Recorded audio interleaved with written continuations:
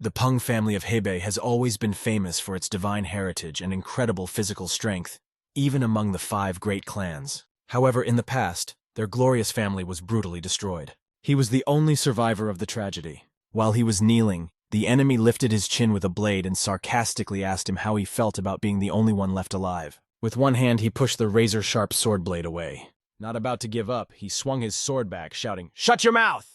But the enemy easily deflected the attack by putting his sword out. In response, the enemy swung the blade and cut off his arm. The pain sent an impulse through his entire body, forcing him to his knees. Another man said that the main enemy demanded only one thing: Pung's life and their family's flag.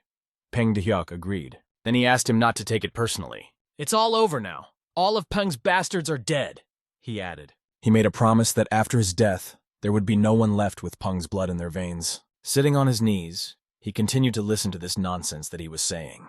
Giving up was not in his rules, and he decided to silence him. However, all he heard in response was loud laughter.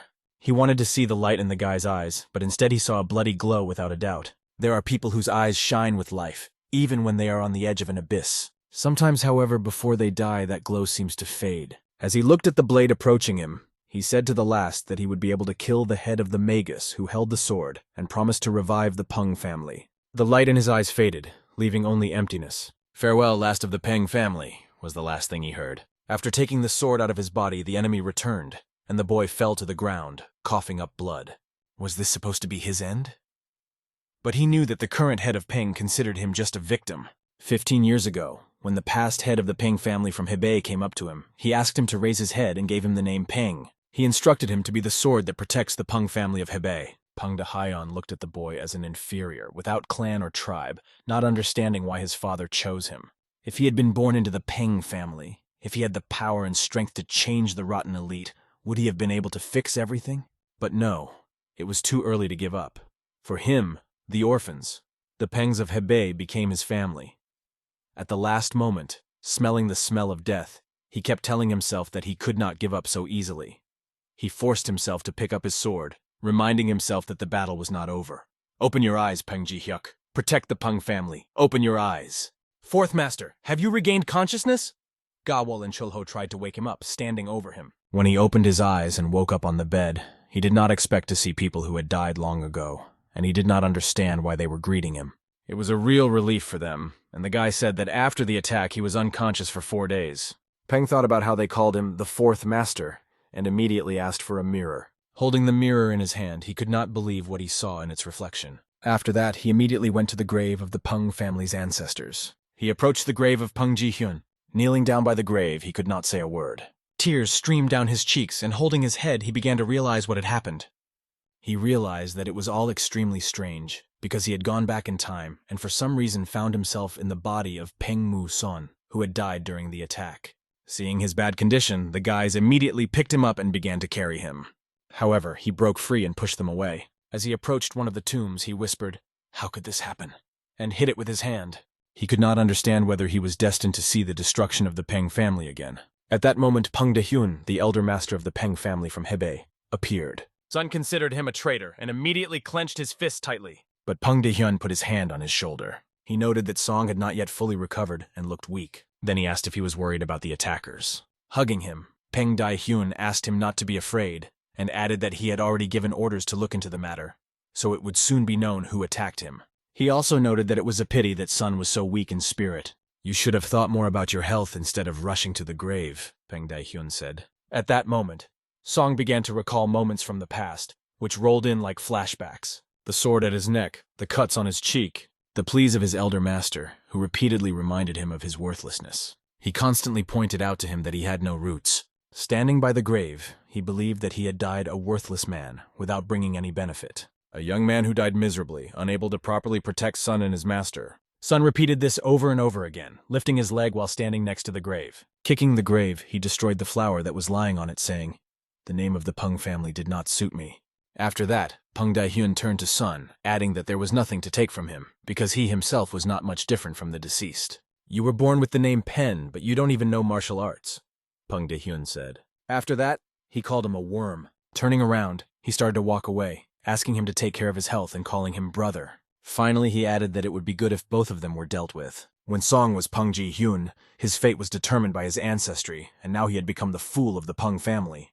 Furious, he shouted, "Gawol Chulho!" thus calling them. They came running and immediately fell to their knees when they saw the fury in his eyes. He promised himself that this time he would be the head of the family. The boys immediately felt a new energy coming from him and wondered what kind of change it was. They realized that he was really going to fight for power with the other heirs. Gawol thought he was being too reckless, as the other heirs would not let him do that. Chulho also realized that the fourth master had little knowledge of martial arts and doubted his success in such a fight. Sung himself realized that he was weak now, and that this could put them all in danger.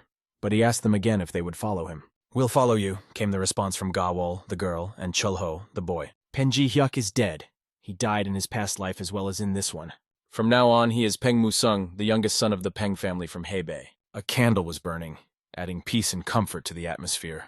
Meditating and filling himself with inner peace, he tried to realize what he had at the moment. He decided to start with martial arts techniques. It's a big secret, but Peng Mu-sung has always been afraid of sword and blood, so he didn't learn martial arts. Despite his superior physical and energy gifts, he wasn't the most respected member of the family, but he still had Peng's blood in him. "I need to see if there is still hope," he decided. He focused all his energy on one point. The energy that began to flow out of him was fierce. The wind spread throughout the room, and his body shone with chi energy. After a while, a whole month had already passed on the 4-column training field. Everyone noticed that he had changed beyond recognition. However, the girl wondered why he suddenly wanted to become the head of the family. It meant that he was going to participate in the competition for the election of the head. In the competition for the selection of the head, the sons of the Pung family take part in official fights to determine the next leader. They are judged on martial arts skills, integrity, wisdom, and courage. Even image affects the distribution of power. The boys didn't understand why he didn't strive for it from the beginning and decided to become the leader so late. Some wondered if he had started striving for this goal too late. But only a month has passed, and he has already started to look impressive. When people saw him in the office, they couldn't understand what he was doing here, because he rarely left the house before. However, rumors were already spreading that he had been training regularly lately, as if he was going to practice martial arts again. People wondered why he was doing it now, since the competition was coming up. Peng asked Young-ho to wait here while he went to the 3rd floor. He couldn't understand how this was possible, because only the direct heirs of the family and those who had received special permission from the head could go up to the 3rd floor, because all the secret techniques of the Pung family were kept there. He thought he wasn't strong enough to learn the techniques there now. As he climbed the stairs, Sun felt that they became easier for him. In his past life, everything was different. These stairs seemed insurmountably high to him. Previously, he had only watched others climb them, and he was able to get up there only once, when the Magi had taken over the entire Murem. This is the difference between direct descendants and everyone else. Right in front of the entrance, there were 2 swords in front of Sun, and he was asked to stop. It was explained to him that it was ordered not to let in those who did not have sufficient knowledge of martial arts. Sung decided not to be nice to them and said that if they did not retreat, there was nothing he could do. He grabbed one of the wooden swords and squeezed it tightly. "What kind of power is this?" the guards asked themselves as he squeezed harder and harder. His energy was unrecognizable, and no one had ever expected anything like this from him before. As they flew apart, the guards asked themselves once again, where does the 4th heir get this inner energy from? They asked him how he managed to use the best spiritual technique of the family. He was not going to explain anything to them. He just decided to go through if they didn't mind. Soon he was inside the room. Now that he had this book in his hands, he knew exactly where this technique was hidden. The King of the Mountains Victory March is the best technique of the Peng family, based on the actions of the tiger, the King of the Mountains. This technique is characterized by courage and agility. Sun needed to master the King of the Mountains Victory March to show his true strength. Since he was not a direct descendant of Peng, he had to learn other techniques. But if he can combine the King of the Mountains Victory March, which symbolizes freedom and dignity, with his fierce technique, the family technique will become much stronger than the one described in the archives. Hogol was already waiting when his name was called. The dream asked him to bring the sword. A few days later, on the training field, the sword was in his hands and he was practicing every move. Since he hadn't even learned the basic moves yet, Ho was worried about whether he would be okay. At first, Sung was surprised, because the real owner of this body, who was considered a nobody, turned out to be much stronger. He was born for martial arts. Swordmaster Peng Ji-hyun's fighting technique, the movements of fury, has always been admired. But everyone was delighted with it alone. And if you add to it the victory march of the King of the Mountains, perfected by Mu-sung, and the iron teeth sword of the unrestrained tiger technique, it was truly unbelievable, as if he had been mastering sword techniques all his life. Master, is this really a sword technique? Asked Ho. He explained that he had created this technique based on the rampaging tiger, and it was called the Iron Teeth Sword of the Rampaging Tiger. The boy could only swallow his saliva and admire what he was seeing. This power, which seemed to be one with his master and the sword in his hands, was incredible. Sun kept thinking about what level Mago was at now. At that moment, he was lying under a tree. His younger brother was running to him. He was praising him for his excellent work and efforts. The kid said that he had heard rumors that he was going to leave the broadcast and asked when he planned to return. He replied that it was nothing serious. He just decided to go for a walk in the good places because there are so many delicious things in the world.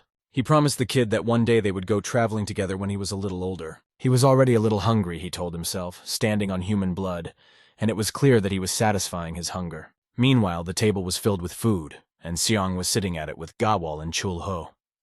It was Sung's birthday, which he didn't consider a special day, just an ordinary one. The girl was very upset and apologized to the host because it was the first time no one else had come. Sun promised them that in 10 years his birthday would be completely different. There would be guests, gifts, everything. At that moment, someone was approaching them. Hearing the voice behind the door, she recognized it immediately. It was her older brother who shouted outside the door, "Little one, come here!" Then he came in and addressed Sun, saying, "If your big brother is calling you, why don't you run to him, wagging your tail?" He added that he had brought a gift. His name is Pung Seo-hyun, and he is the third heir of the Peng family. His abilities and diligence did not match his ambitions. Because of this, he was always compared to his other brothers. Since childhood, he liked to bully the younger ones. Most of his victims were Pung Musong, whom he was especially cruel to. Song asked him what he had come for. Holding a box in his hands, he approached Sun, emphasizing that he could not leave his younger brother unattended on his birthday. As he got closer, he opened the box and threw its contents, disgusting bugs and worms, right into Sun's face. "Eat it, but don't get it all over yourself," he said, calling it a wonderful gift. Sun took one of the beetles and examined it carefully, trying to remain calm. Squeezing the beetle so that its blood flew in all directions, he looked at his older brother. "You come to the birthday party of your younger brother, who almost died, and you make such stupid jokes," he said. "You're all grown up, but you haven't gained any wisdom." Pung Seo-hyun started to get angry at Sun's words about intelligence. Clenching his fist, he asked if he had gone crazy and had become immortal since he had managed to escape once. With a wave of his hand, he decided to hit his younger brother, but Sun reacted in time, easily dodging to the right. Then he grabbed his older brother's wrist. At that moment, he felt all of Hyun's heroic strength. Sun had a sword hanging from his belt. Noticing this, Hyun asked if it was true that Sun had decided to take up martial arts again. He then offered to fight, even giving Sun a 5-strike advantage because he thought he would win easily. Great, thought Sun, preparing to show his brother where the crayfish hibernate. Sun told his older brother his conditions. If he won, he would no longer address him as his older brother. Sun's sword was already above his head, and his fit, muscular body was hovering over his older brother. The older brother's eyes showed shock at the speed he had just witnessed. He barely had time to put his sword under his younger brother's blow. It was quick and silent, but he did not understand how it happened. "There are 4 more strokes left," Sung said, and Hyun was already begging to wait. It was very hard for him, his body was shaking. When Sung asked him a question, "Are you okay? Or are you fighting like a girl?" Hyun was speechless and began to freak out. Embarrassed, he was furious. In response, his older brother attacked. The lone spirit rolls out the thunder and the shining lightning of the 3 thunderbolts. He really hoped that this attack would bear fruit, and that he would be able to put the younger one in his place. But the raging tiger, an attack that Hyun had not expected, ruined his plans. The blow left him on the ground, lying on his back and coughing. Chul-ho could not believe his eyes. The lone spirit rolling thunder had been stopped by the basic technique of the unrestrained tiger. It seemed that they had switched roles. The dream made it clear that if you can't make fun of your older brothers, you shouldn't pick on your younger ones, and that people like Hyun have no right to be called big brothers. After that, he punched his brother in the nose pretty hard, making him think. After that, in the house of the head of the family, Pung, Hyun's hand was on his knee, trembling, and he had no strength at all. Sun came up to him and greeted him. Pung Jin-young, the current head of the Peng family, was coughing with his hand over his mouth. "How are you feeling?" asked Song, to which the head replied that he was doing quite well. Sun was very eager to see the family head, and it was a pity that he came at a time when he was already sick, to get the family off its knees. Peng Jin-young tried to perfect the lone spirit rolling thunder technique, and this eventually led to his current state. The head had already heard that Song had beaten Seo-hyuk. He asked him if it was true. Sung was confused, and there was a moment of silence between them. Then he bowed low in front of the leader and apologized. But the head laughed and explained that he did not blame him, because brothers always fight. He was just a little surprised to hear that it was not the older one who had beaten the younger one, but the other way around. At that moment, Sun thought about how good it was that he had returned to the past and could see the head of the family again. The head noticed that Sun's energy had changed a lot, and when he looked at him, he remembered the late Ji-hyuk. He then explained how much he cared for Ji-hyuk, who was like a son to him. Despite the opposition of the family, who did not want to accept him and give him their surname, the head made him a member of the family. Ji-hyuk always aspired to become a weapon with which the leader could protect Peng. He remembered how much the kid loved their family like no other. The loss of Ji-hyuk was a great pain for him, and listening to this, Sung couldn't hold back his tears. Sung did not hold back and promised that he would fulfill Pung Ji-hyuk's dreams and will. That's all the leader wanted to hear from Sun and asked him to do his best. In the past, he had appointed Ji-hyuk as Musung's bodyguard, so that his younger brother could look up to him as an example. After that, he thanked Sung and told him he could go get some rest. Finally, the leader mistakenly called Sun Ji-hyuk, thanked him, and apologized for not being able to protect him. The monthly meeting of the main persons of the Peng family is a gathering held every month. It is attended by Peng Yong-hu, the younger brother of Peng Jin-young, who is the deputy head, Peng Seo-hyun, the third heir apparent, and Peng Chui-hyun, the second heir apparent, and Peng Dai-hyuk, who is the first heir. Only the direct descendants of the Peng family, and those officially appointed to leadership positions can attend this meeting. Everyone is finally there, and this time the head of the family is absent again.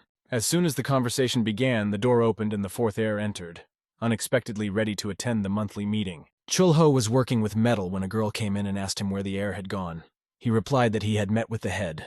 After that, he immediately went to the monthly meeting. While pouring water on the metal, Chul-ho heard the girl ask why the heir would go there. Looking at the finished sword, he told her that it was time. Meanwhile, in the assembly hall, all the family members were sitting in their seats. Some of them, having been beaten by their younger brother, were furious, while others were calmly drinking tea from a cup. Sun listened attentively to the question addressed to him. They asked when the aura of the weak younger brother had changed so much. The deputy head announced the beginning of the meeting. The head of the overseers was ready to report on today's report, which concerned the investigation into the attack on the fourth heir. He noted that all the participants were caught and tied up on the spot. It turned out that they were warriors who held a grudge against the Pung family. They chose the fourth heir because they thought he and his bodyguard were the weakest among the others. That's a lie, thought Sun. In his past life, when Sun was killed, it was proven that the third heir, Hyuk, was behind it. Because of this, Hyuk lost his influence and was unable to claim the place of the next head. Later, of course, it turned out that this was a mistake, but it happened after the new chairman was elected. Sun wanted to add something. He explained that although he was not the main heir, he was also almost killed, and the family did not say a word about it. He asked if anyone was obstructing the case. It was an insidious plan to kill two heirs at the same time. Sun realized who actually organized this murder, and that culprit was Pung Dae-hyuk. Song then stood up from his chair and said that this incident made him realize many things. I, the fourth heir of Peng Mu-song, will compete to become the new head of the family. These words caused a storm of emotions in the third heir. Some people were very interested in them.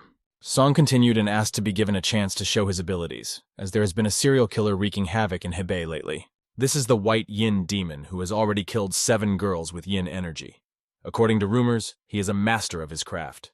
No one knows his exact location, and that's why Sun asked me to entrust him with this task. He promised that he would definitely catch him and bring him back. The third heir couldn't hold back and started to get up from his chair. He grabbed Sun by his clothes and called him a bastard. Seo-hyun said that he was tracking down the White Yin Demon himself and asked Sun not to interfere. Sun turned to his third brother. That's why I'm telling you, third brother, that I'm taking this case. He asked if it was because of him that Seo-hyun was in such a miserable state. Seong said that he had a duty to take responsibility for beating him. The second heir approached Song and said that he had not seen such decisive action from him for a long time and said that he supported the fourth heir's wishes. The head of the military did not hide his desire for this to happen. Everyone started asking the deputy head to give Sun this chance. The deputy head reasoned that the second heir had always protected the younger one, so it was expected. But the head of the military had always maintained neutrality, and now he suddenly decided to intervene. This noise was due to Musong's changing aura. He didn't understand why he was surprised, because a tiger gives birth to a cub. Then the first heir also spoke up, saying that Musong was part of their bloodline and should be given this chance.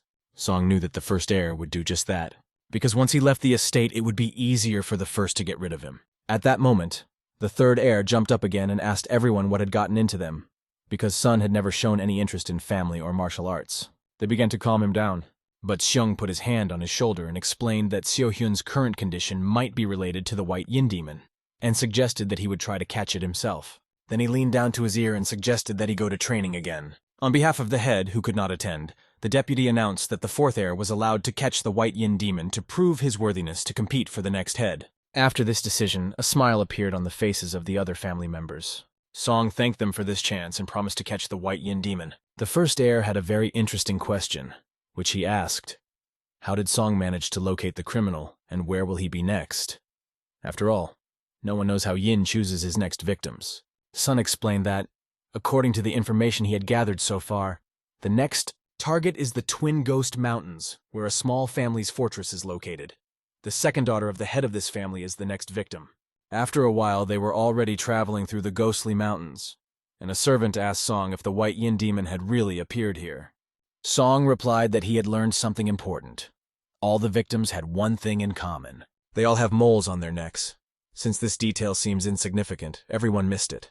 Of course, without the memories from his past life, he wouldn't have been able to realize this. In his past life, Peng Hyuk always missed the white yin demon, and the number of victims only increased. An interesting question arose.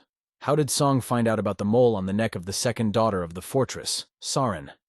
He explained that he had acted in the same way as the white demon Yin.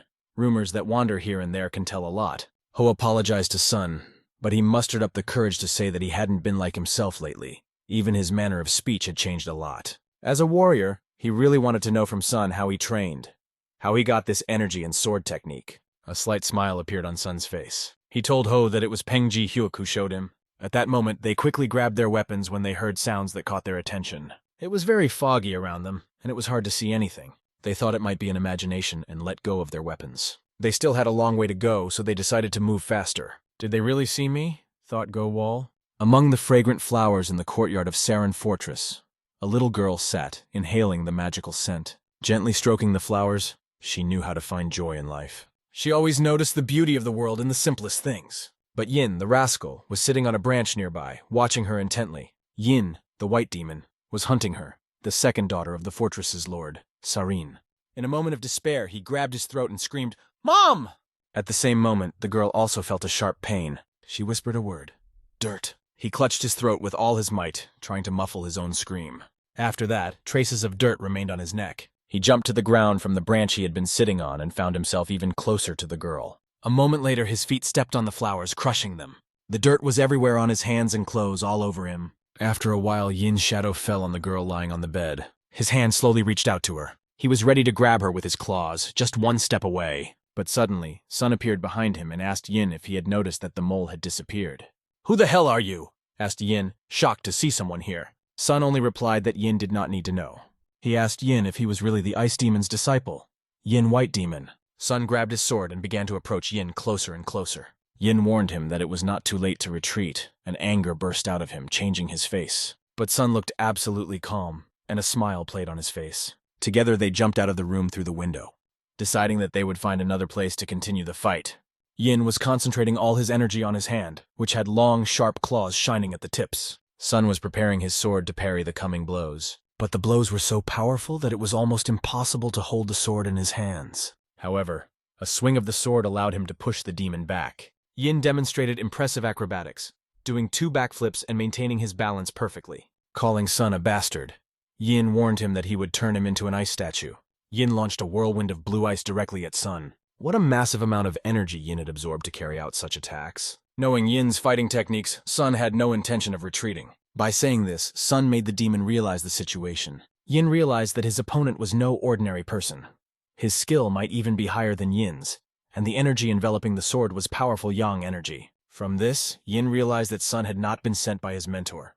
He realized that he was facing a descendant of the Peng family from Hebei. The guy's energy was really extraordinary, it overwhelmed him. Gawol was sitting on the roof of one of the buildings and watching them fight. Gawol was ready to grab her sword, which was hanging in a scabbard on her belt. Yin and Song both came from northern clans, Yin from the An clan and Song from the Chinju clan. Yin believed that the Peng family were just children compared to his clan.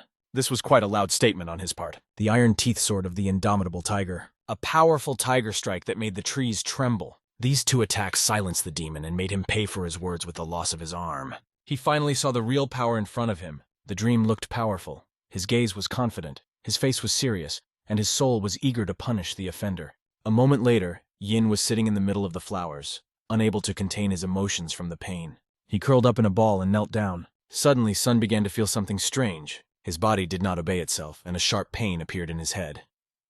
Could it be energy paralysis? Why? If Sun hadn't lost much energy. Could it be the Peng family's big secret? Was Song afraid of swords and the sight of blood? Heaven had given him the body of a tiger and the heart of a deer. Would he be able to plunge his sword into a human being now that the enemy had suddenly rushed at him, grabbing him by the neck? Feeling superior due to Sun's inability to kill him, Yin began to shout, "Die!" while holding his neck. At that moment, Sun's hand trembled and reached for the hilt of his sword, but the sword slipped and fell on the beautiful flowers that were growing right under their feet. In his predicament, Sun began to pull Yin's arm away from his neck. This was followed by a powerful right hook to the head, which made his opponent's legs stagger. Drops of blood began to fly out of Yin's mouth. "That's enough!" came from Sun, who swung for an uppercut. The punch landed not in his beard, but right in his chest, where breath is caught at the very moment you feel pain. With the loss of breath, Yin began to spit out blood. Then a powerful punch to the right side made his body trample the flowers, flying backwards. But the strength in Yin's hands was incredible, and the energy helping him strangle forced Song to kneel down next to the sword that had fallen from his hands and made him cough. Chulho hurried to his master when he saw that he was barely able to stand. But Sung raised his hand and asked him not to interfere, signaling him to wait. After a suffocating moment, Sun reached for his sword. Now Yin will deal with him alone, without wasting time to help. The one-armed demon got up even after such strong blows, but taijutsu will not harm this enemy. After all, in his arsenal, in addition to a strong body, there are many more attacks that he begins to use. Although the body belongs to Peng Mu-sun, the soul inside belongs to someone else, and the owner of this soul is good with a sword. This gives him the opportunity to win, and perhaps he is already winning. The victory march of the King of the Mountains is the next attack he used. Yin no longer knew what to do and how to restrain such strong attacks from Song, but the attacks came one after another as if Sun had unlimited energy. One more swing of the sword, and the enemy lost his other arm and was left armless. Sun honorably fulfilled his task, leaving the enemy no chance. Meanwhile, the daughter of the second man was sobbing with emotion, shouting, "Dirt! I didn't want you," she said, crying bitterly. In her mind, she grabbed the white demon Yin by the neck, but in reality, as if hearing these words, he knelt down without hands and asked, "Am I the mud?" These were his last words, and he kept asking again and again, "Am I dirt?" It was the last thing he said before he fell to the ground among the luxuriant flowers that shimmered brightly under the glow of the night moon. Ho, terrified, immediately rushed to his master. He noticed with alarm that the white demon Yin was lying unconscious, as if lost in his own thoughts. Sleep had sealed his martial techniques, closing off the energy flows and leaving him defenseless. The man wondered why the cruelty was directed at innocent girls and why he clung to those moles so much. But the dream warned him not to ask questions he didn't want to know the answers to, and not to delve into the darkness of another's soul. The softness can confuse the blade of your sword. Yet he listened to this and did not understand anything, as if he had lost the thread of understanding. The master's martial arts skills in this fight were not inferior to those of the best swordsman, it was obvious. But there was one something he could not yet overcome, and that was the fear of blood and battle. Now Ho was sure that his master would become the next head, and the day when his fame would spread around the world was not far off. After that, Dawn told the man that he would now have to finish everything here and do something else before returning home. The man did not understand and asked what exactly the dream meant. Without answering, the dreamer silently began to walk away, and the man asked where he was going. "To the top of the Phantom Mountain," replied the dreamer. The cleft of the twin Phantom Mountains, impressive in its scale, the crevasse was surrounded by tree roots that hugged the rocks all along the slope. Dream was approaching them. He stood in front of the trees, and with one swing of his sword cut them down because they were blocking the way. They prevented them from going to the cave, which was hidden under the roots. Once upon a time, the white demon Yin was fleeing from the pursuit of Peng Seo-hyuk. By chance, he found this cave near the gap between two peaks.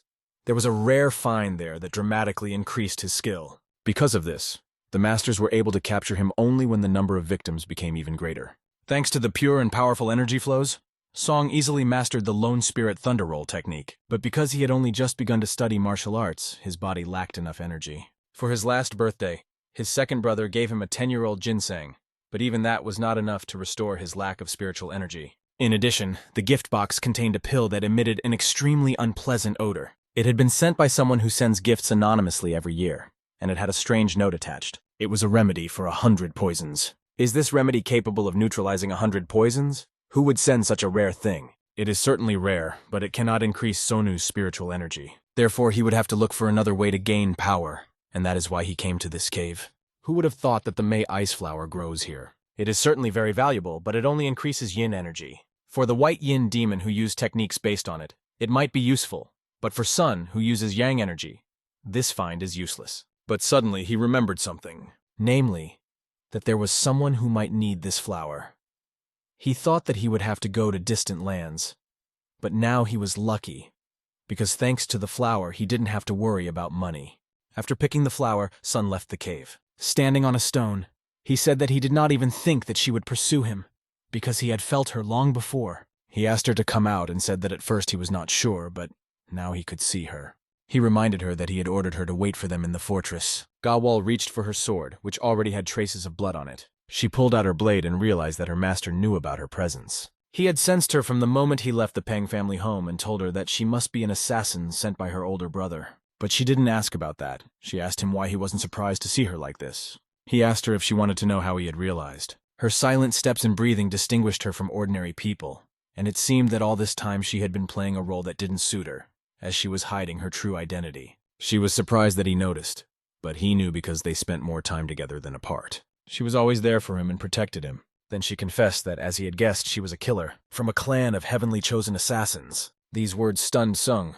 He did not expect such a confession and was very surprised. Is Gawal really from the same clan where the head is the king of assassins and is one of the top 10 mercenaries? Her clan is one of the 3 main mercenary clans in Murim, and she's one of the best there. She threatened Sun, saying that even he would have a hard time avoiding death if she decided to act. Maybe, Sung replied and asked what she wanted. In response, he heard that he needed to give up the competition. At that moment, he realized that she had been hired by Hyuk and said that he couldn't give up, so he refused. Her speed was incredible, and she rushed at Song with lightning speed with a blade. We can recall how she used to take the lady's hand. There were tears in her eyes that she could not hold back. She begged to be called sister for the last time, like in the good old days. Even on her knees to the last, she wished for the mistress to live and asked for her son Musung to be protected. Her life ended like the last drop of water that dried up in a lake that had asked for nothing in return all its life, but only gave its water to the birds and fish that lived in it. Her pain was unbearable, and she fell on the sheet that covered her and cried. And now her blades were pointed directly at Sun's throat. He said to her, "You can't do this. You won't succeed." "I don't know about the others, but you won't betray me," Sung said right in her face, knowing that she would do nothing because her emotions had already gotten the better of her. "Why the hell?" she asked, and dropped the knife from his hand. Grabbing his clothes, she began to ask him why he was choosing the most dangerous path, and in her mind she apologized to her sister for having to protect her master, and now it seemed she would not be able to be there for him. He took her tender hands and apologized for making her worry, but said he could not change his mind. Even her eyes pleading with him could not make him change his mind. At that moment, she brought up the subject of his late mother. She was the only daughter of a clan leader, and Peng Musun's mother was the daughter of the king of killers, which means that Sun's grandfather was the same king of killers. The girl began to explain that Peng's family was very famous, so it was impossible to reveal the fact that the lady came from the assassin clan. Sun could not believe it. Was the antidote he had recently received as a gift from his grandfather, and all the other gifts were also from his grandfather? It seemed impossible. Sun knew the truth about Gawal being a murderer from his past life. After Sun was murdered, Gawal, knowing it was Peng Daehyun's handiwork, secretly infiltrated to take revenge and died. Her identity was never revealed. At that moment, the girl was sitting on her knees and explaining to Seong that she had been trying to protect him from danger all this time. But now she accepted his decision not to refuse to participate in the competition for the election of the head. In accordance with my late mistress's last will and testament, I, Gawal, from the clan of heavenly chosen assassins, will protect you at the cost of my own life. It was unexpected for Seong, but he found a reliable ally and thanked her for it. The next day, he and Chulho left the city with the last white demon Yin. Gawal followed them, but she wasn't the only one watching them. She was the only one who dealt with all the unnecessary problems that came their way. In particular, she got rid of the assassins hired by Hyuk. Rumors spread that Sung had defeated the white demon Yin. On their way home, they were warmly welcomed on the main road in Jeonjin. Finally, they reached the Peng family home. As promised, the vice chief kept his word about Sun catching the white demon Yin. The deputy head allowed him to participate in the competition. This did not make the other heirs very happy. The first heir could hardly contain his anger, and he was even shaking. The water in the glass in his hand was almost overflowing, because the tension caused cracks in the glass. In the pavilion of the first master in the house of the first heir, Peng Dae-hyuk, the dishes were flying in all directions. When he returned home, he was able to throw out all the anger that had accumulated in him. It was unexpected that the owner, who usually takes no interest in his brothers, was watching the younger one. But he replied that he had no particular interest in this, only a slight interest. However, this jock said that he did not blame him for anything, and at some point the whole Peng family began to pay attention to the fourth owner. He then asked the first one if there was any news from the hired killers. The next thing the owner heard was that the head of the family, his grandfather, was relying on his grandson. Kachok came closer, took the owner by the shoulder, and said that the Peng family should belong to Mr. Ono of Chinju. The deputy head's reception. It had been so long since they had last met. How many days have passed? Gong Songjin, the head of a region in Marima, an organization similar to the United Nations in the martial arts world. It is often used as a concept for factional alliances. What can you do? Both are very busy people. The deputy really did not expect to have to personally accompany the white demon Yin to Marimi, but he explained that it was more important than it seemed at first glance. It was no secret that he was the lover of the heavenly ice demon, one of the 5 great representatives of Sadokan. After that, Gong asked if the fourth master had managed to capture him. And was this true? Since the fourth was a weak child of the head who could not even master martial arts? Swaying the cup of tea in his hand, the fourth master replied that he was right. The fourth was the one who brought great changes to the Pung family. Meanwhile, the fourth man was standing by the cart on the street. Suddenly he was addressed. It was the deputy head, whom Song greeted, bowing to him and Gong's master Song Jin. When Gong looked at Song, he was amazed. Such a powerful aura at such a young age. It was even hard to appreciate the power of his energy. It was the first time in a long time that he had felt such strength and power, and the last time he had felt it was with the genius of the Namgun family, Namgun Hyuk. Without hesitation, he approached the fourth heir and offered to work for him. He promised that Sun would be able to study, accumulate energy, and he would write a letter of recommendation for him. With such abilities, he would quickly take an important position in Murim. Gong promised him all this. Hearing this, the deputy head could not understand what was happening. Song explained to Gong that it was a very good offer, but he was busy with family matters at the moment. This was a bit of a surprise for Hong. After saying goodbye to everyone, he realized that Musung would bring big changes to the Pung family. In a moment, he was already sitting on his horse, ready to leave. He realized that this young man would not only bring changes to the Peng family, but would also shake up the whole of Murim. After that, on the training field, Sung continued to improve his martial arts skills. Together with Chul Ho, they competed in sword fights, honing their skills to the max so that they could always remain in a dominant position in close combat. They would always come from uncomfortable positions to create maximum difficulties for each other. This helped to make the picture as close to real events as possible, so that it would seem as if they were really fighting on a real battlefield. They were exhausted to the limit. Chul experienced firsthand that Sung's flickering sword technique was lightning fast. It was a really good fight, after which they shook hands. Both left on a note of optimism and shook them. Sung sincerely wanted Chul to become stronger and warned him that there were many more challenges ahead. Suddenly, Gawol appeared in front of them. She handed them a book and asked them to hold it. It was a martial arts book that Sun had written for Chul. He had asked him to focus on learning the technique of the iron teeth sword of the unrestrained tiger. Chul couldn't contain his joy at this gift, as it was really valuable to him. In his past life, Chul Ho was so dedicated and skilled in martial arts that other young masters wanted to engage him. But he died while remaining loyal to his master, the fourth heir. However, Song was sure that in the near future, everything would be different. Chul Ho would not die and would only become stronger. He would be the only one to take responsibility for the new Pung family security unit that Sun was planning to form. Sung approached the girl and asked her about what she had said earlier, namely about having assassins to bring in. She immediately asked him if he had any errands for her. He asked her to gather information about the heirs, especially to pay attention to the first heir and the situation in Hebze. If anything unexpected should arise, he asked her to inform him through the clan of heavenly chosen assassins. After entrusting her with this task, he said goodbye to her and the others. He asked her not to pursue him this time. Chul Hoseong was given a task, to become even stronger by the time they met again. The fourth son of the Pung family from Hebei, Peng Musung, embarks on a 2-year journey through Murim, which is a tradition for participants in the competition to choose the head of the family and is known as the spiritual path of the tiger. After a while, he was walking through the streets filled with people. Children were laughing and running around happily. Vendors were offering their wares, and as he watched, he asked himself a question. How long has it been since I walked along the shopping streets? This seems to be the first time since he became Pung Musan. After he adopted this name, he had no free time because he was adjusting to his new role and practicing martial arts. But now that he was able to enter the competition to choose a chapter, and everything was going according to plan, although there was still a long way to go, he decided to celebrate the beginning of the spiritual path of the tiger. He decided to take out his money and have a few drinks.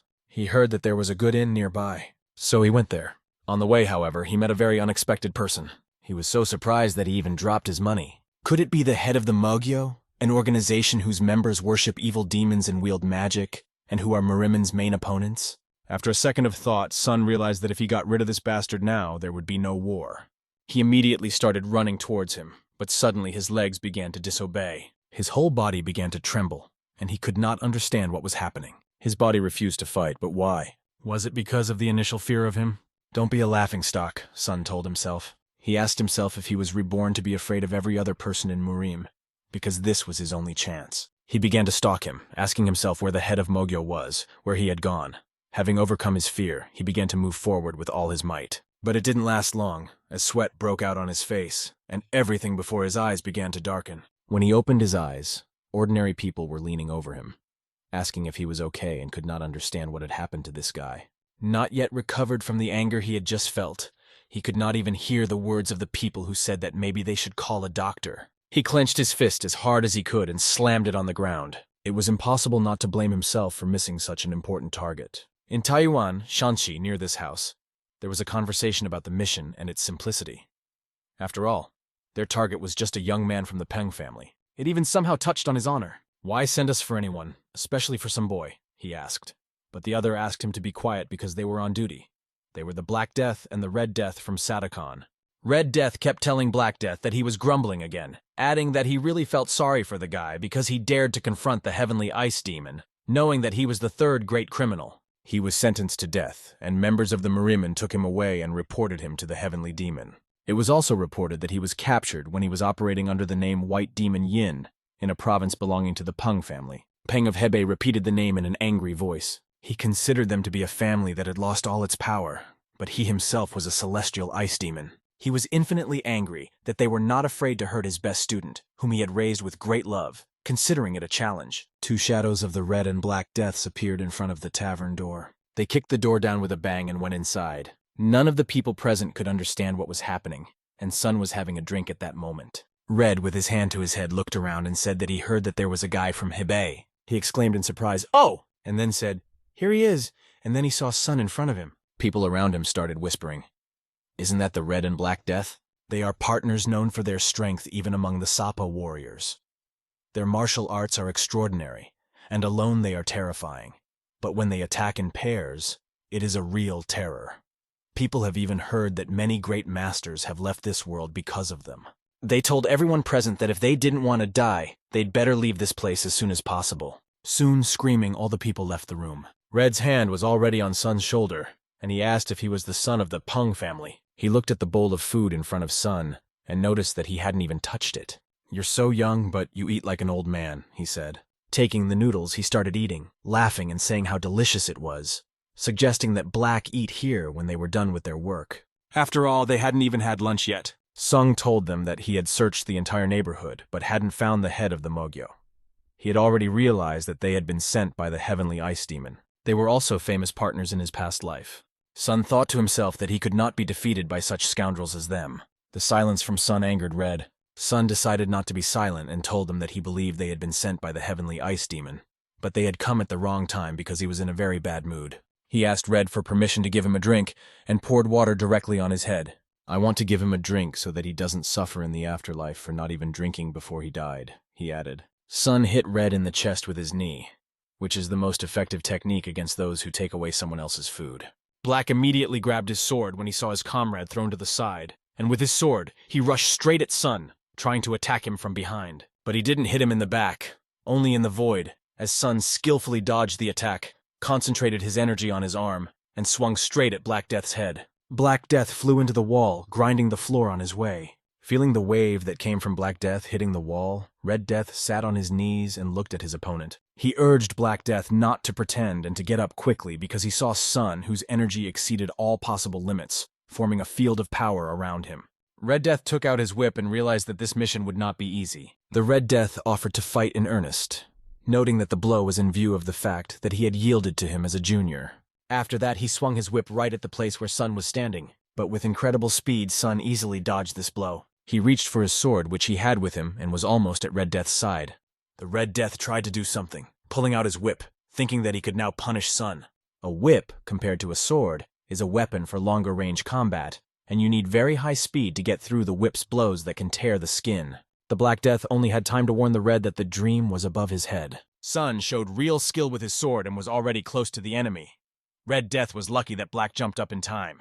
He wondered what kind of power Sun had. Before that, they hadn't even considered him a serious opponent. But it was only after they got their asses handed to them that they realized he had such a perfect skill. Phew, Sung finally exhaled. I just have to clean up this mess. He thought to himself that this was a complete failure. At first, he made a few winning moves, but, as expected, it was a tough bet, because Sun's inner strength was less than the amount of energy they had accumulated over their lives. In the best-case scenario, he will survive 3 more clashes. But if the battle drags on, Sun will be finished. Without giving up, the opponents immediately rushed at him, releasing all their energy outward. Am I really going to lose? Sun asked himself, looking at the 2 bullets flying at him in the form of opponents who had now become super fast. One with a sword like lightning, and the other with a whip and even in a jump. Both of them were shouting the same thing, their desire for him to die quickly.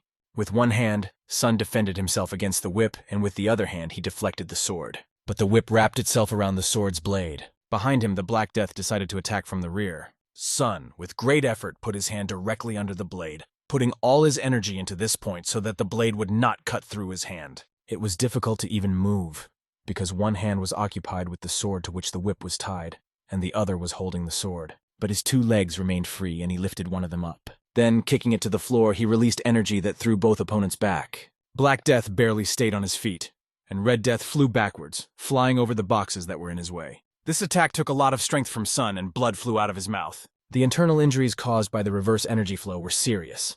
He could only hope that he would hold out, but it was very risky.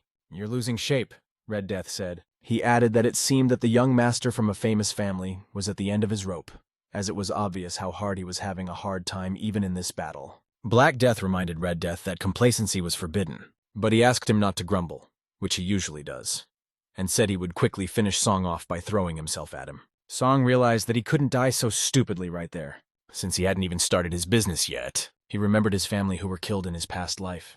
He had not yet fulfilled his mission of revenge for that day. The whip cut through the air again, making loud pops. Sun, with a gaze colder than the ice of Antarctica, looked at his opponents. Looking at them, he felt no pity.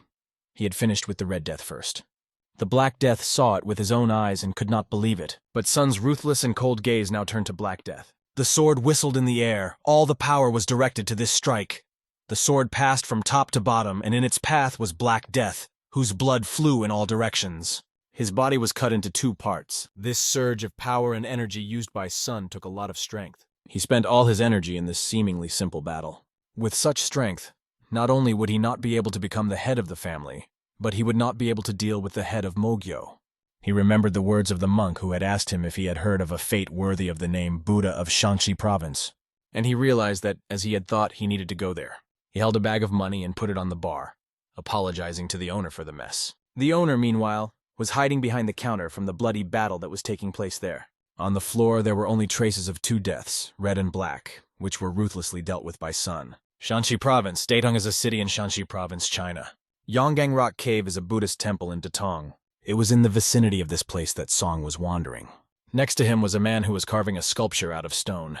He turned his head and saw Sun. At that time, Sun was walking toward a nearby cave. When he entered it, he saw a giant statue of Buddha made of stone. Sun bowed down to the Buddha with Amitabha, which is an exclamation in Buddhism that is uttered when praying to the Buddha. Sun apologized and said he would make some noise. He then concentrated all his energy in his fist and swung. The bright red glow of this energy illuminated the statue. Sun struck it with all his power right in front of him. Shanxi Province, the center of Taiwan, the streets remained as lively as ever. Meanwhile, in the Songhang Inn, beautiful music was playing, and the girl was completely immersed in it. The guests were drinking delicious teas that completely soothed their bodies. A nervous man opened the door. It was clear that he wanted to say something, but he couldn't. The girl immediately greeted him. "Hello, long time no see." He answered, stammering, "A long time." She asked him if he wanted a comtech as usual, and suggested going up to the 3rd floor. He followed her, and she led him to the 3rd floor. Opening the door, she greeted him again. She was quite surprised by his visit, as she had not seen him for a long time. When she asked how he was doing, the man asked her not to ask. He told her that recently there had been a big fight in his guest house. She realized from his tone that the damage was serious. He said that there was not a single intact bowl left and put a bag on the table. He explained that he had paid generously for the damage. Is this really what I think it is? The girl thought. Has the little king finally become stronger? She asked herself and reached out for the sack. She was the mistress of the Songhung Inn and the leader of the clan of heavenly chosen assassins in charge of Shanxi province. Her name was Hua Ran. Song left a message inside the compensation bag. In it, he asked for information about a person in whom he had a personal interest. Kim, young man from the Kimjok group of traitors. This is someone who has recently become much more powerful. She wondered why the fourth master needed this man. Then she realized that if it was about that temple, she immediately asked where the fourth master was now, and emphasized that she had to hurry because the person he was looking for might die within the next few days. Meanwhile, when Sun hit the stone with all his might, the stones shattered, making a loud crash as they fell to the ground. After using enough force, a cave opened up for him to enter, and it was just as the monk had said. When he went inside, he noticed the monk sitting there, his skin dried to the bone.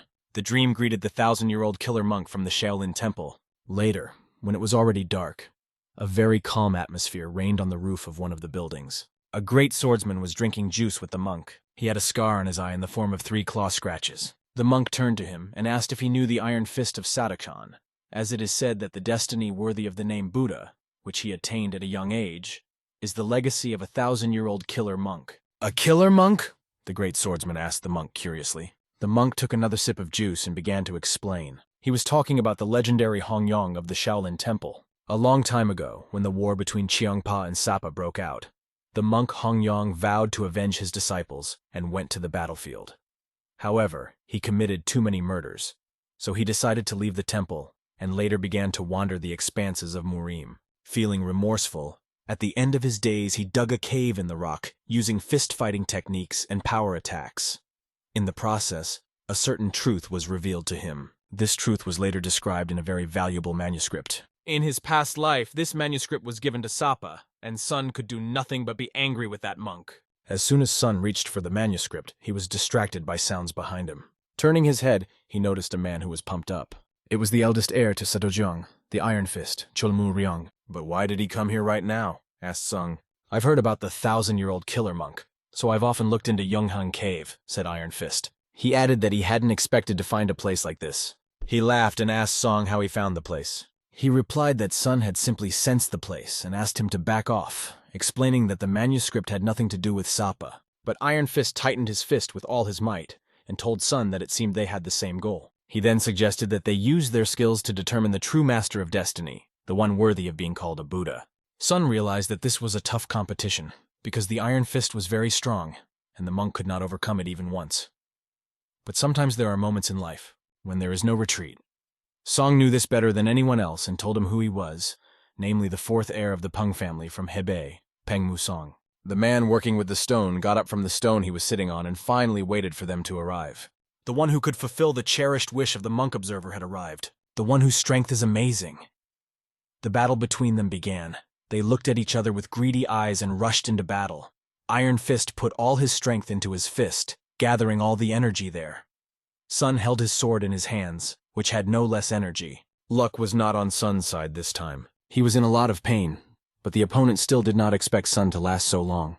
He noted that these skills did not look like those of a person of such a young age. Sun began to look for strength in himself and found it to get up at least one leg. He then said that he never liked and would never like to be distracted by chatter during a fight, gathered his strength, got to his feet, and picked up his sword. He promised to break Iron Fist into small pieces so that he could never return to martial arts again. The enemy took this with the hope that it was not a bluff, and he was the first to rush at Sun.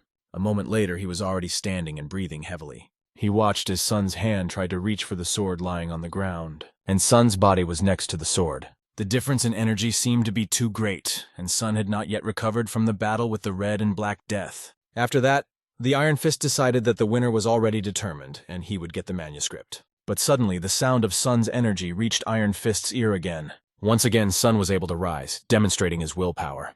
It seemed to Iron Fist that he would resist until he died.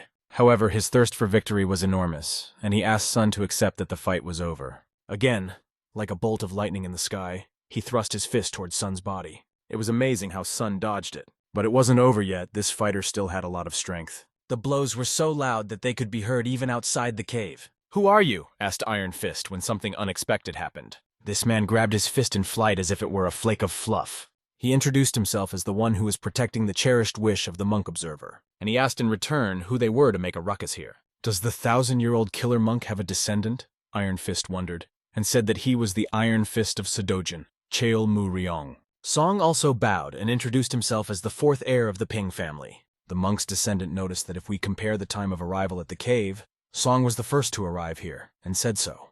He then said that the wooden chest should be given to the person who first arrived at the cave. But if that person dies, won't that change the conditions? Asked Iron Fist. Sun only looked him in the eye and remained silent, waiting for the next words from his descendant. The monk's descendant immediately noticed the cruelty and did not hide it, saying that it was clear that Iron Fist was a member of the Sapa. He asked him if he had decided to make a play on words. He didn't deny it and asked, "What if it is? A 1,000-year-old killer monk is the man who brutally murdered our soldiers from Sadakon a long time ago." He added that it was impossible to count all the victims who fell at his hands, and his manuscript was not a way to atone for the wars before the soldiers of Sedojin. He then declared that he could now take what was rightfully his. These words sent the elder into a rage, and Seong tried to bring him back to his senses, shouting, "Come to your senses!"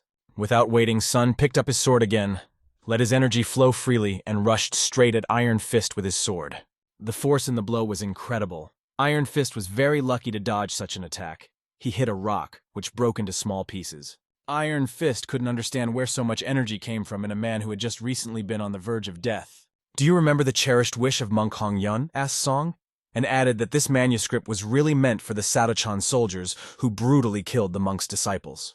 At this point, let's return to the monk's conversation with the great swordsman about how Kiyomu broke his promise, studied everything himself, and then simply burned the manuscript. He didn't want to pass on Monk Hong Yun's knowledge to the Qianpa members, which made the monk think he was a damn bastard. He knew that the monk wanted only one thing: to pass on the knowledge of the Shaolin martial arts, the knowledge to which he had devoted his entire life. Because of his sinful soul, the monk could not return alone, and wanted at least the manuscript to reach the temple. The dreamer shouted that the place where the manuscript should return is Mount Sun Shan, where the Shaolin temple is located. He continued to ask his descendant if the monk hadn't been longing for the embrace of the Shaolin temple all his life. The descendant was even more amazed, not understanding how Song knew all this. Then Song asked him if he really thought that this henchman of Sapa, pointing to Iron Fist, would sincerely fulfill the wishes of Monk Hong Yong. At that moment, Iron Fist charged at him with his sword. He had already channeled all of his energy into his fist, and called Song's words a lie. After that, he hit Sun hard in the face with one of his strongest punches. He was going to tear out Sun's tongue, because after saying that, he thought he was incredibly arrogant. He continued the attack by throwing Sun's head back. Everything before Sun's eyes went black, and he could only hear the noise of such powerful blows. But this did not stop him from finding the strength to grip his sword even harder, and swing it as if it were his last fight. These blows made blood flow from his mouth. He could only cough up blood because the pain was unbearable. Trying to climb higher, Sun upset the balance of energy in his body. It seemed that he could rejoice at least in the fact that he was not dead yet. To Iron Fist, he seemed like an annoying opponent. Now Iron Fist decided not to restrain himself, and swung at Sun with the words, "Goodbye." At that moment, the Scion must have thought, "I'm not going to let Iron Fist kill this guy," and rushed right towards him. Sun just came to his senses when he heard the words, "Kid, wake up!" When he turned his head in different directions, Iron Fist was no longer visible. When asked, "Where is he?" the descendant replied that Iron Fist was a young master and had gone away on business. But it seems that the truth was different, although this is not so important. Iron Fist was one of the simple rivals. He and the old man had a fist fight, and the old man struck first, slamming him against the wall. After that, he offered to encrypt his forehead with his fist again. But Iron Fist realized that if he tried again, his jaw would probably fall off. He was sorry, but he knew it was better to leave. He looked again at Sun, who was lying down. Sun could not understand. Who would have thought that the swordsman Namgun Hyuk in Cheonpa had a distinguished personality? He asked the descendant to tell young Baekpen when he came to that he should be ready to take his own life by the time they met again. After these words, Sun realized that it was better not to meet him for a while. The descendant extended his hand to Sun, asked his name again and said it was amazing how he had found the manuscript, and asked how he had learned about the desire of the contemplative monk. He decided to add sarcasm and said that he had learned from a friend. Sun decided to risk his life, which was very reckless, and if it weren't for the old man, he would have died by now. Ever since he dropped the head of the mage, Sun has been losing control and making rash decisions. Now he needs to act carefully, because this is the only way to become the head in the future. Meanwhile, the old man asked Sun to come over to him. He knelt down on one knee next to the withered monk. The old man began to explain that the contemplative monk was like a father to him. He raised him and taught him to perfect every movement. All his life he had watched the monk suffer from guilt. He even refused to have a funeral, saying that he would repent even after death, and that's why his body is here now. After that, the old man reached for the box. He handed it to Sun and asked him to open it. Sun pressed the lock on the box, opened it, and inside was a small box and a note. For many years I made vows in front of the Buddha, but the burden of such a sin as murder hung like a dead weight on me. In the end, I was unable to return to Mount Sunshine. Lord of Fate, who reads this letter, I give you the Dawandan from this box. In return, I ask you to give this manuscript to the Shaolin Temple. This is the least I can do to atone for my guilt before those who swore to believe in me and wait for me. This is what was written in the letter. The monk could have passed it on to the descendant, but he did not, choosing to trust fate. After that, Sun opened the box, which contained a very interesting thing. It was a Dawandan containing pure Shaolin water, which purifies the energy and blood and increases chi energy many times over. Now Sun had this thing. He told the descendant about it and asked him for one more favor if he would go to take the manuscript. He asked him to tell him that the monk did not find peace after his death. The descendant said with tears in his eyes. The dream would definitely fulfill this request. He made this promise to the descendant in front of the Buddha. It was a dark night outside, and a few dry trees stood among the stone cliffs. Sun sat down to meditate, letting go of his thoughts. But he couldn't, because he was thinking about Dawandan, which is rarely available even to students of the Shaolin Temple. Who would have thought that it would end up in the hands of Song, a divine power that enjoys overwhelming authority even among the most powerful? This power changes the contents and liquid of the bowl containing chi energy. The body that takes this medicine will have strong blood vessels and unearthly strength, and for Sun, who was severely lacking in chi energy, it was a lifesaver. Even if you try to control fear, it will not be as effective as Dawandan. With this newly acquired energy, he could easily cope with fear, risking his life and achieving a state of explosive power that he had only partially achieved in his previous life. This power is known as the Gate of Life and Death. If he is able to awaken the power given by the Dawandan, he will be able to resist the head of the Magus. After thinking about this scoundrel, Sun had a strange feeling that the head of the Magi was close by. He remembered how the bastard had stabbed him in the body with his sword, how he fell face first to the ground. The head stood over the fallen body with a wound incompatible with life and only laughed. The dreamer asked the head how he got here, but he said that this is the sky of the day you died, and asked, "Doesn't it look familiar to you?" The bastard did nothing but repeat the cries of everyone in his family who asked for salvation. It was very hard to listen to.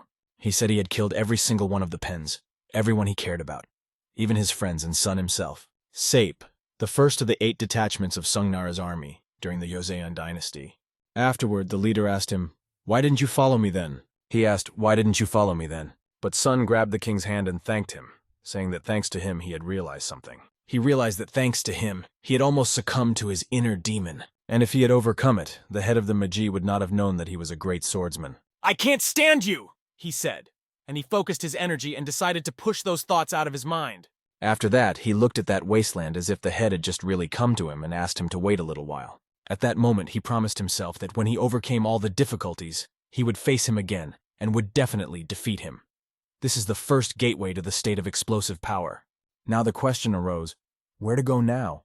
It would probably be better to go to the Shaolin Temple right away to hand over the manuscript. But he remembered something else and reached into his inside pocket. He took out a box and told himself that there was something more important. Suddenly he heard sounds and turned his head. He saw several well-trained people, a whole group. Thanks to the opening of the gate, Winter can sense energy flows over long distances. Judging by their movements, they were well-trained assassins. Did Hyuk send them? But it wasn't.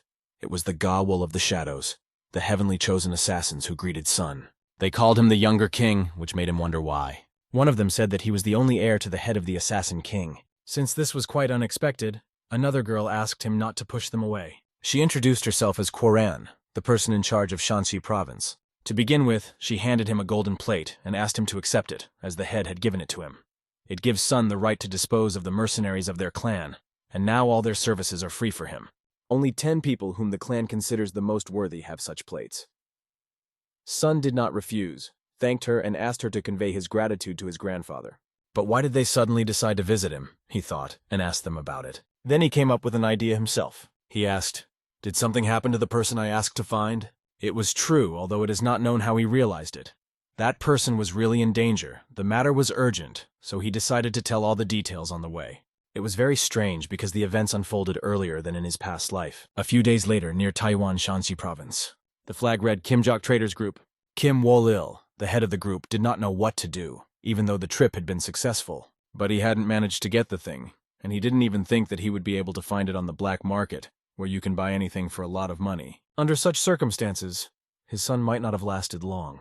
Because of this, the pain in his chest was very severe. Others tried to convince him to stay calm. The head of security, Homujin, explained that the North Sea Ice Palace would have what he was looking for. He had already sent a message for them. Their conversation was suddenly interrupted by arrows flying directly in their direction. The horses were very frightened and began to stomp on the ground in fear. Luckily, this guy had a great reaction and pulled out his sword in time to cut through the arrows flying in their direction. "Who is there?" he shouted at the top of his voice. But people with spears and knives were already flying at them. Blood was flying in all directions. A real bloodthirsty fight broke out. Carts with horses were overturned, and blood was flying everywhere near the flag. Something happened, and many people's heads were flying off. No one could understand what was happening because it was hard to even see. He appeared and asked them not to hope that they would return home. But behind him was the mercenary Hyel Rando. "Isn't this the best of my acquaintances?" the head thought, and remembered what he had heard about Hyel, that people like him could be counted on one hand. They met face to face. The leader tried to negotiate and said he would give them as much money as they wanted in exchange for their release. He said this in fear of Hyel's eyes, but he explained that he was not here for the coins. The leader was intrigued by what he meant, but Hyel did not explain anything and immediately attacked the criminal. The criminal couldn't believe what was happening because Hyel was too fast for his size. The sword he was holding had sharpened teeth that could cut through enemies. He quickly dealt with his target. One stroke was enough to put an end to Mujin. In one fell swoop, he killed him, and the head could not believe it. The mercenary explained that it would have been better to stay in the market. That's when they could have avoided such a fate, and greed leads to such consequences. He asked them to go to the next world, and slashed his sword straight at the ground, creating a crack. The man screamed loudly as he saw the crack approaching him. The crack, like lightning, went along the ground right to his feet. It was stopped by Sun, who appeared like a savior. "He stopped my equipment with his bare hands," thought the mercenary, not realizing what was happening and who this monster was standing in front of him. Sun ran like crazy and was very tired. He asked the mercenary if there was a Jokryon clan in Shanxi, and if he was the adopted younger brother of the head of Hyel Rando. The leader had even more questions. Why would the Jokryon clan attack them? Rumors from his past life said that this Randu had almost exterminated all the members of the Gimjok. But this time Sun was going to go ahead with his plan and told him that not only he, but his entire clan would go to the next world today. Rand stood with his men in front of Sun, on a field covered in blood. Where did this asshole come from? Rand wondered. Judging by the fact that he had deflected his sword energy with his bare hands, Rand concluded that the enemy was not simple. Was he hiding his energy? Having come to the conclusion that delaying would not end well, he decided to destroy Sun immediately. He ordered his soldiers to attack. They immediately rushed at the guy with spears. Sun lifted his leg and looked at his opponents running toward him with a confident look. All he had to do was kick the ground, and the ground shook, and cracks appeared. All the fighters who ran to him were scattered.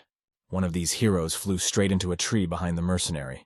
It hadn't been long since Sun had increased his chi energy, so it was still difficult for him to control his powers. With fear in his voice, the mercenary asked Sun if he was a transcendent master, as someone who was superior to others was called.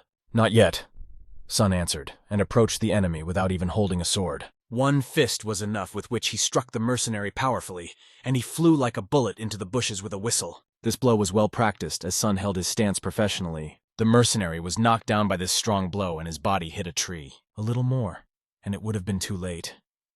Just in time, Sun turned to the clan of heavenly chosen assassins for help. The merchant who had been saved by Sun wanted to express his gratitude and asked him who he was. But Sun took a few steps toward the merchant first and asked, "Are you the traitor Kimjok, Kim Wol-il, and do you want to save your son in the main house of a group of traitors?" The traitor could not even keep up with Sun. His son was seriously ill, and the matter was urgent and could not be delayed. Because of his son's serious condition, the traitor asked Sun to let him prepare. So they arrived at the door where his son was. His father jumped in front of the door and asked Sun not to come in. He began to cry and said that even though Sun had saved him, he couldn't just barge in. Sung apologized to the head and explained that he was in a hurry, without going into details, and had embarrassed him. He then began to explain that he did know about the young master's condition. After returning from a trip to the south, he was bitten by a Fire King snake. The traitor was amazed at how Sun knew this, but he continued his story. The venom of the Fire King snake, which feeds on flames and is filled with yang energy, makes you feel as if you are burning from the inside, and eventually the poisoned person will die. To neutralize the poison, you need a medicine that absorbs yin energy. Suddenly, behind their backs, someone said that the conversation seemed to be going to be very long. His son asked not to keep the guests on the doorstep and said he was fine, inviting everyone inside. Mang had already heard from the messenger his father had sent earlier that he was meeting the fourth young master of the Pung family. First of all, he expressed his gratitude for saving his father from the sudden attack. He introduced himself as Kim Yongman, the son of the head of the Kimjok group of traitors. This is the same man who later became famous as the King of Gold. He was an inventive genius who was able to lead a small trading family to prosperity, a master of Murim, and even the imperial family desperately tried to establish relations with him. However, at this time, Kim Yongman lost his father and almost died of grief and illness because of Rondeau. Sung thought that it would be great if man could regain his health faster than in his past life and become his ally. At that moment, the man asked Sun to sit down. He said that his guess that he had been bitten by the Fire King's snake and the venom had spread throughout his body was true, and he lifted up his sleeve. His father was shocked to see what was under his sleeve. Man explained that for his sake, his father had been searching everywhere for a medicine with the properties of yin energy. It is said that the ice crystal, which is located in the North Sea Ice Palace, or the 1,000-year-old snow ginseng, are effective medicines. But the North Sea Ice Palace does not sell its crystals, and the location of the 1,000-year-old snow ginseng has not been found. Although he tries to be treated with other medicines, if things continue like this, death will sooner or later be inevitable. Without thinking twice, Song listened to this and took out a box and put it on the table next to Man. He explained that inside the box was the May Ice Flower. The father and son's eyes nearly fell out when they saw the May Ice Flower, and they both exclaimed, "Really? This is a medicine filled with yin energy that suppresses the venom of the Fire King snake. It is not inferior to the ice crystal and the 1,000-year-old snow ginseng." It was good that Sun remembered Mana in time. Although he was going to make contact with him anyway, luck was on his side. The help of the King of Gold would be necessary in the war with the Magi that would happen in the future. After that, Sun said that he was giving them the flower, but in return, he asked for their help. Since he was going to become the next head of Pen, he would need the wisdom of his master to restore his family to its former glory. Before he could say the word master, the merchant grabbed his arm. He began to express words of gratitude that he could not put into words. Man will now become a man of sun. He now has a medicine in front of him that will save his life. It was really hard for him to believe it, and he could not express all his gratitude. But he said he could not accept this gift. But his father could not understand why his son refused. Man believed that he shouldn't be in a financial debt to Sun because his father's life was priceless, and he was just giving this medicine away without any demands in return. The reason for his refusal was his distrust of Sun, and he did not hide it by saying so directly. Suspicions were raised that Sun had learned about his condition, because only a narrow circle of people knew about it, and it seemed that he had known about the Jokrion clan's attack in advance. He added, however, that he did not think Song was a bad person. However, he didn't believe in so many coincidences, so he apologized to Seong and asked him to take the thing and just leave. This really hit Sun hard because Man had put his life on the line to avoid making a deal with unknown terms, which was worth mentioning from the King of Gold. Sun apologized, stood up and said that he had disrespected him. He explained that his grandfather was an assassin king from a clan of heavenly chosen assassins. Man could not hide his surprise when he heard this. Song went on to say that he had been lucky enough to get the ice flower in May, and since he didn't need it himself, he decided to find someone to give it to. He also said that he learned not only about the trouble that happened to Man, but also about the attack that was planned for the near future. That's how Sung learned that the clan was behind it all, planning an attack on the traitors. He concluded by explaining that, regarding his family on his mother's side, he had to keep it a secret, so unfortunately he hid his source of information from him, apologizing for the misunderstanding. Although Sung had learned about it from a past life, he barely lied when he said that his maternal clan had told him. He wanted to keep this secret, and he even refused Huaran's offer to accompany him to Taiwan to do so. However, in order to gain the trust of the Gold King, Song had to keep his true intentions hidden. Sung waited to see what decision Man would make, but Man said that he now had reason to trust him, but he still didn't understand one thing. Why me? What did you see in me that made you decide to invest in me, when I'm just the son of the head of a small group of traders? Sun also knew the phrase that Man often repeated, "A merchant must know the price of everything." Sun added that he had heard Man repeat this phrase often. Rumor has it that he was the reason the street vendors were able to become a prosperous group, and today was the chance to see for myself. The dream continued, addressing the young owner, calling him someone who carefully thinks through every step and acts wisely despite his illness. He extended his hand to him and said that he could not help but notice his potential. Sun asked him what he thought of himself. "Am I worthy of your trust and cooperation?" These words made Man think hard. Man told Sung that he was exaggerating, but added that he still had the strength to think straight. Shaking hands, Man said that maybe Sung was the person he had been waiting for. My father, crossing his arms, just prayed that Man would agree. That was the end of the conversation.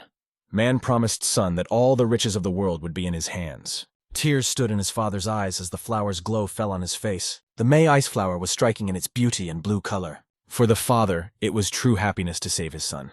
For him, Sun was like an angel who came down from heaven. First he saved him and then his son. Then Man continued, saying that he had arrogantly promised to give Sun all the riches of the world. But even if his body was soon cured, it would be very difficult to keep this promise right away. He realized that Sun knew a lot, so there was no point in hiding anything now. All the traitors and their groups in Taiwan, except for theirs, are in a bad situation. They are under the influence of the Jokryon clan, which belongs to Sape. They are trying to conquer them as well, but Noman explained that they refused this offer. Because of this, the Jokryon have hired a gang of bounty hunters called the Mukjin, and have been putting pressure on them, and today was the first time they acted so openly. Because of this, Man is now a little confused, and doesn't know how far they are willing to go, but what has already happened is worrisome. It wasn't hard to understand. If Jokryon disappears, all the problems will be solved. After that, Sung said he would be gone for a while. His sudden decision surprised them, but then he asked where the Mukjin were. Soon he was already in the gang's fortification. These idiots were lying on the ground under the sun and warming themselves. Suddenly a shadow stepped over the body of one of them and blocked the warm sun. The other was woken up by his friend's question to the newcomer. "Who are you, and are you not going to leave?" Sun asked them, "Is this the hideout of the Mukjin gang?" They were immediately outraged that a boy with milk on his lips was calling them a gang. One of the idiots asked Sun, "What are you going to do if we are the gang?" Sun lit up with joy, smiled right into his face, and realized that he was right. Meanwhile, these people had no other entertainment than to drink sake in the barracks and make these stupid jokes one after another. They were talking all kinds of gibberish while drunk, and this was called their vacation. Sun helped them to lie down by flying into this barracks, opening the door with the body of one of the fools who was outside. He flew right into the barracks, punching a hole in the wall. "What the hell?" the others asked when they saw it. I adjusted my shoulder from the impact and asked them what kind of idiots drink in broad daylight. The fools, who saw a neatly dressed guy in front of them, gave up immediately. But this time they took up swords. But Sun didn't need a sword, he just tensed his fist. First he hit one of them in the nose, hitting him squarely in the center of the face. It was rumored that after this blow, the guy's nose remained on the back of his head for life. Then Sun hit another guy with a nice deuce. The one who had flown to the wall finally stuck to it and fell face first to the ground. The others noticed this monstrous power with fear and asked Sun who he was. He took the bottle in his hand and said that they did not need to know. "But if you are really curious," Sun added, "I'd advise you to go to the other side and ask Hyul Rando." How does he know Rando? Neither of them understood. At this point, Sung tipped the bottle and took a few sips. The sake flowed over his lips, and in this state, he had much more fun dealing with idiots. Since he didn't have much time, he intended to send the entire Jokryon clan to the next world today. So less words and more action. He invited the others to attack him, saying that this was a ticket to heaven, or in their case, hell. The reception of the Jokryon clan. The head of the clan, Doc Ando, was worried about Rando because he hadn't heard from him yet. He was asked not to worry, but without any news, it was hard not to worry. They believed that the clan leader's foster brother would sort everything out and return safely. He told them that he did not ask them to yap, but ordered them to send people there immediately. He reminded them that he was in a bad mood and did not want to hear excuses. He warned them that if they didn't deal with Kimjok this time, their lives would be at risk. One of his henchmen came running in, screaming in panic, and reported the problem. He asked him to go outside immediately. When he went outside, he did not understand what had happened, and could only guess that perhaps news had come from Randu. One of his beaten men was lying on the ground. "What happened?" he asked the other. The victim's hand grabbed the bearskin draped over the head, and sobbing, he told the head that someone had come to their hiding place. It was unclear who he was. He called Sun a monster, saying, "The monster has come." This angered the leader, and he clenched his teeth hard. He then ordered everyone to immediately call the Red Sword Squad. Meanwhile, in the center of Taiyuan City, the best warriors of the Jokryon clan, the Red Sword Squad, were walking. Ordinary people noticed them and realized that there would be trouble because they attracted these psychos who were obsessed with murder. Rumors said that they were all first-class swordsmen, and the fact that they were coming meant only one thing. They were out for someone's head, and it would be difficult for that person to stay alive. Meanwhile, they had already reached the clan's hideout. Sweat broke out on their faces from what they saw. When they opened the door and saw a mountain of people scattered all over the barracks, it became clear that they had not rested with a glass of sake, but had rested with Sun's fist. Sun did not go anywhere. but was already well drunk with the sake he had taken from them. He told them that he had finally waited. His body is not used to killing yet, so he has to drink a little to keep himself calm. When he noticed their headbands, he realized that he was dealing with the red swords. His knowledge surprised them greatly, and they asked him a question. "Who are you? Why do you need my name?" He said pompously, and then added that it was very annoying to answer pompously every time. But he decided to introduce himself and said that he was the fourth young master of the Pung family from Hebei Pung Musong. The Pung family from Hebei made the others tense up at what they heard. Without wasting any time, they took their swords into a fighting stance and rushed at Song. He grabbed the edge of the table and exerted a little effort. He then flipped the table over so that it flew straight into the crowd. Judging by the way he cut this table, their combat skill was greater than the previous ones. The skill was greater, but the attention wasn't, because of the table. He didn't notice where Sung, who had just been right in front of him, had gone. "Peekaboo!" he heard behind him. Sun was standing behind him, holding a sword. This seemed impossible for the enemy because he did not even notice when Dreams was behind him. In his past life, there were many such cases. People often begged him not to do this anymore. They asked him not to constantly fight alone against everyone, and warned him that it was very dangerous. But he always replied that he had to act as usual, and standing in front of a large group of people, he would say that he would go first. He would ask the others to follow him. When they saw him rushing into the crowd, they would only shout after him, "Master!" To reduce the losses among his soldiers, he always did this. He fought alone, reducing the number of enemy swordsmen. Now, with sarcasm, he sincerely regretted that his opponents would not be able to cope with him. His movements were honed to perfection, and he put down the red swordsmen one by one. He was more skilled and agile, so his opponents could not cope with him. They thought it was completely impossible. How a person with such a large body could be so fast. They could not even predict his numerous attacks to dodge.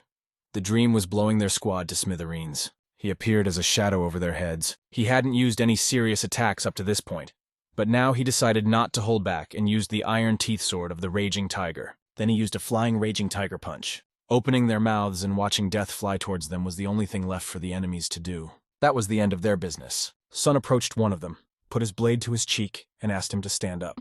By doing so, he woke him up and he began to crawl backwards, wheezing in fear. How he could reach such a level at such a young age was on the mind of this now toothless enemy. The fact that at least one had survived made Sun very happy. He approached him and asked if he wanted to show him the way. Meanwhile, people were walking on the street, unsuspecting.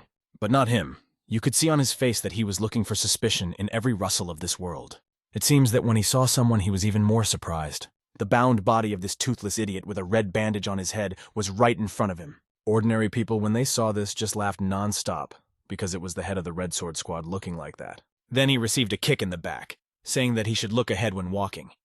"What the hell are you looking around for? In case you fall," Sun warned him, walking behind him and pointing him out to all the people on the streets. When people noticed who was leading him, namely Sun, they did not understand how this young man could defeat the Red Sword Squad by himself. That's impossible. One of the residents had seen the young man earlier, coming out of the main building of the Kimjok merchant group. At the sight of the beaten Red Sword leader, people were only relieved. The merchants could not feel at ease because of them. Are they really heading to the Jokrian clan?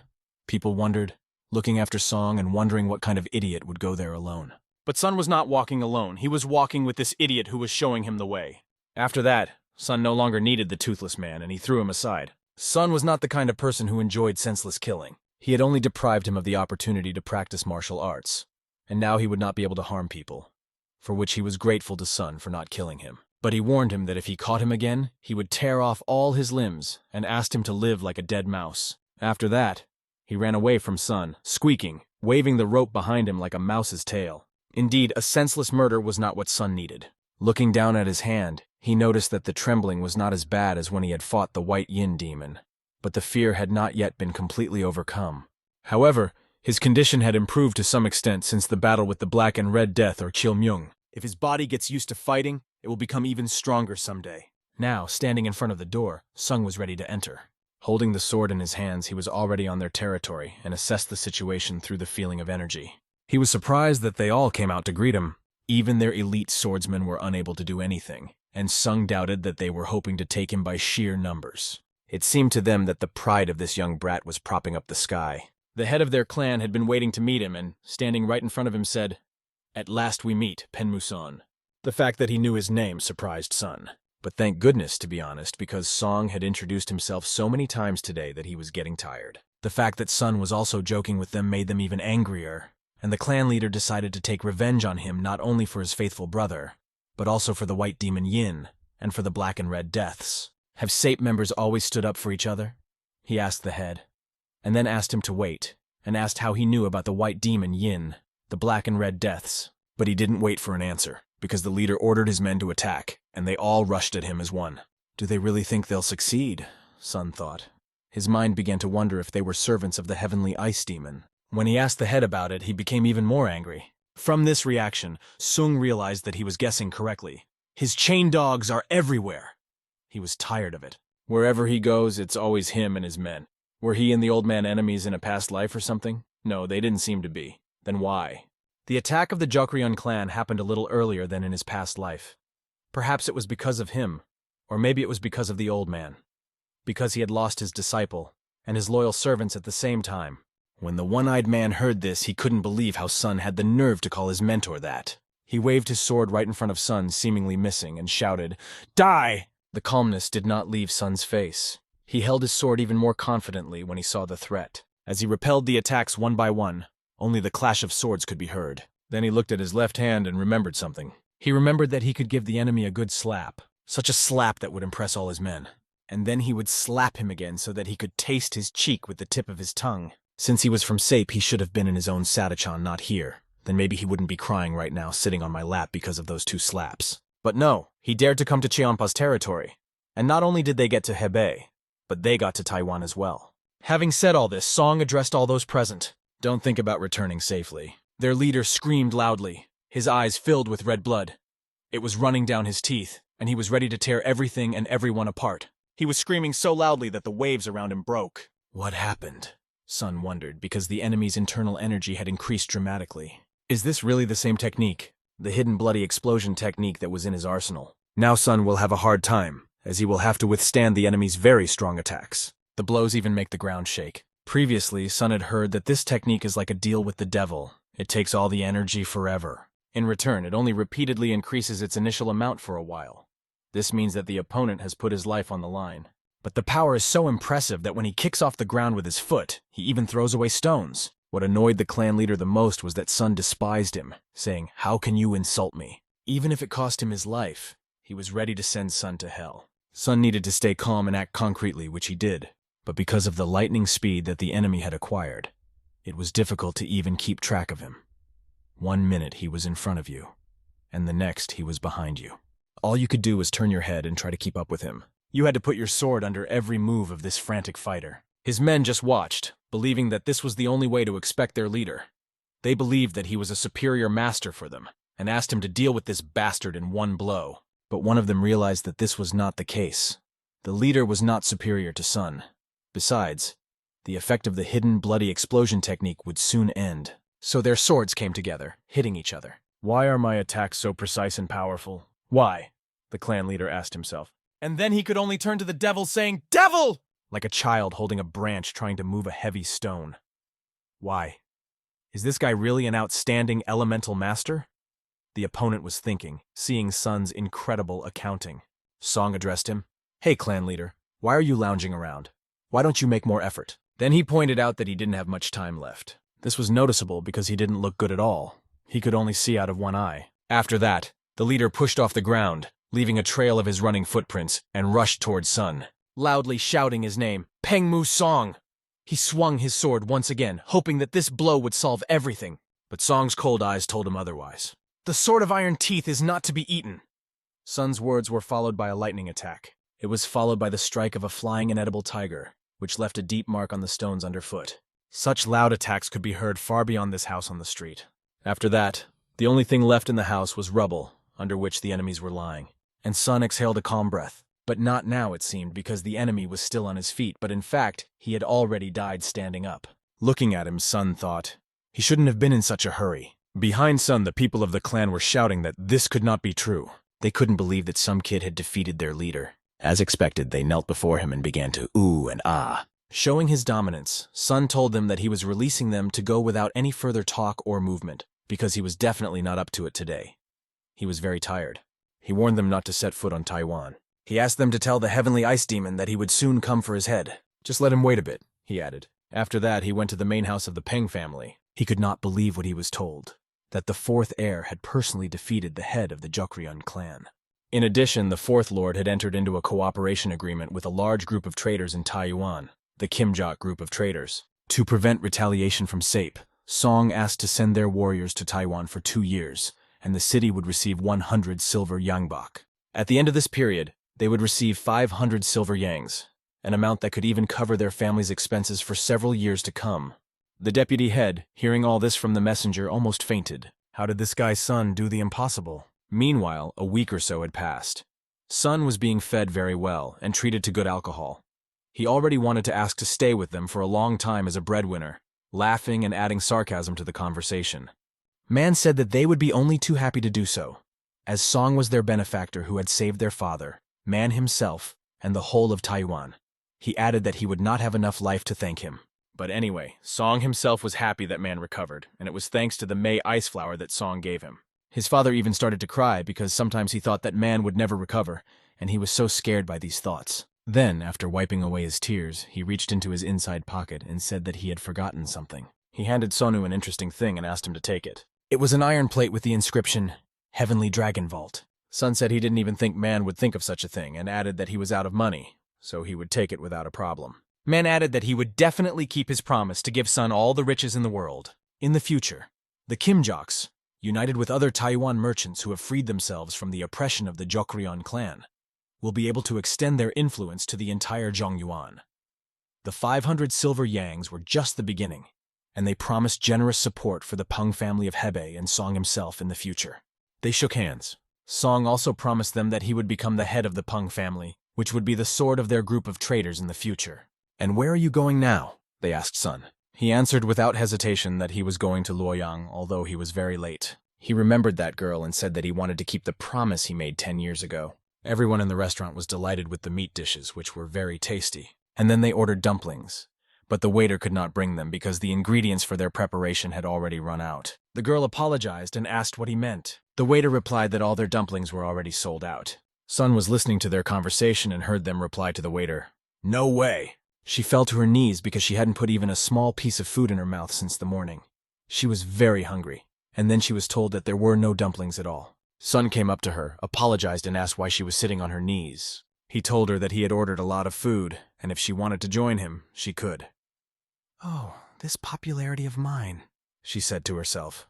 She didn't know who this man was in front of her, but he was more than ever on time, and he seemed to be offering it without any intention.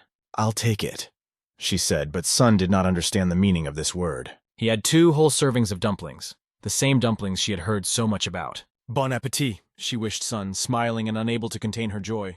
And so, dumpling after dumpling, she threw them into her mouth. "Oh my God, it was delicious," she said, and Sun looked at her and thought, she is still the same. In her past life, she was his sister. Even in that life, she always wanted to go to that restaurant and eat dumplings, and there was alcohol there, she added. But in the last life, he couldn't save her and kept her dead, sitting on his knees in a pool of blood. And in this life, he couldn't stop watching her smack her lips as she tossed dumplings at herself. He couldn't help but look at her. Tears streamed down his cheeks from his beautiful blue eyes. "Why did you cry so suddenly?" she asked, and thought it was because she had eaten everything.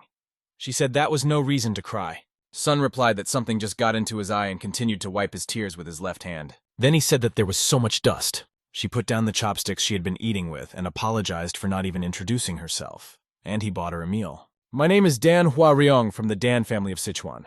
It's nice to meet you." It was strange for Sun to hear her voice again. But how could he not know her?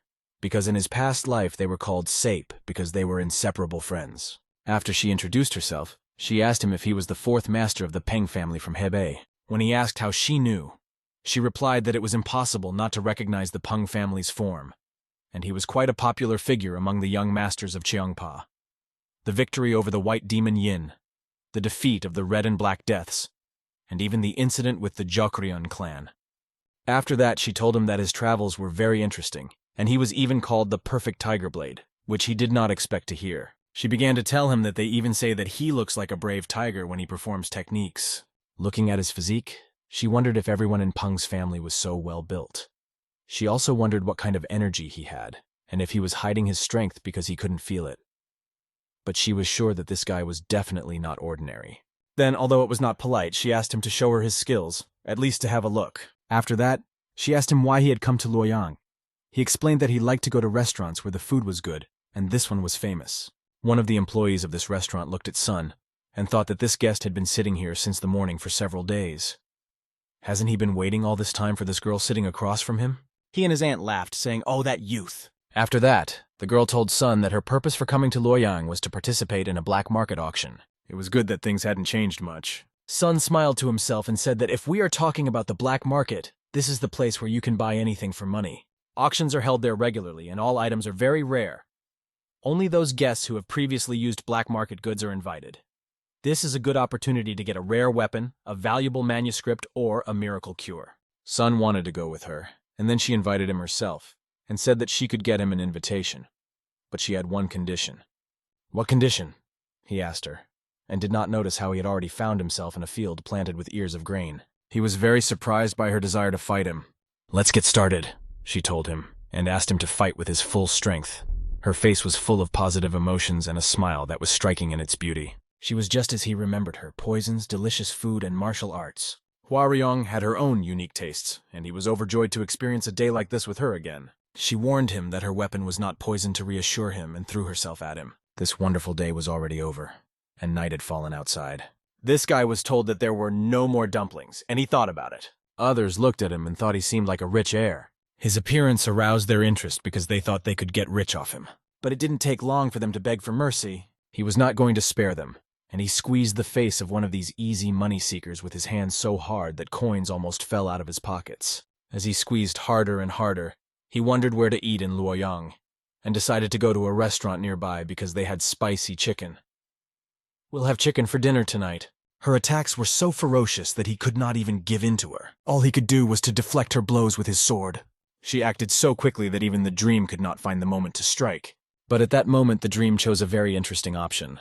She looked around and could not understand where he had disappeared. As soon as she raised her head, she saw the dream with the sword flying at her. But there were already shurikens between her fingers. She threw them right at the dream, and they flew, creating a whistling sound in the air. "Is this really happening?" she thought as she looked at the dream. It was a triple flip technique that he performed, dodging the shurikens and landing.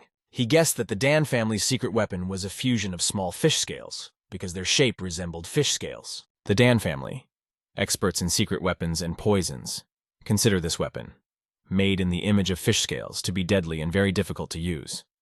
It is said that in the hands of a master, even fish scales become dragon scales. Now it became clear to him that she had been able to use this weapon all along. This meant that he could not just stand there and watch the victorious march of the King of the Mountains. When did he manage? She thought, seeing his face right in front of her. But at the right moment, she miraculously managed to defend herself from the sword. In fact, she was pleased that the dream had shown its true face, as he was fast and strong. It was foolish to compete with a warrior from the Pung family. She warned him that he should now prepare for a serious battle as she began to use the ferocious dragon scale storm technique. There was nowhere to hide, but the dream held the sword in its hand. There was only one solution left: take the sword and be ready for battle. The girl expected that nothing would help against this technique in the open. The scales would catch the enemy, and the dream would feel them everywhere. She wondered how he would react. As if with an all-seeing eye, he deflected every scale that flew at lightning speed. Impossible. He calculates the trajectory of each individual scale. How did it happen that such a young master became famous only now? She asked herself. After the attack was over, he complimented her, saying that it was not bad, and acknowledged that there was a real threat of turning into a hedgehog. When asked to continue, she refused, saying that she had lost because the secret weapon had failed, and she had no chance of winning in close combat. But the dream said that she won because she did not use poison. "What would I be like if I used poison in a fair fight?" she added. The dream would still hide its power to the last, and there would be no winner. When she said this, the dream realized that he had fallen into her trap. She might be right, but if the dream hadn't experienced her secret technique in his past life, he would have suffered now. His every scale was saturated with inner energy, and his hands still ached. She noted that the dream was worthy of its nickname, and asked if he happened to know about the Dan family's martial arts. She wondered how he had managed to repel the attack, but it didn't matter anymore, because a promise is a promise, and she said it was time to go to the black market auction together. First, she suggested going to the market nearby, where there was a restaurant with delicious duck meat. This suggestion made Sun smile. It was already dark outside, and they were traveling in a carriage. The carriage, oddly enough, had no windows to hide the auction venue as much as possible. As they rode in the carriage, The dream was thinking that everything was very well thought out. At one point, he asked her why she was looking at him so closely. She replied that it had been a few days since they had met and suggested that they could skip the formalities. She also mentioned that he was 2 years older than her. Soon wanted to say something, but she interrupted him, asking him to forget about it. She emphasized that she would call him brother, and he should treat her like a little sister, without any formalities. This agreement ended with them smiling. She changed the subject, saying that it was good that they had gotten out of the house, and that was how she had met a master like him. He asked her if she had heard of the 5-family way, where representatives of 5 large families visit the other 4 to share knowledge, gain experience, and strengthen the family union. Pung's family used to be one of the 5, but now the dream doesn't even know how it came to this. She smiled and simply asked him to look at her hands, calling him brother. She asked him if he thought they were too ugly and emphasized that they were so because of the use of knives and working with poisons. She explained that it was logical that a child from their family would eventually learn martial arts, but it seemed difficult at first, and her hands were a separate story. Most men are terrified when they see them.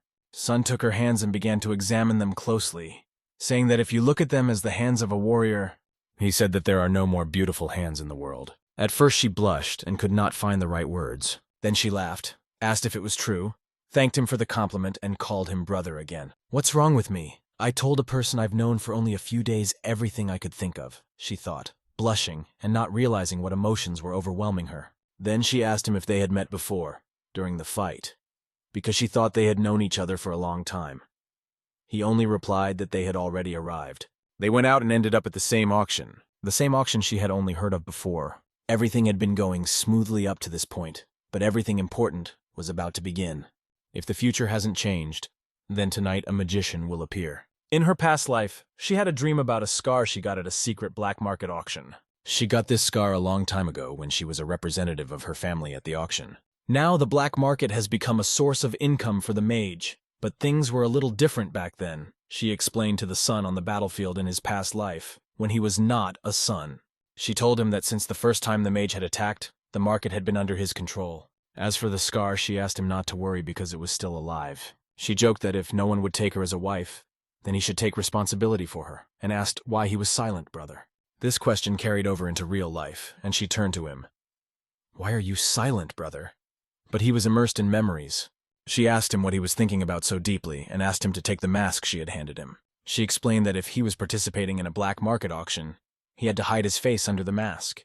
Taking the mask she gave him, he said to himself, "Waryong, in this life I will not let you get hurt. I will never let you get hurt," he repeated again and again, and he walked with her to a huge building. Inside there were many auctioneers, and everyone was wearing a mask. Sun sat down, his face was a tiger mask, and she was wearing a white fox mask. His excitement was immediately noticeable, and she asked him why he was so worried. Sun did not know the details of the attack, as in his past life she had only dismissed it and did not tell him the details, which is why he decided to be on the alert. Suddenly a voice rang out, "Dear guests who have responded to the black market's invitation."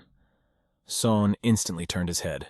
This person expressed his joy to see everyone present. It was the person in charge of the secret black market auction named Kim Ryong. He explained that all the items prepared by their market always surprise and satisfy the participants' desires. However, drawing special attention to one of these items, he said that he was sure that everyone would like it. He ordered the item to be taken out of the box and announced that he congratulated everyone on it. It was the first item in their silent auction, and everyone couldn't wait to see it.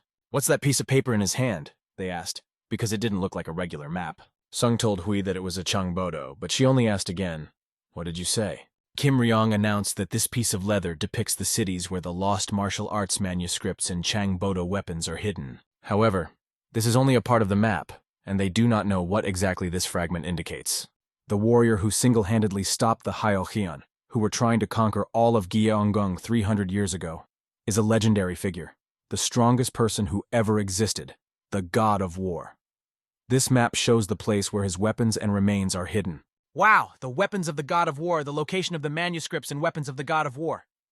People's interest instantly rose. They began to discuss among themselves that if Muchan, the heir to the God of War, found out about this, there would be real chaos, because they are obsessed with everything related to the God of War. In a whisper, the girl asked sleepily if it was true, and the map was not a fake, but he explained to her that since it was put up for auction on the black market, there was a high probability that it was real. Not a high probability, but 100%. In the past, the weapon of the god of war was found only a short time after the discovery of this Changbodo fragment. Kim then announced that since this was the first lot and fragment of the map, he proposed to start the bidding at 50 silver nannies. The bids immediately began to rise, with people raising their hands to offer 70 and then 80 nannies. When the bids reached 100, 120, the girl realized that these people were really rich, because 1 silver neon was the monthly salary of a small official. The fat man wearing a pig mask made a bid of 200 neon. Hua grabbed her head, thinking that she couldn't spend money on that, because she needed to buy the deadly poison that would be the next item. Kim asked if anyone would bid more than 201 and started counting to 3. If no one raised the bid, the lot would be sold. I guess it's about time, thought the dream as he reached into his inside pocket. As soon as he heard 3, he pulled out the sign he had been given earlier. Raising his hand, he said, 500 nannies, and a smile appeared on his face under his mask. Hua almost fainted at what her brother had just done. The fat man started grunting something like, 500 nannies? What the hell? And Sun remembered the words of the mana who said that he was now his personal bank card, and why deny himself if he could not deny himself. Hua grabbed the dream by the collar and started shaking it. She asked, Brother, do you have a lot of money? Does it mean that the Pengs really have a lot of money? Sona began to feel dizzy from her emotional swings. Kim warned her that he was counting to 3, and if no one made a better offer, the goods would be sold to this guy in a tiger mask. The fat man was clutching his heart when he heard 2, and then the word 3 was called. His body flew across the floor, crushing everything in its path. What happened? Kim asked, while others shouted that the man had fainted. The Sung's mask began to melt and melt. He didn't understand what was happening, and he noticed smoke seeping in. The air became very stifling, and this smoke was not from the smoking pipe, as Hua realized. An incense burner is a small container for burning incense. She noticed people falling to the floor and screaming loudly. Then she realized it was a poisonous fog.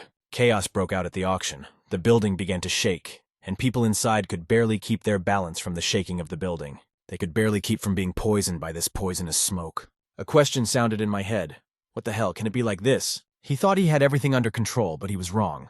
Magyo appeared with a scythe on his shoulder, attached to a long chain, and sitting on the roof asked them, Aren't receptions like this supposed to involve the guests in singing and dancing? He then ordered them to sing and dance until their intestines fell out of their ripped bellies. Sing and dance! Have fun! Who are you? Mercy, came from all the auctioneers, while Sun and Kavu stood holding their weapons. It was extremely difficult because the visibility was no more than a few centimeters. Sun felt someone's energy behind him and turned his head back. He asked the girl to be careful, warning her that someone was there.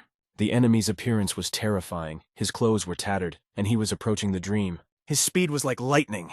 Using this speed, the enemy rushed straight at the dormouse, trying to attack. However, he did not take into account that the dream is not an easy enemy. As a result, the new enemy was left without his right arm, and if he is lucky enough to survive, his life will become much less fun. But unfortunately, he still has his left arm, which also needs to be dealt with. The rascal reached for his katana, grabbed it, and approached the Sung from behind. Hua screamed loudly, trying to warn her brother about the threat behind him that he had already noticed. The girl did a brilliant job, slicing through the enemy like a blade. She dealt him one more blow, after which he no longer posed any threat. Sun survived thanks to her and nothing else. The enemies did not look like people at all. They didn't scream even when they received fatal wounds. They attacked without thought, and Hua couldn't understand what was happening.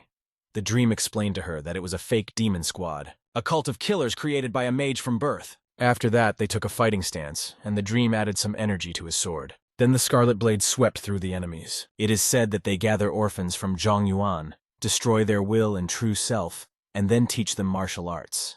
They feel no pain and will not stop fighting until they die. We shouldn't jump to conclusions, but most likely the dream is right, he explained to Hui. Who would have thought they would send a fake demon squad? Now I understand why I didn't feel their presence. He told the girl that if this continued, everyone would be dead. We need to gather the people on the tribune, where there is less poisonous smoke. She immediately understood the task and knew that people who did not know martial arts would not last even 30 minutes. Meanwhile, the dream decided to find the killer because if the dolls are here, their puppeteer must be nearby. And since he decided to go alone, she gave him something. He knew what it was, and they agreed to meet later. They scattered in different directions, each knowing their task. The puppets kept getting stabbed with blades. How many times do we have to cut him into pieces before he calms down? He is a human being after all, the dream thought. Kim was also fighting and did not understand who dared to attack the black market. She appeared like a shadow over his head. Then she grabbed him by the robe he was wearing. But the puppets rushed at her and had to be dealt with. But this was not a problem for her, because she was fluent in the use of the blade. Kim just watched as this girl skillfully dealt with the enemy. He thanked her and asked her who she was and how she managed to do it. "I am the daughter of the Sichuan family, Manhwa Recapa," she explained to him, adding that there was no time now, and asked him to help gather the guests who did not know martial arts in the stand where there was less poisonous mist. She entrusted him with this task and asked him to try to save everyone. She said, "Cursed magician, how dare you use poison where there is a member of the Dan family? You will regret it." The puppets felt neither the smoke nor the blade stabbing, and it seemed that nothing was scary to them, but they could be destroyed with a quick stroke of the sword, which is what the dream was doing. The problem was that the fog was getting thicker and thicker, and even if you created a vortex with the help of techniques, it would hardly be possible to disperse it. Behind him, he heard the words that all the black market warriors and survivors should gather at the Tribune. Sung was pleased to hear this, as he realized that the fake demon squad would also go there, and only this place would need to be defended. Suddenly, a hand grabbed his pant leg, begging for help. It was the fat man who had fainted first. Sun sat down next to him and asked if he was okay. It was immediately obvious that he had already shown symptoms of poisoning. Sun asked him to calm down, take his hand, and do it quickly. "Thank you." The fat man did not have time to finish as he heard the whistle of a blade passing over his neck. Then came the jingle of a chain. Sun immediately realized who he had to wait for. Magyo appeared right in front of the dream, holding his weapon, 2 scythes on chains, and asked the dream if it was a nice night. Poisonous metal chains and poison demonic energy. The dream guessed who he was, but the dreamer did not recognize him and asked how he knew about him. The dreamer began to take off his mask and said, "How can I not know the one with whom I have fought so many times? I am tired of you." Picking up the mask, he said, "Long time no see, you poisonous demon family," calling him a dirty henchman of the Magus. It was strange to him that after a decade out of elementary school, and from the Muramus, he asked for an explanation of how the dream had learned about his connection to the poisonous demon seed. The dream set a condition that he could find out only after defeating it. He accepted the challenge and began to twist the scythe in his hands. Then he threw it straight at the dream. The sound of the sword hitting the scythe was heard and it flew away. This attack did not satisfy the Dormos at all, and he said that if he wanted to learn everything, he had to fight in a real fight. The enemy laughed and squeezed the scythe even harder. He confirmed his confidence by saying that even the absence of limbs would not prevent the dreamer from speaking. He asked him not to die, calling him a baby. Meanwhile, the auction participants who could fought against the enemies, but not everyone was doing well. Hua wanted to save everyone, but she was not enough. She did everything she could, everything in her power. She left behind traces of blood that covered the floor of the mansion. Kim held the line against the 2 enemies flying at him. It seemed to him that he would have to say goodbye to his life, as he was 300% exhausted. He was doing his best when Hua appeared next to him. He explained to her that he was doing his best. Noticing her, he was surprised that this young girl was doing as much as was expected of a member of the Dan family. They had to act. There was no time for hesitation, let alone thinking about who could do what. It was the energy that Hua felt that motivated them to act. She told Kim that it looked like her friend had found the killer. Hua held the dragon scales between her fingers, feeling the dream still lingering. She threw the scales at one of the puppets. It clearly hit the puppet's body, piercing it through. Then she explained to Kim that Brother Peng is very strong and seems to have almost reached the level of a mysterious master. She offered to deal with the current situation and then help him. "But how long will we last in this poisonous fog?" Kim asked. She replied that he seemed to have forgotten who she was. "The Dan family of Sichuan will not allow their comrades to suffer from any poison." Meanwhile, the dream fought against its opponent. He repeated his attacks, swinging his scythes one after the other. Suddenly, the tip of one of the scythes came right up to the pupil of the dream's eye. He barely managed to dodge the attack, saving his eyesight. The enemy continued to wave and swing this scythe on a chain. It was said that this chain could withstand more than 1,000,000 tons, and such was the fame that preceded it. The chain was very strong, and its advantage was that it was flexible and could twist around the one it was attacking. This time, it was a dream. He held the chain around his neck as best he could, pulling it away with his hands. The problem was that there was another scythe at the other end of the chain. There was almost no time to think. The situation was critically dangerous. Sun decided to pull the chain in one motion quickly and hard, because it would not work otherwise. With his left elbow, he felt the enemy's beard and made him taste the lower jaw on his tongue. This attack was furious and forced both fighters to act at the limit of their strength and show each other everything they could do. Sun decided to continue using his sword, holding it in his hand. The enemy was surprised by Sun's fighting skills, which was a separate topic of conversation for him. He noticed that the poisonous fog had no effect on the Dormus and asked why. The Dormus immediately noticed his curiosity. It was strange that being so curious, he hadn't even scouted out who was going to participate in the auction today. When it comes to poisons, there is one family that the mage boys don't even try to compete with. Hua made this antidote herself and then gave it to her son. She explained to him that one such pill neutralizes the effect of absolutely all poisonous fogs. The girl asked the dragon to win. The enemy believed that simply drinking the antidote would not help the dormouse win. The dream agreed with him, saying that victory depends only on the ability to fight, and rushed at the enemy. He cut the enemy with his sword, and the enemy flew away like an illusion. However, the dream realized that even the antidote that the girl gave him had a limit, and he wondered how long it would last, as the fog grew thicker and the poison stronger. His current immunity to such tricks lies not only in the girl's antidote, but also in the 100 poisons potion given to him by his maternal grandfather, the King of Assassins. Devandon was also involved. The scythe took on a different color, its energy changed, and it began to fly faster. Sun did not notice how the enemy was behind him. Spinning the scythe, he hit him right in the back of the sleeper. The blow was very strong and painful, but Sleep found the strength to use the energy on his sword. He stabbed the enemy again, but the enemy dispersed again, like an illusion. With a cut on his back, the dream heard a question coming out of thin air. "How do you like it?" It seemed as if the fog had just stroked him. He had already withstood the 3 strongest poisons of the enemy's organization, and the enemy was surprised that he was still standing. But how long would the sleep last? There was no way out.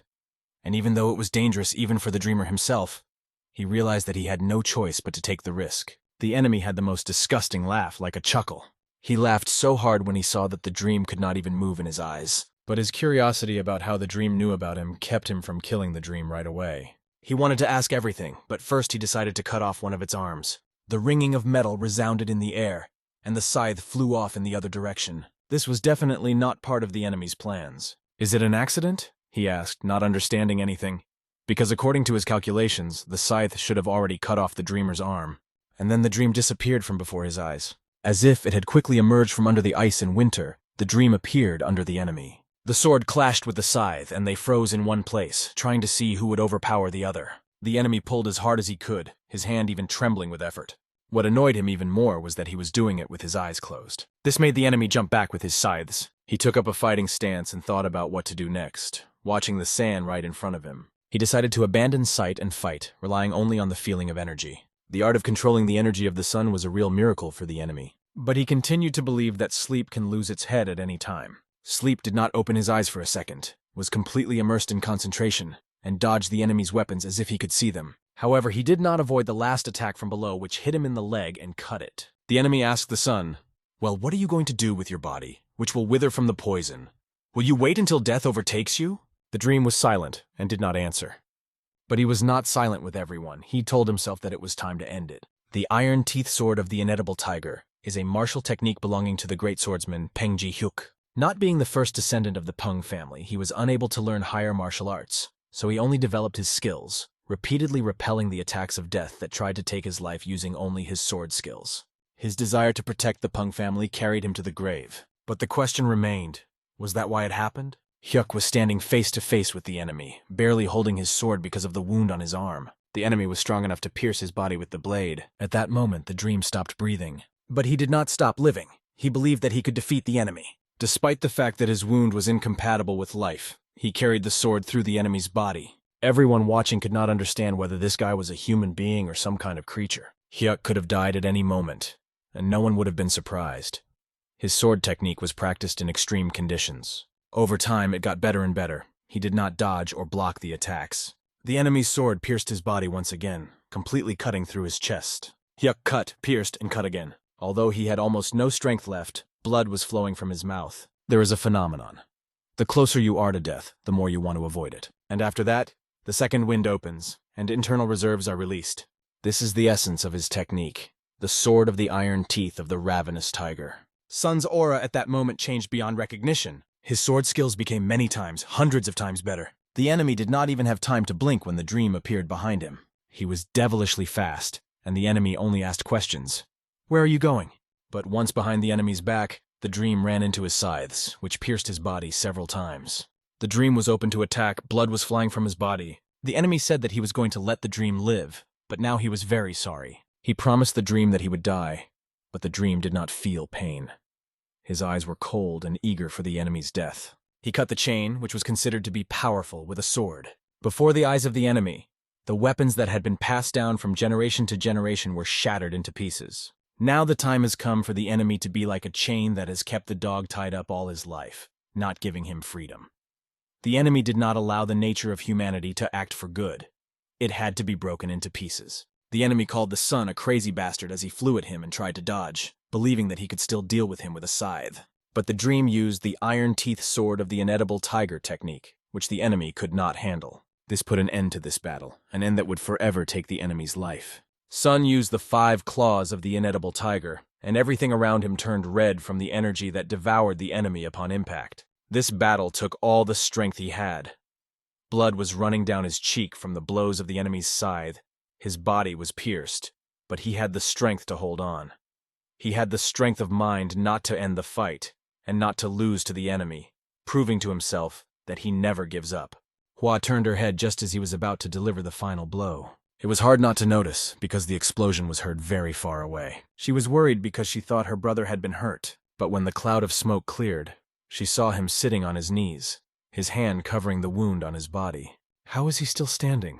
Was that the last blow of the sword? She thought. Who would have thought that the young master would be in a state of wu-wei, said the enemy, miraculously staying on his feet. He was covered in blood, half alive, but still able to talk and stand. He realized that he wouldn't last long in this state. But he was damned curious to know who this guy was. The dream told him that he was a good fighter. If you were a poisonous demon family, you would have passed out after the first attack. Sun decided to introduce himself, thinking that the enemy should know who he was. My name is Pung Musong. I am the 4th heir of the Pung family. Revealing his identity would be called respecting the master, which is why he said who he was. The enemy asked him to remember that he was a representative of the demonic Hosayan family. He promised that their organization would destroy the Peng family one by one, and asked Sung to believe that it wouldn't take long. There was a very dangerous thing in the enemy's stomach that started to act. He rushed at Sun and promised that he would die with him. The dream barely had enough strength to dodge him. It seemed that the dream had already spoken before, that he knew all their techniques so well that he was tired of them. The enemy only had the strength to cough up blood a few times. All he could see was the light on the ceiling. That was the end of all his life's aspirations and loyalty to his leader. As expected, the Magi warriors are very strong. Today's dream was saved not only by the antidote, but also by the timely taking of Daewondan. Otherwise, its ending would have been sad. "Brother!" he heard behind him. Hwaryong ran to him, losing all her thoughts, thinking only that he was safe. His clothes were stained red with his blood, but he told her that everything was fine. She took his face in her hands, looking at him, and realized that he was not okay. The color of his face said otherwise. She saw heavy bleeding and signs of poisoning, and asked him to wait a second to get some medicine for the cuts and an antidote. She warned him that he shouldn't treat his body like that, otherwise he would grow old and suffer. He thanked her from the bottom of his heart. But suddenly, when she was taking out the medicine, one of the magician's puppets appeared behind her. She could see it only in the reflection of the eye of the sun sitting opposite her. This immediately plunged the Dormouse into memories of his past life. Her gentle smile had always warmed him. But this time, he was not ready to let anyone hurt her, and he pulled her away from the attack in time, saying, "No way." The sword pierced the puppet's head. His hand weakened, and the sword fell to the ground. He still had impulses in his body, and he wanted to touch the girl's face with his hand. She was very frightened at that moment. The dream was no less frightened for her because she almost died. Now he sat down next to her and asked if she was okay, if she was hurt. A smile appeared on her face when she realized that her life had been saved. She thanked her brother. It was really something incredible. He had saved her life. After a while, the person in charge of the black market auction, Kim, would like to formally express his sincere gratitude to young Miss Dan and young Mr. Pung. He noted that if it were not for them, the black market would have been in extreme trouble, facing an unprecedented situation. The black market decided to compensate the distinguished guests who had almost been injured. However, he wanted to thank them in a slightly different way, and asked them how they felt about it. To Mrs. Hua, he offered the strongest poison of the southern barbarians, which was up for auction today. And to Mr. Penn, he wanted to give a fragment of the map he had previously purchased for free.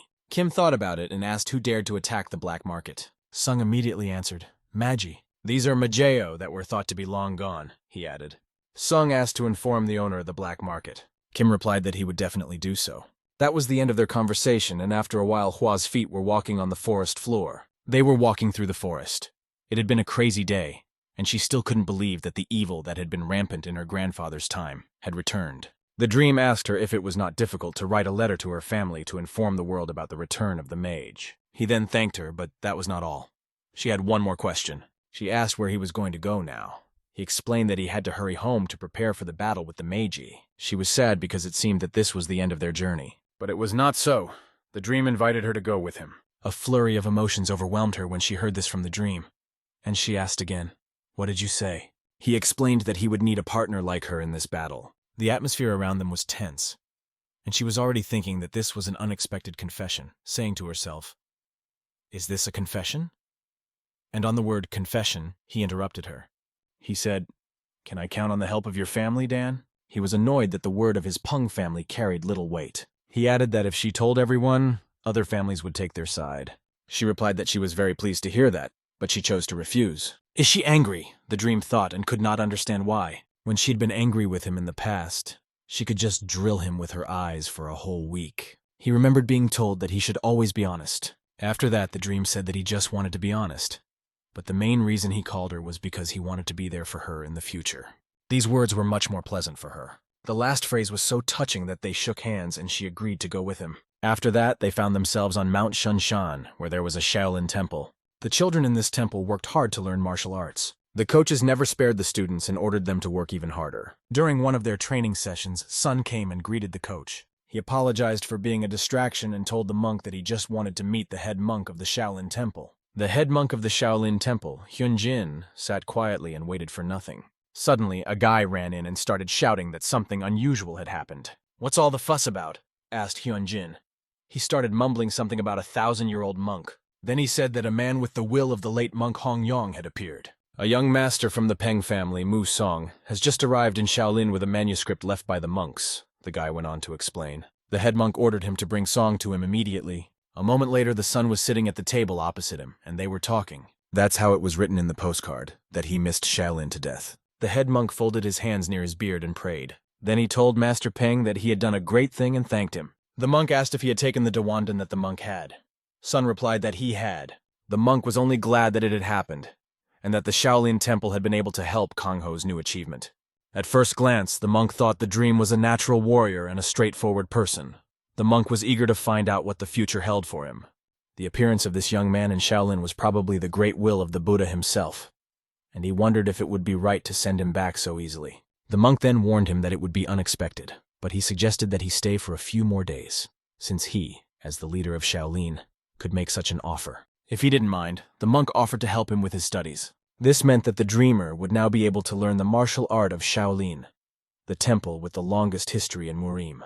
Given his past life experiences, the mage would probably be quiet for a while, and that is why Sun should take this opportunity to improve his martial skills and level up. Sun thanked him for the opportunity and said that he could not refuse. The master was pleased to hear such words from the young man. Then the master said that he would like to ask him one more thing. "Since I am the only one who can compare to you," the monk said. The monk then slammed the box in which he had placed the manuscript. He said that this man would be the owner of this manuscript. At a young age, he has profound martial arts skills, and Shaolin has high hopes for him. But he is a real daredevil, not knowing the limits of heaven. His training always takes place in extreme conditions. When he puts his fist to a rock, he just needs to move it 3 centimeters to the rock, and the following happens.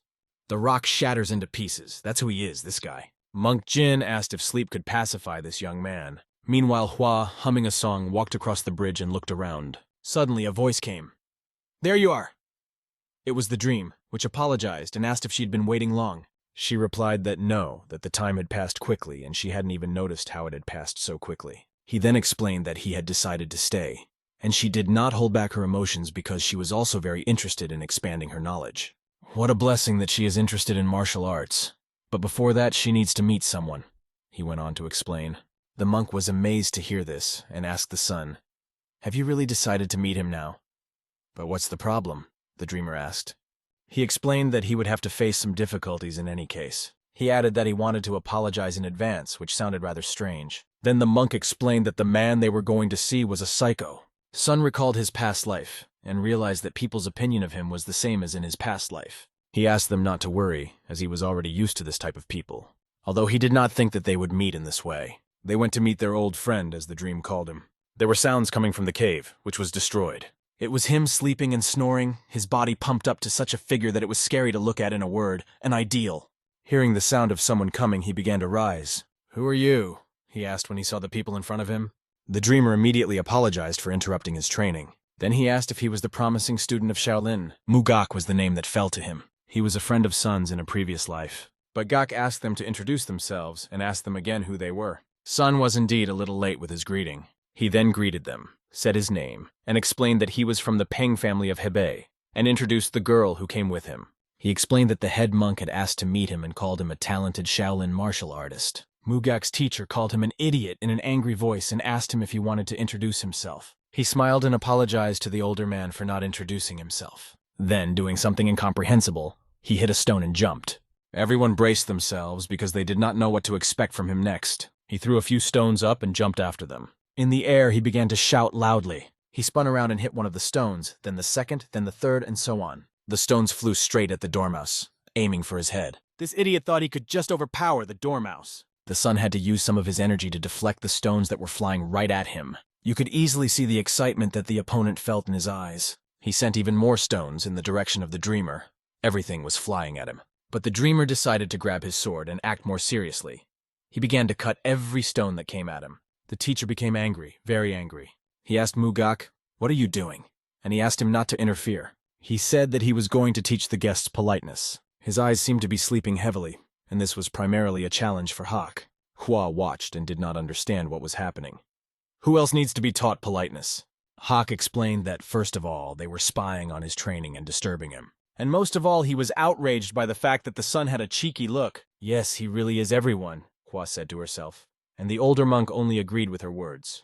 Hook decided to use the highest spiritual technique of Shaolin, the power of wisdom. Sun did not even think that this guy had been so rude from his earliest years. In his past life, they had fought badly as soon as they met. But the dream knew that to make friends with him, he had to show his skills. The dream accepted this challenge with excitement, and he saw only positive things in this battle. It was even interesting to him. Hook's punch was so strong that the counterattack created a large wave crater in the ground, which spread apart. This is the 72 techniques of the Shaolin martial arts school, the ultimate power of wisdom. Hua shouted when she saw this punch. She told herself that she had done the right thing when she followed the dormouse. Who would have thought that she would see with her own eyes the martial arts that she had only heard about in legends? Then she shouted a question: who will win if the secret weapon of the Tang family and the martial arts of the Shaolin temple collide? His hand, as he struck the ground, created cracks so strong that they went in different directions. It looks like this madman is really trying to kill Song. Gak! This is the guy with the iron fists, the Buddha's best disciple! But even Sun himself doubts that he can defeat him. Great is the power of wisdom. To comprehend this Shaolin martial art, one must excel not only in combat but also in Dharma. There are only two people who have mastered this martial art. One of them is the teacher of the young warriors, Marima, the Buddha. And the other is now rushing at Sun with his fists, screaming with rage. He moves so fast that it is impossible to notice him. The lonely spirit of thunder and the great power of wisdom clashed in battle.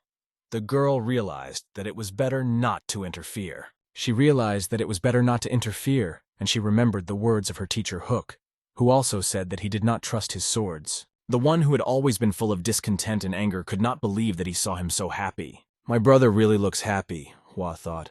He's excited, like a child who has met a friend after a long time apart, and they are behaving in a way that he can't even intervene.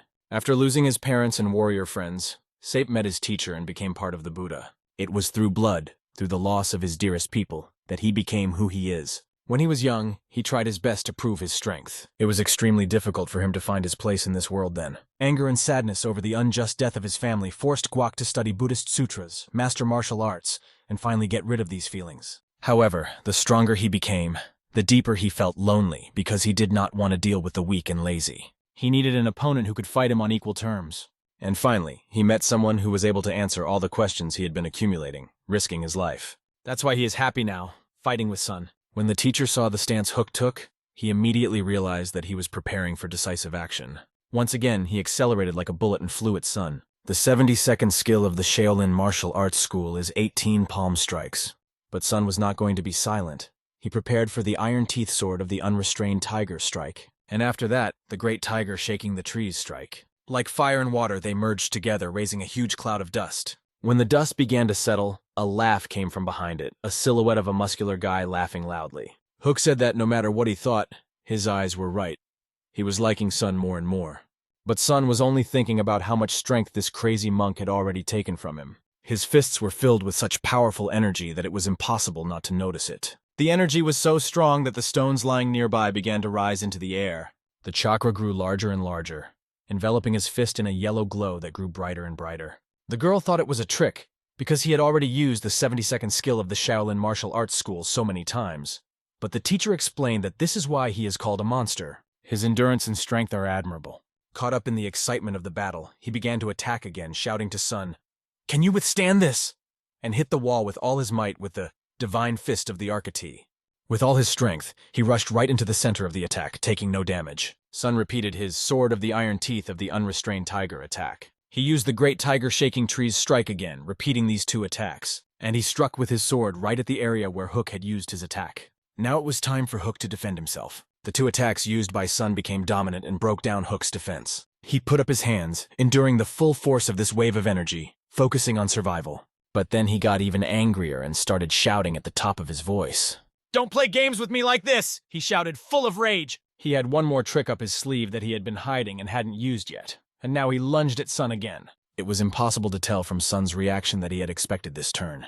Even his teacher and the girl who didn't know him that well were amazed at what was happening before their eyes. The Buddha statue standing in front of them was one moment away from destruction, and the next second it was shattered into small pieces, leaving no trace. Sun turned to Hook. "It looks like you exaggerated your strength." Huck was in great shock, not knowing what to do because he realized the consequences. "The consequences will not be long in coming. The teacher will kill me," said Hook, full of fear. A bird landed on one of the pieces of rubble and suddenly began to sing. Later, when the time came, Sun was immersed in training, and it was at this point that he meditated. However, his meditation began to be distracted by laughter from next to him.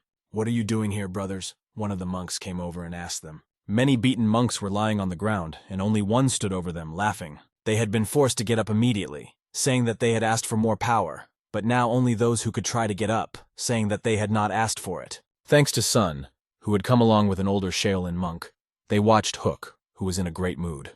Jin noticed that since Sun's arrival, a smile had not left Hook's face. Afterwards, they greeted each other. Sung explained that he was training, and the head monk allowed him to learn the martial arts of Monk Hongyan. Then Jin immediately took a stance and started kicking. Sun's arms were pumped up, strong and strong. He put his hands under this kick. The kick was so powerful that even smoke rose from his hands as they made contact with Jin's leg.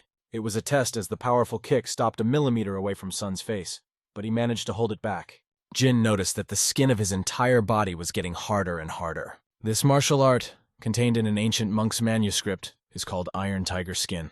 The head monk said that he wanted Sun to name the technique, and Sun named it out of necessity. He was grateful to him for allowing him to study this technique. Jin added that even the right decision by the head monk could not fully repay Seong for the kindness he had shown in carrying out the will of the late monk Hongyan. "There you are, Mugak," a voice said next to them. "Are you ready?" asked Hua, approaching him with her blade in hand. She had promised herself to win today, and someone asked who she was. He replied that she was Miss Tan, who had lost to him yesterday. He then asked her if she would accept her defeat, because in the last few months he had won 12 games and she had 8 losses. But she promised that today would be different, and she wanted to put a stabilizing agent on those overly pumped muscles. However, he did not believe that she would be able to pierce his iron hide with what he considered to be an insignificant weapon. Sun watched and realized that her weapon was poisoned, but Mugak, like Mr. Peng, had mastered the Iron Tiger Skin technique and was very excited. Jin noticed that someone who had already reached great heights was rising to an even higher level and thanked Song, thinking it was thanks to him and Madame Tang. But Sun said that he was the one who should be thanking, because by training with the Shaolin students, they all became much stronger. Yes, it is true that Hua's skills with the secret weapon have become more accurate as she interacts with the monk's martial arts. The speed with which Hook is mastering the Iron Tiger Skin technique is truly impressive. He will no doubt be able to reach a higher level faster than in his past life. The same goes for Sun, but I'm going to touch on it. It's been 3 months since he arrived in Shaolin, and now it's time. At the end of this intense day of training in the main hall of the Shaolin Temple, Jin was sitting at a table, sipping tea, brooding. Suddenly he felt an energy that seemed to be right next to him. This child, he thought, hoping that the late monk's will had helped Mr. Peng. At the same time, Mr. Peng was deep in meditation, his body radiating powerful energy, electrifying the space around him. His power was incredible. He had complete control over it. He was able to overcome the poisonous demonic seed.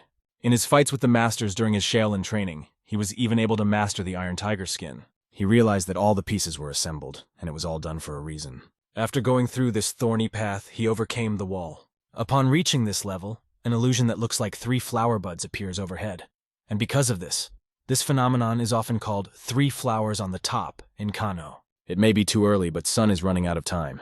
If not now, then never. After a long meditation, he went outside and looked at the moon shining in front of him. Had he ever felt like this before? So peaceful? Hua appeared next to him and said that he had beaten her to the punch. Sun didn't even notice that his sister and Hak were there, and asked them how long they had been here. He was holding a bottle of wine and said that he had been holding it for a long time, offering to drink it together. Wine is alcohol. What else could you expect from a crazy monk? Like a true fearless adventurer, he suggested that we get drunk tonight. It was a warm evening, and the three of them sat on a bench drinking wine. Hook congratulated Sun on reaching the 3 flowers at the top level. They raised their glasses and he said, "This is not just breaking the wall, but reaching the level of a transcendent master." Damn, who did that? Was the question in the house. Hook was holding one of the elders by the neck and asking if he was responsible for what had happened. The girl explained that she had heard him receive a message from his teacher, Buljong, who said, "You have committed a crime. Come to the place of silence." The place of silence is a cave where Bodhidharma practiced continuous contemplation of a stone wall in sitting meditation. In other words, this is forced training as punishment. How did a person who is currently in closed training know that Hook broke a Buddha statue and drank rice wine on his knees? This question was a mystery to him. "That's a blessing from the Buddha himself," said Sung.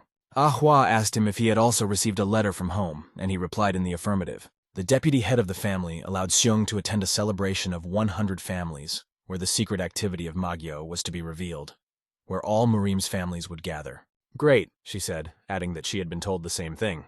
After that, Jin approached them and asked if they had finished their preparations. Jin came over with the head monk. They expressed their regret that Sung and the girl were leaving, but the young warriors thanked them for everything they had learned, and the girl jokingly exclaimed that she would come back to eat with the girl. Jin was proud that they had grown up in Shaolin and hoped they would use their power to save people. Afterward, Jin put his hand on Sun's shoulder. He noticed that his shoulders looked heavy. He went on to say that although he didn't know all the details, if Sun tried to do it alone, he might get sick, and asked him to take care of himself. Bowing before the head monk, Sun said he would remember these words. Hook came up to them and, holding back tears, asked how he would live now, because it would be very boring when they left. But the girl came up to him and assured him that they would come back, and asked him to hide the wine well.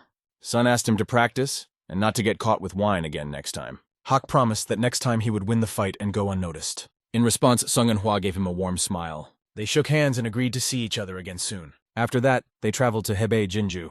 The local food with poppy seeds impressed the girl, and she bought as much of it as she could. It looks like it was the first time she had ever eaten tanghula, because it is hard to find in Sichuan. After the 100 families celebrated, they decided to go to local restaurants together. Then they went to Ong's family in Jinju.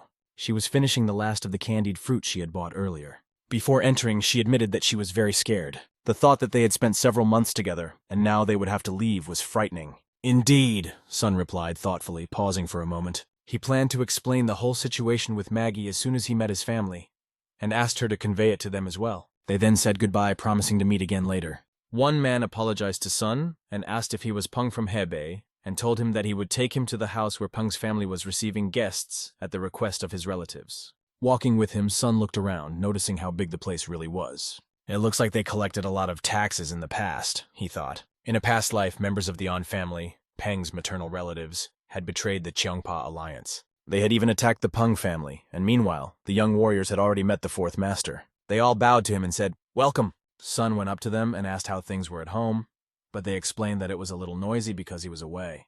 They asked him to tell them about the spiritual path of the tiger, and asked if it was true that he had defeated the Jokryun clan. They also said that they had heard that he had stayed in Shaolin for a long time. After that, the first heir appeared and said, "I thought that something serious had caused such a fuss, but it was just the junior who arrived." The appearance of Pen de Hayek inside the song caused a storm of emotions. However, he couldn't show it.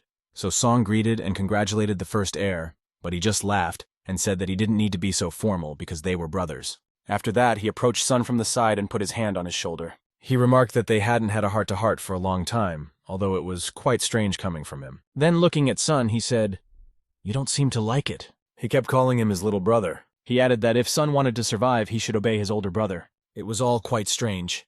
And after that, he took his hand off Sun's shoulder and walked forward.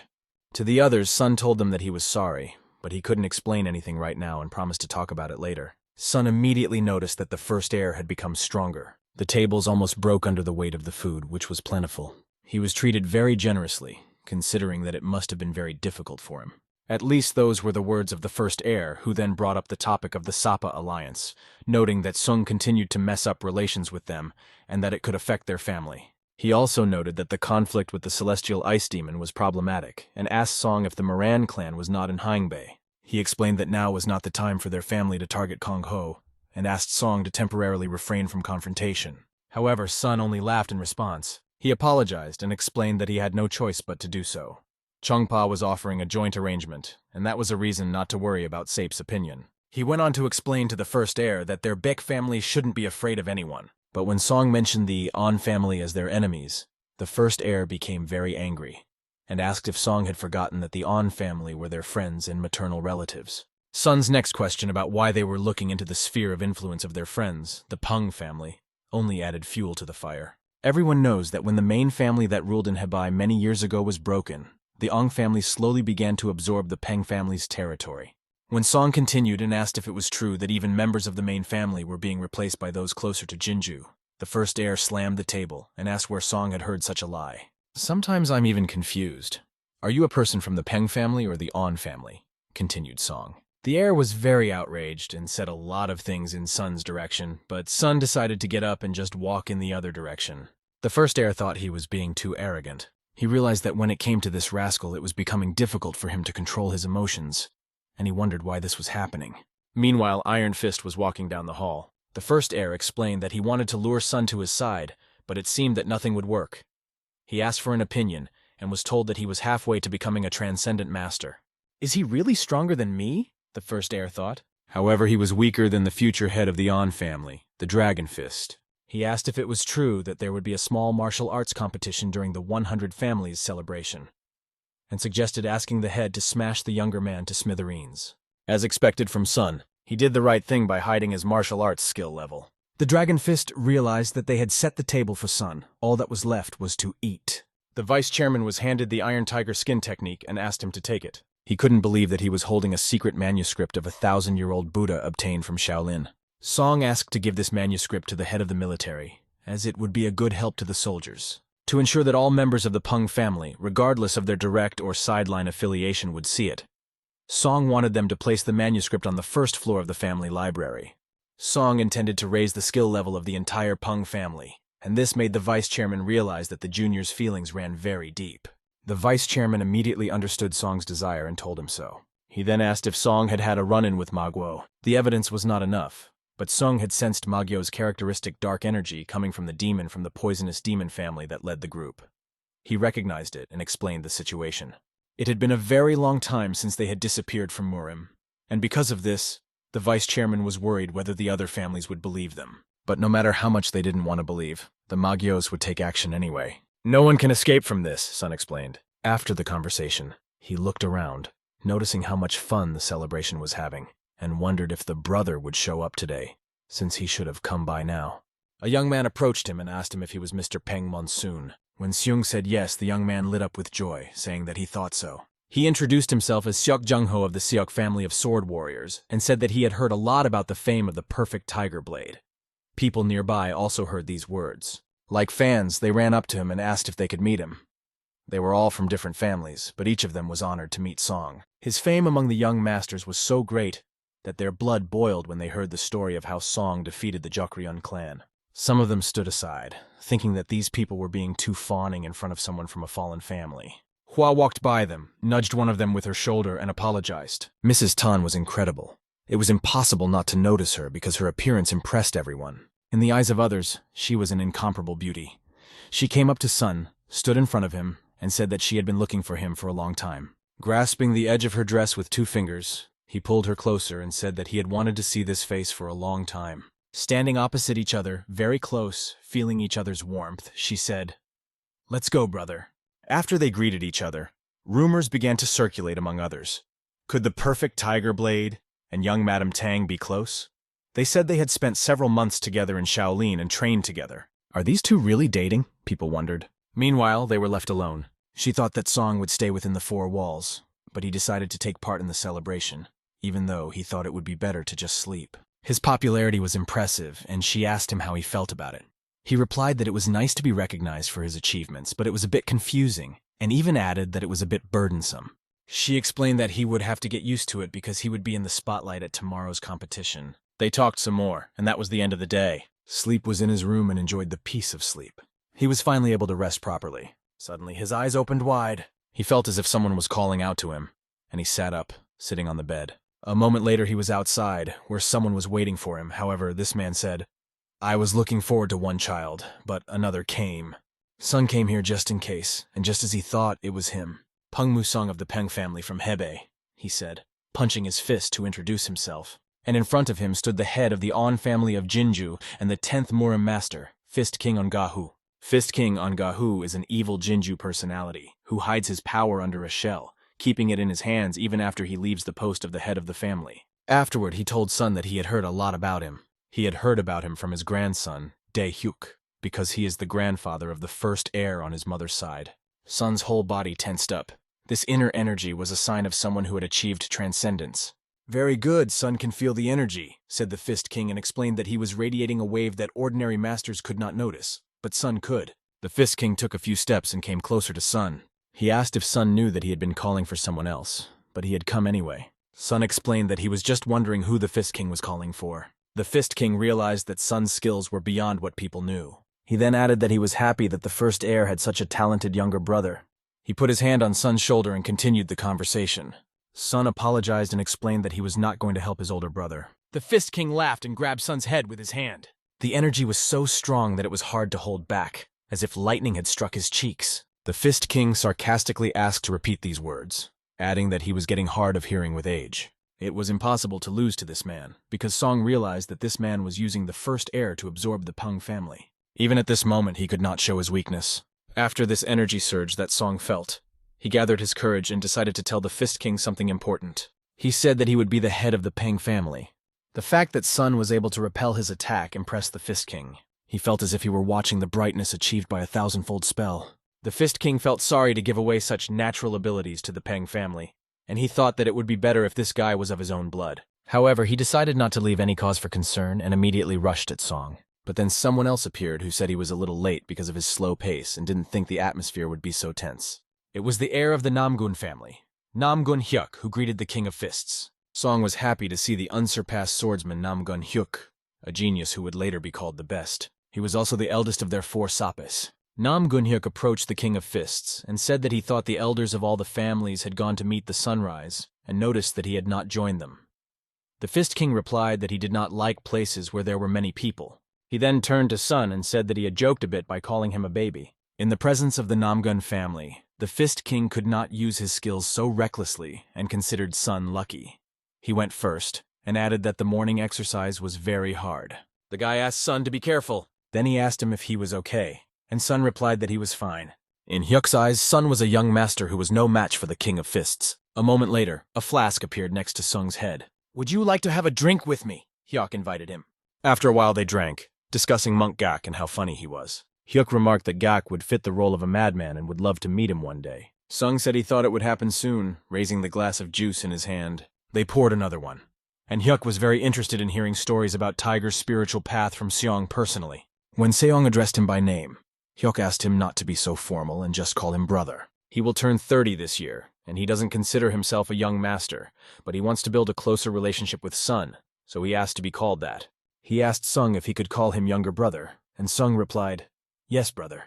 People who like to talk say that Hyuk will become the best swordsman in the future, and Hyuk himself believes that he will become the best in the world. Afterwards, he stood up, stretched, and said that he realized something when he saw Sun fight the King of Fists. He realized that he might become the best swordsman in the future, but he would not be better than Sun. In response, Song said that no one knows what the future holds. However, Hyuk thought this was modesty on Sun's part, and asked if he would participate in the upcoming event. Soon the event started and people gathered around the tatami. Everyone was waiting for the person they were rooting for. Hua asked Sung if he knew what kind of prize was offered for winning. She told him that the winner would receive a Sosondan that had been absorbing chi energy for 20 years. This is a great opportunity to improve your inner energy. However, while listening to all this, Sun cast his eyes on one person. It was a man with a pumped-up and very strong body. This person was the future head of the An family of Jinju, the Dragon Fist O Tai-gyun. He looked at Sung and realized that this was the guy that the first heir asked him to take care of. The thirst for battle immediately arose in his blood, and he was eager to see what this young man was capable of. Meanwhile, the other participants took to the tatami and began to fight. Their skills were quite good, and Sung estimated that the guy with the spear would win. Hua remembered that those young masters who had pretended to know Sun yesterday were now participating in the battle. Sung asked her if it was true that everyone could participate in this competition. Yes, anyone can enter, she replied. She explained the rules. The loser leaves the site and the winner waits for the next participant. The battle continues until there is no one left. As Sun expected, the guy with the spear won. After this battle ended, Hua said she would go next. Sun did not expect anything else. But suddenly he heard the words on the tatami. I refuse to continue. The guy with the spear was afraid to participate against this red-haired big man. This person was Huangbo Seun of the Huangbo family, one of the 5 great families. Dragon Fist! He started shouting loudly when he got on the tatami. He asked Sung if he wasn't bored just watching it and asked to go up on the platform. Hua was outraged that he had stolen her opponent from her and said that no one could stop the two from fighting. Sun asked her what she meant, and she explained. She explained that among the young masters of Yonbong Chinja, those with outstanding abilities are given the nicknames Dragon and Phoenix. Now Cheonpa has 5 dragons, and among them, the Dragon of the Fist is the name of the heir and future head of the On family, On Taegyun. Now, Sun began to realize that this nickname had belonged to the Huanbo family for generations. But recently, members of the On family from Jinju have been called the Dragons of the Fist. Perhaps this competition was organized for their duel. The Fist Dragon remarked that if he received the prize prepared by the On family, it would be amazing. He told his opponent that even if he won, he could take the Sosendan for himself. But the red-haired man would gladly accept his gift, and even the nickname 13th Heavenly Royal Fist, and immediately launched an attack. But the Fist King put him down with a single punch. The screams from the audience and their shock left everyone stunned. To put someone from a big family down with one punch, who would have thought there was such a big difference between them? Others said it was completely predictable. The Fist Dragon was too bored to leave the court, and he and the first heir exchanged glances. After that, the Fist Dragon said that he would like to see the perfect Tiger Blade skills that were so much talked about. He turned to young Master Peng and asked him to come up to the platform. Song himself was looking forward to it, and said that if he wanted to, he could try it once. The duel between the Dragon Fist and the perfect Tiger Blade began. His brother looked pleased, Sung noticed, but that was for now. Hua watched and was jealous of Sun, because he was the one who came out, not her. As he walked out onto the court, he turned his head to her and asked her for something. He threw her a sword and asked her to hold it. Dragon Fist did not understand what his opponent was going to do without a sword. It's nothing special, replied Dawn, stretching her arms. I'm going to defeat you using only fist-fighting techniques. Neither the Fist Dragon's past opponent nor the Fist Dragon himself could understand what this guy meant, but they didn't know that Song was trained in Shaolin. The Fist King added that Hyuk's younger brother was as dear to him as his own brother, and pretended not to have heard anything, asking for the sword back. Sun did not remember having a brother like that, but the words sounded very convincing. Since words did not work on Sun, the Fist Dragon decided to help him realize the harsh reality. However, he saw a shadow in front of him and thought he could easily attack it. He decided to show Sun what it meant to be one of the 5 dragons and threw himself at him with his fists. The blow was so strong that Sun's feet came off the tatami. At first, the Fist King thought he had hit him too hard and wondered if he had overdone it. But then he heard the words, "Your fist is slow." Sun simply skillfully dodged and made it look like he had been hit to cheer up the audience. The Dragon Fist was so close that it barely touched the hairs on Sun's head. The Dragon Fist realized that something had to change and stepped back. He broke the distance to think about what to do next. However, he wasn't going to think for long, and he threw his fists at Sun again to end the fight as soon as possible. But every punch flew by because Sun was so fast that his fists seemed invisible. What kind of technique has this kid mastered? Everyone wondered. Hua watched this and told herself that her brother's Iron Tiger Skin technique level was already quite high, and it would be difficult for the enemy to hit Sun. Her brother had studied fist fighting and swordsmanship with Shaolin masters, and with the genius hook. In the battle against the Dragon Fist, Sun was only dizzy, and he told the enemy that his skills were worthless. When Sun realized that he had entertained the audience enough, he decided to strike out himself. "I am disappointed, Dragon of the Fist," said Sun. He said this as he stopped his fist a few centimeters from Fist Dragon's nose, which was already bleeding. Turning around, he told his opponent that he could leave the site. The Fist Dragon was very angry that he had been humiliated in front of the audience. The fact that he decided to attack Sun from behind was a fatal mistake. "Stop, Dragon Fist!" came a voice from the audience. Namgun appeared and inserted his sword right next to the Fist Dragon's neck, explaining that if he was unable to accept the result and was going to deliver a fatal blow in an official competition, then he should be ashamed as one of the 5 dragons. After that, he solemnly announced that the perfect Tiger Blade had won this duel. Their location changed, and now he was sitting at the table, raising a glass of wine, congratulating everyone on the victory of the perfect Tiger Blade. Everyone, in unison, raised their cups, enjoying the delicious appetizer, and congratulated Sun on his triumph. Drinking was not a problem. Everyone did it with pleasure, savoring every sip. It was a bit unusual for Namgun to participate in the feast after such a long break, but he couldn't help but pour his brother some wine on such an important day.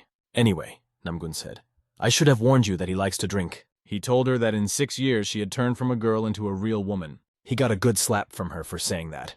And then another one just as Song was telling her how she used to play war games as a child and, during his nap, tested her secret weapon on him.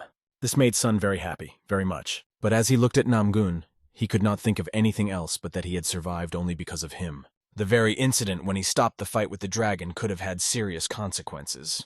Yes, he said, I showed you a weakness on purpose to see how you would behave in such a situation. A red-haired boy approached the young master. He asked him to analyze the fight he had participated in and point out the mistakes he had made. Sun immediately began to explain what had gone wrong. He pointed out that he had a lot of strength, so it was better to devote more time to carefully mastering the techniques of fist fighting. Everyone else listened to him with the utmost attention, not missing a single word. They wondered if he remembered their martial arts. Each of them asked him for his opinion of themselves, as it was very important for them to hear an assessment from Sung, whom they respected immensely. Huan noticed that the dragon fist was nowhere to be seen after the fight was over. The red-haired man suggested that perhaps he was ashamed, so he didn't show up. However, everyone understood that being embarrassed in an official duel was the reason he really had something to be ashamed of. Song also noticed the absence of Peng De-hyuk. He speculated that they might have gotten together again somewhere to come up with a devious plan. Meanwhile, the first heir questioned Iron Fist about how this could have happened, because he said that Song was halfway to becoming a transcendent master. For the first heir, it was like falling face first into the mud. His younger brother, who had never practiced martial arts before and whom he had ignored, suddenly became a serious threat even to him. The first heir was faced with the task of finding another solution no matter what happened, because if something went wrong, the fourth could become the head of the family. He could not allow this to happen. Meanwhile, Sun was walking down the corridor. He met the deputy head, who asked him if he was ready for anything. Let's go, uncle, Sun replied, and it became immediately clear that he was ready for any challenge. The main character, Seung, the head of the Namgun family and the leader of the group, Baekka, were already waiting for him. They were immediately invited to join the meeting. At the official meeting of Baekka's group, representatives of the strongest families of Morim gathered, and Sung had to gather his thoughts, as he needed to prove that the Magyos had secretly begun to act. One of the participants greeted him, saying that he was glad to meet Tiger Blade. This member turned out to be Hwaryong's father. He then told Sung that he had heard a lot about him from his daughter. Sun couldn't look him in the eye, even though he had met him thousands of times in his past life, and this had never happened before. However, the conversation turned to a serious topic when it turned out that this meeting was initiated by the Tan and Peng families. They claimed that the Magyos had attacked a secret black market auction, and if true, the blood wind would descend on Morim. Another participant remarked that it was foolishness to believe the words of a young man who had not yet dried the milk on his lips. He continued by asking what if Seung was just confusing sap with Magyo. This question was asked by a representative of the An family, An Sa-in. Seung immediately realized that he was just trying to take revenge for his son, An Sa-in, which seemed very childish. After that, he asked a question. Isn't the perfect Tiger Blade just a young master? Perhaps we should listen to Sung since no one else has done it yet. Finally, Sun began to explain that a follower of Qianpa's spiritual energy is subject to the will of heaven, and everyone listened attentively. He continued, a person must follow the path of justice to keep the energy pure, otherwise it turns into the energy of a Sapa follower. Magyos, as part of Sapa, act against the will of heaven, and so their energy is contaminated accordingly. Sun added that the energy he felt at the time was undoubtedly demonic. Young man, and already he has noticed this, the others thought as they listened to his words. They recognized that he had insight and eloquence despite his young age, and the reflections of the perfect Tiger Blade had increased their level of trust in him. Then the conversation turned to the news that Muramen had received.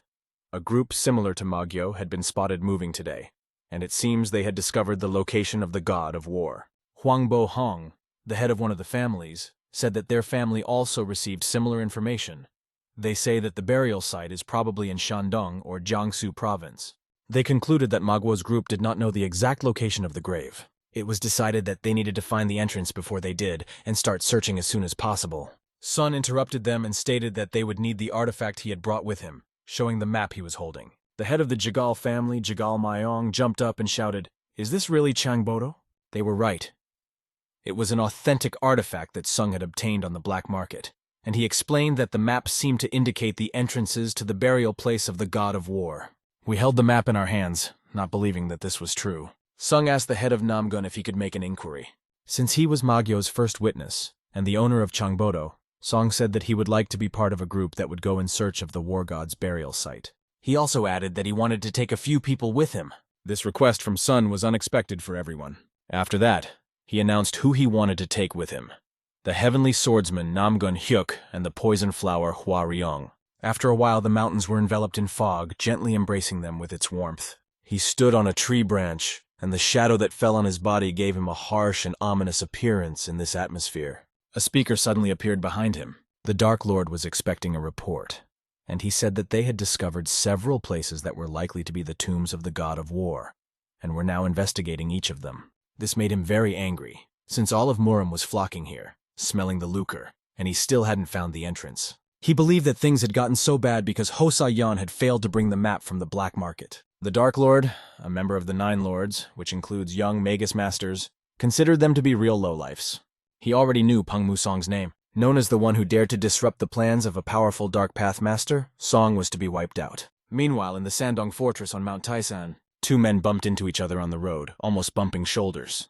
One of them made a remark, taking the other's life, smiling and saying that he would be more careful next time. It became clear to everyone that it was a vile scoundrel from Sepa who did this, and people instantly grabbed their swords. Rumors were already circulating around the neighborhood that in recent days all of Murim had been flocking to Mount Taisan, where both Cheonpa and Sapa were gathering. Rumors were spreading that the tomb of the god of war had been found somewhere here. Meanwhile, Seong was sitting at the table and overheard a conversation about the treasures and secret teachings of the god of war that all of Murim wanted to find. He also heard people talking about how a great battle would soon begin on the mountain, because it is not without reason that this place is associated with the god of war.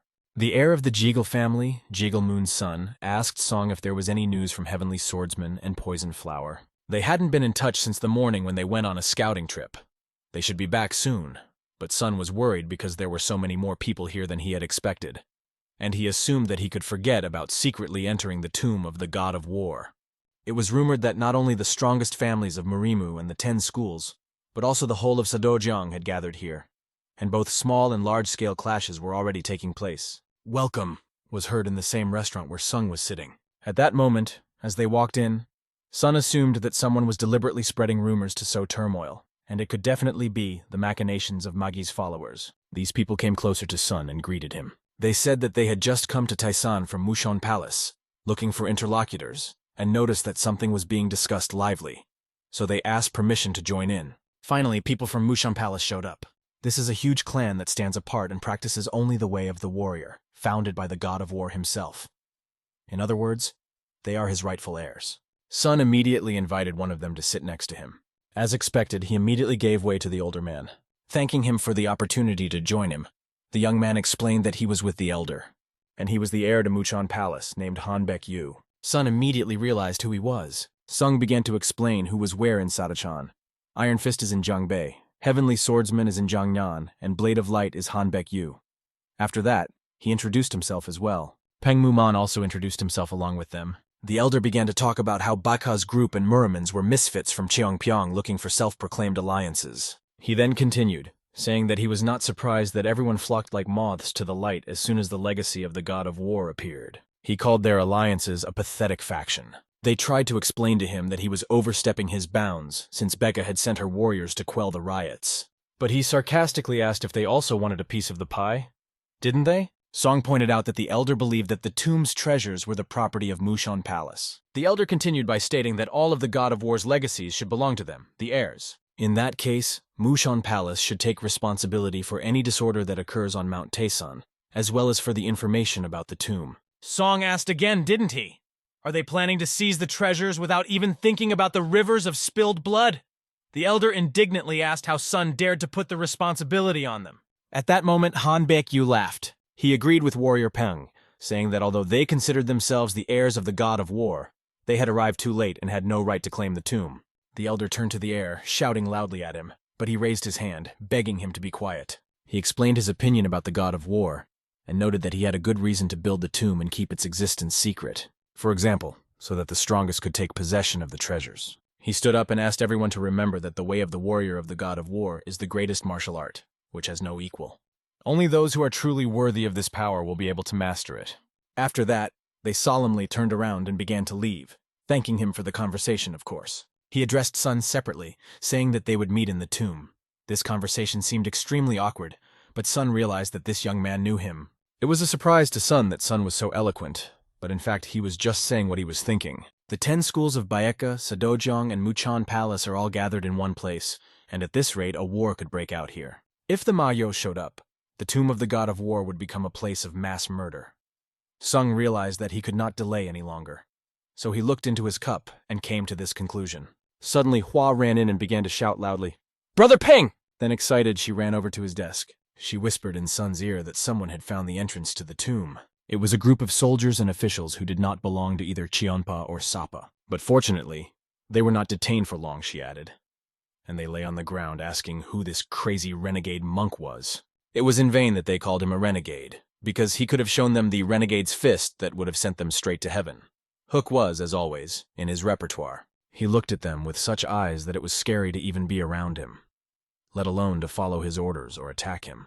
The excitement to strike again completely took over Hook. He continued, sparing no one, hitting everyone who came across his path. His punches sent them flying in all directions, and his kicks brought him real bliss. As soon as he noticed someone with a weapon, it immediately flew out of the enemy's hands. The benevolent Shaolin monk, a Buddhist ordained teacher, was already waiting for it to be over. He was standing right at the entrance to the cave, and they approached him, all with weapons, asking why he had blocked their way. He begged them to come to their senses, because at this rate the tomb would turn into a place where everyone would be buried. But his words did not reach them, and they replied that everyone knew this and asked him to get out of the way. In the face of the treasures and secret techniques of the god of war, everyone lost their minds, and a bloody battle would soon break out. What to do? The mentor thought. Suddenly, an explosion sounded above their heads. Hawk did not expect to meet them here when Sun and his comrades appeared right in front of him. But Dormouse came just in time, as the monk had predicted. The people were already completely caught up in their frenzy and ran to their mentor. Like a pack of dogs, they rushed forward, and Dormition decided to deal with them all in one fell swoop. The 4 of them ran at the whole crowd, feeling no fear at all. They wanted to deal with everything as quickly as possible.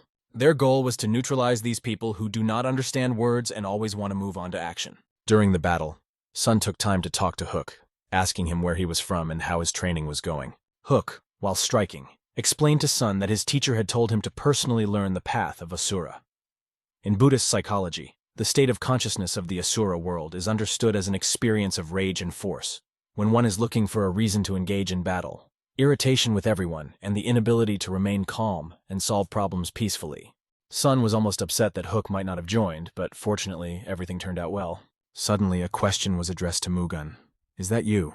Namgun asked him, then said that he was glad to meet him because Peng had told him a lot about him. He explained to Sonu that he was the heavenly swordsman and that he was like an older brother to him. After that, Hook walked over to the swordsman and said that he would call him Big Brother too. Hua, fighting beside him, asked them to stop talking and join the battle. Meanwhile, the mentor was defending the passages. Sak ran up to him and greeted his respected mentor. Sak explained that he was accompanied by the heavenly swordsman, the perfect tiger blade, and the poison flower from the Tang family, who are the strongest representatives of their families. His mentor was most surprised that the heavenly swordsman was with them. He ordered Sak to bring the swordsman inside as soon as possible. After that, Sak told the swordsman to go to the tomb as quickly as possible, as the matter was extremely urgent. "Monsoon, Mugen, Hwaryon, follow me!" he shouted to them. When asked, "Where are we going?" he explained that they were going inside the tomb. They had to hurry because they were already late. One of the monks was standing right in front of the entrance, pointing his finger at the entrance and explaining that they needed to go there. They ran as fast as they could, trying to get inside as quickly as possible. But something made them stop and prepare their swords for battle. Hua was already behind them, running with them. Both fighters focused their energy around the swords to give them more power. There was a loud explosion, and dust rose around them. In this way, they decided to fight their way forward. The mentor heard this, and realized that these boys were smart enough, so now he could be calm. He silently asked them to put things in order in Murama. After they went inside, Hua asked them to look up because there were pearls shining. One such pearl is worth a fabulous amount of money, and the tomb of the god of war really deserves the attention of all of Murimu, she thought. So maybe it's worth taking a couple. Hook didn't have a single scratch on him because no one could pierce his iron tiger skin. Finally, we're all together, Sun thought as he looked at his friends. They had become really close friends, and as Hua and Hook looked at those pearls, preparing to tear them apart, Namgun tried his best to stop them. Watching this, Sung just smiled, admiring them. Hua noticed this radiant smile on his face and asked him what was wrong. Did something good happen? Sung replied that it was nothing special. Then he added that it was time to move on, and they all immediately set off together. But there was an unpleasant surprise on their way. They came across a pile of corpses lying right in front of them. On the bodies, they found needles that were most likely poisoned. Apparently, the traps were new, and the poison had been applied recently. It seemed that someone had gotten here before everyone else and placed these traps. Sung immediately asked if it was possible that the Magyos had arrived before them. Namgun suggested checking it out for themselves, and where there was the most glow, he assumed that was the entrance. When they got there, they could not believe their eyes. About 50 people were lying with swords in their bodies. The words were heard.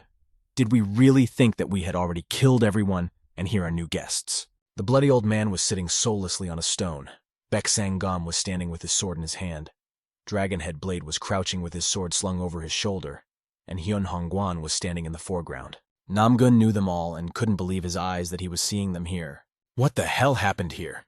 He asked himself, not understanding why Champa had joined Sapa in such a matter. The bloody old man guessed without a soul that the sons of the 5 great families and a Shaolin disciple were standing before him, judging by their appearance. Baek Sang-gom was glad to meet the great swordsman, because he had not seen him for a long time. To think that the valiant warriors of Cheongpa are now allied with Sapa, he said ironically. Is this senseless massacre also their doing? He added. However, this is a dangerous battle for them, and the way to take possession of the tomb's treasures, according to Gom, makes sense only if they force others to renounce wealth. But the old man said that children from rich families would not be able to understand what they understood. Sun, not understanding one thing, asked if someone had already gone on. Why did they stay here? The old man explained that there was no point in confronting Sadojin and Mushan Palace at the same time. They would kill each other anyway, and they could wait for them at the exit. According to the map fragment, there is only one way out of the tomb. So they would have to come back here. And from what the Heavenly Sword didn't say, the old man realized that if the fight happened, one of them would definitely die. After that, he suggested that Sun's team put aside their rivalry and team up. He asked them not to worry about the rumors and promised to destroy anyone who could defile their name. Listening to this old man was getting tiring, and Sung told Namgun that there was no time to waste here.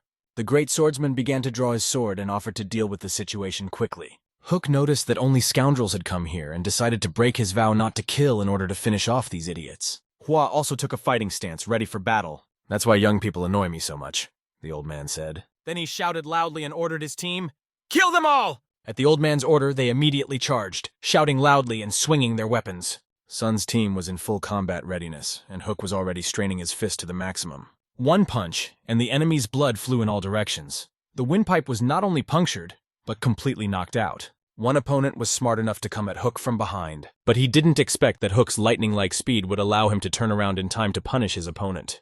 To punish him so that he would never want to come in from behind again in his life. It's not adult-like. With his face, he tasted the floor. Like lightning, the girl flew between them, dealing with 3 opponents at once. She didn't even notice them in her path because she was determined to end this battle as quickly as possible. The old man was thinking about how to minimize his losses because otherwise he would have to fight Sadojin or Mushan Palace. He realized that this young man next to Namgun Hyuk was unpredictable, and the main thing was to disable them both, and then the battle would be won. The old man said, Baek Sang-gom, Hyuk Hongguan, the heavenly swordsman, against the 3 of us. Dragonhead Blade then began to receive orders, but quickly interrupted the old man, saying that he knew what to do. The great swordsman told Sun that he was taking on the main opponents and rushed to attack. The old man had long claws that could easily inflict serious damage, and he flew at the sky swordsman with them. The other opponents approached Song, called him a young man, and said they were curious to see how he wielded the sword. The Dragonhead Blade offered him to fight like a master swordsman. For Sun, this was not a problem. On the contrary, it only made him smile. Such an interesting offer could not but please him.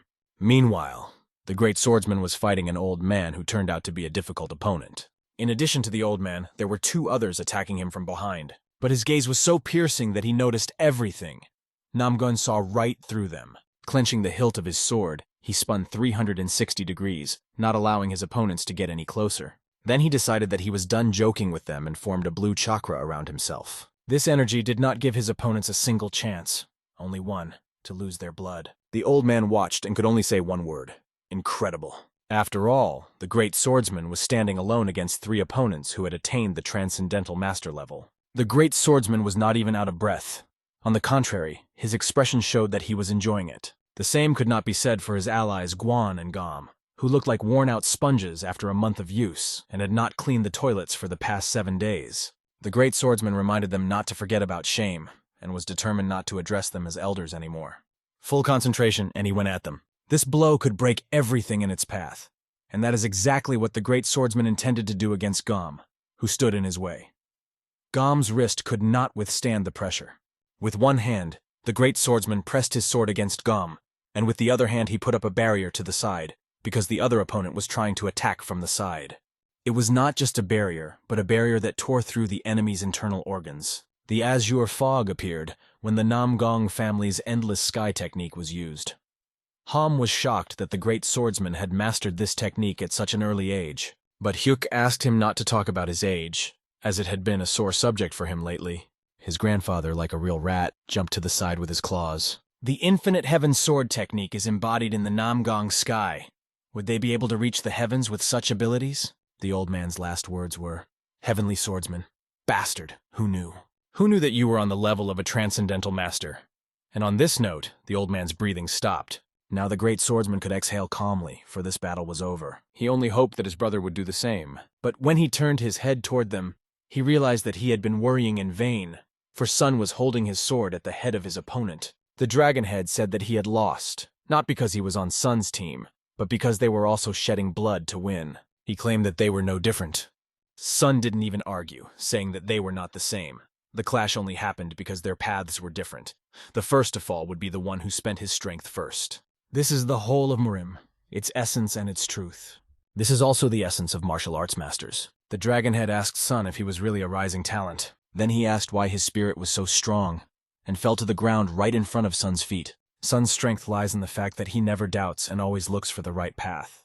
This is Cheomp's path, a long and thorny path. Having finished with this opponent, Sun gathered his team together and said that it was time to go forward, into the depths of the tomb. Suddenly the third young master of Satachan, Haziz Mugak, appeared. He asked if he was not the same Master Gak who had been ousted from the Battle of the Heirs. He accused him of taking over the treasures with the blessing of the head of Sadojeong. The young warrior asked his master to calm down, explaining that vagrants without a home cannot cause him serious problems. But Hook could not understand how the cursed scoundrels of Mushan Palace dared to reject his offer of an alliance. The Blade of Light!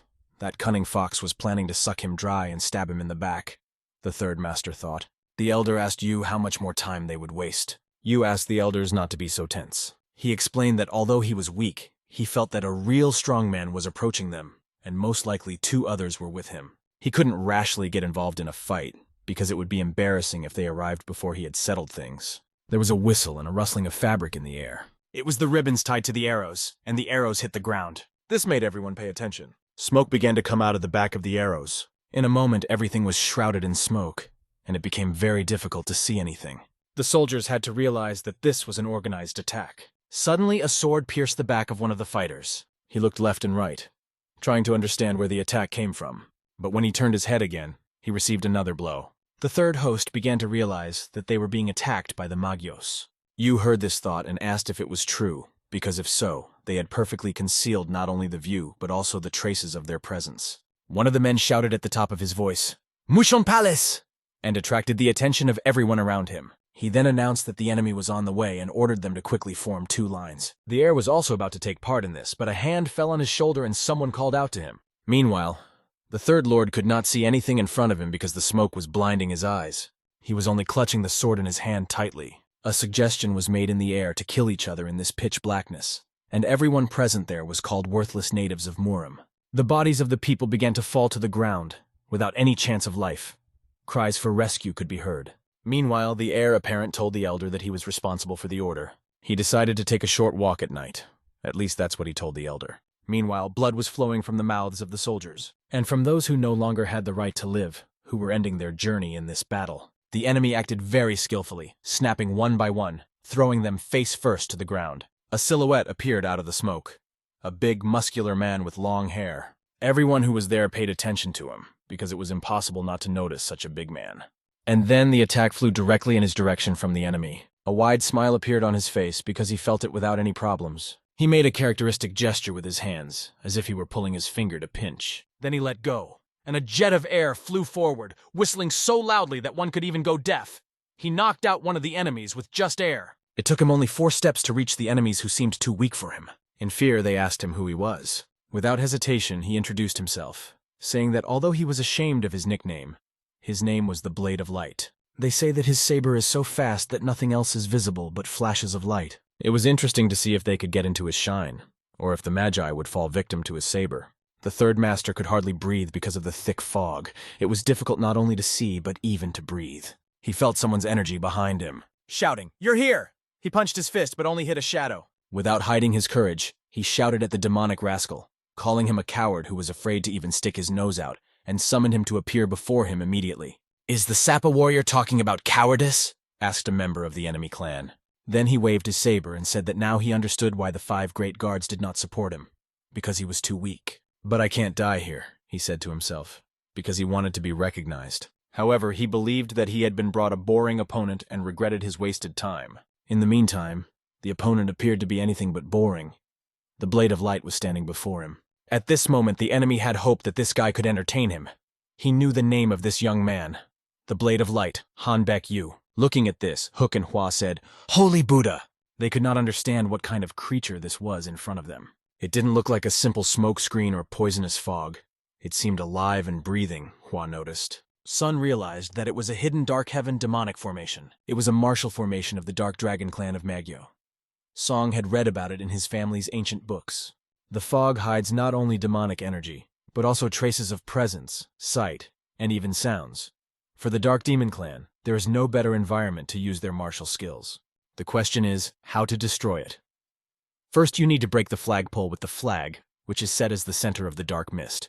The most important center of the formation is hidden in the depths. After that, Sun approached Hook and put his hand on his shoulder. He asked for his forgiveness and warned him that he would have to be patient. After all, only he could cope with this task. Meanwhile, the arrows were guarded by 2 soldiers who stood near them, making sure no one came near. It was uncomfortable when you can't see anything and can't feel the energy around you. But they heard someone approaching and grabbed their weapons. They probably did it in vain, because the great swordsman was standing in front of them. They even tried to put their blades to his beard and neck. What kind of idiots could think of such a thing? As expected, the great swordsman rushed through them and was already behind them. They still had the strength to turn their heads and exclaim, "Oh no!" They said this as they saw the great swordsman cut through the arrows that were emitting smoke. Just as he thought, Brother Pen was right. But while he was thinking, 2 enemies appeared behind him, flying at him from the air. The blue sword energy whistled through the air. After that, the enemies could do nothing more. Perhaps they should have stayed at home instead of climbing caves. The great swordsman had accomplished the most important task, and now he could put his sword back in its sheath. He looked to his left and decided to walk in that direction. As soon as he started walking, he stepped on another arrow as a joke. Hua noticed him walking, and the smoke began to dissipate. The others who had fought with the Manhwa clan could not help but feel the strong energy that was approaching. Suddenly, the dark fog began to dissipate. "Wonderful," said Sun as he looked up and noticed the fog was clearing. Song ordered Mugak to take the center. Mugak gladly accepted the task, asking for the opportunity.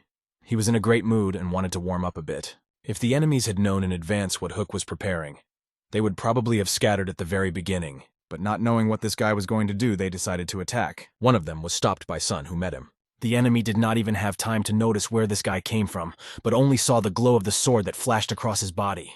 The enemy's strength became less and less, because the Shaolin martial art carried the power to destroy demons. There is no better technique for destroying a demonic formation. One had to be always on the alert, and because of this, Sun shouted to Hook that he was in danger. But Hook was completely absorbed in preparing his attack that he was preparing for the enemies. This attack was called 72 Arts of Shaolin, and by its energy, one could tell that anyone who stood in its way would be severely punished. "Almighty Diamond Palm!" he shouted, then punched the stone under his feet, and everything began to fall to pieces. Along with the stones, the enemy fell, suffering under the rubble.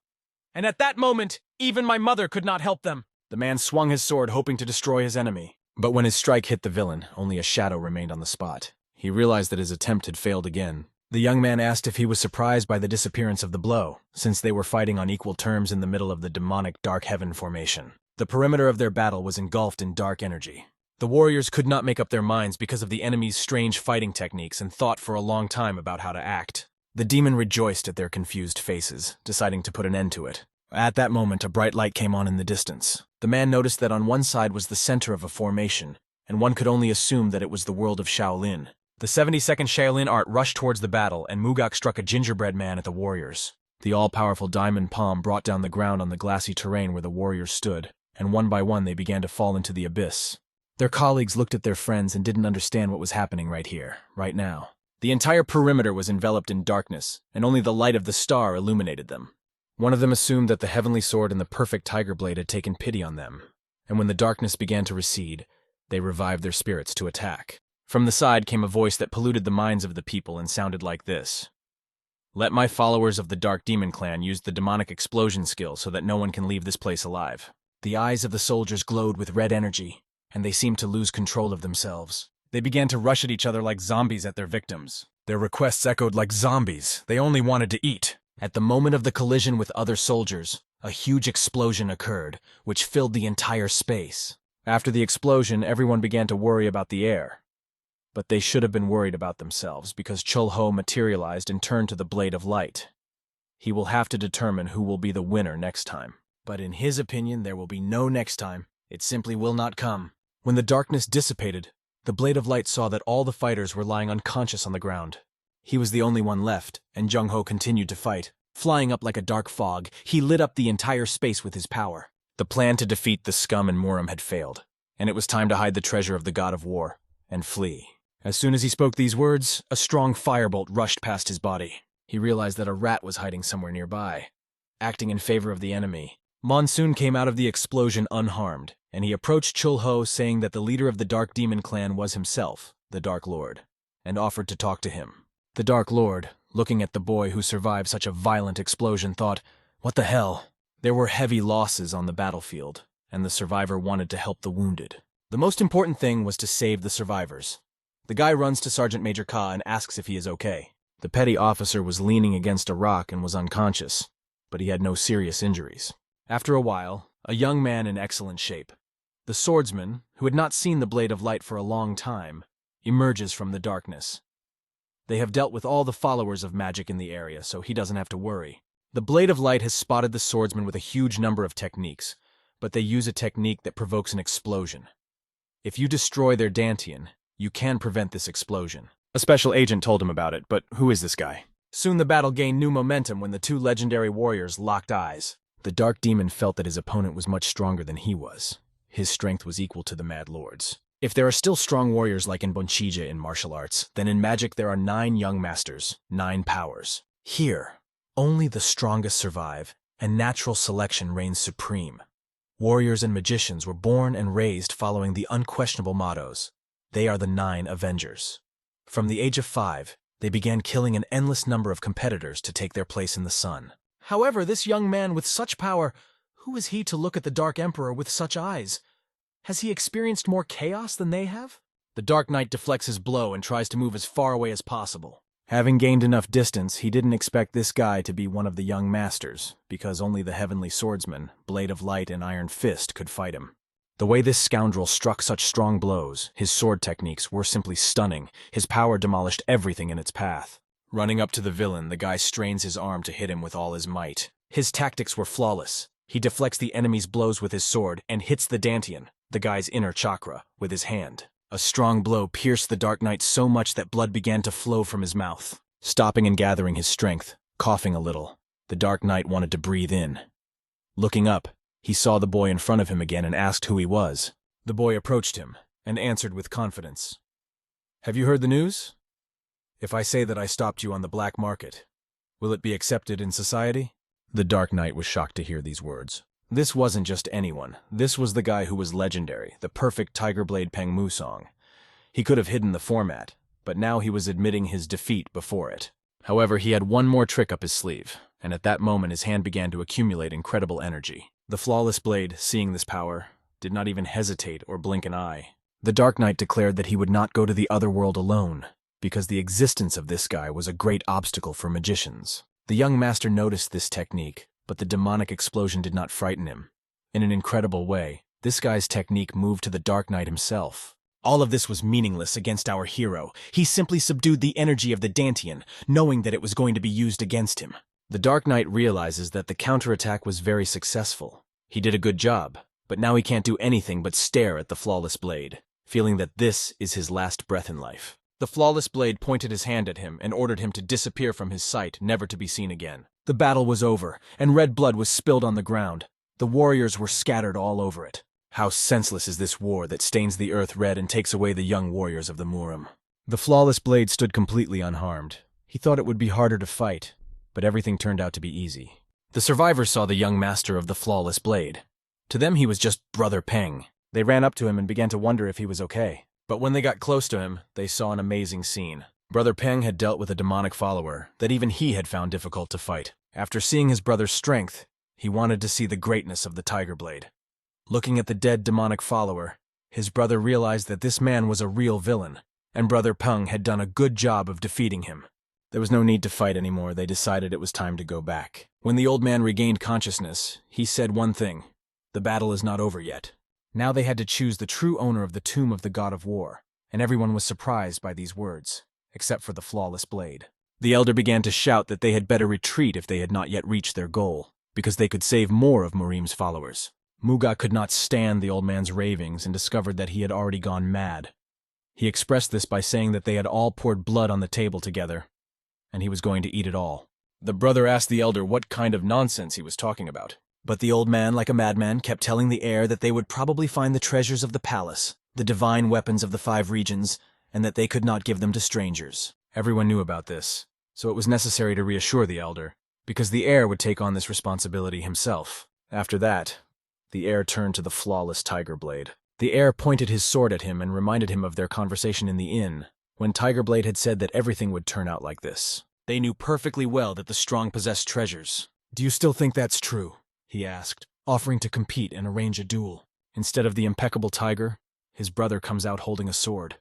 He asks his brother to rest, as this matter cannot be resolved with words. The swordsmen, seeing this scene, began to approach from behind to protect the heir. They all created tension in the space, looking at each other as rivals rather than allies. One of them shouted out, "What do you think about this?" Apparently, the Council of 100 Families wants to prevent bloodshed and disorder. Just as Elder Ka said, their goal has already been achieved, so they are giving up the treasures of the tomb of the god of war. It was a strong statement, and even the fellow soldiers of the flawless Tiger Blade were impressed by his words. Everyone just opened their mouths and listened to the conversation. He stated that there is a Buddhist monk among them who will stay here and rest the souls of the dead. The heir realizes that this is a great shame for his family. He expresses his gratitude to the heir to Meekin Palace and asks them to accept his gratitude. They will not forget the favor he has shown them. It seemed that the conflict was closed, but words appeared that added fuel to the fire. The conflict was lost, and the heir and the elder had to leave. As he was leaving, the heir looked into the eyes of the flawless Tiger Blade and promised that they would see each other again. Looking at it, he realized that it was not just an ordinary person. This was a bird of high flight who would surpass them all. The Buddhist monk, seeing these scoundrels go ahead, leaving him without treasure, began to tremble. He did not understand his brother for such a stupid act. If he had cooked this porridge, why was he giving it to a nasty dog? The sisters supported the Buddhist. They had come all this way for what? The tension did not subside. One brother decided to protect the Tiger Blade by asking them not to attack him. If they got the treasure, their relationship with the Meekin Palace would be ruined, and Brother Peng had foreseen this moment. Pung had been watching his brother's reactions the whole time and noticed that one of them was very shrewd. He remembered that in his past life, the alliance of the Meekin Palace and the Murim had been defeated and lost a great war due to a senseless psychological war. The map showed that there was the last platform ahead, and that the treasure was probably hidden there. However, when he accidentally set fire to the back of the map, he unexpectedly discovered a secret passage. His fellows were amazed by this news. If this is true, even more exciting opportunities open up for them. Now the true treasures of the tomb of the god of war could be in their hands. These treasures are the divine weapons of the 5 regions. In addition to the yellow dragon armor already in Meekin Palace, 4 items had long been hidden from view and from the hands of others. Brother Peng approached the stone and placed his hand on it as it was supposed to be the opening of a secret path. As soon as he offered these 4 divine weapons at the edge of God's tomb to Elder Ka, he remembered that there were more than just things resting there. They went down the secret path for a long time, and then, when they finally arrived, they noticed something mysterious in the darkness. A green ray of sunlight was falling on the water, and the water refracted this light and illuminated a chest on the rock. They quickly hurried to open the chest, and soon their hands were scooping up what was in it. They opened their mouths wide as the bright light of the treasure shone on their faces. This chest contained more than just an object. It contained secret sword training. Secret sword, saber, fist, and flying training. They found divine battle techniques that contained the heavenly martial arts. In their past lives, mages had obtained everything from divine weapons of the 5 regions to secret techniques. When he picked up this item, he was sure that the head of the mages had seen them too. At that moment, they turned their attention to the Buddha, who wanted to say something, but their sister Tan Hua Ren began to accumulate energy while sitting in the lotus position. Pung realized that they had to keep the teachings they had found secret and promised each other that now everyone could learn them. The magicians had lost both their treasure and their army. Their strategy had failed forever, and now they would gain the upper hand. Soon, a few weeks later, on the training grounds of the main residence of the Peng family, the commander ordered the swordsmen to keep their legs wider from the beginning and repeat the training. One of the soldiers approached the place of his training. The soldiers were practicing their strokes because there were many new recruits in the army and the teachers did not have time to teach them. One of the masters noticed that one of the new recruits sighed during the training, and he was about to punish him. But when he turned his face, he noticed a young master who had personally come to check on the training. Peng walked up to Chulho, whom he hadn't seen for a long time, and greeted him warmly. He told him that he had finally returned safe and sound, just as he had promised. Soon after, the two men met for a cup of aromatic drink. Zhang Sung was informed that young Master Peng had distinguished himself in the battle of the God of War, saved the followers of Murim, and even destroyed the people of the magicians.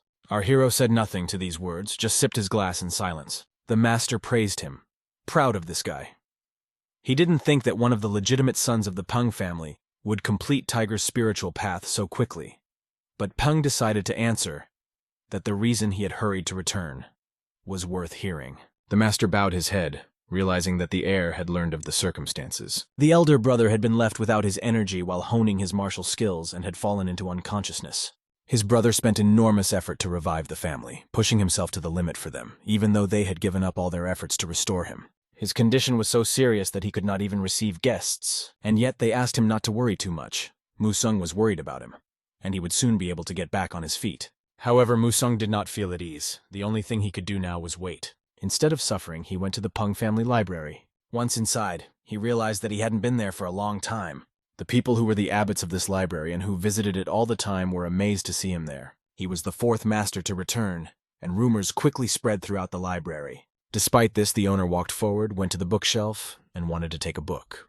After picking up a few books, he heard people whispering, discussing whether the owner had really saved the black market from demonic beasts, magicians, and the tomb of the God of War. There were also rumors that he had defeated the Jokrum clan single-handedly, and that they had gained the support of the Kim Trading Guild because of it. Though their gazes expressed distrust, the master ignored them. Despite everything, he simply read the book without looking into their eyes. And even when night fell and the candle was burning down, the master read and mastered the knowledge to obtain the secret teachings of the God of War, but it was simply impossible to master it all.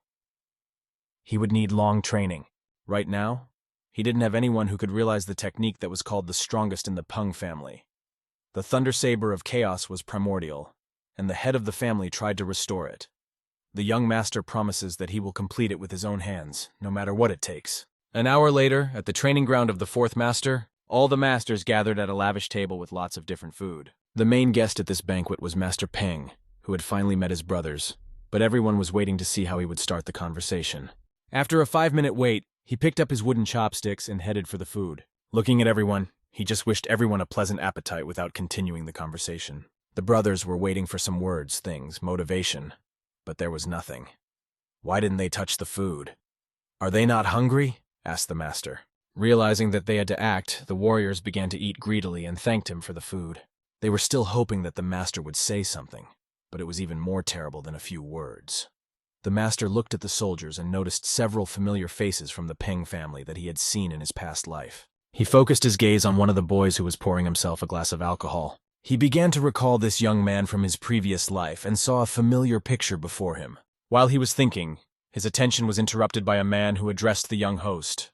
Introducing himself as Xionghu, he asked to fill his glass with fine alcohol, if he did not mind. It was clear that Xionghu was nervous, feeling uncertain about his actions. Looking into his eyes, Master Peng came up with an idea.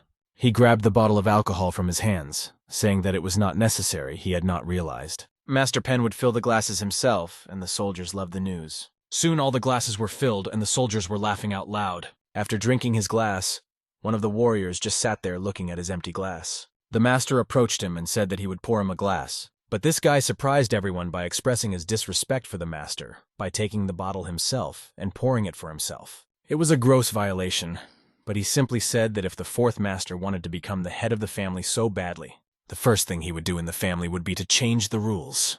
Obviously, that would leave the Pung family weak. Hearing this, the warriors fell to their knees, realizing the consequences. This was a serious violation of table etiquette, and the warriors began to apologize to the host for their friend, explaining that he was drunk. But this warrior was kicking and not letting himself be broken. He simply said that he was telling the truth and was not drunk. In his previous life, the young master had experienced this situation in his head. At the moment when Doksun was lying on the ground, dying, he turned to his commander. He had a deep wound and he was lying on the ground dropping his sword. Master Peng was by his side. He was holding the hand of the dying Doksun, who had sacrificed his life for him. The master could not console with his words and did not say a single word of comfort to this man, because the situation was quite difficult. Returning back to reality, at the moment when Doksun was being packed by his friends, the master recognized that they were weak now, and the boy was right. Their family was not capable of great things. The warriors reacted to this message with shock, and the master took a drink of sake. After that, he confidently said that he would create a new Peng family that would be much stronger. Pouring more sake into his glass, he continued, "He will make the family much stronger so that they can go through life and be proud of it, and proud of the title of warrior. So that they would know the value of the drops of sweat and blood they shed, and the family, other clans, and the whole world would know about it." The boy accepts these words and raises a glass to them. Handing Doksun the glass, he drank with him. Doksun in turn supported his words, because he must keep his word. After drinking the glass, Doksun hit the table. He felt warmed by the young master's words. He turned to the fourth master with a promise to follow him for the rest of his life. The young master saw in these words his directness and his influence on them. But this guy was just drunk. That was the end of his dialogue, and Doksun fell face first into the salad, losing consciousness. After dinner, the young master went to the building. He was drinking with his family, and they were just talking about Doksun, who was still drunk, and yet he was having a hard time. Master Peng admitted that he thought the drink was weaker than it seemed. Then his brother asked, "What's the reason, though?" He did not distinguish between their ranks and backgrounds, gathering all the capable men with the will to fight. Master Peng said that he liked them. It was enough to look at their love for the Peng family, their talent and character. If he had time, the master would sometimes drop by to watch them practice. His sister had been watching him closely all evening and looked at him strangely.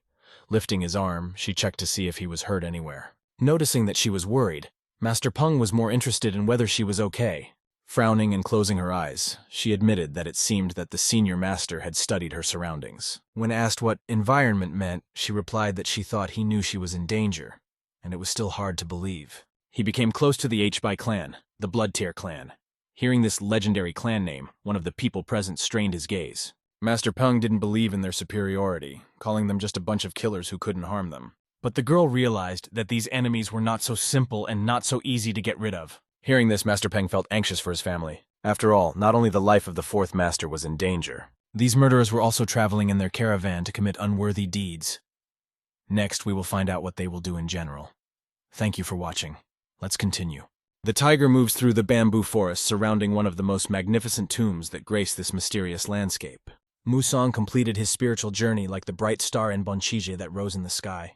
The perfect sword of the tiger once fought against the magicians, protecting the tomb of the god of war. The friends were standing by this sacred tomb when one of them raised his foot, ready to do something daring. He wiped his soul on the tomb to show his disrespect. He said that the pretender to the title of heir, Peng Musang, was weak and pathetic, and who would have thought that his younger brother would witness these words?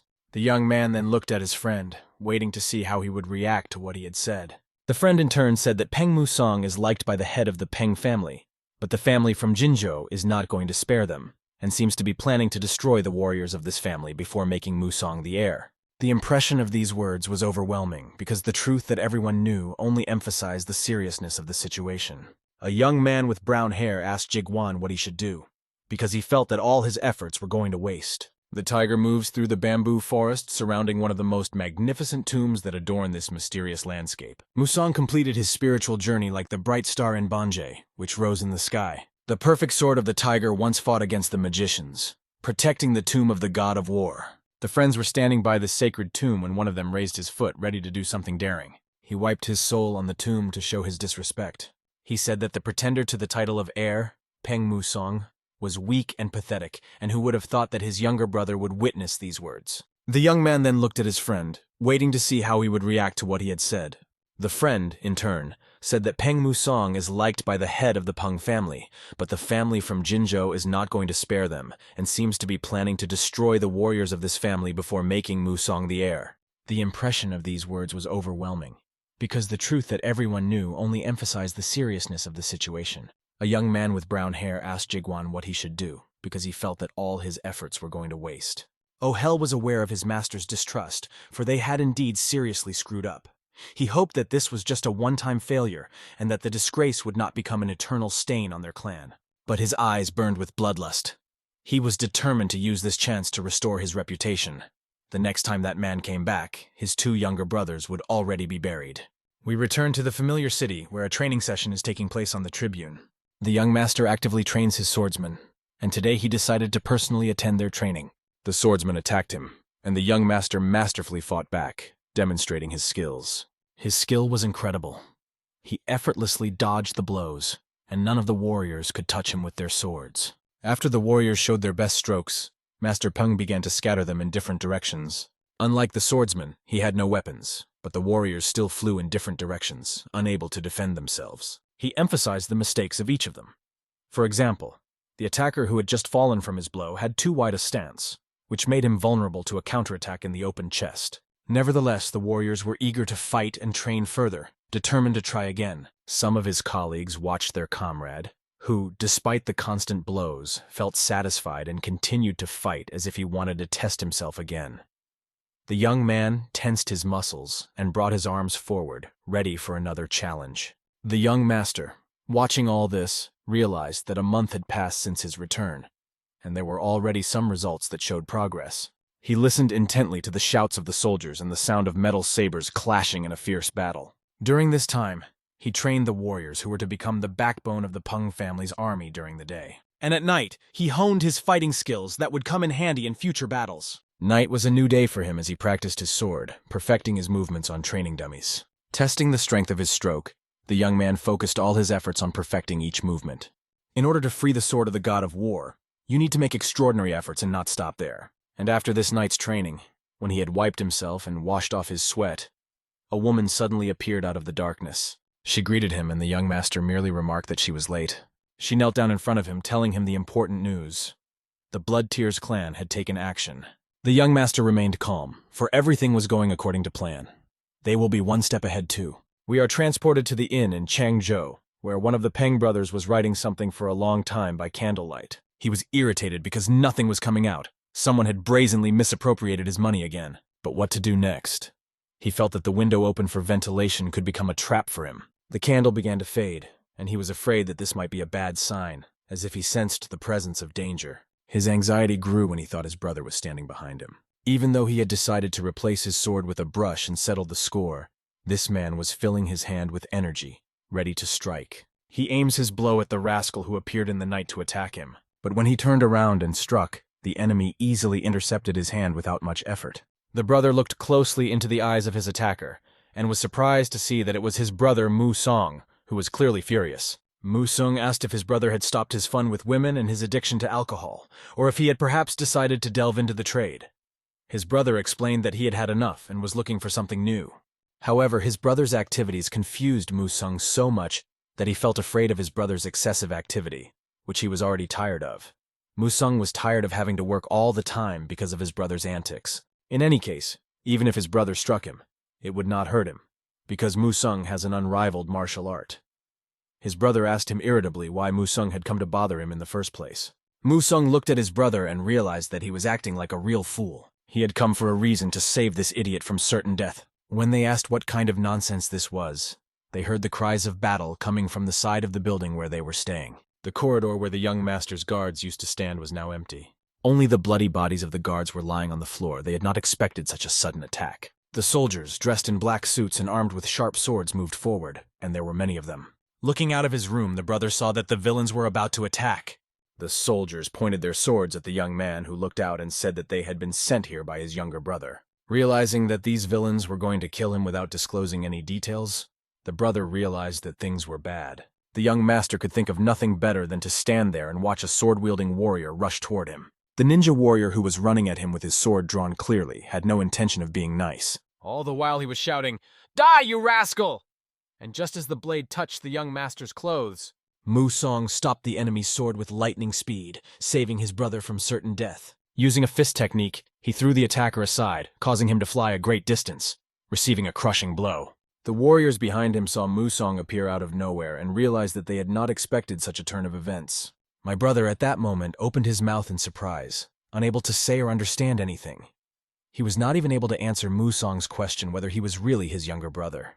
Musong turned to the soldiers, clearly furious that they dared to attack the two sons of the Musong family. Looking at them, he gripped his sword even tighter, and although he could have praised their courage, his gaze remained cold. Pointing the sword at his enemies, he reminded them of their foolishness, for only he could beat his brother. With a smile on his face, he joked, addressing not only the soldiers but also his defenseless brother, who stood there not knowing what to do. The battle did not last long, and the formidable ninjas were already lying on the floor, having gone to uncharted lands forever.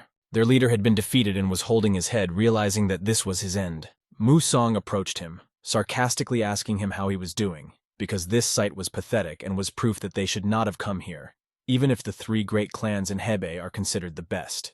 But they chose the wrong enemy, and Musong strikes the scoundrel's jaw with his fist. He emphasizes that the Blood Tears clan was created by Peng Dehek, right? After all, Peng Dehyuk is the very villain who must suffer a just reckoning. With the leader of the assassins in his hands, Musong heard his brother behind him muttering something and decided to ask him if he was surprised.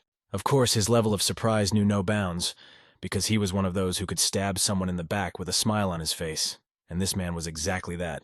The ninja who was in the hands of the young master asked why Musong decided to come here. Musong replied that it would have been better if the ninja had shut up and just answered a simple question by stabbing him in the liver. Musong realized that it would have been better to just finish off this scoundrel at that moment. Remembering his past life, he realized that these people were the ones who had tried to kill him before. The ninja continued to insist that now Musong would definitely die at their hands, because the entire Blood Tears clan would come after him. Musong looked into the eyes of the killer until the very last moment, but did not have time to finish him off. After all, the assassin had deliberately killed himself, using the poison he had in his mouth to prevent him from revealing any more secrets. Musong threw his soulless body aside and walked forward. He told his brother that there would be no more ambushes and that they should return home. When his brother asked him to explain everything in more detail, Musong did not answer. The brother was interested in why Musong was here and why Peng Dehyuk was trying to kill him. Musong realized that there was little evidence yet, but he believed that they were being framed to get rid of them both in one fell swoop. His brother tried to justify himself by saying that no matter how much he loved Musong, he had no intention of killing him, and that was why Musong saved him, because he understood that. The brothers started shouting in the whole courtyard that the Blood Tears clan and those behind them were complete scoundrels, and that they would get rid of them with their own hands. But Musong, seeing this performance, told his brother to stop standing out, because they needed to be on the lookout. Musong firmly stated that he would take care of everything himself, to which his brother reacted with indignation, not believing that his younger brother would dare to say such words. He asked what Musong was going to accomplish on his own. Musong confidently replied that no one said he would act alone, because only murderers should deal with murderers. He went to one of the walls of their fortress, where a girl he knew who was a professional assassin was already waiting for him. Gawal, as agreed, came to the meeting. Sitting on the roof of one of the houses, she asked about the third master and was told that he was safe. They approached the Blood Tears clan estate and, looking at the huge buildings, realized that the scale was amazing. After a detailed inspection of the territory, Gawal concluded that these scoundrels had set many traps outside, and an ordinary martial artist would die as soon as he approached them.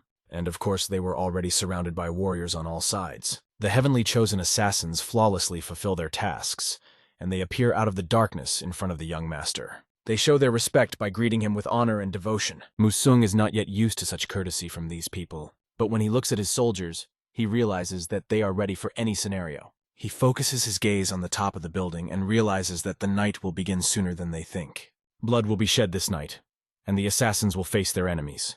The soldiers took up their positions, not realizing what was happening, because they were in for an unexpected ambush. For some reason, the traps set by the warriors of the Blood Tears clan did not work. A warrior named Sanhel from the Blood Tears clan realizes that things are bad. Not only had the strangers entered their building, but they had appeared so unexpectedly. The warriors quickly launched an attack, taking the enemies by surprise and starting to tear them apart. The battle did not last long, and soon the soldiers saw their comrades fallen. It was almost impossible to figure out who was who in this chaos. The battle unfolded so rapidly that it was difficult to realize the tragedy of the situation. One of the warriors of the Bloody Tears clan survived the blow, looked around and saw that mountains of bodies were already covering the ground. He called out to his comrades, urging them to fight like they had in training, but their voices were no longer heard. A ninja came out of the darkness and asked if he was in charge. Looking around, the warrior spotted the girl he had already been told about. She was next to Pung Musung. She turned out to be an assassin, but he did not expect to meet her on his territory. Activating his equipment, the killer dissolved into the darkness, preparing for further action. He quickly moves forward to attack the woman with his sword. In the midst of this battle, he notices that his soldiers are defeated and lying motionless on the battlefield. With a quick glance, he missed the girl's strike as her sword was able to handle even his ghostly skill. He couldn't feel her presence, even though she was standing in front of him, and he realized that this girl was different from the others because of her skill. The moment the girl jumped high above him, skillfully wielding her weapon, the warrior realized it was time to act. He threw down his swords and activated the claws on his hands. He throws his knives upwards, hoping to catch the damn ninja girl. All the blades that were thrown at her were deflected, and the fragments from them hit him, causing a deep wound on his arm. The leader of these murderers realizes that it was a fierce battle, and although he is wounded, the battle was really difficult. He's overcome with curiosity. Who are they and why did they come here? The girl didn't want to talk much, so she pulls out balls that look like bombs from her pocket. Without introducing herself, she throws these balls in the direction of the killer, and thick smoke fills the room. The warrior from the Blood Tears clan closes his eyes against the choking smoke, but he hears the sound in his head that these attackers are the chosen assassins of heaven.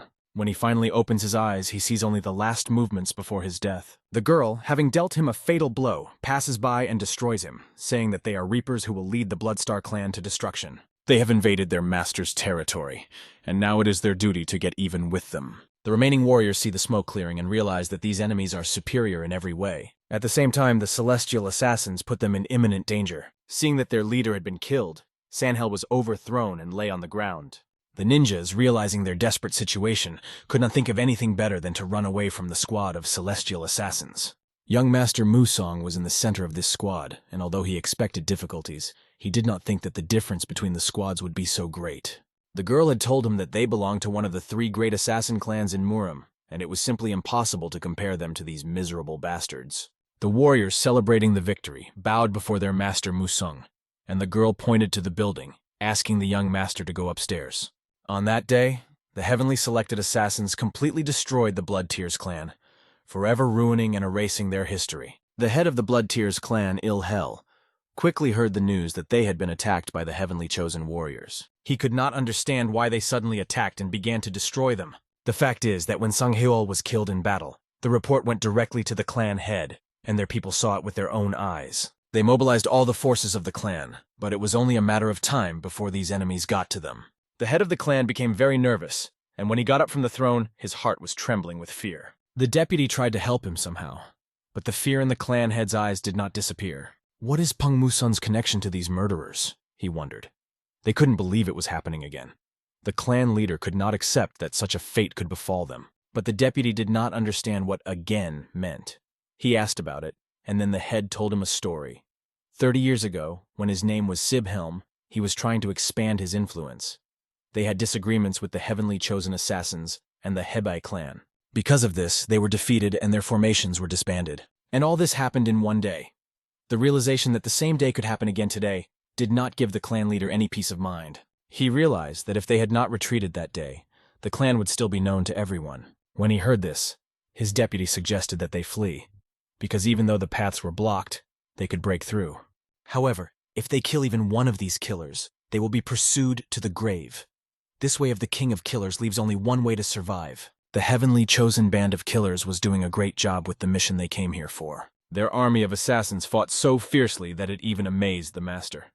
The girl suggested that perhaps they should act more quietly and offered to tell the warriors about it. But the master had something else in mind, because he realized that the matter was coming to an end and decided to step aside. The girl noted that it was very dangerous to go alone, but he turned, looked her in the eye and asked if she was even aware of who she was talking to, because there was no danger to him. She realized this and respected the young master's wishes. He went forward, approached the stairs, and began to climb them. Suddenly, arrows began to fly incredibly fast in his direction. He didn't even look at the arrows, he just felt them coming.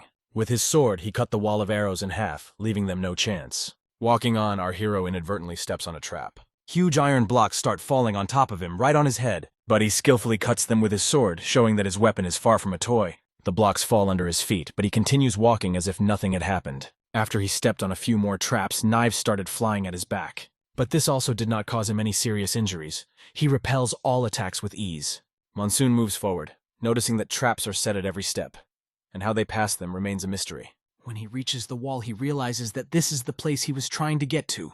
He knocked out the wall and the fragments flew in different directions. The head of the clan had been waiting for him for a long time, and when they saw that someone had broken into their domain, they only noticed his shadow. Without thinking twice, they realized that the master had come to take their lives. The young master approached the head of the Bloody Tears clan, not intending to introduce himself, as he was already known. The Blood Tears clan chief knew exactly who this young man was, and why he had come to him. Watching him, it was clear that he had come alone, even though his subordinates had not yet finished clearing the floor. The clan leader thought this was great news because the guy had come alone. He approached the fourth master of the Peng family with a proposal. The leader promised to reveal the identity of the person behind the attempt on the fourth master's life and provide all the necessary evidence. The leader asked to stop this battle, as usually the assassin clan hides the identity of the client. But if he left this invasion, they would reveal everything. Without hesitation, the guy replied that he didn't want to do that. Fear disturbed the old man's nervous system, and he screamed, asking what the young master wanted. All that the young master wanted sounded like fire, like a lightning strike, to destroy their clan. The old man was not at all satisfied with this. How could this young man dare to go so far? But there was an important reason why Musong stood in front of the head, looking him in the eye. The reason was that he had hurt the Peng family members without any fear. This was enough to destroy and wipe out their clan. The clan leader and his deputy prepared for battle. They were afraid of the chosen celestial assassins, but what was their unity? But fighting him personally was worth it.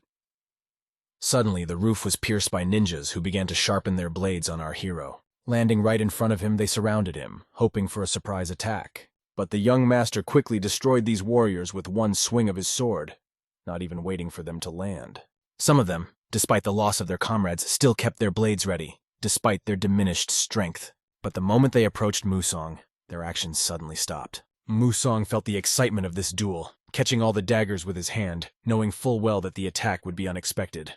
With the hand he used to catch the daggers, he began to break them apart, scattering the pieces with ease. The clan leader and his henchmen, looking at this, realized that the situation is completely out of control. After Musong had dealt with all the scoundrels in front of him, he stuck his sword into the floor. With his bare hands, he slowly approached the bastards, asking if they were such great masters and called themselves the best in all of Hebei.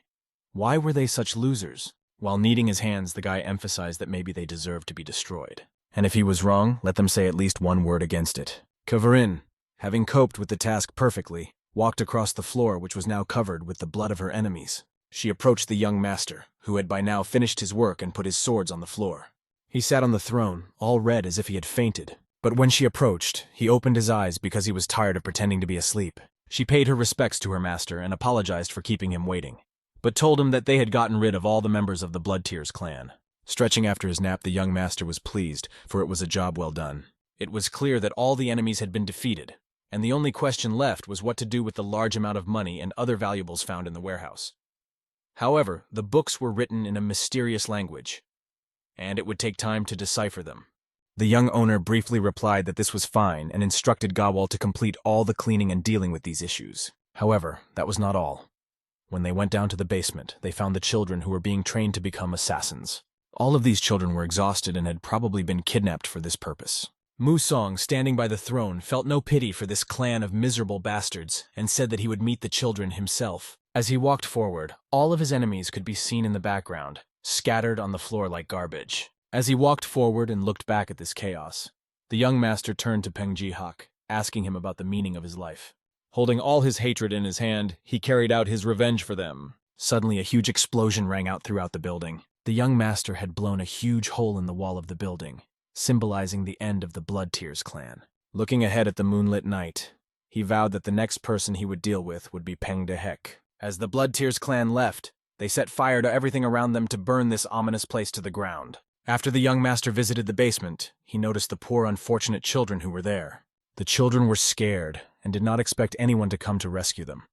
They thought it was another test or some new task for them. Gawal noticed that these children had been kidnapped, and it was obvious that they had already participated in real battles. The young master approached one of the boys, and he automatically began to beg for mercy. The children were so frightened and devoid of hope for the future that, looking at them, Musung realized that he had once been the same.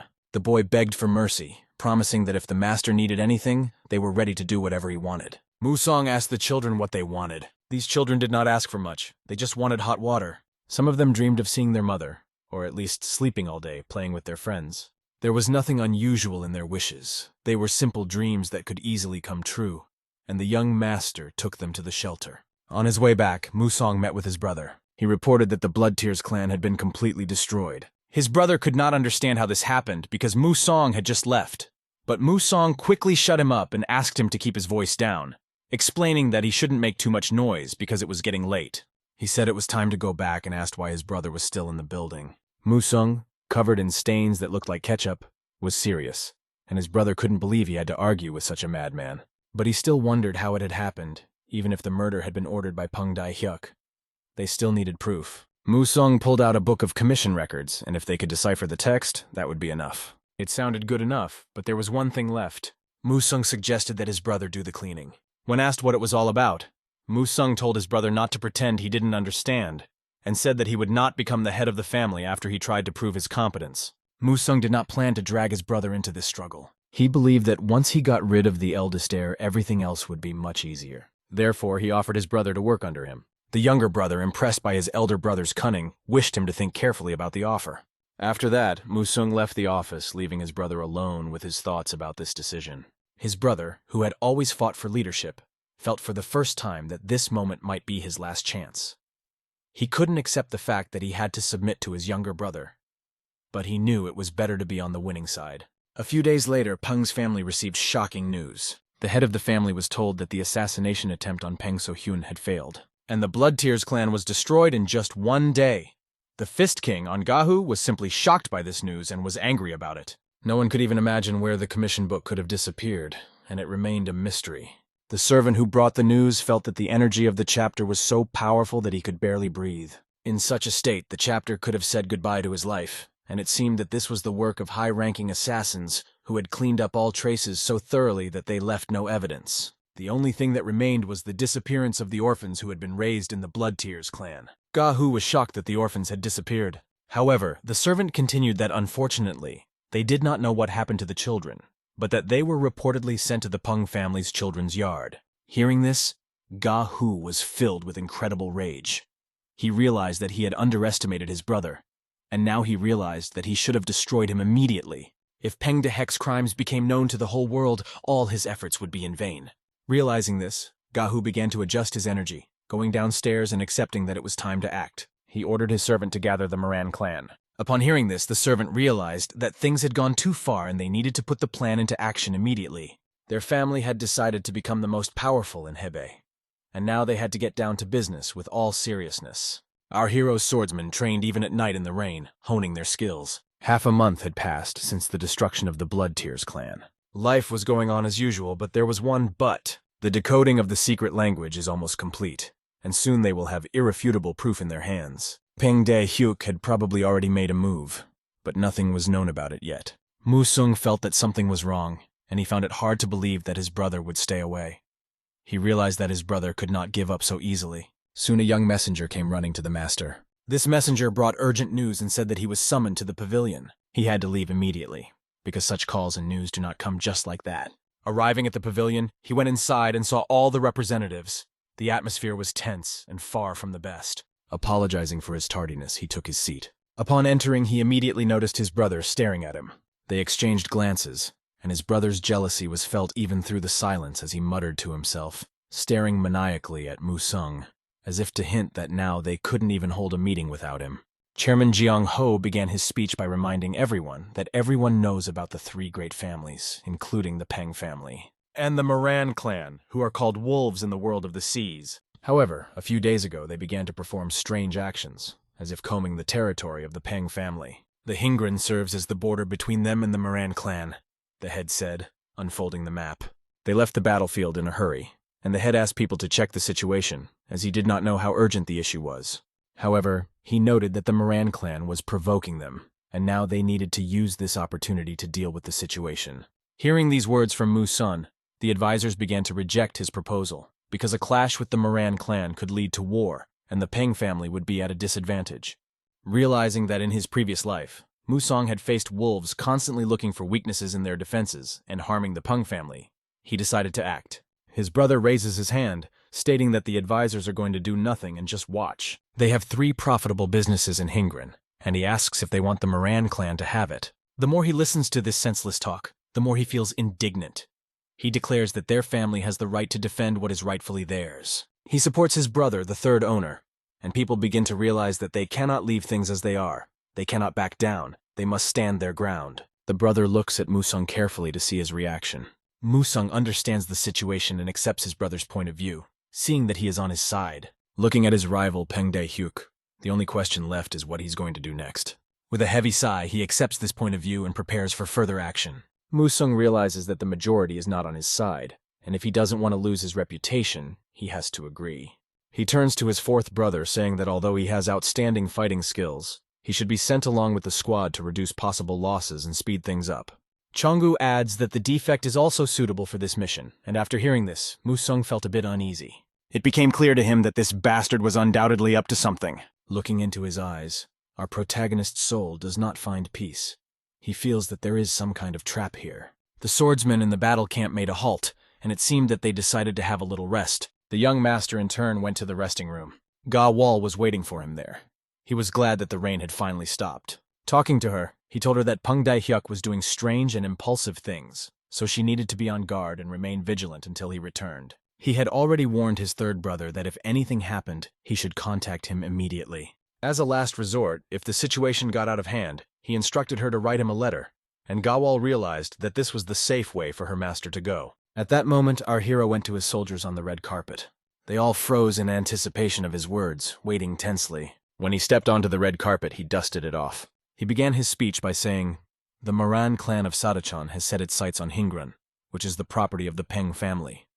They are currently being held back by my 2nd brother, but the situation remains unstable." He decided to take a fighting squad with him and send a few assistants. He asked the soldiers if they were ready to follow him, and they all answered as one that they would obey any order he gave them. They said that the master was their great leader forever, and everything he did was always right. Addressing them, he said that from that moment on, they would become part of the Peng family's squad. He announced that Jung Ho would be their commander from now on. Hearing these words, tears of joy appeared on Chung Ho's face, because it was a great honor for him. From now on, they would always follow Seo Munyo and fight for the honor of the Peng family. The soldiers answered in unison, "Yes, master." Leaving the red carpet, they walked through the mud, and the master led his tiger squad only forward. After all, their first battle awaits them, and everything is going well. Shortly after these events, we moved to a man we know. He was sitting at his desk, exhausted after a difficult negotiation. He was asking his servant about what was happening to Seo Munyo. Was he really headed to Hingran with his personal detachment? If so, why was the master so worried about it? He closed his eyes and tilted his head. He opened his eyes again and they were full of fear, for the thought that they might all die was troubling him. He could not calm down, but a servant told him that there would be no Black Tiger troops there, so they should not worry, because the head of TNEH Sana had sent the Phantoms. Hearing this news, the master was shocked. If the Phantom Squad and the An family intervened, then it was a different story. Gritting his teeth and keeping his hand ready, he realized that he could not retreat, because this was their last chance. He must seize the opportunity and destroy Musong so that he can eliminate the entire Pung family of heirs. A few days later, we moved to Hingren, to Habuk. The soldiers were lying on the ground, many of them seriously wounded. A doctor was trying his best to help these soldiers by closing their wounds. This was Habuk, the 2nd son of the Peng family. Chun Hek, the warrior he was helping to heal the wound, asked him to be more careful. Habuk apologized for his slowness, but explained that it was necessary to avoid festering of the wound. Soon they were interrupted with news from the main court. They received a letter that reinforcements would arrive tomorrow morning. But if the Moran clan ambushed them, they would have a hard time. The warriors began to doubt their abilities, losing faith that they would be able to save their family, because last year they had avoided a clash with the Moran clan. Chun Hyuk thought that if he had known what was going to happen, he would have taken more soldiers with him. Giving up the Pung family on a platter was too heavy a burden for his soul. After that, Chun Hek resolutely gets up and goes forward. He urges his soldiers not to think about the consequences and not to worry, because if reinforcements arrive, they will 100% defeat the Moran clan. But suddenly an unfamiliar voice pierces their ears, and someone nearby shouts that their family will never abandon them. Pengchuk turns around, but he can't make out who it is that has come to visit them. A man appears on the horizon, looking quite menacing. He was walking along with his big henchman in dark clothes, mocking the boy, wondering how he could stay so calm. He said that his motivation was overwhelming him. When he saw the Black Squad, the main Black Wave Squad, invading their territory, Chun Hyuk hesitated. Could they allow it? But a stranger approached the young master, offering him time so that they could get their family out and leave the place. Realizing the shameful situation for their family, the boy thought about it. They had the numerical advantage, and his soldiers were wounded and bleeding, but they still held their swords. The man continued to intimidate them, saying that their master was about to appear, and if they believed in victory, death would be much worse than defeat. However, he asks Chun Hyuk not to be stubborn and not to act as usual. Power begins to fill Chun Hyuk, and he cannot stand this kind of neglect. Reaching for his sword, he decides to show the enemy what the Peng family is all about. He will always act according to the laws and rules of his family, not backing down. The representative of the Dark Squad has already warned him that if he does not listen, they will destroy them. And if he accepts this challenge, it will be a fight to the death. At the moment when they are attacked by a huge number of troops, the second master of the Peng family orders everyone to be brave and hold the line. The first warrior who dared to attack him receives a slashing blow to discourage him from being so confident. Chun Hyuk's skill was impressive, but even he could make a mistake. Looking ahead, he wonders how to prevent his squad from suffering heavy losses. Taking his sword forward, Chun Hyuk began to strike at the enemies of the 7th Squad, demonstrating his determination. The enemies noticed how incredible the sword power of the second son of the Peng family was. Known for his heavy blows, he surprised them by how quickly and skillfully he maneuvered such a heavy sword. Looking at his performance, they realized that he was indeed a strong young man. But today his strength might not be enough. As he was cutting down one enemy, another snuck up behind him and struck him.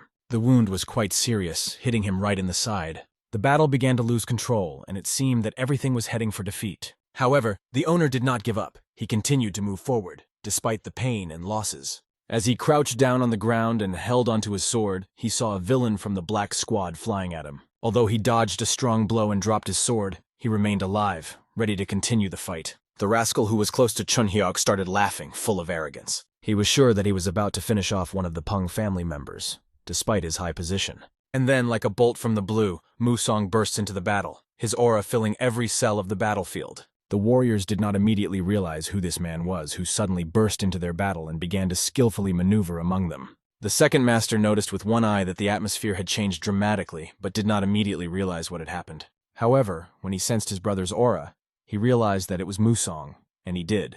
Musong saw how the rascal had invaded Pung's territory and even dared to be rude to his older brother. Reinforcements arrived very quickly, and this was a big surprise for the enemies. Musong was confident that now that they had stuck their heads in the trap, the Peng family's Tiger Squad would take that head from them. He ordered his squad to attack. The battle began, and all the villains who invaded their territory were crushed.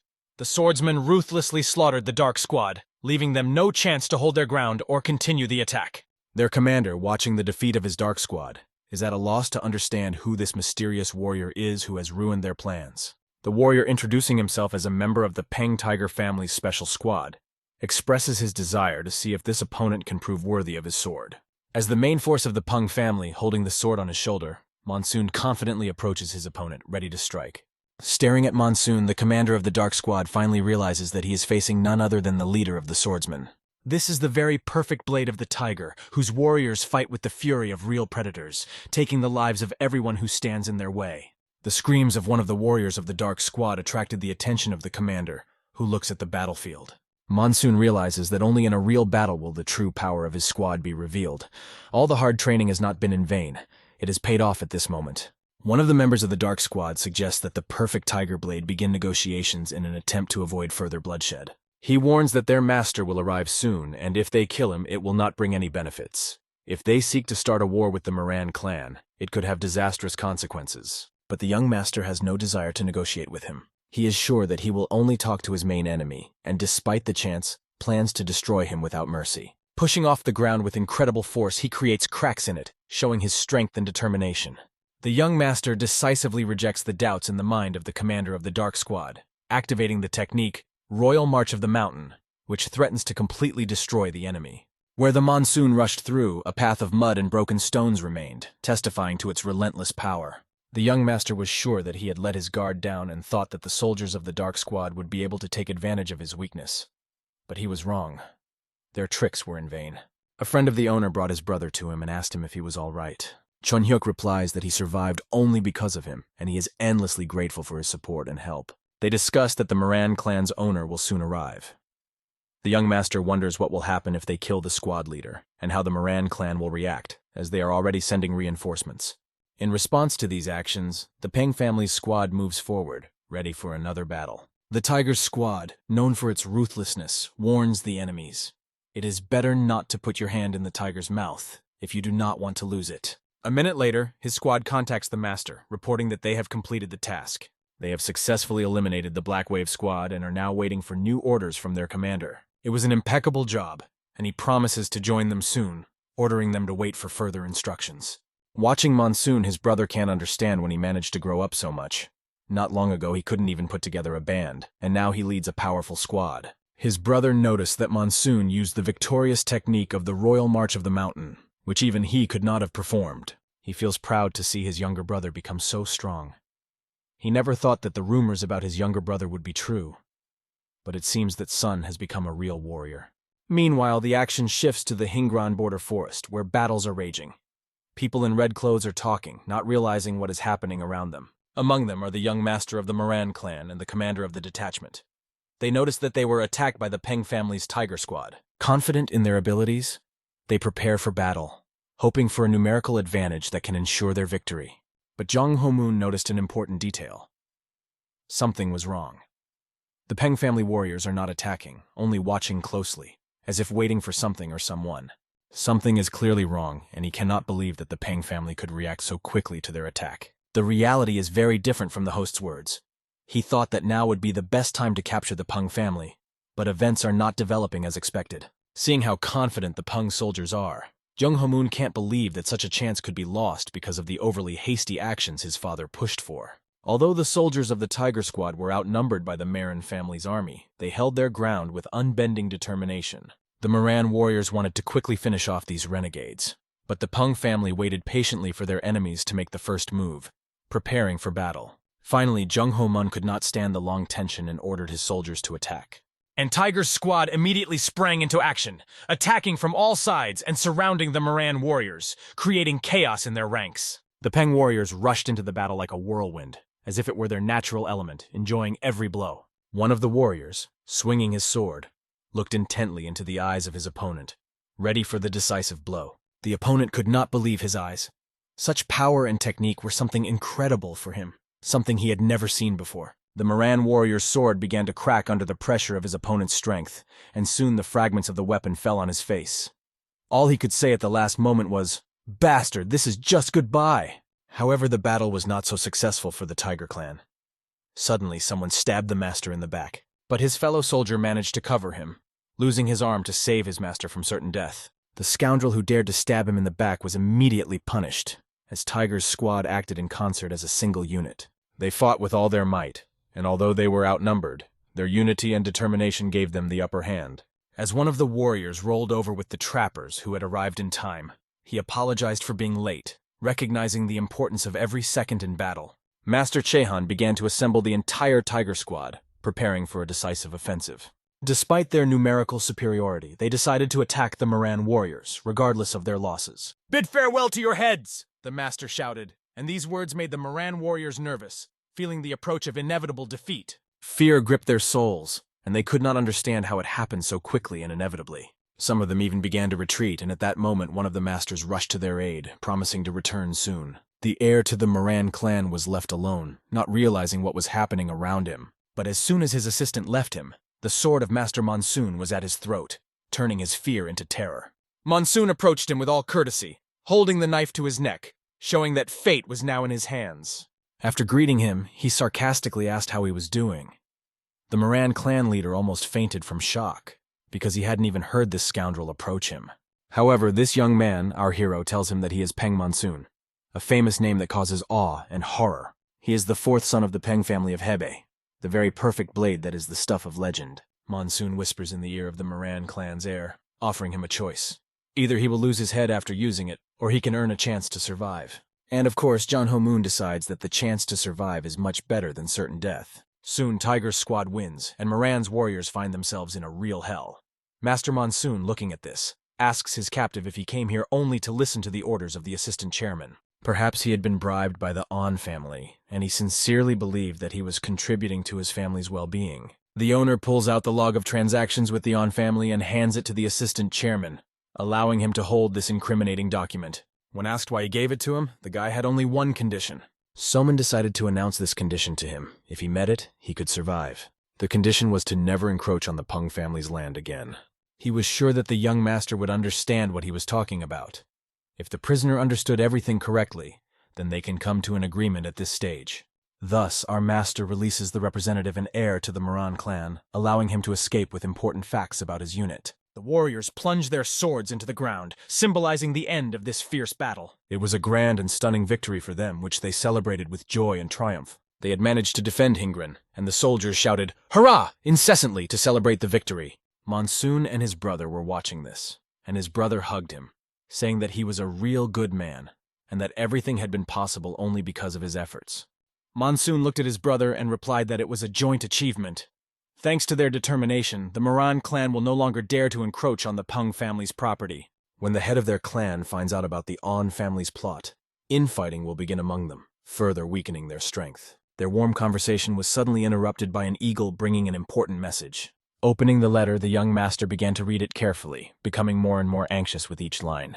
When he learned the contents of the letter, he was furious, feeling the situation spinning out of control. He told his brother, Chung Hung, that he had to return home immediately because a great disaster had occurred. The scoundrel Pung Dehek had started a rebellion in their land, and now the family was in danger. Soon a group of people came to the main entrance of Pung's house carrying torches, creating a tense atmosphere. They had no idea why they had been called up in the middle of the night and could not even imagine what awaited them. Some of those present only prayed that it was not related to the war. Soon the organizer of this unexpected gathering appeared before them. He thanked everyone for responding to the unexpected call. It was the young master who was going to tell them important information. He said that the Peng family was in unprecedented decline, and that the clan's unofficial head, the third master, together with his accomplice Peng Monsoon, were plotting a coup. The warriors still couldn't understand what he was saying, but Dehak continued to explain his brother's treachery. The results of their investigation confirmed their suspicions, providing irrefutable evidence, emphasizing that there was no time for detailed explanations.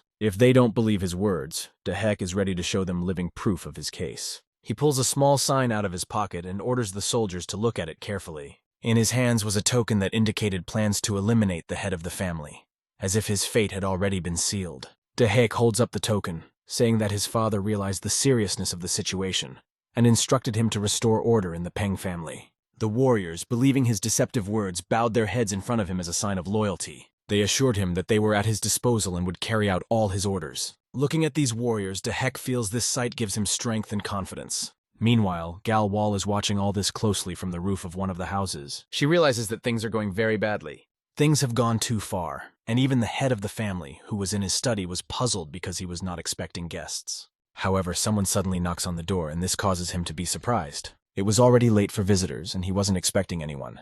However, a girl entered his room, and her appearance was not accidental. She bowed her head to the master, and he recognized her. It was Galval. Apologizing for intruding at such a time, she asked him to listen. She told him that the young master, Piet Dehek, had rebelled against the family. He had taken advantage of the weakened vigilance and seized power in the family, now planning a crime against him, as well as the fourth and third masters. The soldiers are on their way, and he needs to escape immediately, otherwise he will be killed. The master, reflecting on the situation, realizes how bad it is, although he suspected but could not predict when it would happen. 2 of his sons have left, and the head of the family will not last long because there is no time for reflection. However, he could not allow the Pung family to be taken over. He had to act and protect the position of the head of the family. The girl said that the fourth and second heirs were already on their way back, and he just needed to hold out until they returned. She advised him to go to the base, where he would be protected by a combat team.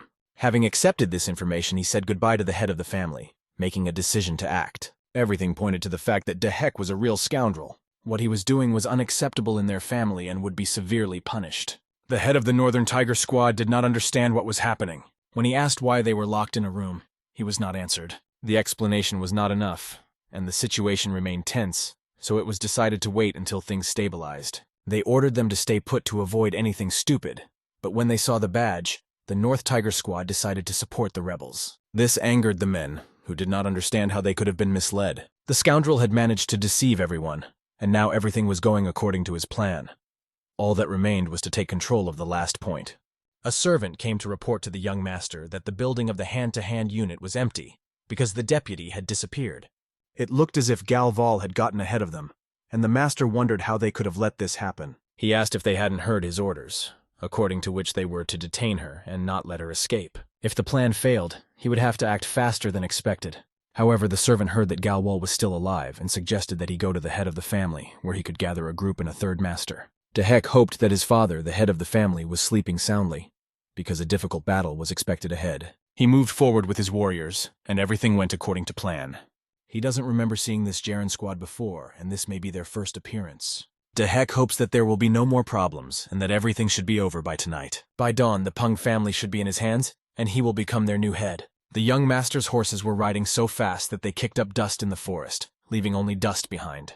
Monsoon, realizing all the consequences of the uprising, did not give his soldiers a moment's rest. They had to get to the place as soon as possible and give his brother a fierce rebuff. Monsoon ordered the second master to go to the main house immediately. They had to be ready because everything could change in a matter of minutes. Looking at his third brother, Monsoon still couldn't believe that the oldest of them was no angel at all, and that his last act was despicable. Looking around, the young master noticed a group moving against them. These were unusual people. Dressed in black and wearing masks, they jumped through the trees like real killers. One of the leaders of this group looked directly into the eyes of the young owner. The group started moving even faster, blocking their path, and forced them to stop.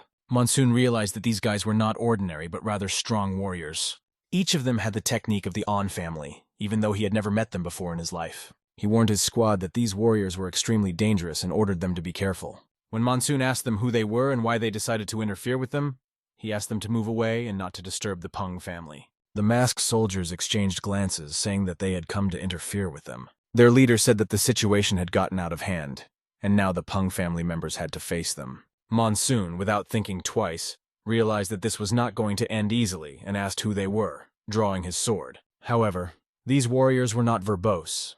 They decided to attack and quickly end everything so that they could go back to their home. The warriors with a fiery aura attacked the young master ruthlessly. His sword met the blow of one of the warriors, but when their hands and swords touched, huge sparks flashed, and his opponent remained unharmed. Only one question remained in Monsoon's mind. Did these scoundrels really belong to the On family? But even his master's sword could not stop these warriors. Moreover, they were skillful with throwing weapons, which made them even more dangerous. Their attacks were so effective that they began to destroy the swordsmen from Tiger's squad. The warriors took them by surprise, because the family members were not used to fighting such agile and elusive opponents. The second master shouted to his warriors to get down from their horses immediately and fight back against these villains. They would be stronger in an equal fight, and they should have attacked the enemy in a crowd. Looking at these ghosts approaching with their bare hands, it was hard to believe where they came from. But the swordsmen were ready to fight to the last, and with their swords drawn, they began to attack these villains. However, the sword blows did not harm the enemies, who could stop the blades with their armor and hands. It seemed that these people were armored, because their bodies stopped the swordsmen's blows without any effort. Monsoon fought non-stop, even though he had never met such enemies in his life. This did not stop him from taking away what they valued most, their limbs, leaving his enemies unarmed. He promised his brother that he would stop them while he was doing other things. Everyone, following Monsoon's order, began to group up and tried to repel these attacks. But the young master moved forward, destroying everything in his path. Even these warriors fell one by one under his sword. He led his swordsmen forward, and only their leader stood in his way. This masked old man realized that the battle would be quite serious and difficult. As the young master approached him, a powerful explosion sounded. The old man was not an easy opponent and blocked the young master's punch with his own hands. Although the young man's strength was so great that he could have cut through anything, the old man remained unmoved. In addition, Monsoon used another technique that began to create clones of his attacks from all directions. The old man noticed that the young man he was fighting now was not just a random warrior. He had heard of this young man, but he did not believe that his skills were really that high. The old man realized that this guy would not be easy to deal with, and it became obvious. After all, every punch of Monsoon's could be the old man's last. Soon the old man decides to dodge, bending down to avoid the young man's next punch. He was planning to strike from below, kissing right into Monsoon's face. His fist flew straight into Monsoon's head. But this was not enough. This blow was followed by a whole stream of crushing fists aimed at Monsoon. The young man deftly blocked all these blows with his heavy and cold sword. Nevertheless, some of them still reached their target, showing that the old man is not just an opponent. I wonder if he even knows Monsoon's name. After numerous crushing blows, the boy still stood up, and this impressed the old man. Dust rose over the battlefield as the battle gained momentum, and it seemed that this chaos was only getting worse. Everything stopped when the young master struck the old man, and blood flowed from his hand. This moment of silence was broken by the old man asking how long Monsoon had been serving the Pung family, and what his sword technique was called. Monsoon looked at him, wondering if the old man knew about the iron tiger skin technique, or perhaps he wanted to know how this technique could take his life. Realizing the full power of this technique, and the words that Monsoon has spoken, the old man realizes that he is facing a real opponent. They will see who will take whose life, because the well-being of the family is at stake, and our hero cannot afford to lose. Meanwhile, terrible things happened in the Pung clan that night. The guard of the family head refused to let his brother, who decided to get together and rebel in the clan so foolishly, to the head. In response, Pung Dae-hyun could not stand his steadfastness and destroyed him with his sword, saying that loyalty is meaningless, and that one should not pretend to be a loyal dog. This made him very angry, and when they went inside, they saw the people they had come for. Pung Dae-hyun admitted that it was not easy. All this time he was looking for where all the rats were hiding, and finally found them. One of the clan leaders, in a voice choked with indignation, asked how the heir could betray his own family by organizing a coup. Pung Dae-hyun pointed his sword at his uncle, emphasizing that he was no longer a boy and should not be told off. The uncle shouted that he knew who was behind all these dirty deeds in the family, and that he, Pung Dae-hyun, was the real traitor. He warned that if the heir hoped to destroy the top with the help of these scoundrels, and the rest would meekly submit, he was deeply mistaken. Nevertheless, Père de Heck was confident in his actions, because he was holding a token that misled the soldiers. One of them began to applaud, standing, and said that he should not even try to pretend to be normal. He had always known that Père de Heck was a real scoundrel. Nevertheless, he decided to give him a chance. Don't be afraid, third brother. I will spare you if you obey me, because you may still be needed. Perhaps this guy had already gone completely mad. Père de Heck, looking at all these rats, thought that they were all talking too much. And so, when the time came, it was time to start the battle. He ordered that the Peng family's 0 squad guard the main house. A great battle broke out between them again. The clan was collapsing before our eyes, torn apart by internal disputes. In this battle, a lot of blood was shed by brothers betrayed by their own families. Père de Heck is watching his elite unit, Unit 0, created to protect the head of the family. He could not even imagine how long they would be able to hold out when this elite unit bursts onto the battlefield. The top of the clan is watching all this and realizes that they will have a hard time dealing with the third master. A girl named Gal Wall thinks about the young master she is waiting for and prays that he will hurry. At this moment, an extremely fierce battle is taking place on the battlefield among the Tiger Swordsmen. Some warriors of the On clan die, while others continue to fight without giving up. The head of the swordsman's squad notices that these enemies are extremely strong, and this must be the secret of the On family's training. The second master realizes that there are too many enemies, and he can't imagine how much longer they can hold out. He turns to Chulho and Idaksum, asking where their leader, Monsoon, is. Chulho replies that the young master is currently fighting their main enemy. The fiercest battle is taking place not far from them. The two elements merged in a whirlpool, resembling a deadly dance. The pressure is so strong that all the smoke has risen on the battlefield, enveloping them. The purple aura belongs to the old man, and the red aura belongs to our hero. They fight to the death, crossing their techniques, each trying to defeat the other. At one point, our hero missed, and the old man walked past him, hoping for his victory. But at the moment when the old man thought everything was fine, he saw that his arm was cut off by the young man. The young master, looking at the old man, realizes that his time is up. The head of the On clan notices that Monsoon does not look like an ordinary young warrior, and wonders how he has reached such a level of skill. He takes off his armor and prepares for the last battle. Monsoon, in turn, wonders how this old man has such power, surpassing all the famous warriors, and he doesn't even know his name. Monsoon wonders who the hell this old man is. The old man laughed in response, because no one had ever been interested in him before. He had usually just destroyed everyone by this point. He also said that even now, when he is fighting his own brother, it is not too late to stop everything. There are rumors that the younger brother will never defeat the older one, and it is true. The old man takes off his mask, revealing his face so that the boy can see his possible future. Standing in front of him was On Shahan, On Gahu's younger brother. Going back to the story of this old man, when he was young, he fought with his older brother, and the latter left him with a scar across his face. After the fight, his older brother approached him and asked why he had become so quiet. Wasn't he disappointed with his defeat and started crying like a girl? Taking off the mask from his face, the older brother looked at On Gahu with contempt, as if he were a loser. He threw him this mask and told him to choose. Does he want to die now? Or perhaps he would prefer to choose the life of a ghost. And this mask became his first artifact. Of course, young On Shahan did not want to die and chose the life of a ghost. Since then, his heart has been filled with endless discontent, which has grown more and more intense with each passing day. Perhaps the old man's words awakened some memories in Monsoon, because he thought for a moment. Our hero looks at his opponent and realizes that his skill is quite unsurpassed. He can't believe that such a strong man lived his life as a punishment for rebelling against King Fist. The young master begins to replay moments with his brother, recalling how he mocked him, showing his cruelty. His older brother was always a scoundrel, using his position to dominate and humiliate others. Guhu was disfigured by his older brother, who rejoiced in his status as the head of the family, and the old man is not lying about King Fist. Looking at this old man, he realizes that they are kindred spirits, and the same thing happened to them as it happened to him. At this point, the Fist King approaches the boy, ready to fight, saying that he does not forgive old grievances, and asks Monsoon if he's afraid of repeating his fate. Even if he manages to win, his older brother will still find him.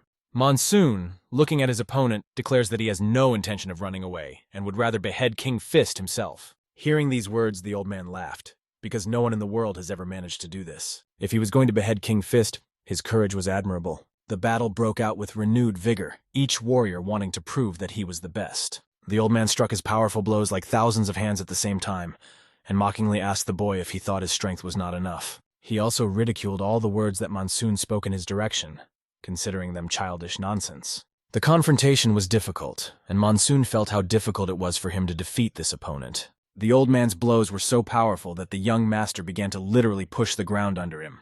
However, it was not just like that. Monsoon activated his technique, and finally his sword pierced the old man's body. At that moment, he released a power equal to that of hundreds of masters, and he must reach that level if he wants to become the winner. Looking at the old man, Monsoon promises him that he will definitely reach it, and even surpass it. He remembers how he managed to do it in his past life, despite all the obstacles, and this memory gives him confidence.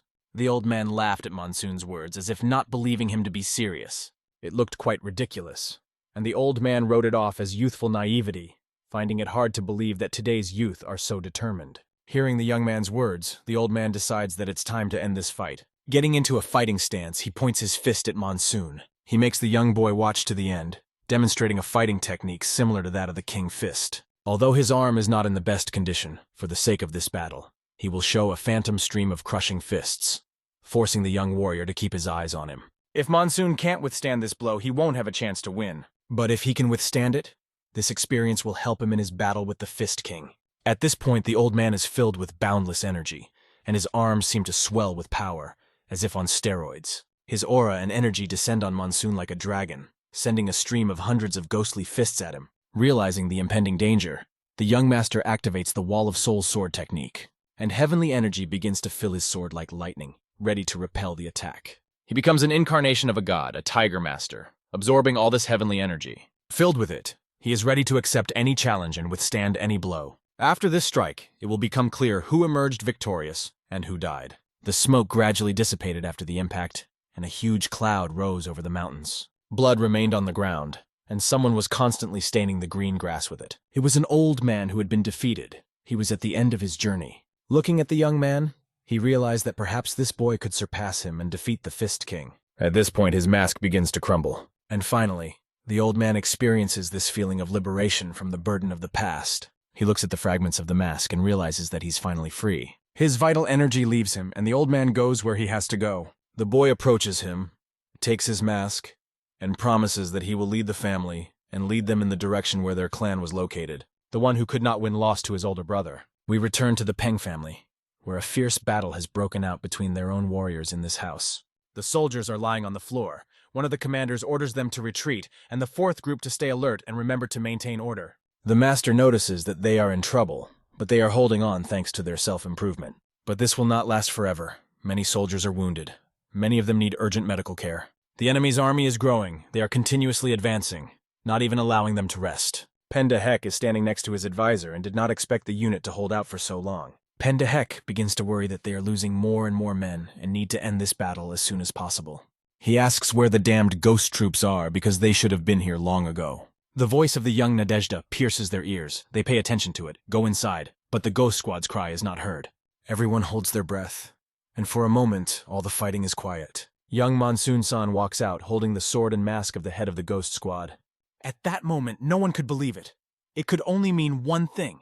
He had defeated the strongest warrior, One of the brothers who was waiting for him even started to joke that Monsoon was always late. Although the boy is confident, he goes to his traitorous brother, bypassing his warriors, who do not even resist. He comes close to Père de Hec, who looks at Monsoon with hatred, not understanding how he could do this. Monsoon looks at his brother and realizes that he can no longer talk to him. He throws the mask of the head of the fist fight and the ghost squad to the ground. The ghost he has been waiting for is now dead forever. Monsoon looks at his brother Père de Hec with hatred and prepares to put an end to his treacherous act. Holding his sword on his shoulder, Sun calmly walks past his brother's guards, who are watching him closely but not even trying to counteract his actions. Counselor Père de Hec looks thoughtfully at the mask of the leader of the ghost squad, wondering if Monsoon has really surpassed the human. This may indicate that his level of skill far exceeds each of them. But how did he manage to achieve such a result? Coming closer to his brother, dropping the mask of the leader of the ghost squad, the young master begins to tell him that they have left many guards at the entrance, and it will be extremely difficult to break through. The Peng family's squad will arrive soon, and he asks his brother De Hec to surrender and be punished. De Hec, on the other hand, is furious at these words. His ambitions and goals do not end there, and he is not going to give up, because no one can resist the owner of the family head's token. Raising the token up, the guy orders his soldiers to arrest the culprit of the last fourth heir, or simply kill him, as it will even be easier for his soldiers. Monsoon, in turn, realizes that the people have obeyed him only because of the token of the head of the family. Looking back, he doesn't want to kill the members of the Peng family because they are extremely important people. And during their internal struggle, the clan leader could not stand it and got out of bed. This shocking news hit everyone in the room, leaving them stunned. Even our hero, with his jaw wide open, could not believe his eyes, as he had never expected such a turn of events. The head walked over to his chair and, breathing heavily, sat down in it, watching everything that was happening around him. He was trying his best to contain his indignation, but his eyes showed that he was not happy with the situation. The leader's stern gaze swept over everyone in the room like a cold wind that penetrated to the very heart. He turned to all the members of the Peng family, ordering them to stop fighting among themselves. Everyone turned their attention to the master, who had been lying in bed for a long time, and now got up to settle the matter. At this point, De Hec realized that things were going badly. Everyone began to show their respect for the owner, paying him tribute. And it immediately became clear that this could mean only one thing. They had lost. The head of the clan had learned all about De Hec's son, and now he was wondering if he really served the An family. Hearing this, De Hec became even more angry. He clutched the clan leader's sign in his hands and realized that even his own father was putting spokes in his wheels, even at the very end. He asks his father why he didn't stay in bed, hinting that it would have been better not to interfere. With indignation in his eyes, he starts yelling at his father, blaming him for everything. If his father hadn't gotten up, the family wouldn't have been subjected to such terror. Monsoon looks at his brother with a desire to kill him, because he is facing a crazy traitor. This scoundrel declares that the Peng family is doomed, and only he can continue its existence. Monsoon, standing behind his brother, can barely contain his anger, unable to bear his insolence. How can he insult his father like that when he himself betrayed his family out of greed? De Hec, looking at his brother, orders him to shut his mouth, calling him a sucker who does not understand real life. The father, hearing all these arguments, realized who was really who. He saw the real faces of everyone and realized who was who in this family. The head of the clan decided to calm everyone down and said that every member of the family should bend the knee before the head's token, which was now in his hands. And it was at this moment that the warriors noticed that the young master was not holding a real token of the head of the family, but a fake one. It turned out that he had deceived everyone, using their lives to achieve his selfish goals. It was too much for everyone present. He had to answer for all his sins. The counselor realized that the situation was becoming too dangerous, realizing that his master would now be killed. The best decision for him was to run away as fast as possible. He ran as fast as he could, but Gavel noticed him, realizing where he was going, and decided to intercept him. The father orders the warriors of the Pen family to kill the traitors. It was an order that came from the leader of the clan. Everyone understood that this order had to be carried out immediately, because the soldiers who were defending De Hec would not last long. De Hec realizes that there is no way out of the situation, and things are going from bad to worse. Only certain death awaits him and his family, and everything has come to a standstill because of his stupidity. When he sees the swordsmen pointing their blades at him, he realizes that this will be the last thing he sees in his life. As the warriors continued to fight for their master, the battle was approaching its climax. He had already said goodbye to his life and thrown the sign, realizing that his chances of survival were almost zero. When he conceived this plan, he could not even imagine that everything would turn out so tragically. His younger brother, a famous fool in the neighborhood, took everything from him and ruined his life. The warriors of the head of the Peng clan fiercely fought these red bastards, not giving them a single chance. Monsoon had only one question left. Why did his brother choose the An family? Although his mother was from the An family, he was the master of the Pung family. How could he betray them like that? It was all just a cover. The mask behind his brother's soldiers hid the truth. They fought and died for only one purpose. The young master neglected the Pung family, putting only the An family first. He endowed his body with an aura in preparation for the final battle. He gathered all his strength and rushed at his brother, wanting to finish him off once and for all. Realizing this, Monsoon decides that he understands his brother's ambitions and, clutching his sword, decides to put an end to these criminal ties. With one powerful stroke of his sword, he strikes his brother Dehek, who has acted unworthily by betraying his family. Monsoon wanted to cut off the traitor's head, but decided only to cut off his arm, leaving his brother humiliated and defenseless. This is the end of their criminal relationship. The boy looks at his brother Dehek, who is now lying on the ground, missing his arm. Dehek is screaming and crying because he has lost everything he had and now finds himself in a hopeless situation. He will be severely punished, but Monsoon left him alive for a reason. Dehek still has unpaid debts. When it began to dawn, Dehek's counselor ran as fast as he could, trying to leave this dangerous place. Everything did not go according to plan. Everything went wrong. He can't go back, otherwise he will be killed. He is going to hide somewhere near the river. But suddenly he sees Gavel standing right behind him. She coldly remarked that perhaps he had seen her before, and curiously asked why he was running alone in the morning. The counselor yells that Gavel is not worthy of being Pen Musong's informant, and if she had just kept quiet, they would have won. He accuses her of making everything go wrong because of her efforts. How dare she stand in their way? The counselor points his fist at her, trying to hit her. But she is no ordinary girl. She is a first-class swordsman of the clan of the Chosen Celestial Assassins. And when she said that, it was too late to stop. He flew straight at her, not realizing that he was facing a celestial assassin. As a result, his head instantly flew off his shoulders. Gavel not only found him, but also fulfilled her mission. Looking at the waking sunrise, she realizes that they are closer to their fate, which is approaching them at a rapid pace. After the incident, the Peng clan's chief commander gathered all the dignitaries around a table, wanting to make sure everything was under control. However, most were concerned about the state of the chief himself, as he had recently gotten out of bed, and everyone feared that he might be overworked. To this, the leader confidently replied that he was fine, and that he could not stay in bed when such important events were taking place. Even though the Peng clan leader looked exhausted, he still started the meeting, showing his determination. He started with Monsoon, who had conducted an independent investigation and shared his findings. The medicine left behind by the Bloodtear clan was evidence of their previous attempts at attack, and after using the antidote on the third host, it became clear that they wanted to kill him. One of those present at the meeting shouted out that the Bloodslime clan had been defeated by the fourth host, and the rumor proved to be true.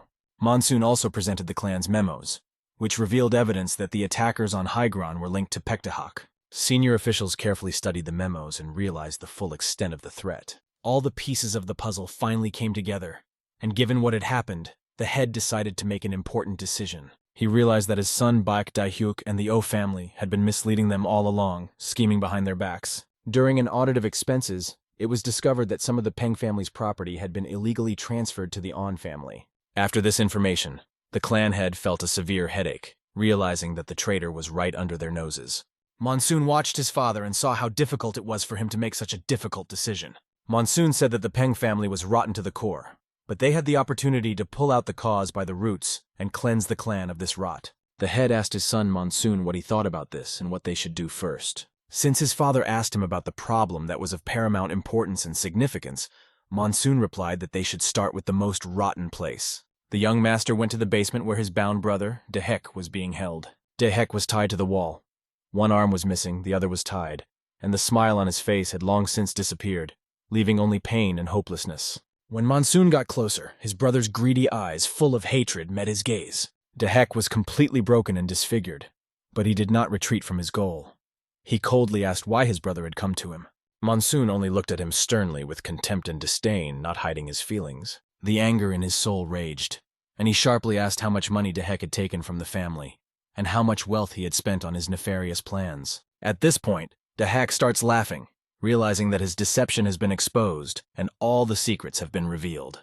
But laughter will not save him, because the punishment is inevitable and has been chosen for him personally, without the right to pardon.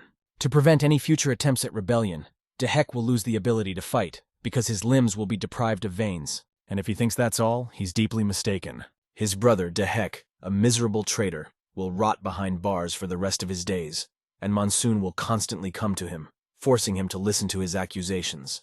Dehek started screaming at the top of his lungs, saying that he would never believe Monsoon and would not obey him no matter what. But there were words that sounded like salt in the wound.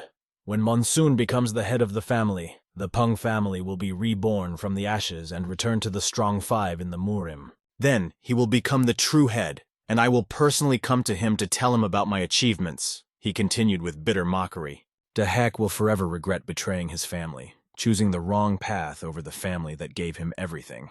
And when he realizes his loss, when Monsoon gets what everyone dreamed of, he will feel humiliated, asking himself, how will he feel when his younger brother, whom he considered unworthy of respect, surpasses him? This will force him to accept eternal imprisonment, and the suffering of realizing this will be even worse than the physical pain. Imagining this, Dehek began to beat his head against the wooden bars, promising that he would kill his brother. The fact that Monsoon dared to humiliate him was unacceptable to him, causing him to become uncontrollably angry. But the young master stretched out his hand to the scoundrel and said, I am now the senior heir of the Pung family of Hebei. And a strong blow of energy fell on the traitor, striking him with extraordinary force.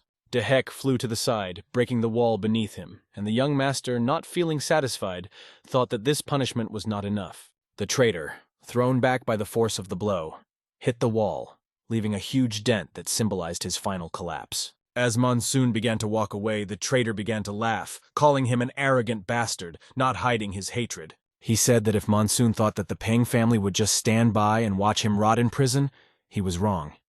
Because soon they would come, free him, and destroy the Pang family. As he was leaving, our hero paused for a moment, remembering that he had forgotten to tell Daehyuk something, and returned to remind him. He informed him that he had already sent a letter to Beck's group detailing all the atrocities of the Pung family. Dehek was shocked by this news, as it could seriously undermine his family's reputation and cause a scandal. However, Monsoon noted that in Murim, all secrets sooner or later become apparent, and sometimes everything that was hidden comes to the surface. Monsoon was intent on destroying the On family in response to recent events, and if that happens, they could lose their place among the 5 strongest families. His brother can only endure in prison, because his punishment has already begun, and will continue until the end of his days. A great pain pierced Dehek's heart when he realized that everything he lived for was destroyed, and his despicable actions destroyed everything he had. We move on to one of the messengers who is on his way to meet the king to deliver this important letter that could change everything. The messenger was holding a huge scroll that needed to be delivered urgently, as its contents could change the course of events. The soldiers noticed that the messenger ran so fast that he almost knocked them down, demonstrating his determination. Although they had not yet heard about the conflict between the On and Pung families, he now intended to tell them all the details. They didn't understand why one of the strongest families was staging a coup in the weaker house. It was a great shame, and such a clan did not deserve to be called noble. The Muriman and the Beka group made their verdict. The On family has lost its honor, proclaimed the head of the On clan. He gathered all the high-ranking members of the On clan to deliver this bitter news and discuss further actions. The head of the On family, Sa Ying, asked his father for advice in this difficult situation. Given that they have incontrovertible evidence against them, it will be very difficult for them to deny their involvement in the Peng family's uprising. The Peng family was one step ahead, and they couldn't believe that the Peng family had reported it so quickly and gathered all the necessary evidence. And now even the 9 sectors are condemning the On family, who are trying to find a way to pay off and settle the situation with Peng and Monsoon. The head of the On family realized that the situation had gone too far and was becoming increasingly confusing, causing him to become anxious. They also found out that Peng's family had stripped the traitor of his ability to fight. But they didn't care what happened to this jerk. They had enough other problems, such as the death of the Ghost Squad. The head ordered that On Chahan's body be brought to the meeting room. Although their family had lost respect in the eyes of the people, it had not yet been completely trampled. The clan members wondered what this could mean. The fact was that if the On family pleaded guilty, they could avoid problems with the Muriman. My father left the main meeting he was holding feeling immensely ashamed, as he hadn't felt in years. He realized that the rascal Peng Monsoon would have a chance to prepare this year, and once they ascended to these lands, the Peng family would be finished. Meanwhile, the Peng brothers gathered at a round table, just the 3 of them, to celebrate the Peng family's victory. The second host offered a drink, recognizing that it was a great job and deserved to be celebrated. The 4th host, however, grit his teeth and refused to eat or drink, feeling deeply troubled and doubtful inside. Monsoon was also worried and had several unresolved issues that kept him busy. The fourth host asked about the situation with On's family, confident that they would find a way to get out of the situation. Pouring himself some alcohol, he suggested that Monsoon could predict their actions. As soon as the On family felt threatened, they would immediately try to negotiate. This year, he believes the Peng family should focus on strengthening their foundation to be ready for possible threats. Starting today, all members of the Peng family must act as a united front, the young master said firmly, showing his determination. His brother heard these words and, looking at his reflection in the sake glass, finally realized why Monsoon had gathered them all at this table. Monsoon said that they must know something important, and Pung Seo-hyuk agreed to follow him, trusting his determination. Monsoon asked his second brother, in whom he had high hopes, "What do you have to say about this? What is your view on this situation?" The younger brother, listening to his second master, realized that he would have to find out the truth someday, since he had agreed to follow him. It was important for him to see how his brother would react to this and whether he thought that a new head should be elected to strengthen the family. The second owner turned his attention to the third brother and was surprised to see that he suddenly sided with the youngest brother. However, the third brother just ate and hid his anger, realizing that it was better to be on the side of the winner. At this point, the second master decided that the best way to decide who should take the throne was to fight, although he was not as interested in the position of head of the family as he was in martial arts, which had always been his passion. Monsoon completely agreed with him, because the second heir was known for his exceptional skill in combat. He was so skilled and talented that even Pendahek avoided competing with him. The second lord could not allow his younger brother to simply take over, because frankly the third lord was not really worthy of the position. Enraged, the second owner broke the glass in his hand, but immediately apologized for his outburst, claiming that he had not intended to offend the third brother. Despite everything that had happened, Monsoon decided that it was necessary to follow the traditions and rules of their family. Thus, it was decided to hold a competition to determine who would become the head of the family. The second owner challenged his younger brother to a fight, saying that if he wanted to become the head of the family, he had to defeat him in a fair fight. To win the title, Monsoon had to defeat his older brother, and when asked if he was ready for the battle, he answered firmly, "Absolutely." "Tomorrow you must come here to this place," the second master announced. "This will be the last battle for the position of head." The next day everyone gathered to see this majestic spectacle, a grand event for the Pung clan. A huge crowd had gathered to see who would become the new head of the family, and everything depended on this battle. Last night, they contacted all the members of the Peng family, and in one corner sat the third master, who congratulated his brother. Monsoon exchanged greetings with him as well, showing that he was keeping his cool before the important competition. Soon after, the second master appeared and greeted his younger brother with a respectful salute, showing his readiness for battle. Together with his bodyguards, the second master approached the arena, amazed at how many people had gathered to witness this fight. But he knew that it didn't matter, because it would be a great fight, and let the entire Peng clan gather to see him triumph. When they finally faced each other, the second master said that it would be an interesting fight, and advised his younger brother to be ready for anything. Monsoon turned to the side, abruptly feeling a pain in his body, as if something had suddenly made itself felt. Gavel, watching the young master, began to worry if he was okay, suspecting that something might be wrong. The young man, taking his swords, felt that this day had been coming for too long, and now he was finally ready to show everything he could do. His emotions were on the edge. Joy and excitement overwhelmed him, and he could hardly restrain himself from excessive emotions. Going into the fight, he did not promise everyone that he would return victorious, but his determination was written all over his face. They came face to face, looking into each other's eyes. The time had finally come for the younger heir to demonstrate his secrets and talents. Everyone present held their breath as they watched the start of this important duel, on which the future of the clan depended. One of the main questions that worried everyone was whether Monsoon would be able to defeat the second master in this decisive duel. After all, this competition would determine who would become the new head of the family, and each of them understood the importance of this battle. As they faced each other, they began to fill their bodies with aura, and it became obvious that the second master was much stronger than expected. Monsoon also charged his sword with energy, which spread like lightning across the battlefield, and their heroic gazes met in each other's eyes. The elder brother waved his sword, showing that he was ready to attack and had no intention of retreating. He jumped high up and like lightning began to cut through space, aiming his strike directly at his younger brother. There was a huge explosion where Monsoon was standing, and its sphere spread across the battlefield, enveloping everything around him. The older brother's skill was amazing. He moved as fast as lightning, leaving his opponent no chance. But Monsoon managed to block his blows with his sword, which surprised all the warriors watching the fight. The technique he used was the Renchun Heck-Chain Wall, and although it seemed invisible at the beginning, it revealed its incredible power during the fight. even when Musang was already exhausted. His movements were so sharp and fast that the second master's skill could only be compared to the lightning of Hinabek Baklimka from the bright palace of Muchon. At that moment, their swords clashed face to face, sparks flying all around. Using the unrestrained tiger technique, the young master released 5 claws of a true tiger, which rushed straight at his brother, who was not expecting such a powerful blow. The older brother tried to deflect the blow with his sword, but all his efforts were in vain. The force of the blow threw him to the side, and he fell to the ground. It was obvious that the blow had not only damaged him, but also caused dust to rise from the ground. The people watching the fight realized that this technique was incredibly difficult and could not be taught to anyone. This skill proved to be extremely destructive, making everyone wonder about the young monsoon's true capabilities. After all, the true skill of the Peng family, according to the young master, is the ability to fight against all odds and use strength in any situation. He realized that victory in this battle depended on the ability to fight despite any limitations. The place where the huge explosion had occurred was completely destroyed, and the brick floor was broken into small pieces, showing how powerful the equipment was. The brothers met each other's eyes, assessing their skills. At first, the young owner was confused, but now he understood why they were urgently brought together. Apart from Dehek, all the important family members had gathered here to see who would become the new head. Yesterday at the table, they had agreed that uniting the Peng family members around one of the contenders would be a difficult task. Everyone had to follow whoever was chosen as a result of this competition. That is why today's fight was strongly initiated by the second master, who was already preparing for a possible defeat. The second master agreed with Monsoon's words, but the fight was not over yet, and he intended to fight with all his might. The fourth master took responsibility and promised his brother that he would show what he could do in this battle.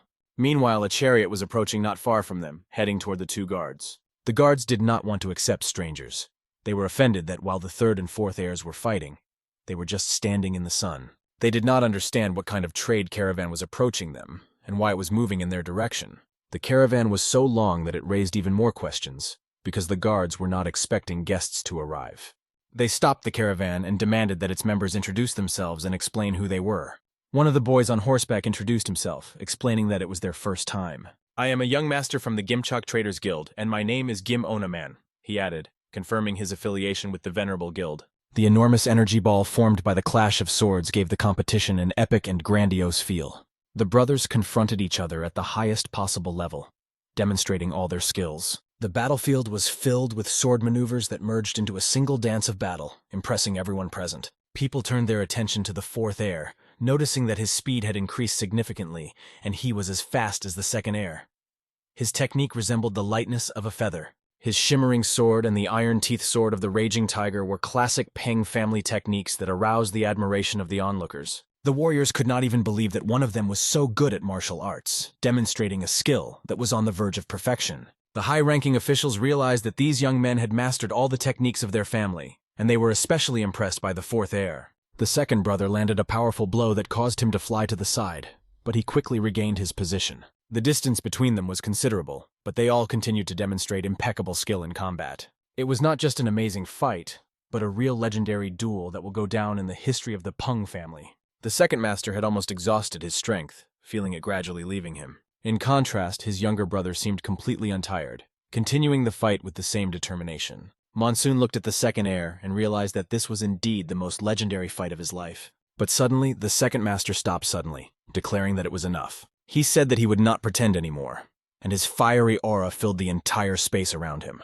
Swinging his sword, which seemed to cut through everything around him like fire, he showed his true power. Incredible energy surrounded the second master, and he decided that he would end it all now. He gathered all his strength, trying to impress the audience and create an unforgettable sensation.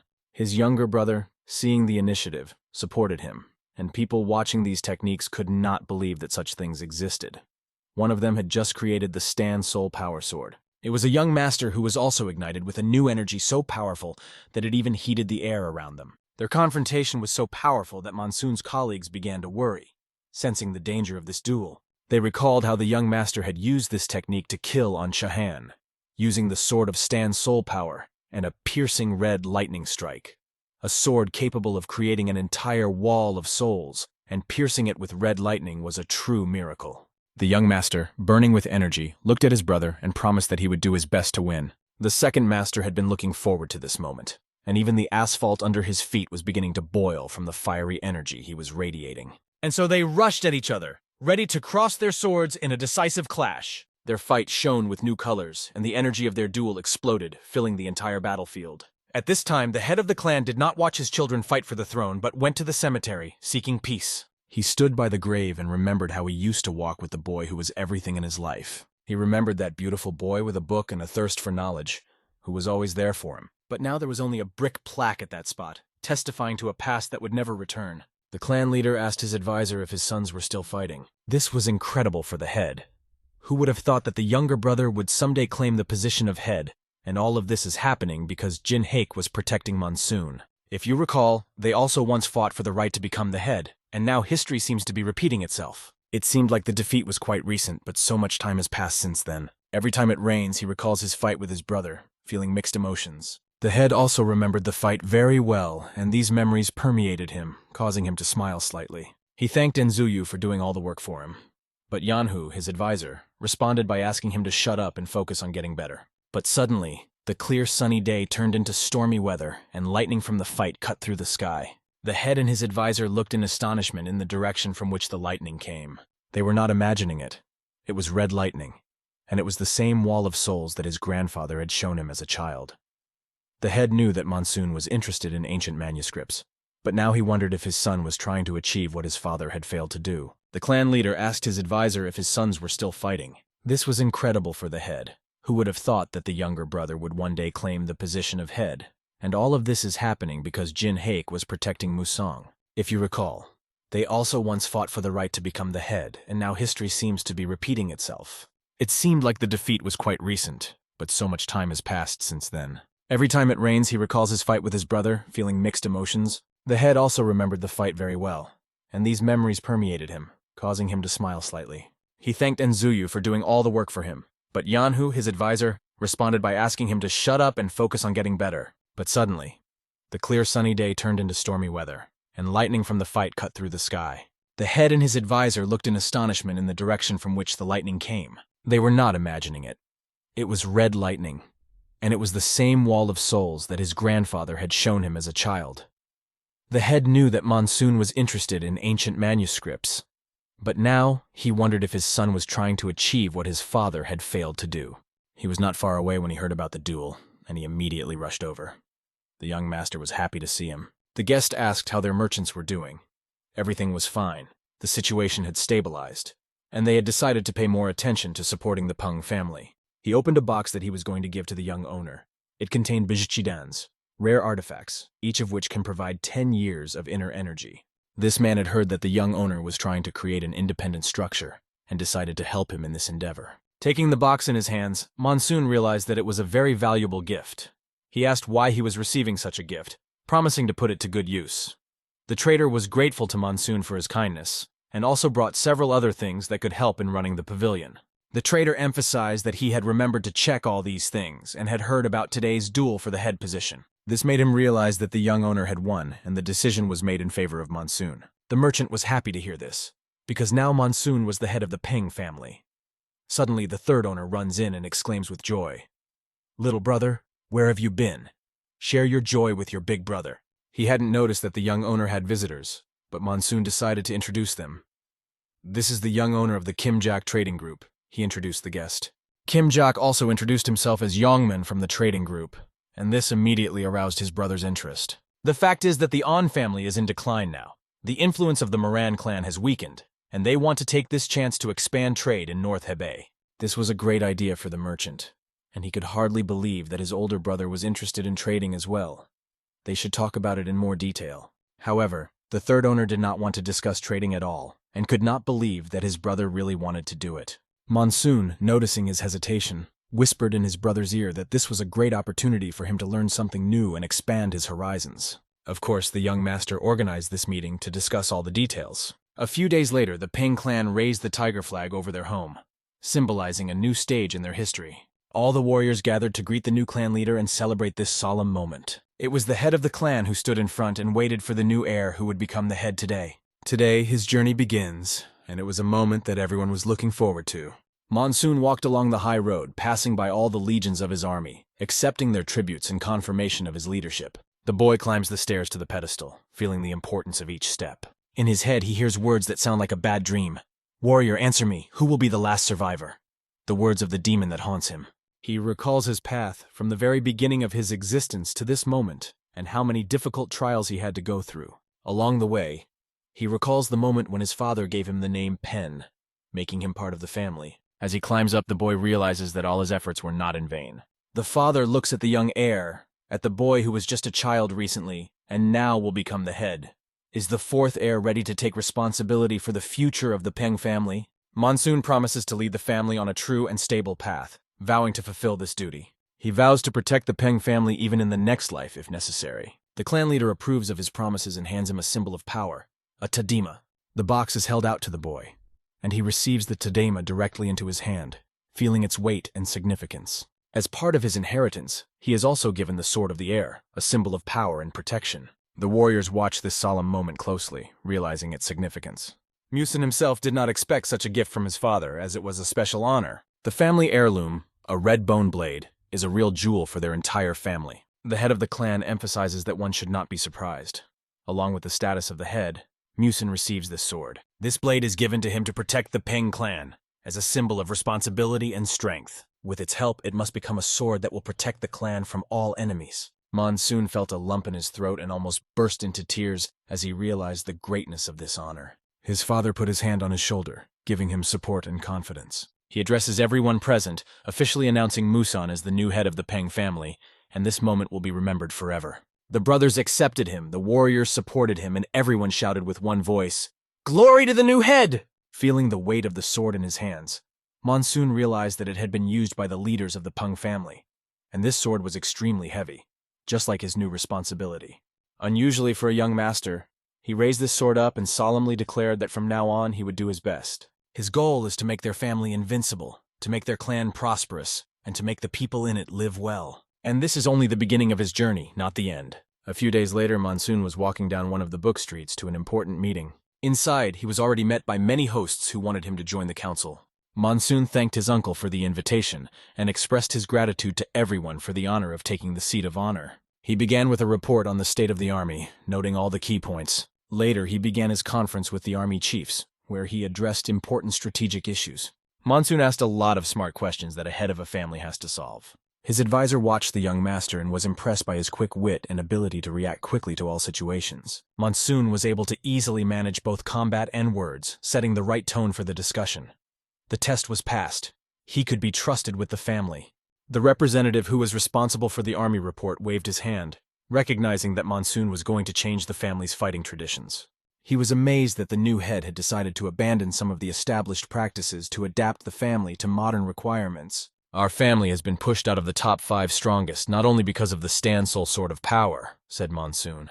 "We need to say goodbye to all the outdated techniques and replace them with ones that are in line with modern progress." The second host asked Musang what techniques he wanted to replace in the family's combat system. Monsoon replied that many Pung family warriors use cold steel, and he plans to remove the restrictions on access to the Yangsogak library, allowing even those without their blood to use all the resources.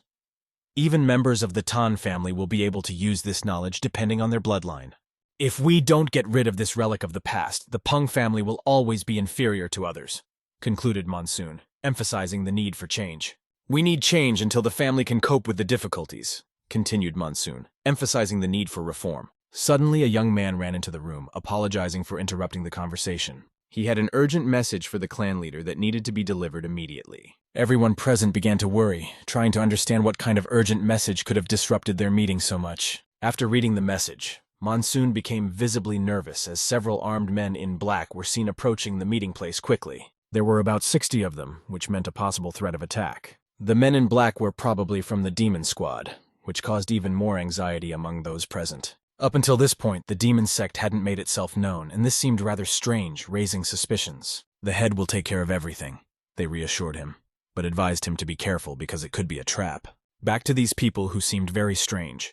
A group of 3 people walked along the trail, approaching the meeting place, attracting attention with their strangeness. They finally reached Hebei, although there was still a long way to go. The younger boys walking behind the old man complained of fatigue and wanted to find a place to rest and drink. The old man stopped, listened to the wind, and noticed that it seemed they were in for an unexpected encounter. And indeed, the wind whistled, and suddenly soldiers appeared, surrounding them on all sides.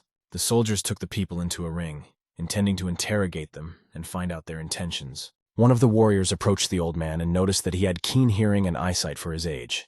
It was the head of the Wind Demon Squad, Ma Ying, who was considered the first and third blade of the Soul Alliance, if he was not mistaken. The old man noticed that the warriors were emanating powerful energy, and he asked curiously who the efforts were directed at. Was it not the Peng family? Ma Ying replied that he wanted to use the old man as a bait to get to Chihong, and that his plans were non-negotiable. But you don't need to know that, he said, stalling for time and pointing his sword charged with demonic energy at the old man. The old man realized it was a trap. He smiled, comparing the Hebei tigers to dogs, and decided to take off his mask. The warriors who were coming to meet the Hebei tiger watched in amazement as the old man took off his mask, saying that they could see the real one. The amazed warriors saw that the mask was made of human skin, and the man known as the strongest in the world was standing before them. If you have heard the legends about me, then do not let your guard down, because the strongest man in the world is standing right in front of you, he said, looking at them menacingly. Only those personally chosen by Hong can become members of this order, strictly following the traditions of Keonam. These warriors are obsessed with the art of using cold steel, and their fighting spirit is incomparable.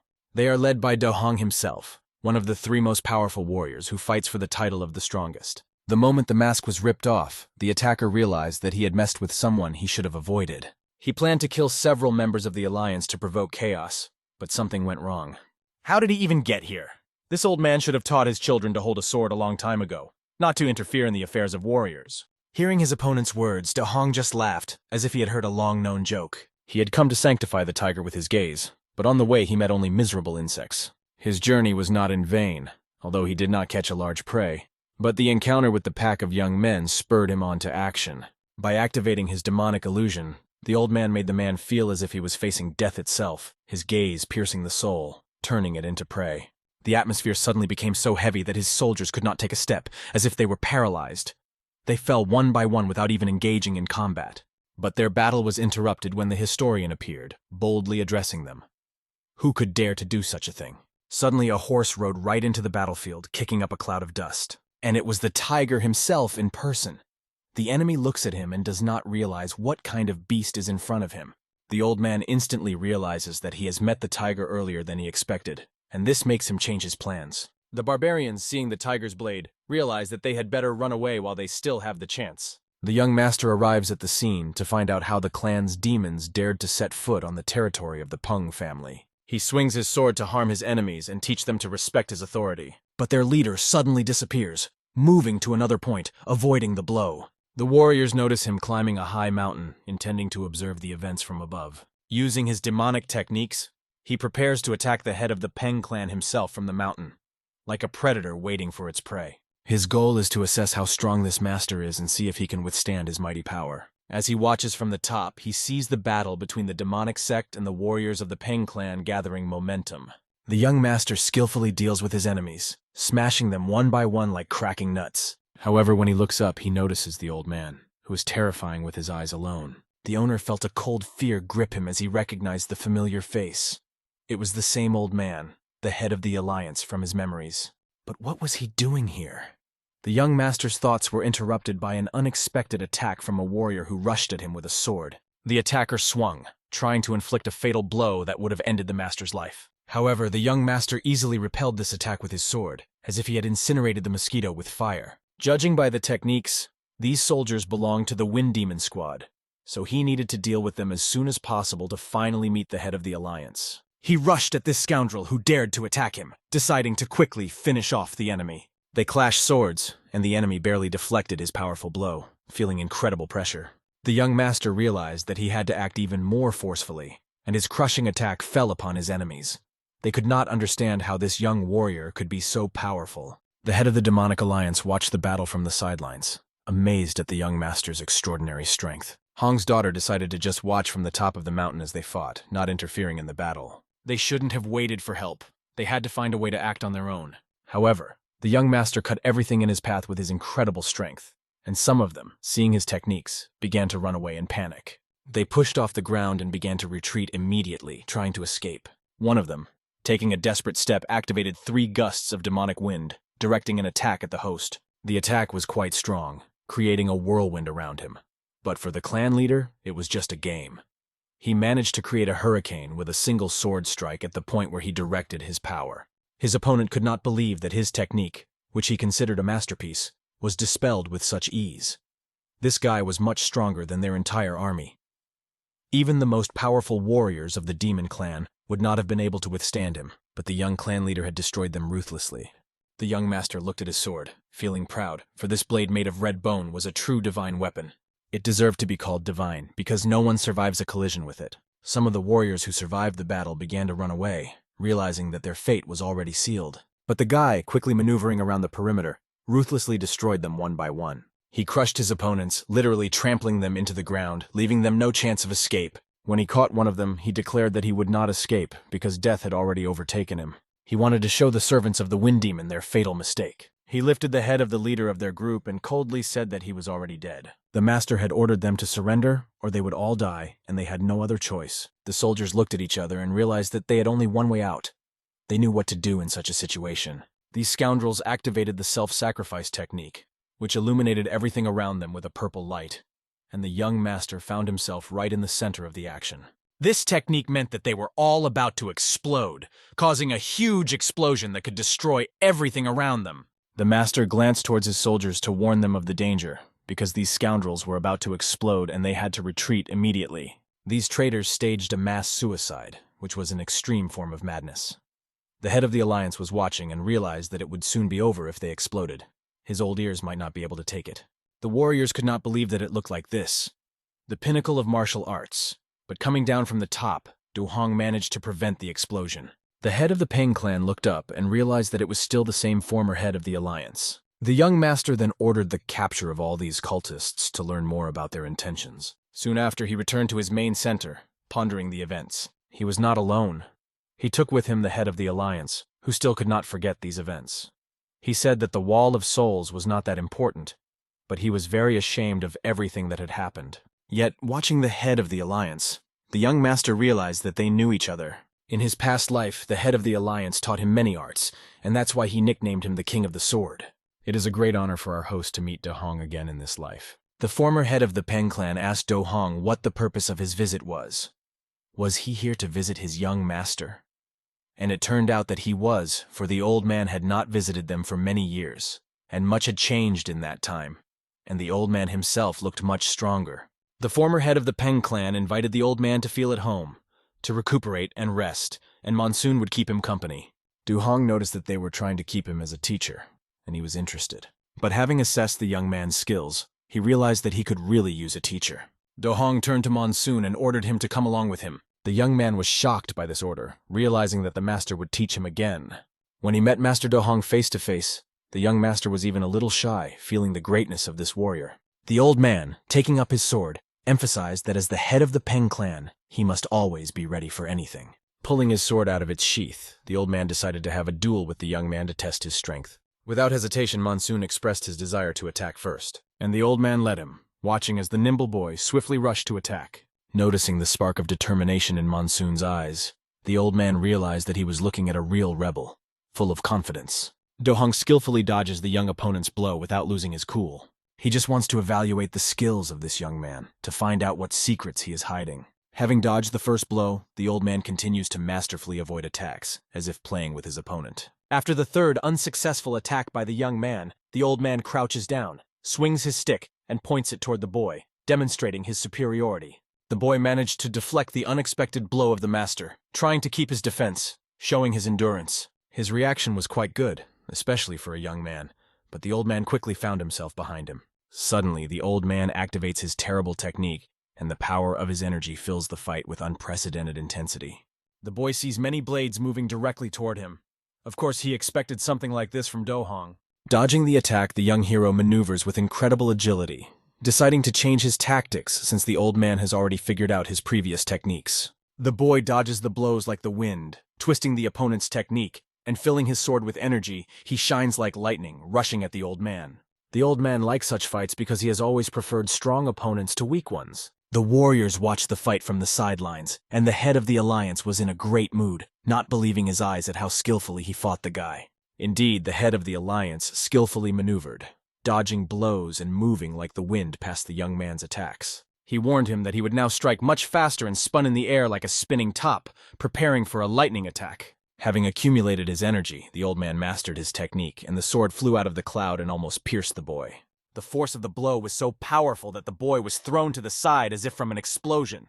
It was the first time in a long time that he was thrown to the side like that, and he broke all the barriers on his way. The warriors watching this fight could not believe that the training could be so tough. The head of the Peng clan stood up, shook himself off, and noticed that the wall he had crashed into had cracked as if it had been hit by a bomb. He wiped the spittle and blood from his face, deciding that he would attack again despite his wounds. The old man, seeing his persistence and perseverance, was pleased and allowed the boy to attack as long as he had the strength. The boy decided that he would fight until the old man recognized his skills. The head of the alliance, not supporting with words but only with actions, taught in practice, not in theory. He imitated his opponent's martial art to recognize his weaknesses, and directed these shortcomings against him. The warriors, observing the boy, noticed that although he fought desperately, his strength was still insufficient. For his own amusement, the head of the alliance began to hit the boy on the head every time he made a mistake. The boy knelt down in front of the head of the alliance because the blow was quite painful. The old man warned him that they would start by punishing every mistake with this kind of retribution. The warriors, seeing the old man about to give another slap to Monsoon, realized that this blow to the forehead is quite severe. They watched as the old man gave him a shulban, and the boy fell over on his back from the force of the blow. From early in the morning they practiced until late in the evening, starting over again and again. The head of the alliance, Marim, made the boy repeat everything endlessly, despite his fatigue. Soon the sun began to set, and evening shadows fell on the battlefield. Our hero was lying on the ground, exhausted from the battle, with a big bump on his forehead. An old man asked him if he was okay. The guy was looking at the sunset, and everything was fine. But at that moment, he was immersed in memories of his past life. Suddenly, he disappears from this place and moves to the time when he was a student of the head of the alliance. Back then, the old man used to beat him almost to death to achieve results and temper his spirit. The old man noticed that the boy was the first to smile after being beaten, and he liked it because he was looking at a real warrior, persistent and strong. Approaching the boy, the old man ordered him to stay where he was, putting his hands on his forehead. Touching with 2 fingers, the old man transferred his energy, which began to fill the young master's body, and he began to use the technique he had seen before. It was the sword of the iron teeth of the rampant tiger, a technique that could heal his wounds. The old man noted that the iron teeth sword of the raging tiger was an imitation of a great warrior's technique. Looking at the young man, the old man assessed him as very mature for his 20 years, but still understood that his path would be difficult. He should not boast, but walk this path steadily, and the old man knew what choice this young man would make. The old man stretches out his hand and hands the boy a tablet, emphasizing that he will have to establish a connection with the sword of the power of the walls of souls. If he fails, the tablet can be exchanged, as the head of the family also mentioned. The boy is grateful for the training, but realizes that this plate shows his affiliation with the Soul Blade Alliance. Having realized the value of this thing, the boy begins to rejoice, realizing that it opens up new prospects for him. He sincerely thanks the head of the Alliance, Muram, for such a generous gift. When the soldiers saw the golden badge, they began to envy the boy, because only a few people in the world managed to get it. They knew that the owner of this golden token could ask for anything, even from the head of the Alliance. The boy, realizing his situation, decides to take advantage of the opportunity and ask for one favor. Having noticed his trick, the old man realizes that he's a real hooligan with intelligence and wit. A few days later, the sign in the yard above the gate of Pendahek's pavilion was removed. The martial arts system that had been perfected was now available to all the squads training the Peng family's abilities. The traditional training path was systematized, and the elders continued their research. Il-Du and Du himself would be the teachers for the next 2 years, honing the martial art with the students. The old man, walking along with the boy, could not believe that this cunning young man had used the token for this very purpose. The boy asked the old man if he would be treated well here. The old man replied that we'll see next time, and he hoped that Monsoon would get fewer bumps when they met again. The young owner promised that the next time the old man came, he would be pleasantly surprised. After that, our hero went to the cave of the 5 tigers. It was time for a very important event in his life, and he put his hand to the stone gate. Activating his power, he sent an impulse to open the door. It was a place where only family heads and their heirs could enter. Everything in the cold cave was scattered. Books, including the Old Testament, were lying chaotically, giving the impression of an abandoned place. The owner, who was going his way, passed by this mess without stopping and continued to move forward. The walls of this cave were made entirely of black river stone, which gave the place a sense of gloom and mystery. There were sword marks on the walls, which not every intermediate-level master could do. This showed the incredible skill with weapons that had been passed down in the Pung family. He approached one of the walls and put his hand on it, as if trying to feel its hidden power. Recalling the old man's words about the need to unite himself with the sword of power, he realized that if the spirit of the wall did not respond, he should simply exchange that plate. Looking around him, he realizes that this place holds traces of the first head of the family's progress, and the insights he gained in the later years of his life. With the introduction of the 5 techniques, the number of possible options has increased to 10, and he begins to realize that this brings him closer to the Iron Teeth Sword of the Ravenous Tiger. The Iron Teeth Sword of the Raging Tiger will become the new technique of the Pung family, and Chulho will teach their warriors while the boy is in isolated training. And now in this cave he stands alone in front of a wall that seems to hide the key to his future path. Picking up his sword, he swung and performed a technique that shone with bright light.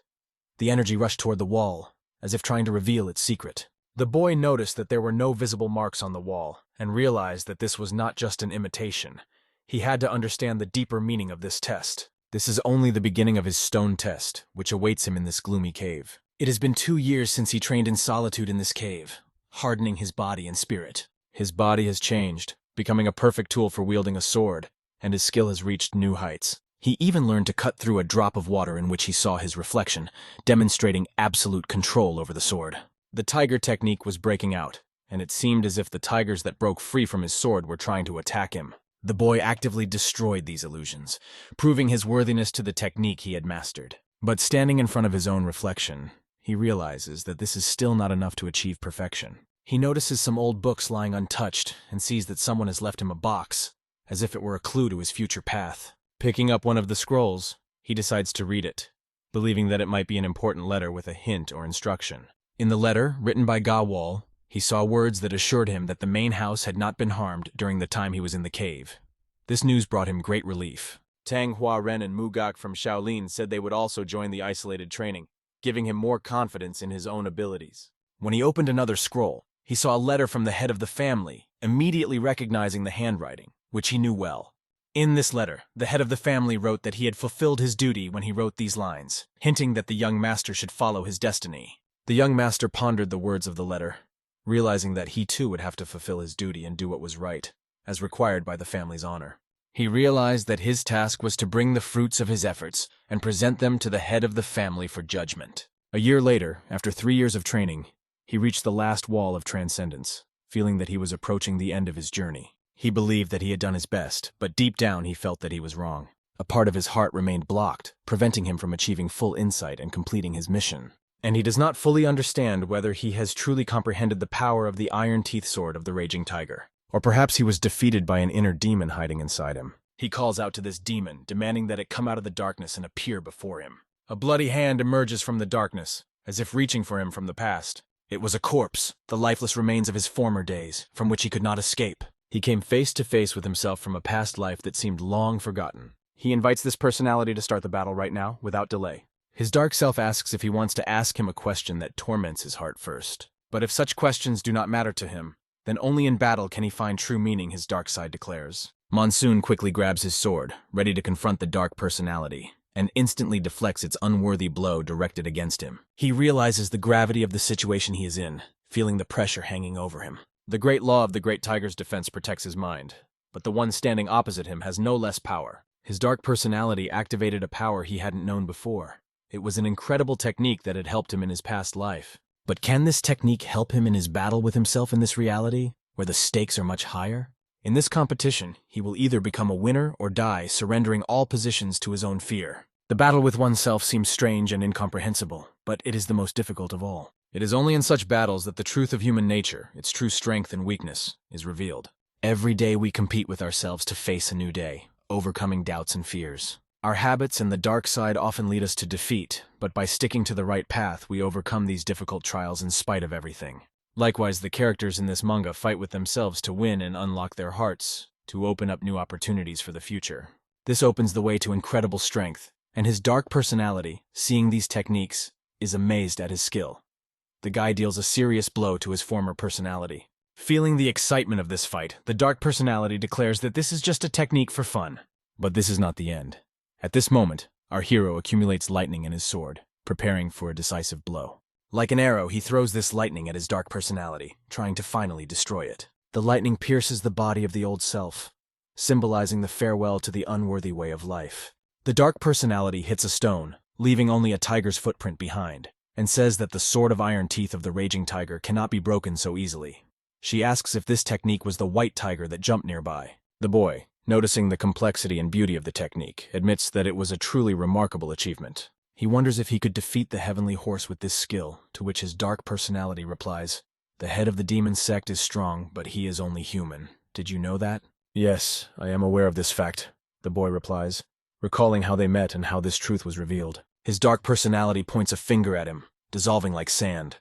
All the laws of battle that he had developed now belong to him alone, and at that moment, his dark personality disappears, crumbling into ashes. It was a majestic ending. The boy had overcome himself, gaining an inner victory. Feeling the presence of the heavenly lotus, which opens only when the level of transcendence is reached, he realizes the greatness of his achievement. Realizing that the time has come to act, he goes out, saying goodbye to the past and leaving behind everything that has hindered his development. Moving forward, the guy realizes that everything he has experienced has become a huge achievement for him, opening up new opportunities and horizons that previously seemed unattainable. One moonlit evening, voices kept ringing in the establishment, and only the lanterns flickered softly, creating a mysterious atmosphere. The young owner's deputy tried unsuccessfully to cope with the documents he was assigned, because the monsoon was still in the cave. Chun Hyuk was sent instead. Come to think of it, the young master of the Namhood family came to deliver a letter, and his name was Hek. He wanted to meet the young master in person, but when he learned about his training, he was disappointed. But that same moonlit night, the deputy received important news, but because it was late, he didn't want to hear it. But it was different, and it meant that the young master had finally returned. The deputy reacted quickly to this information. "If he is in the yard now, bring him here immediately." The young master was just climbing the stairs to the main house of the Peng clan. The deputy and the swordsman could not recognize him when they saw Monsoon. He looked completely different, as if he had become a different person. When he arrived, he paid his respects, apologizing to the head for his late visit. Looking at him, the clan leader realized that this young man had actually worked hard and achieved great success. Despite his tired appearance, the young master had something important to demonstrate. Picking up his sword, he showed a new power that surrounded the blade, radiating invisible energy. His incredibly precise movements reflected a skill of a completely different level, and his sword technique filled every corner of the space around him with incredible power. He was able to illuminate even the darkest night with his power. It was simply incredible. Was his son really able to achieve this? A huge energy wave rose into the sky above the village, blinding everyone around. After this line of fire died down, the dust did not subside for a long time, enveloping everything around. The clan leader saw that the technique demonstrated by the young master was not at all like what he had seen in the cave of the 5 tigers. It looked as if the monsoon had created a new technique. The head asked if this technique had a name. The young master smiled and replied that yes, it had a name. "This technique is called the Resolute Sword of the 5 Tigers," he said proudly. From now on, instead of the iron teeth sword technique, the Peng family would use this new technique. Tears appeared in his father's eyes. He did not expect such a success from his son and proudly said so.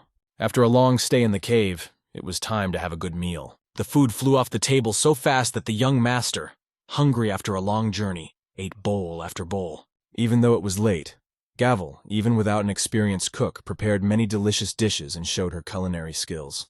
He missed all these people very much, and while he was away, the food became even more delicious than he remembered. The third heir apparent, who is now studying under Kim Jok, is trying to run the family business, and he informs the young owner about it. Chohun also reports that there have been several unexpected attacks since the fall of the Yang family. The young owner asked what these unexpected attacks were, and why he hadn't been warned about what was happening, to which he was told that the head had ordered him not to interfere with his training. Nevertheless, the Pung family was able to stop all the attackers, and the tiger squad assembled by the young master played an important role in the defense. Since the Pung family's tiger squad is a symbol of their strength, young master Chol Ho killed the head of the Yang family's deputy. He made a decisive and victorious maneuver that put an end to this battle forever. After he had eaten, the young master acknowledged that Chohan had done a great job, but that success would not have been possible without persistent training. According to Chohan, the Pung family's confidence in their strength has increased significantly, and they have become much stronger. It was a great relief for the Pung family, and they will soon gain new strength. Monsoon realizes that he must go to the training ground to check the situation and demonstrate his skills. The next day, the warriors trained hard from early morning, honing their skills. The key to success is constant training and practice. Swinging their swords, they perfected their new skills, and the young leader of Ping rejoiced at their every move. His close observation was interrupted by a man who addressed him. This man explained that they had not returned to the alliance, and that the training of children was rewarded differently, and they had decided to stay a little longer. The young master left them here, and they still asked if the soulman wanted to see another master. Despite the fact that they were worried about this city, he had been waiting for a long time to meet him. The warriors looked at him and could not understand what level the young master had reached, because no one could determine his level of cultivation. Realizing his power, the young master went to another master. The other master received him in his room, and at that moment he was attentively reading a book. Together with his brother, they sat down at the table, and the other master opened the book. They both looked at it, trying to understand what it said. And yet, afterwards, Monsoon admitted that he had done well to leave the battle pavilion on them. If his brother trusts him, he will never let him down. But it's not over yet. There are still marks from the blows on the wall of the 5 game. If they can learn this technique, they will get a great result, and the second master began researching. Monsoon, on the other hand, is not worried because he has seen his brother put their battle pavilion back on its feet. However, he leaves his brother because he has to prepare to leave, and so he leaves. The brother understands his condition, because he has many responsibilities after his stay in the cave. The young owner asks his brother to take care of the house while he is gone. The second owner can handle this without any problems. The main thing that Monsoon has to do is to take care of himself. After a while, the young man went to a town called Naken. He passed by the shop where he used to walk with Hua Ren and felt that he had to be somewhere nearby. The soldiers around him began to bustle, sensing something important was coming. At that moment, the young master did not realize that he was being followed. One of the warriors ran up to his friend and told him that Monsoon had appeared here, and they had been looking for him all this time. But the moment they found him, the soldiers suddenly rushed to attack. All this time, Monsoon was unsuspecting, but suddenly he heard movement behind him. He turned around sharply, and it was then that a vase was thrown in his direction, which he caught with lightning speed. Someone wearing green boots approached him, loudly clomping on the sand. It was Namgun Haik, who was happy to meet his brother Monsoon, whom he had not seen for a long time. Next to him was the monk Mugak. Suddenly, a strong wind rose, and all the people around them began to fuss, trying to protect themselves from its sudden strength. The friends of our hero noticed that the monsoon had reached a new level, but they could not determine its power, even approximately. The young master felt that Namgun Hek would soon reach transcendence, as he had predicted. Soon the monk hurried to come between them. They were to go to Nakyang and then head to Sangcheon. Who would have thought that the battle would begin here? He stood between them, proclaiming, Amitabha. All this was interesting, but it was time to enjoy the food and go to the restaurant. The dumplings were divinely delicious, with a flavor that surpassed even the family recipe. Namgun Hek was grateful for such a satisfying meal. But all the host needed was satisfaction. They noticed that one of them had many bottles, but only one was non-alcoholic. They planned to drink the rest in Hanshin. This liquor is called airing. They poured it for the young master, and he liked it very much. Mugak didn't drink from a glass. He quickly took a drink directly from the bottle, wasting no time. Hek asked the young man if he had ever been to Mount Hua before. They both replied that they hadn't, and then the Namgun boy invited them to visit Mount Huangho together on their way to Sancheon, assuring them that it wouldn't take long. It was impossible to refuse such an offer because it was really very tempting. It is known that a master with incredible abilities lives on the mountain where the 24 Plum Blossom sword technique is trained, and that he also has a teenager living with him. We are transported to this place, where the warriors were marching one after the other, keeping in line. They followed the trail that pointed to the right place and decided to take turns entering the cave. Once inside, they felt the coldness of the cave and the darkness hanging over them. When they went further, they saw a terrible scene. A dried-up corpse holding a man by the neck. The man greeted the young masters, who bravely approached him. If they were students of the swordmaster, he was glad to see them. Soon one of the soldiers stabbed his sword into the ground. He was the last one left alive. Thinking that he was the only survivor, his younger brother was able to escape, leaving him bewildered but hopeful that his brother would make it to the top.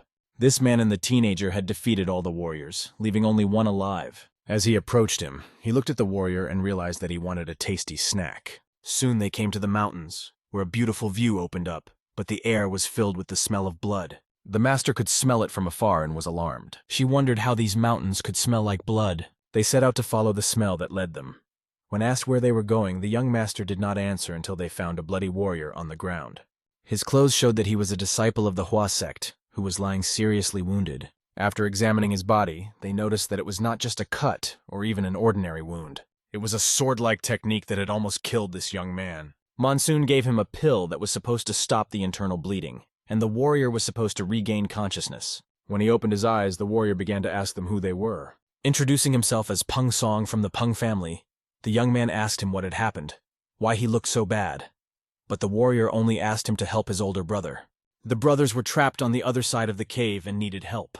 Heck realized that this young man would not last long without help, so he decided to monitor his condition while he and the monk checked the situation. The maniac playing with his victim in the cave noticed that these warriors were different from the foreign bastards. The warrior, looking at this master, realized that it was he who had arranged this, slowing down the trail to lure everyone. But they were much slower. It turned out that this rascal had purposely left a trail to lure them in, because from the beginning his goal was human life force, which has internal energy. Because of this, he did not kill them immediately, but controlled the flow of blood by taking the young warrior by the head. He pointed his hand at him and began to radiate incredibly strong energy. But the young man tore the enemy's hand from his head with his sword, preventing him from realizing his plan and destroying himself. The dungeon master jumped aside, asking why such a miserable creature was stalling for time with his weak movements. But the warrior shouted that this was his way as a warrior, and he would not give up. Like the hua plum flower that blooms even during the harshest winter, he will fight for his sect and will not stop. The cave master was curious to see how his mouse was trying to escape from him, and he noticed that this warrior had a rather long tongue for such a weak person. But the young man attacked him with a technique of the plum family called the Flower of Swords. Pointing his sword, he tried to destroy the unworthy master with thousands of blows. However, this rascal repelled all his attacks, easily breaking each one and approaching the warrior. He asked him not to waste his energy, because he wanted to enjoy a delicious snack. Grabbing the warrior's neck again, he warned him not to waste any more energy so as not to reduce his meal. All these actions were aimed at luring the main prey that this master was waiting for out of the cave. He understood that if all 8 of his disciples disappeared, the sect's sword master would definitely come to deal with it. Holding the warrior's neck, the master was about to taste his intense inner energy. But suddenly the warrior began to charge his sword with internal energy, preparing to use it. The cave master was angry that the warrior was wasting his energy, making himself less tasty, and he threw him into the wall with all his strength, breaking the stone layer of the cave. Taking his disciple, he decided to postpone the meal, ordering the warriors to stop the bleeding and lock them in the dungeon. Suddenly, an incredibly powerful blow swept past him, filling the cave with explosive energy. It was Monsoon and the monk who burst into battle with this cave rascal. The cave master had noticed that he had been visited by these rascals, and he did not expect to see Peng Monsoon himself here. If it was really them, then it was great, because there were still many battles to come with the Poison Demon and Wind Demon warriors who were determined. Monsoon looked at the maniac and realized that he had lost his mind, and said that he and the monk would kick his ass. However, watching them, the maniac felt confident in their words. The monk said that the master from the cave was a real scoundrel, and asked why he did this to the people outside. But for the maniac, it was incredibly delicious, so he just threw them away because he was bored with them. The monk was filled with power, enraged by this scoundrel, and asked Monsoon for permission to torture him. It would be difficult because this rascal looked quite strong. But despite this, the monk was ready to tear him to pieces. However, the maniac looked at the monk, seeing him as a great prey. The moment the monk filled with his energy and jumped over the maniac, he decided to wipe that desire and smile off his face forever. Mugak struck at the cave maniac, but he skillfully dodged, not believing that the monk was using such a deadly fist. He looked at the funny monk, who seemed incredibly tasty to him. The rascal slashed his claws at the monk, striking with demonic energy. Mugak felt blood start to flow from his hand and lacerations appeared on it. Landing on the ground, he grabbed his hand, feeling incredible pain. The rogue beast that had struck him began to lick his hands, stained with the monk's blood, noting that he was appetizing. Mugak realized that the enemy in front of him was a real crazy bastard. Despite his wounds, the monk decided to see how this cave scoundrel would laugh when he was torn to pieces. Monsoon stood aside and the warriors paid attention to him, feeling a huge pressure coming from him, which made them unable to even move. One of them ordered to kill Muson and not to stand there with his arms folded. The guy did not even move his hand when his enemies attacked him. He just looked at them with his eyes, doing nothing. And the moment they attacked him and surrounded him, the red light of his energy began to emanate from him. His incredible power scattered these villains everywhere, killing them on the spot. The young master felt even more confident, realizing that he had no equal. After all, he had not made a single move to scatter these fools, and there was not a single drop of blood on him after he had dealt with them without any effort. He warned the rest of the warriors looking at them not to expect an easy death. The leader of the warlords, standing behind him, wondered what he could do to defeat this powerful opponent. He grabbed 2 of his warriors by the neck, holding them with both hands. He began to suck out their life energy, filling his veins with it. After that, he throws his exhausted soldiers to the ground and confidently walks forward. These warriors are now ready to sacrifice their lives for the sake of victory and honor. Suddenly, all the soldiers surrounding the young master begin to burn with demonic energy. Watching this, The young master realizes that perhaps a demonic explosion is about to occur. The bodies of the soldiers are filled with demonic energy, which seems to echo from them, threatening to explode. So the boy picks up his dagger, preparing for action. He makes decisive stabs right at them, trying to stop this explosion. After everything has been cleared, he notices that the main culprit of this battle is not visible. Moreover, the enemy seemed to have dissolved into darkness. But his energy began to pulsate from different directions, and a voice echoed through the cave, recognizing that Monsoon was stronger than all of them. However, the young boy cannot have more internal energy than them, and suddenly warriors from all sides grab our hero's hands. Putting their demonic hands on him, the enemies began to suck the energy out of him. They felt the incredible power in his vital energy, and realized that by taking it away, they could overcome all obstacles. To steal someone else's blood through the secret wheel of the demonic void, you need to have powerful inner energy. But how could this rascal speak, they thought, when they cast their spell on the boy? However, our hero began to radiate red energy, not allowing the villains to think that they would succeed. His inner energy was many times, even thousands of times stronger than all of them combined. The scoundrels who put their hands on him could not even take them away, realizing that he was standing still on purpose to catch them. They could not even imagine how great his power was. The energy they tried to take away from Monsoon turned against them. At that moment, they fainted, realizing that it was not easy to break the protective lock. The cave maniac, seeing the right and left generals destroyed in one fell swoop, was overwhelmed by Monsoon's power. But he could not be distracted, because the monk did not allow him to concentrate, constantly attacking. The monk was distracting the maniac all the while, not giving him time to rest. As he flew up, Mugak was about to activate the 70-second Shaolin art technique. Incredibly, all his strength began to concentrate in his body, and he activated his powerful diamond palm with 6 and 10 fingers. But the cave maniac immediately cut off all his palm strikes with a purple snake tooth. Like a puppeteer, he manipulated his dark energy, sending an infinite number of snakes toward the monk. The power was so great that even the defense could not hold them back. These snakes coiled around the monk, binding his arms and legs with their snake bodies. They tied him up so that he could not even move, and the cave maniac wanted to eat him. He drew the monk closer to him, looking him in the eye, and declared that it was the end, sticking out his tongue. But the monk, looking right at him, said that the real demon bastard had never heard of the iron headbutt. Of course, the maniac did not understand, preparing to strike with his claws. But the monk didn't hesitate to hit him in the head with his skull. The blow was so strong that all the maniac's equipment was shattered, and even his head began to bleed. After that, several blows of the monk in the face of the villain were very successful. The villain flew away with a broken forehead, broken teeth, and a bloody face. Falling to his knees before the monk, it was the end not for him, but for this demonic bastard. The monk, standing before the defeated enemy, proclaimed, "May you go to heaven, Amitabha." The demonic bastard could not believe that he was defeated and could not accept it. Soon, the monk struck an incredibly strong blow that should have killed the scoundrel through and through. Everything around them began to crack and collapse, and the rocks split right below them. It was an extremely powerful blow.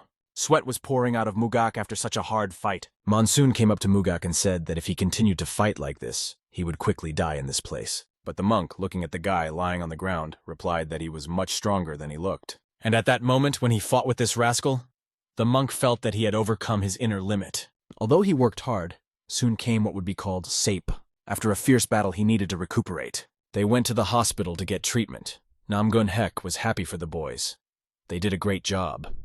Although he was a little uncomfortable thinking about it, he was grateful that they had saved the people who were captured and those in the steam rooms. As they were enjoying delicious dumplings and resting after the battle, some warriors from the Hua sect came to them and asked how they were doing. They were fine, and everything was going well. But Namgong still asked if they had definitely gotten rid of the demonic rascals in the cave. The warriors confidently stated that all the enemies had been defeated, and admitted that the boys were simply incredible. Monsoon, in turn, boasted that it was not for nothing that he was called the perfect blade. However, even after the victory, something disturbed the young master, and he couldn't shake the thought that the demon sect was only part of what was really going on. Sect Master Henyi was meditating alone on a stone, but his meditation was interrupted by a disciple. The disciple said that the reason for the name 5 Sacred Peaks was of great significance. The group with our master climbed the mountain, hoping that there would be good food, but Namgun asked the monk to drink more tincture to heal his hand. Namgun gave the monk just water, but the monk was surprised because there was a wonderful liquor. But what kind of medicine if he had not yet recovered? However, the monk didn't like this approach to treatment, and said that Namgun was wrong. He should drink the medicine right away. Suddenly, our heroes stopped, and the warriors behind them also stopped, because one of the masters was looking down at them. Monsoon noticed the tide of energy slowly approaching. As they approached the entrance, Namgun noticed that Monsoon was acting strangely. He decided not to give in to his feelings and proceed with caution. When the soldiers were the first to enter, our lord stayed behind them. In front of them stood one of the dignitaries, the head, whom everyone greeted with respect. His name was Hua Kunrin Jinying, and he greeted everyone there with joy. He expressed his gratitude to the people who had saved not only the sect's disciples, but also other people. Namgun and Monsoon admitted that they were a little embarrassed by the gratitude, and asked not to go so far in showing gratitude. However, the head noted that if they had not intervened, the damage would have been much greater, and he believes that their help is irreplaceable. MANHUA will never forget their kindness and support. The head also heard that they were slightly injured, and if they are not in a hurry, they can stay on MANHUA as long as it takes to recover. The young master asked Namgun what would happen if they stayed here for a while and stayed a little longer. They decided to stay because nothing bad would happen from such a delay. The locals are going to celebrate the 90th birthday of the former head of the Tang family, and on this occasion there will be a retirement ceremony, which was announced on local signs that everyone noticed. Monsoon decided to play a joke on Mugak, recalling a past fight when he had distinguished himself with his iron headbutt. He suspected that something was wrong, perhaps jokingly insinuating that he was a little unintelligent. Mugak never thought he would use this technique in real combat, but who could have predicted that he would hit the demon bastard with his skull? One of the warriors warned the boys that they would be holding a memorial service in a few days and asked if they would join. The boys agreed to come. At a beautiful tree, the warrior said he would wait for them there and now advised them to rest. The plum blossoms were simply magnificent. They looked like a paradise from legends. They were just beginning to bloom, and the fruit was still far away. Monsoon felt that the holy sword was somewhere nearby, somewhere here. The boys moved away from Monsoon a few meters and did not understand why he was standing there, assuming that he was enchanted by the blossoming plum tree. A few days later, they arrived at the memorial service. The service was held in a shrine, not in the temple, because the head decided so. The soldiers were asked to go forward. The service was about to begin because many people had died because of the demonic sect. The young warriors held a memorial service in honor of the dead, playing a sad melody on their pipes. The head of the clan, Huang, placed signs with the names of the dead. This event created sadness in their hearts. MANHUA will always remember them. The head of the clan laid these souls to rest in peace and wished them a better afterlife. All the soldiers bowed their heads as a sign of respect for the dead. Looking at everyone present, the leader said that 67 souls had been unjustly taken by fate, and the demonic sect must be held accountable. He raised his sword in the air and announced that from today he was canceling the decree to close the flowering peaks of Mount Hua. This was incredible news because it meant only one thing. The rescinding of the decree was tantamount to the sect resuming its usual activities. Evil has begun to rear its head again, and there are signs that a great upheaval is coming. The masters of Mount Hua will raise their swords to destroy evil forever. All the warriors listening to the head's opinion accept it. The young master realizes that the actions of Mount Hua have become much more active than in the past. If the sect goes forward, they will gain a great advantage. A few days later, everything returned to normal. The monk, for example, began to eat much better. Namgun Hek trained with the soldiers, improving his skills, and the young master walked the streets of this beautiful place. One day, walking along the path, he hoped to meet the master today. He was sure that the master walked somewhere nearby every day, and this reassured him. Suddenly, an old man appeared in front of the young master, looking at him intently, and like the wind, he was right in front of him. The old man asked the young man what had attracted his attention so much. It was the Qichun Jin and Holy Sword. After introducing himself to the Holy Sword, the younger disciple greeted him with respect. The Holy Sword could not believe that this young man was not yet 30 years old, and had already attained transcendence. The master was amazed, as if he were seeing Chun himself, one of the greatest cultivators of his time. Surprisingly, the master invited the young man to walk with him, and the young man agreed without hesitation. They were heading to a mountain, climbing for a long time. On the way, they saw many flowering trees, which were simply amazing this year. Saint Sword said that he had been meditating at this place for a very long time, ever since he joined Mount Hua, and this place on the mountain was like another world. Recently, the old man noticed that his inner energy had begun to dissipate, which meant that his life's journey was coming to an end. In the past, the Holy Sword had disappeared into thin air after a great war against a faction, the young master recalled. He probably concealed his approaching death so as not to undermine the morale of the Union. As if through a fog, the young gentleman asked the old man how much longer he had left. Holding out his hand, the old man said, "The main point of life is that even the greatest petal will fall one day." It has fully blossomed thanks to the legacy of its predecessors, accepts the weight of its life's journey, and will become fertilizer for future generations. Looking at the beautiful tree, illuminated by a ray of light, the old man asked the young boy for forgiveness. Standing on the edge of the mountain, the old man said that he wanted So-moon to receive his sword, and he would do so. This would be the last dance for the old man, he felt. He thanked the boy for his choice, and expressed his desire to have a few students present for this ceremony.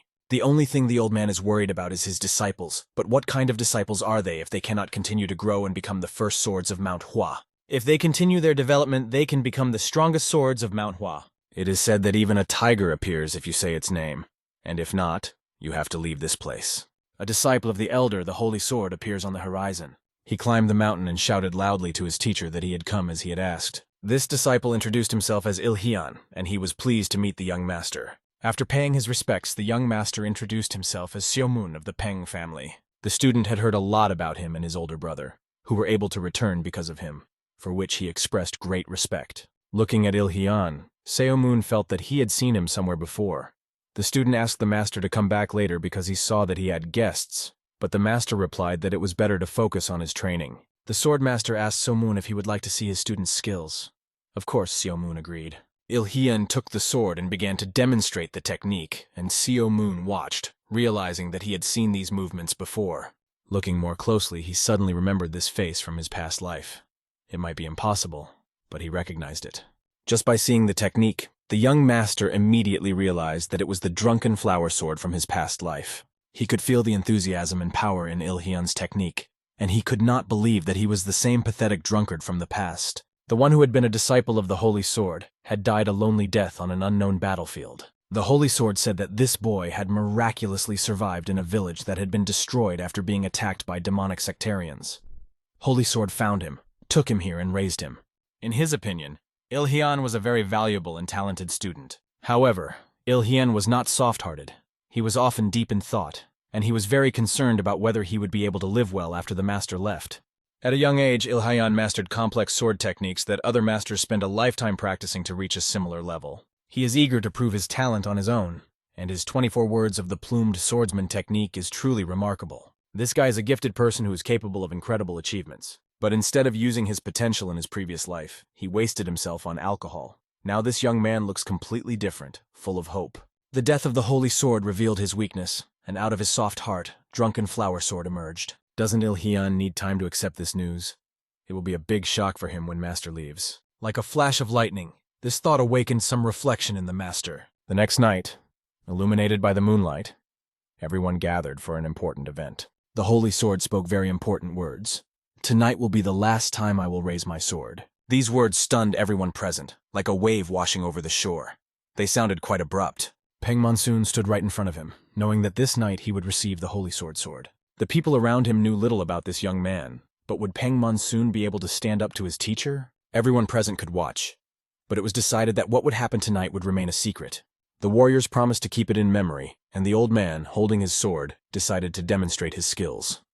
The battle began. Looking at the incredible strength, Monsoon saw the old man create a barrier to block the waves and noise that would arise after their blows. With the 24-part technique, under the magnificent fragrance of flowers, the old man began to demonstrate his techniques one by one. He chose not to confront them with the usual techniques, but instead used a new technique of the Pung family, the 5-stance resolute sword. When Monsoon's colleagues heard about this technique, they were amazed because no one had ever seen it before. The old man used the smiling power technique, which sounded like music from afar. This technique, like the wind in the field, was used today. The boy cut this wind, demonstrating that everything is possible. The soldiers watching were amazed that he repelled the attack with just one glance.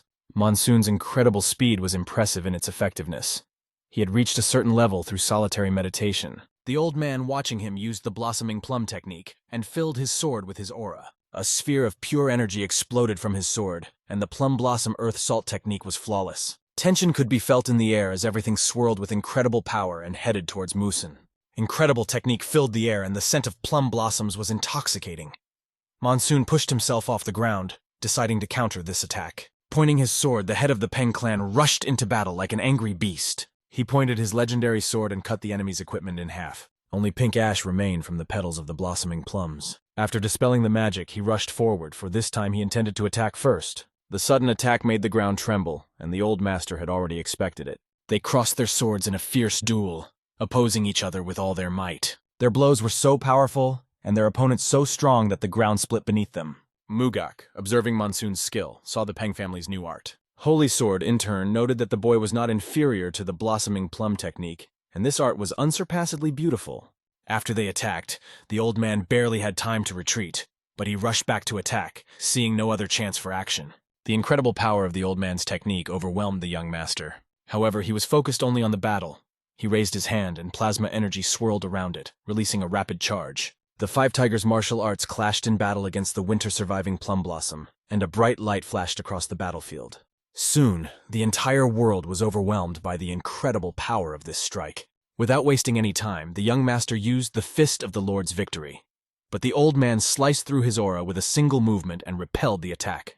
It all came down to the fact that the old man was flawless, and a dazzling energy was surging from his eyes. A deadly beam flashed with fierce power on his arm, but even then, the old man did not give his young opponent a chance. He used the sunlight-depleting plum blossom technique, and an aura lit up around the old man. All of this accumulated in his sword to deliver an incredibly powerful blow. Like a dance with the deep fragrance of a plum blossom in the air, this power swept past the young master. But when he skillfully dodged it, he did not expect it to come back and strike him in the back, almost taking his life. After this blow, he felt vulnerable, because the shadowy wave of energy cut through space, and only slightly missed his body. His brothers watched from the side and even began to worry about Monsoon, because the energy strike left nothing in its wake. The legendary swordmaster was closely watching the outcome of the battle. The guy stood there, pierced by this blow, which he successfully deflected, but his clothes were damaged and he was almost burned.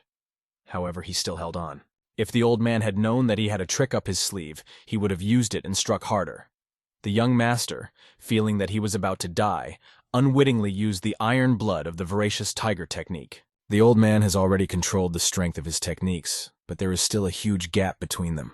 However, by holding on tightly to his sword, the boy can also move forward no matter what. Looking directly into the old man's eyes, he declared that he was ready to attack again. The young master's sharp movements, the aura that envelops his sword and fills every cell of his body with incredible power.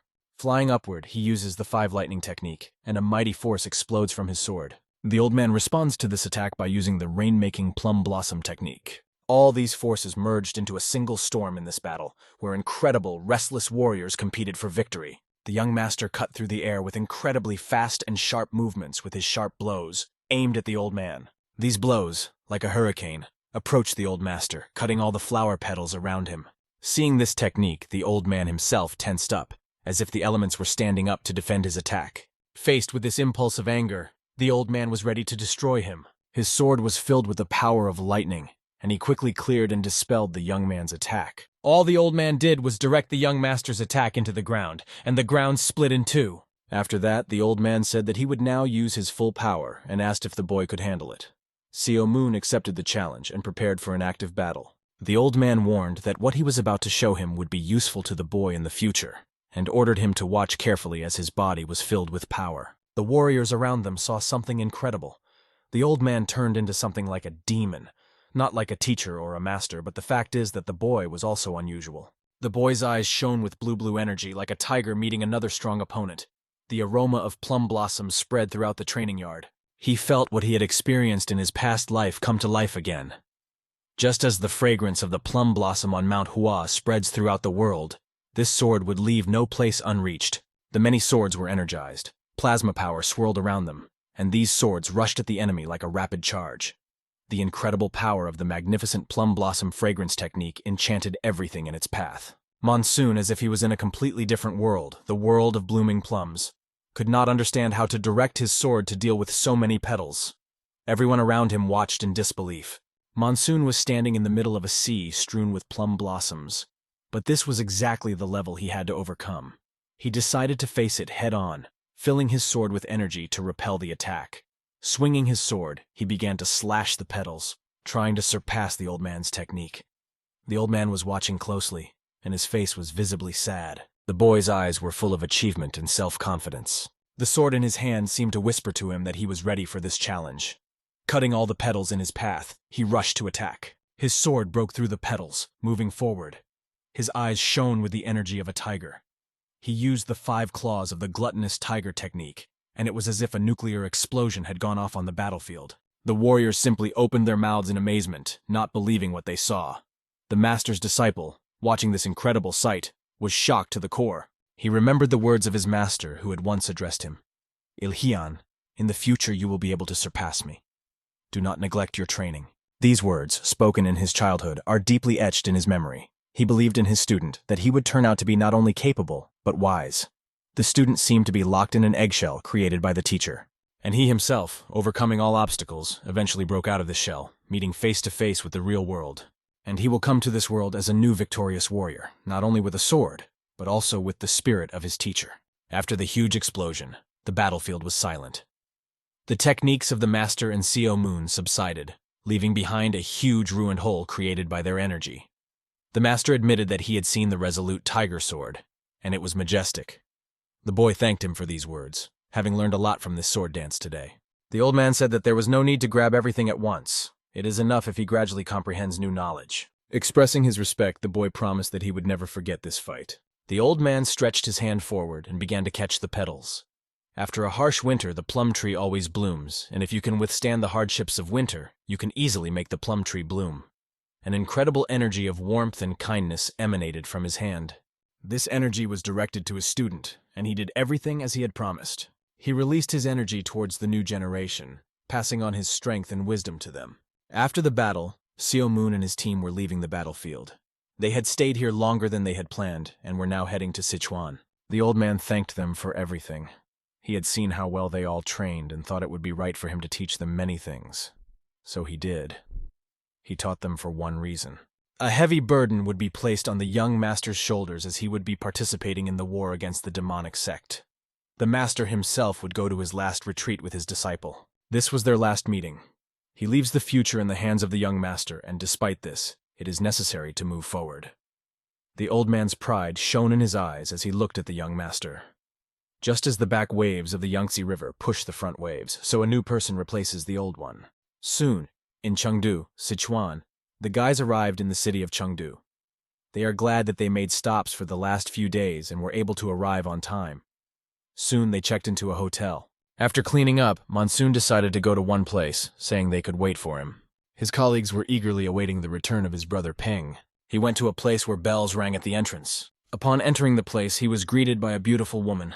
She stood behind the counter and asked how she could help. The young man was looking for a red moon jade pin, and when she took out the box, she recognized that it was a very rare item. She handed the pin to the young gentleman, who asked her to hurry. Looking at the pin, he realizes that there is something more than he expected. The girl said that this pin had arrived here a few months ago, and if it hadn't been an order from Salvan, they wouldn't even know about the latest trends here. She said that the guy needed to visit the Heaven's Chosen Assassins sect. He replied that he would come here himself if the young master didn't come to him, and now he had no choice. Walking through the city, he could smell the strong odor of medicine spreading through the streets. Namgong recognized that the Tang family home was a unique place where the best doctors in Sichuan were gathered. They approached this place where people were asked to keep order. The young gentleman and his colleagues were asked to write their names on the list of visitors. Namgun realized that he needed to show his ID to enter the Tang family's property. All of these bureaucratic tasks were tiring for the monk, but they went ahead and introduced themselves with their names. They were greeted warmly, saying they were glad to see them, and it was clear at a glance who they were. They would be personally escorted through if they presented their IDs, and then they moved forward. Rumors that Seo Moon had killed members of the demonic sect spread everywhere. The young master's actions were considered incredible by everyone. As they continued walking, they heard a voice that was very familiar to them. It was Huaren who had been waiting for them. She felt that she had been waiting for them for an incredibly long time, almost an eternity. Seo Moon did not say anything in response, but looked at her for a long time without saying a word. He noticed one important thing. The girl had become stronger. Hearing these words, Huaren literally blossomed before their eyes. As if in a dream, the girl tried to get rid of her stubborn character. She went through very hard training with older family members, and after 3 years, she realized that her methods were wrong. However, she did a great job and became much stronger.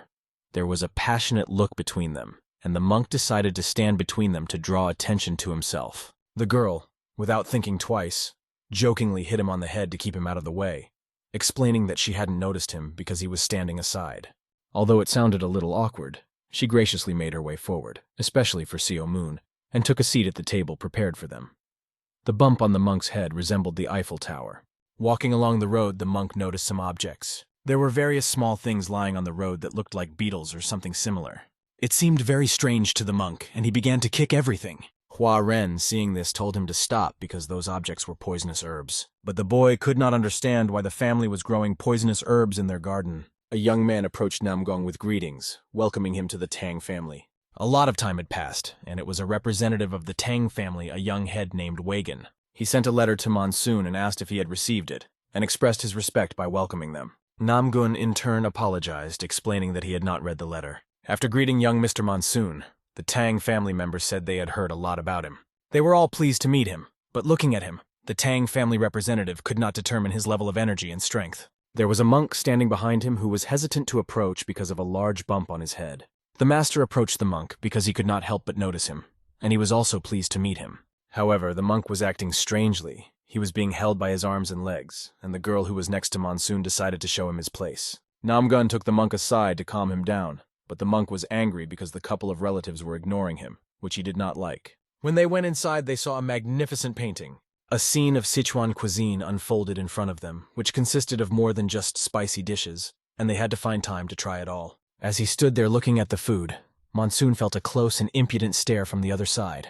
The man looked at him carefully, analyzing and describing him in detail, evaluating his physique, height, and demeanor, and finally said that he was the perfect partner for Hua Ren.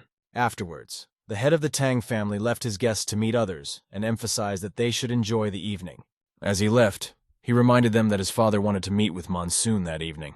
Monsoon was not going to ask to meet the head of the family, but as it happened, it was appropriate. Namgun picked up a bottle of liquor and decided to pour it for everyone to celebrate their reunion. He had prepared this liquor especially for this meeting. As he poured it into the glasses, he realized that it wouldn't be easy because Huaryong was going to drink it too.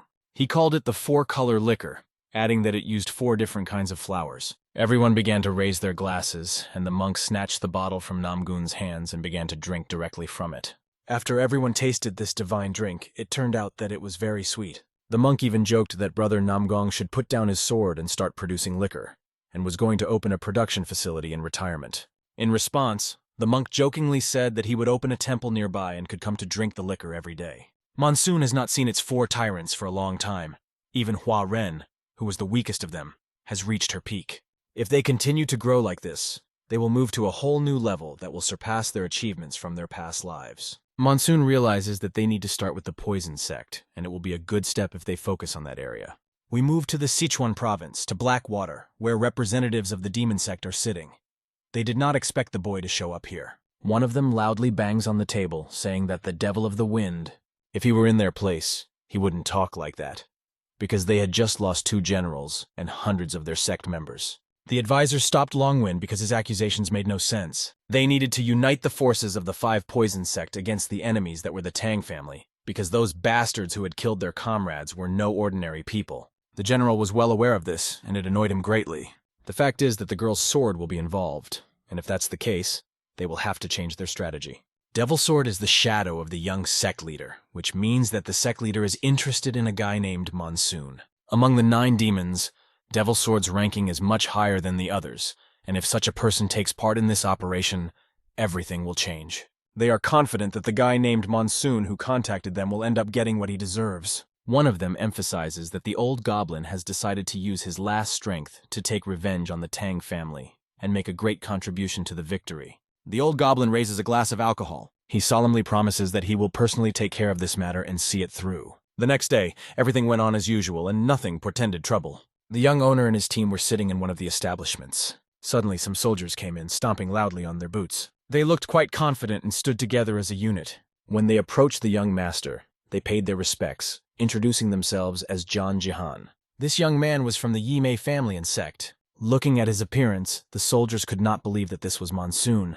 They wondered how he could possibly have destroyed the demon sect if he looked so simple. Next to him was the famous Mad Shaolin monk. They felt somewhat contradicted as to how such a strange man could be here and follow this path. And yet he could drink alcohol passionately without even washing it down with water. The Shaolin monk put the bottle of alcohol on the table, clearly not satisfied with the stares of those around him. He started shouting at them, asking what they were looking at, as if they were seeing a crazy monk drinking grain tea for the first time. Calling the alcohol grain tea, the soldiers apologized, realizing that they were facing a real madman. This guy was glad that he was lucky enough to meet such a person and offered to drink a glass of alcohol together. Monsoon analyzed him carefully, feeling that he was very strong based on the level of energy he felt. His actions aroused suspicion because he was giving off a rather negative energy. As Monsoon accepted the offered alcohol, he stared intently at the glass. The guy from the Yi Mei sect began to sweat with worry as he watched the young master, for he seemed as unyielding as a stone. After accepting the glass of alcohol from the Yi Mei sect member, the young master offered to drink from his glass in return. And no one could refuse, because at the moment when Monsoon poured the alcohol, a strong energy was felt. A representative of the Yi Mei sect felt incredible power when Monsoon poured alcohol.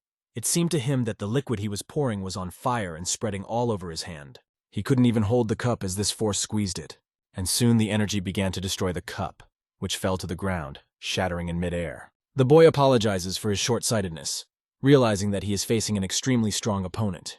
He apologizes to Monsoon. In response, Monsoon pours him a penalty glass, offering to drink it and forget about the incident forever. Holding the glass with trembling hands, the boy takes it from Monsoon, and at that moment, the well-known old man enters.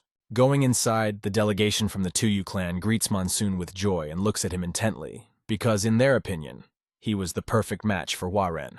One of the sons turns to his father and informs him that the preparations are already complete. Hearing this, the clan leader was pleased that everything was ready and said it was time for them to leave. Before he spoke, the old man thanked everyone who had come from afar. Today he turned 90 years old and he wanted to announce something important. Having lit the candles with his energy, the master and head continued his speech. He said that last year at the ceremony he got rid of his resentment thanks to 4 warriors. If people hadn't appeared who could lift the curse, he would have poured his hands into this cup himself and retired. Everyone was watching this moment closely, looking at every detail. The warriors were waiting for the incense to burn to start a new chapter in the clan's history. Halfway through the incense burning, the master looked up at the sky to think about his life, but suddenly someone appeared, jumping towards him and falling at his feet, exclaiming that he had kept him waiting. It was the head of the Tang clan, Mu Lin. It was a representative of the demonic sect known as the Goblin. Despite everything, the old man greeted him, remaining calm. Mu Lin emphasized that the Goblin had to come alone and asked why he brought so many people with him. The Goblin replied that today they would not only break their ill-fated relationship, but that this day would also be the end of everything. After these words, the Goblin felt an incredible inner energy, which constrained his hand, almost tearing it off. He realized that someone had found out about their attack, and he asked the old man how he could even think of it. The fact was that one of the children had warned him in advance, but the Goblin thought it was even better. He promised that he would do to his eyes what the old man had done to his eyes. His demonic energy filled his body, and he vowed to kill the old man, no matter what it took. Meanwhile, the demon squad, standing on the roof from afar, already suspected that the plan had almost failed. However, it didn't matter, because the more blood on the demon sect's swords, the better. And the demon sect's warriors began to rush in from all directions like mud. It was a special strike team affiliated with the 8 demon swordsmen anti-faction that began attacking the Tang family warriors from all directions. The courtyard was filled with blood as the warriors killed everyone in their path. However, this did not mean that they had won, because the opposition was extremely tough. The Tang family rushed into the battle from all sides, destroying the members of the demonic sect. One of the Tang family members shouted out where their armed forces were. His servant replied that they were fighting off the 5 Poison sect, and it was clear that the enemies had found a way through the gorges. Despite the preparations that had been made, the situation began to turn into a crisis. The demonic sect's warriors did not even stop, despite the fact that they had the senior masters of the Tang family in front of them. The people from the anti-faction were incredibly strong for their level, and the Tang family general began to doubt whether the Tang family would be able to withstand this onslaught. Monsoon, seeing that his intrigues had begun on this perimeter, began to act. Monsoon turned his attention to the roof where the demon sect members were standing. He instantly moved there, to the roof, to find out who this enemy was, who possessed such power. Before him stood one of the very first fist demons, whom his followers called the Fierce Demon King. Looking at him from one rooftop, Monsoon noticed that someone was looking at him from another rooftop as well. Demonic energy began to accumulate between them, creating the conditions for a new battle. Will our hero be able to survive? One of the representatives of the demonic sect scared everyone around him with his dangerous technique. He tried to destroy everyone with the demonic sword of the burning ghost, cutting and tearing his enemies apart. The warriors scattered in different directions, running for their lives in panic and terror. One of the warriors gritted his teeth, thinking he was doomed as the claws of this villain flew at him. But a light blue energy strike saved his life, breaking the demonic bonds. The demon was amazed to see who dared to resist his technique, and was horrified to find out that it was the flowing trap technique, which belongs to the Imperial Sword, cut through all his demonic actions. Filled with rage, the demon decided to destroy his opponent by pointing his claws in his direction. An incredibly strong demonic blow swept through the air, cutting through it with great speed. But despite the demon's best efforts, this guy was strong enough to resist it. At the moment when the demon ran at him, he did not lose a single drop of calm. They fought in a fierce battle, repelling each other's attacks. The demon turned to him, asking if he was really the heavenly swordsman, as he had guessed. And before him stood the devil of the sword, who had long dreamed of meeting him. His face showed surprise that their strength level was the same. They decide to end their talks and put an end to all this once and for all. Namgun-haek attacks this sword demon without paying attention to his words. A strong blow cut one of the Tang family warriors, who was also a demon general destroying someone else's family, and he became bored. He shouted, asking where this rascal Monsoon was hiding. At the moment the demon ran at him, he did not lose a bit of calm. They clashed in a fierce battle, repelling each other's attacks. The demon turned to him, asking if he was really the heavenly swordsman, as he had guessed. And before him stood the devil of the sword, who had long dreamed of meeting him. His face showed surprise that their strength level was the same. They decide to end their talks and put an end to all this once and for all. Namgun-haek attacks this sword demon without paying attention to his words. A strong blow cut one of the Tang family warriors, who was also a demon general destroying someone else's family, and he became bored. He shouted, asking where that rascal Monsoon was hiding. As they moved forward, they noticed that it would not be easy for them to go further. Their path was blocked as Hua Ren and her soldiers blocked their entrance. The demon was surprised to see this unexpected resistance, although he had a feeling that something like this might happen. Hua Ren, looking at the poisonous demon, was happy to see him, and the demon wondered how she knew him. She replied that it was obvious who else could have appeared here. She warned that these rascals would not advance more than a step, but the poisonous demon responded by warning that her madness was over and ordered his sex warriors to kill everyone. Hua Ren in turn ordered her soldiers to do the same. Kill all the rascals, every last one of them, and spare no one! All the warriors rushed into battle, regardless of the possible consequences, because today they had to protect the Tang family. Monsoon reacted intuitively, because he was facing one of the 4 demon kings, and it was a danger he had long been expecting. He was standing right in front of him and had been waiting for this encounter for a long time. This attack on the Tang family did not happen in his past life, and now the events are unfolding in a completely different way. Everyone is facing their opponents, and despite the changes, many have already overcome them. The ferocious demon looked at Monsoon and noticed something in his eyes that he hadn't seen before, a look similar to his own. Monsoon confirmed that their bodies and destinies were unusual. The demon wonders why Monsoon chose to act this way, even though he could have cleared the area in an instant. But his choice was the right one, and he decides that this time he will fight, showing Monsoon how to resist.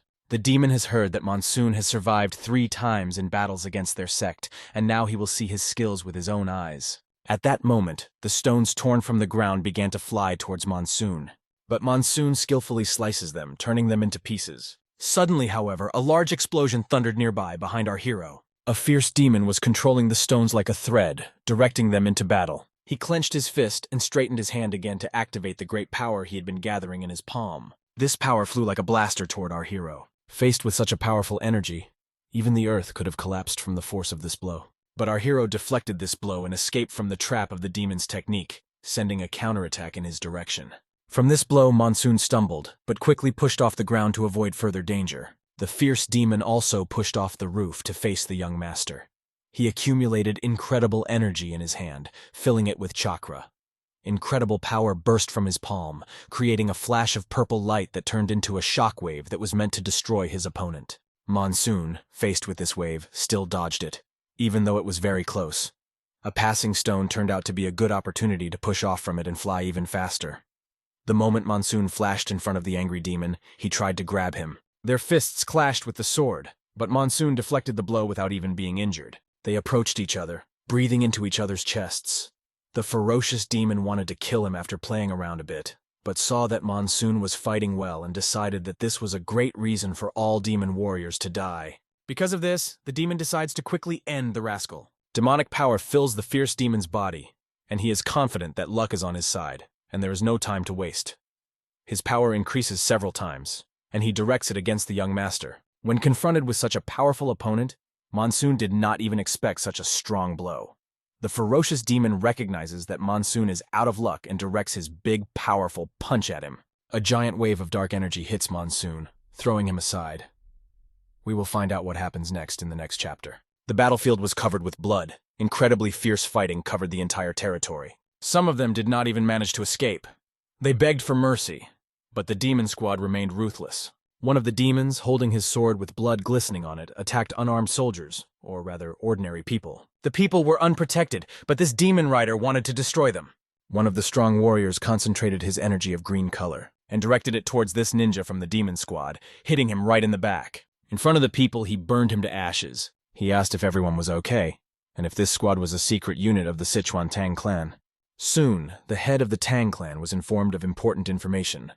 The Black Shadow unit had just completed its mission on the eastern flank, and soon they would come for reinforcements.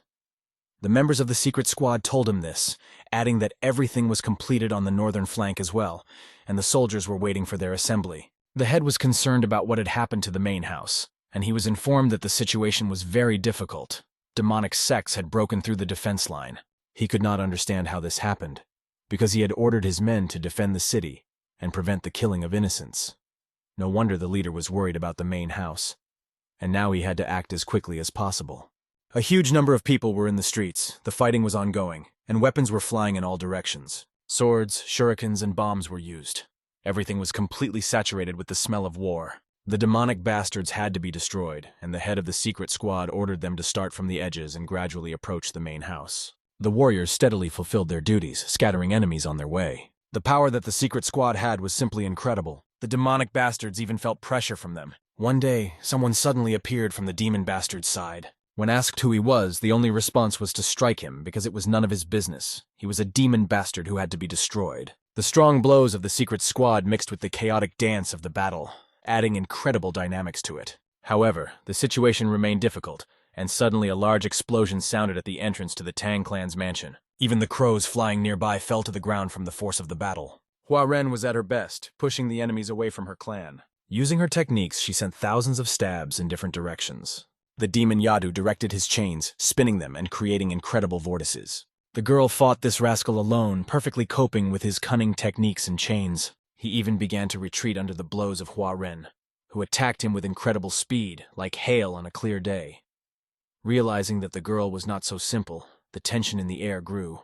With a lightning-like movement, the demon released its power, the chains almost disappearing from sight. But Hua Ren, just as lightning fast, dodged them, breaking the silence with her actions. She furiously clashed with the demonic bastard, causing him to become frightened. It seemed as if daggers flew out of her hands from another world. The demon Yadu fought them off, but one of them pierced his defense and entered his body. The blood of this demonic bastard splashed on Hua Ren's clothes as she landed next to him. She looked flawless on the battlefield, twirling around not just like a girl, but like a real warrior. Striking a fighting stance, she informed the demonic rascal that they had finally exchanged blows. Fury flashed in his eyes, for this stubborn girl had angered him. He grabbed his sickles, outraged that her stupid tricks had worked on him only once. The demon attacked her with all the deadly force of demonic techniques, promising to tear her mouth open with his sharp claws.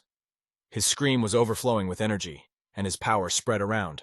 But the girl remained indifferent to his words, for skill could only be proven in battle. She stubbornly dodged his attacks, and the demon began to think that she was taking it like a child's game. But her tricks would no longer work on him, and he continued to attack. However, the girl's counterattack was so powerful that the ground shook, and the demon's pupil dilated in shock. The girl used the bussy downpour and dragon windwheel techniques, which, like rain in a clear day, fell on the villain. He was enveloped by energy daggers flying in his direction. They approached his face and inflicted wounds on him.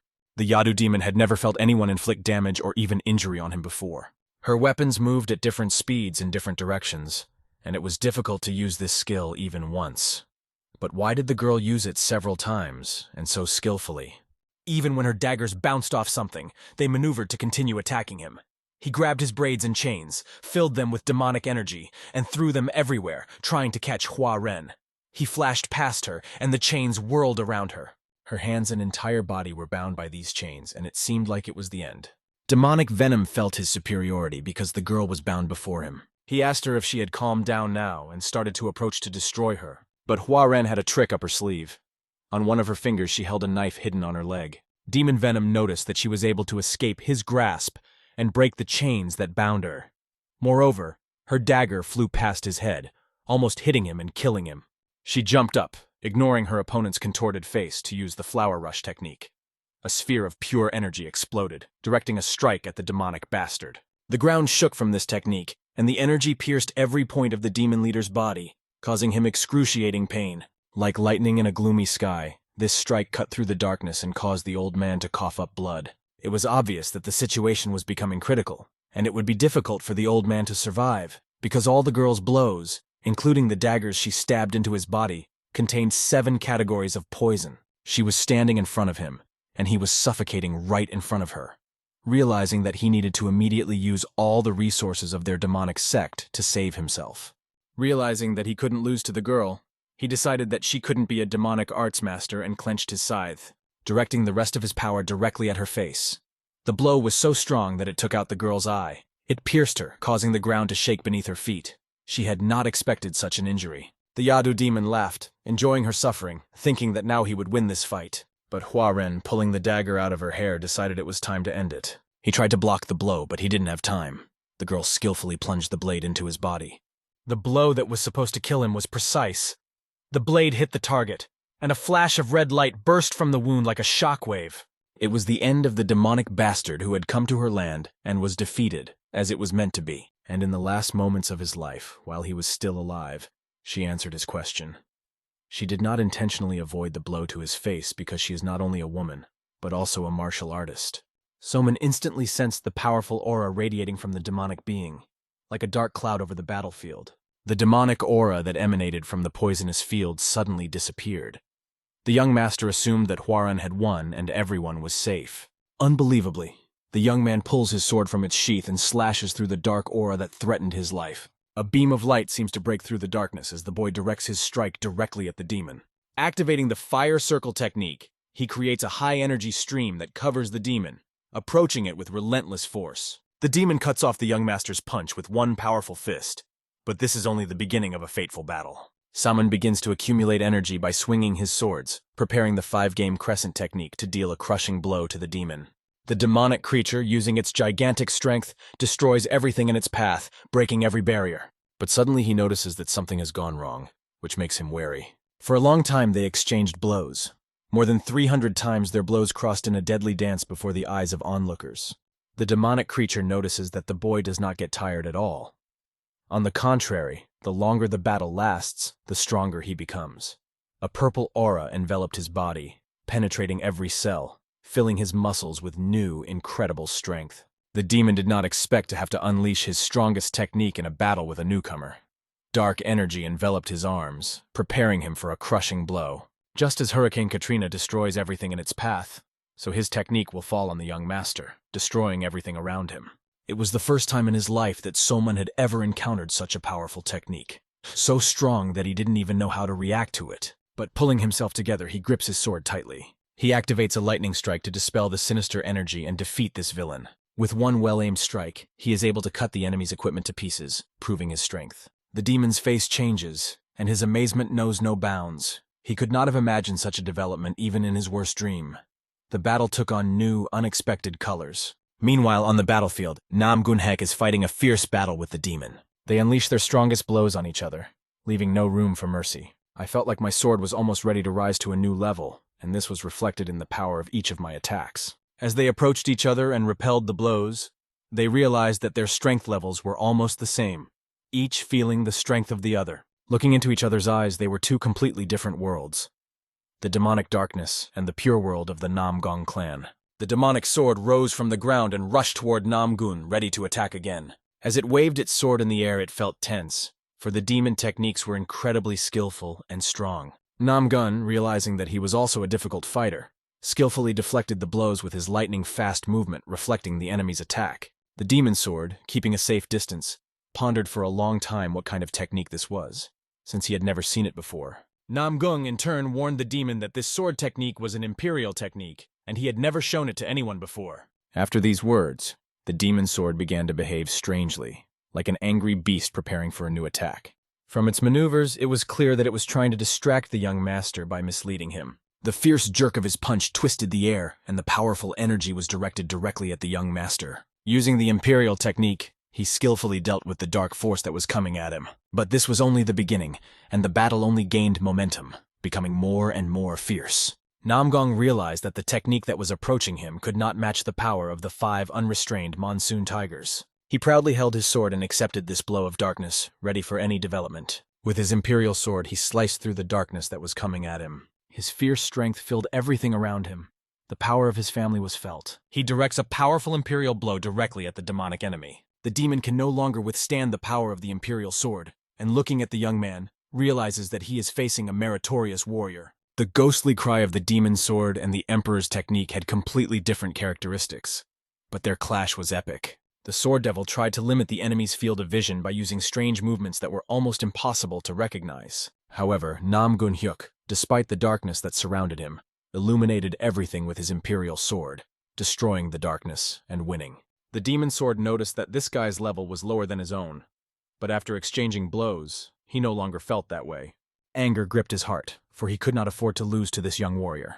Holding his demon sword, the demon was filled with rage, and the dark energy flashed like a flame. But something went wrong, and he suddenly turned his eyes to the side. The monk who was fighting the demon sword's comrade suddenly attacked him, and with his kick, he passed through the enemy's face. When he looked at his comrade, he saw that his face had been shattered by the monk's blows. As his jaw dropped in shock and his amazement knew no bounds, a phrase was uttered, the infinitely blue sky.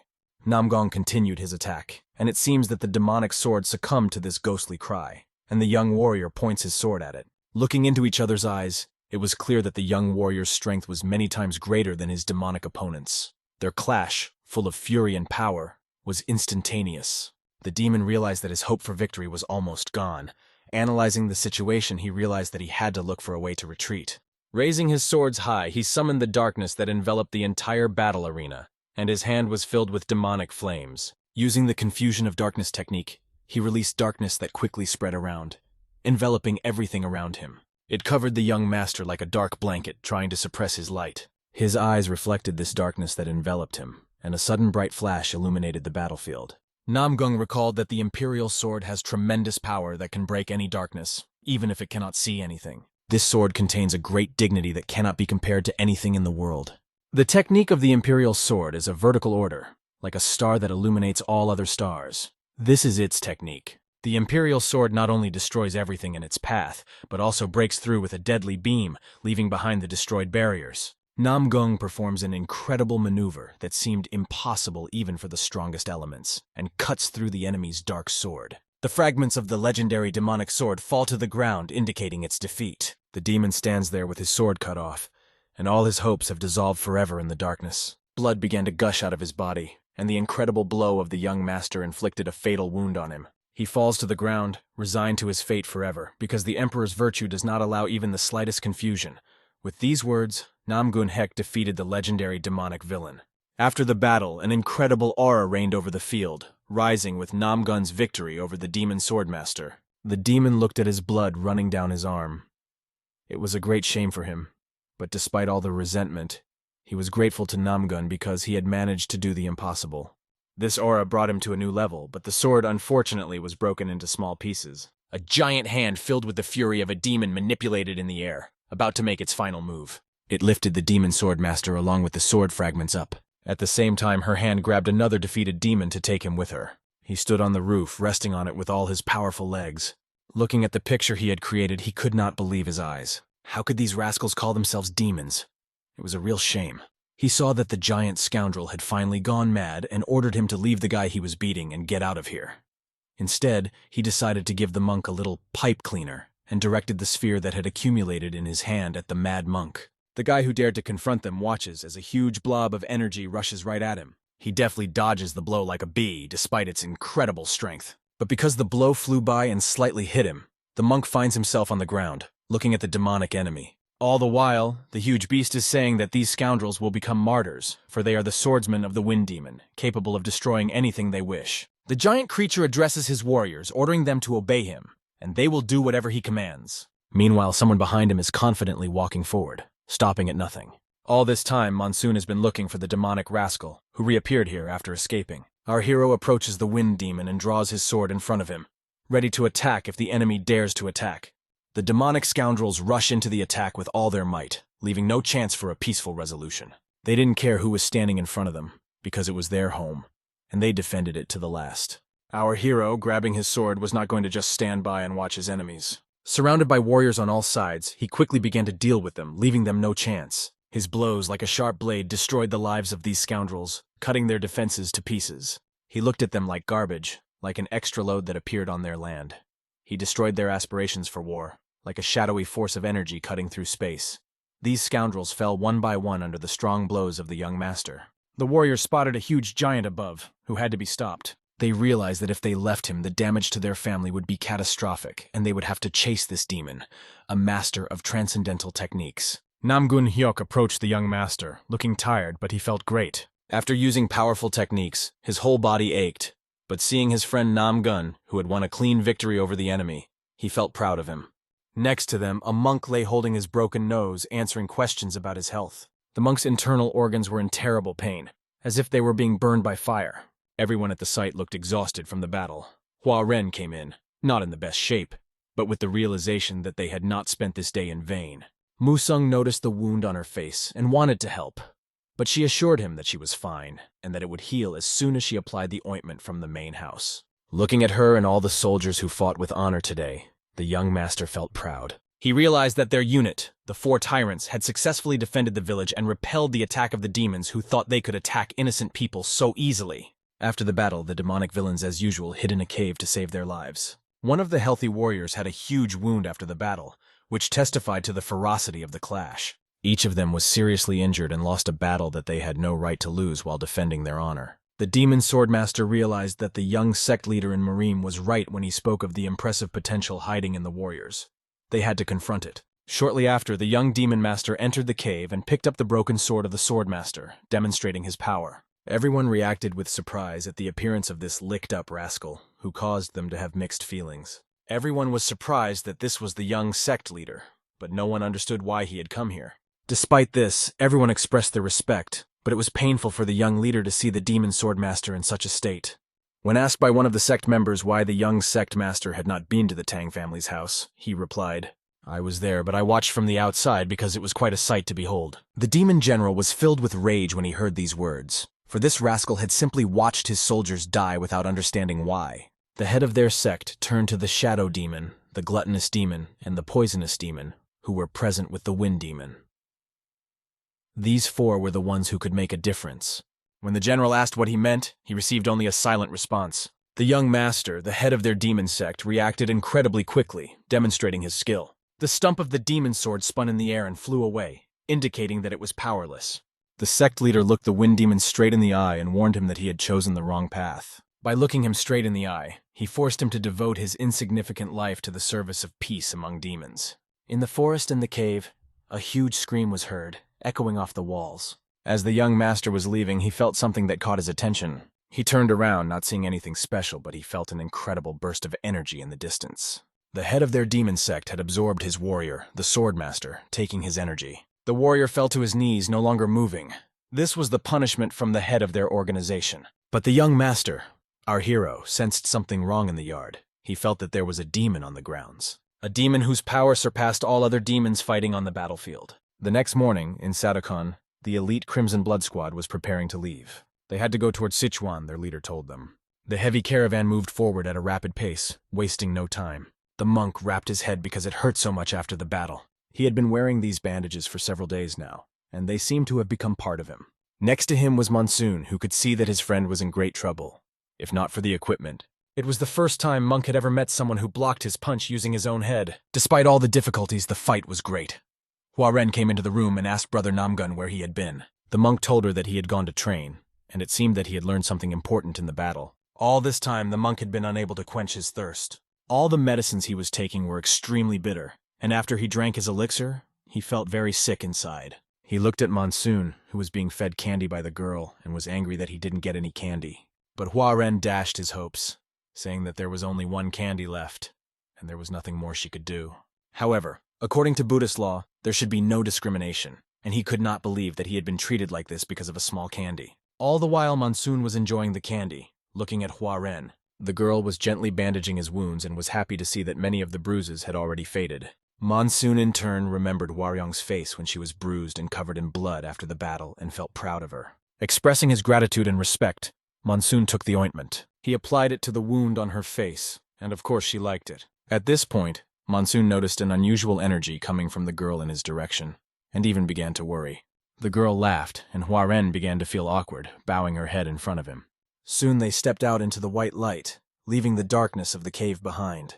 Even though their bodies were wrapped in bandages, Monsoon still felt pain in his chest. He was glad to finally be able to move, even though it had been 3 days since the attack. His recovery rate had increased significantly, possibly due to the fact that he had created a natural shield. After leaving the cave, his body felt incredible strength that spread throughout his body. But as he was looking at the sun and thinking, a man approached him. He introduced himself as the head of the Tang family, and said that he held an important position in the family. However, Monsoon noticed that the man did not say his name. In response, Monsoon decided to say hello too and told him his name. Monsoon from the family, after which the man invited him to take a walk. While walking, he was thinking about the 4 demon kings who were extremely strong on the battlefield, and if there were 3 more like this fierce demon, they would have a very difficult time. Looking at him, Monsoon realized that despite his young age, his martial arts were even stronger than the head of the Tang family. He was one of the highest level masters that existed in this generation of the Tang family. But such a person did not prove himself during the war between the factions. Why was that? Monsoon asked him if the position of the head of the Tang family was unique. The man replied that it was just as he said, and he did not expect to meet the young heir of the Tang family if it were not for the serious crisis that hit their family. If not for this crisis, they would not have revealed their strength. Monsoon recalled that in the past, when the Tang family was wiped out, it was likely that this person would have died as well. As he walked, he noted that he was a little afraid. If he agreed to protect the Tang family from invasion, he could have a huge impact, but... Looking at him, Monsoon interrupted, saying, "If you stay with the Tang family in this position, it will be difficult for them to defend it. But if the young master who invited him for a walk protected Murim, it would be no different than protecting the Tang family." The young man replied that his position in the Tang family was unchanged, just as he had said. But Monsoon asked, "Are you willing to die for the Tang family?" At this point, the man tensed up and clenched his fist behind his back. He shouted out sharply that of course he was only living to protect the Tang family no matter what. Monsoon was glad to see a man who was not afraid of death. But he also pointed out that someone who is not afraid of death is afraid of discipline. This question broke off their dialogue like a bolt from the blue.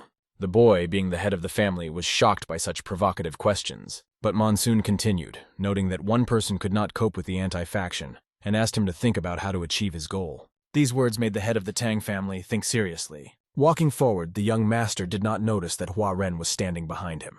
She told him that she had been waiting for Monsoon alone for a long time, but he had not made any promises to her. The head of the Tang family jokingly said that the young master of the Peng family should hurry, because the poisonous flower had released its thorns, and it might not happen next time. Walking along with Hua Ren, Monsoon suggested that she go to the store and buy some cold dessert, but Hua Ren did not agree, saying that she was not a child to accept such suggestions. The head of the Tang family pondered over Monsoon's words for a long time, realizing their significance for all of Murim. He looked at his hand and felt his strength, but if he burned 100 demons and joined Murim, he would not be able to protect the Tang family. If he fought for Murim, then they would not be able to do anything against the Tang family. Incredible energy ignited in his hand, filling it with fiery power. He looked at the green flame of his chakra for a long time, and he decided that these words made sense. He needed to radically change his life. He went to the head of the Tang family because he had to meet with him urgently. Like an angry beast, he rushed to implement his decisive plans. People dressed in black, representatives of the Sichuan 5 Poison sect, gathered near the wall. Master Yu Heng asked when Sadajan's troops would arrive. "They passed through Sunpan last night and should be in this very place soon," replied Nam Seokiz, head of the Sichuan branch. "They don't know what these troops are planning to do." Master Yu Hyun could not believe that they would stay in Sadojong for a long time. The 5 Poison sect is an anti-faction, and this time the issue is the demon sect. If they attack quickly, they can win. Soon the cavalry arrived at their gate. The leader of the Crimson Blood Squad rode up on his horse and shouted, "Who is the anti-faction here?" Soktae, the head of the Sichuan division, came out and paid his respects. One of the riders introduced himself as Chonggun-san, the 5th elder of Sadojong. Looking into his eyes, Soktae began to analyze their behavior. They didn't like the fact that these arrogant newcomers rode in on their horses and thought they were important. Even their elder had come, which showed that Sadachan was serious about this matter. When asked if they could go back, the boys did not understand. When the sect leader asked what he was talking about, the rider replied that he seemed to have trouble understanding. The 5 Poison sect is an anti-faction, and because of this, Sadachan decided to take control of the situation. The head did not understand when the demon sect conspiracy happened, and why the 5 Poison sect suddenly became part of the association with Sadajan. But this rider didn't care. If Sadajon said to take care of it, then it would be done. However, the guys from the Five Poisons sect were not going to back down, as their leader loudly stated. At that moment, seeing the resistance with his own eyes, the rider swung his stick. He struck the head of the Five Poisons sect leader, but only lightly to scare him. Having suggested a fight for survival, he thought it would be fun to provoke each other from the start. It has been 10 years since this rider first wet his sword with the blood of hypocrites. One of the Five Poisons sect's warriors shouted, "Bastards, get off your horses, we're going to fight!" Suddenly the person they feared the most appeared. All of the leaders were shaking with fear, and even the smell of this man terrified them. The warriors on horseback who rode in trembled from the powerful energy they felt. "Who is this rascal who has disturbed their peace and come to destroy them?" they asked. Suddenly, one of the Sadakhan turned and shouted forward to the man who had come, demanding to know who he was and why he was radiating such energy. Monsoon calmly replied that he was the next head of the Pung family and told them who was in charge. The young master began to act at his own pace, swinging his leg. He kicked the ground with all his might, and even the ground trembled from the impact. It was clear that this was the same tiger that could destroy everything in its path, and its energy was simply off the charts. The rider saw that this person who had just appeared had single-handedly fought against one of the demonic sects. He felt such incredible power as if he were standing in front of a huge giant tiger. The rider could not believe that a human being could possess such incredible strength. But Monsoon's eyes were glowing, and soon everyone felt such energy that it was scary to even move. The horses began to stand up and lose control, and Monsoon, like an angry beast, was moving forward, scaring everyone in his path. The horses were running out of control, and the soldiers were falling off them, unable to hold on, even before they had entered the battle. The head of the sect did not understand how to cope with such an incredible force, and the tension on the perimeter only increased. The enraged beast approached the head without even engaging in combat, and the rider found himself on the ground, unable to resist the guy's strength. The rider started shouting and waving his hands so that the master of the Pung family could understand him, asking for mercy, because they are all human beings. He fell to his knees, begging for mercy, and asked the young master to restrain his strength so as not to hurt them before the battle. The young man agreed that this was true, and since they were on flat ground, why shouldn't the Crimson Blood Squad show off their strength? If they decide to join the vanguard, then the spirit of the Five Poisons sect will definitely be broken, and everyone agreed to this since they were sent on these horses for just that. They asked the boy to talk to them because they could no longer withstand his incredible energy. The horses were falling down, people were stunned, and could not even get up. And at that moment, the master gave his consent. The rider could not believe that he had to bow his head before this guy. One moonlit night, the young master and his team gathered to discuss the way forward. Namgong said that if it were not for him, blood would have been shed for no reason, and his presence brought great gratitude. It wasn't just a war of nerves. Monsoon was sure they were going after the Murim Alliance, and if the anti-faction sect made even a little bit of headway, it would attract attention. Namgun felt that this was not a good thing, but since there were those who opposed the demons, they should join the anti-faction forces. After the huge war of good and evil, no one expected the differences between the two sides to worsen. The great war of good and evil ended in an incredible way, and this complex theory has remained unsolved to this day. Nam Gun-hyuk never stopped praising Pan for making this decision, but he realizes that today their main goal is to defeat the head of Sadakhan. However, given his martial arts, strength, money, and respect, it won't be easy, because he has everything he needs to stand up to the demonic Sadakhan sect, and even sections of the Murimu Alliance. He realizes that everyone must unite, and this could not be ignored or put off. The next day, a huge number of soldiers stood at the gates of Sadojeong, and they probably already knew about their joining. They did not understand why the soldiers opposite them were so quiet, and the leader realized that if they were acting like this, then Sadojin had some kind of insidious plan. He approached the head and ordered him to begin. Raising his sword and banner, the soldiers were ordered to go forward, and at that moment, as they stood under siege and stormed the enemy's building, the lights of battle came on. Young Master Monsoon watched all this with wide eyes. He expected something new, something exciting to happen now. But this was a war, and whatever happens happens by the will of the gods, and the battle can end in any way. The beautiful flowers were shaken by the fierce fighting. The area was covered by bloody warriors who besieged these buildings. Soon an arrow pierced the wall, and the bricks that had been built for a long time were scattered like garbage. The Sikwinese cavalry chief ordered his soldiers to attack and go inside. Their squad broke through to the center of the building, shouting victory. However, the Tang clan's backup could not understand the logic of these soldiers, as they rushed forward without taking any precautions. Like a huge horde of hungry orcs, these warriors ran into the poisonous fog that hung before them. Their leader realized that this fog came from the Five Poisons sect. When he turned back, he saw that the warriors had begun to lose consciousness, and some were being attacked by warriors with chains. Arrows and spears flew in their direction, aiming directly at their throats. They ruthlessly killed those who had run so fearlessly into their traps. One of the members of the demonic sect held sickles in his hands and skillfully threw them, striking at his enemies. Although they broke through the walls, it was completely useless. He looked directly into the eyes of the head of the Sichuan horseman. They had met many times before, and now it was time to fight. Poisonous smoke hung to his right, and in front of him stood a warrior who was out for blood. Suddenly, the horse began to buck uncontrollably and became afraid of the battle. Because of the poisonous oil fumes, all their troops could have died on the spot, for they could not move on because of the poison alone. The head recalled the words of the young master, who warned them that there might be traps inside, and that they should not attack hastily. But the head did not listen to them, thinking that everything would be fine. Realizing his mistake, the leader orders his soldiers to dismount. Are they really going to retreat under these circumstances? Now they would have to run without horses, but their soldiers were not used to fighting on foot, and this increased the danger. The warriors who ran forward quickly lost their heads as the maneuverable shuriken of one of the dark demons hit them with precision. The warriors see their comrades falling to the ground like fallen trees, and it seems that their luck has finally run out. Suddenly, an unexpected energy strike made the ground shake, and the warriors looked up as something dispelled the poisonous fog above them. Monsoon, along with his brother Namgun, could not accept that these stupid warriors had listened to their leader. He wondered what they were thinking when they marched forward in such high spirits. Suddenly, the chain of one of the demon rascals caught up with Monsoon, but he skillfully repelled the attack. Swinging his incredibly strong sword, his hand was filled with lightning energy that cut through the enemies like a beam. As they moved forward, they were already tired of this poisonous fog, and the young master decided to take care of it.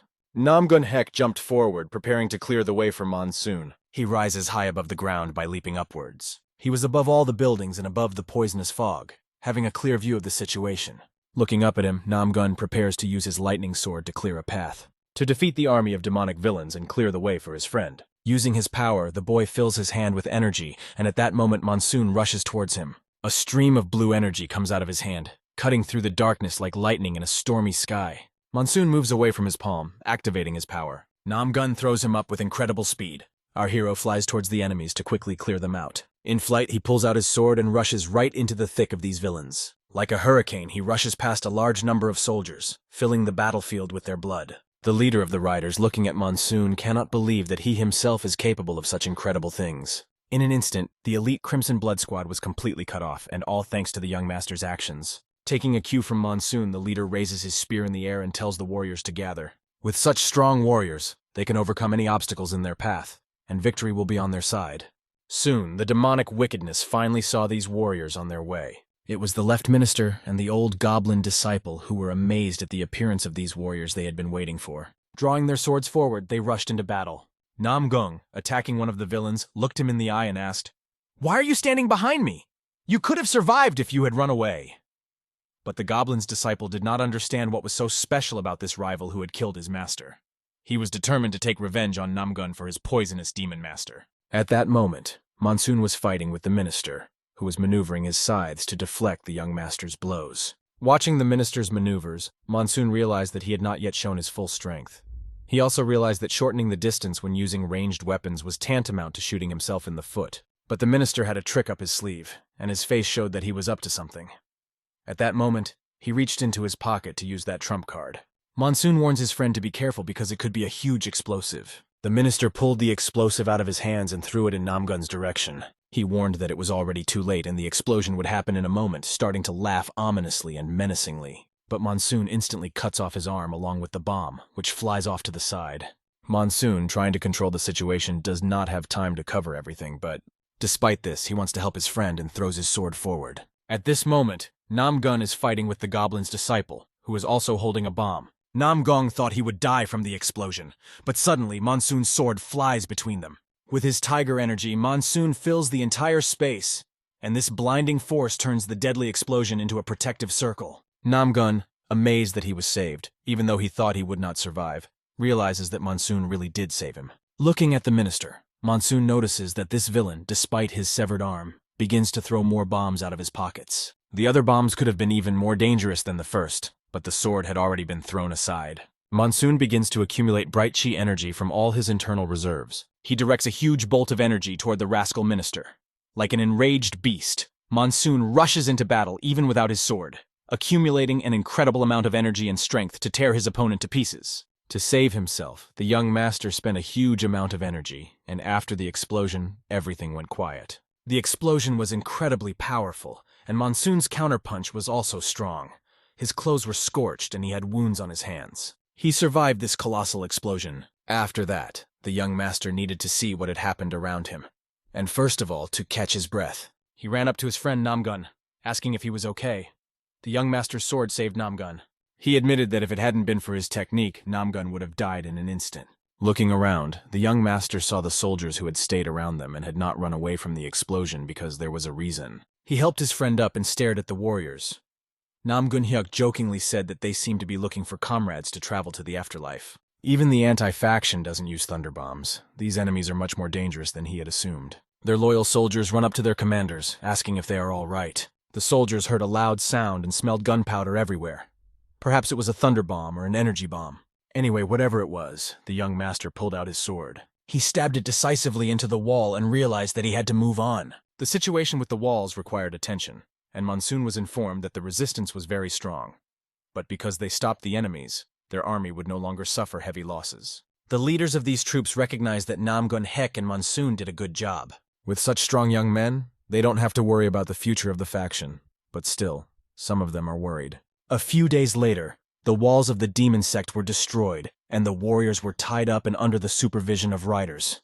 This all happened in the hall of the Five Poison sect. Initially, this sect was under the jurisdiction of demons. But what happened now? Why are they opposing it? The second question was voiced quite loudly. They cannot allow these non-traditional sects to enter Sichuan at will, using the events as an excuse. One of them admitted that he did not know what the problem was then. There is currently no strong anti-faction sect in Sichuan, and the influence of the large non-traditional sects has diminished. If they were allowed to establish a branch, the balance of power would change dramatically. They decided they had to act decisively and prevent this from happening. One night, in exchange for a branch, the head of a large non-traditional sect offered them a deal. He wants them to meet with all the great young masters of the pro-faction, such as Pung, Monsoon, Namgun Hek, Tan Huaren, and Mugak, and 4 of them will be present at the meeting. The host says that this is as ridiculous as it gets. But these young masters will become the pillars of the pro-faction in the future, and regardless of the importance of this issue, we cannot allow their paths to be blocked. He promised to treat them with respect and honor. Therefore, he asks them not to worry and to meet him halfway. Looking at this young man, he said that it was necessary to find out the opinion of each of the young masters, and not just rely on the Murayama Alliance's decision. The tension in the air was rising, and the man was given a few days to think about it. The silence before the storm was broken when the young masters were invited to a large, non-traditional sect. What were they really up to? All the important people gathered at a meeting in the hall of the Sichuan governor, but no one understood what the alliance's position was. According to the leader of the alliance, in the worst-case scenario, they are thinking about coming to Sichuan. Monsoon asks if they have any idea why the head of a large, non-traditional sect invited them to his place. Perhaps information about Monsoon had reached him, especially about his swords, which were important to this sect. In his opinion, it might have something to do with the demon that had appeared in Hansa. The 4 tyrants, hearing this information, thought about it, because the statement was significant. The head continued that the name of this demon implies its madness, and it is said that in the main fortress of the great unconventional sects in Hans, this demon completely killed all the high-ranking officials and seriously injured the 4th elder.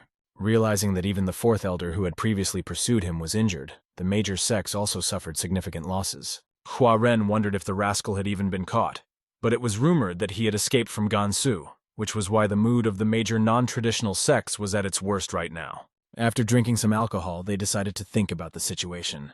One of the heads said that they wanted to regain their honor, and suggested that the head of a large non-traditional sect was interested in a hero named Monsoon.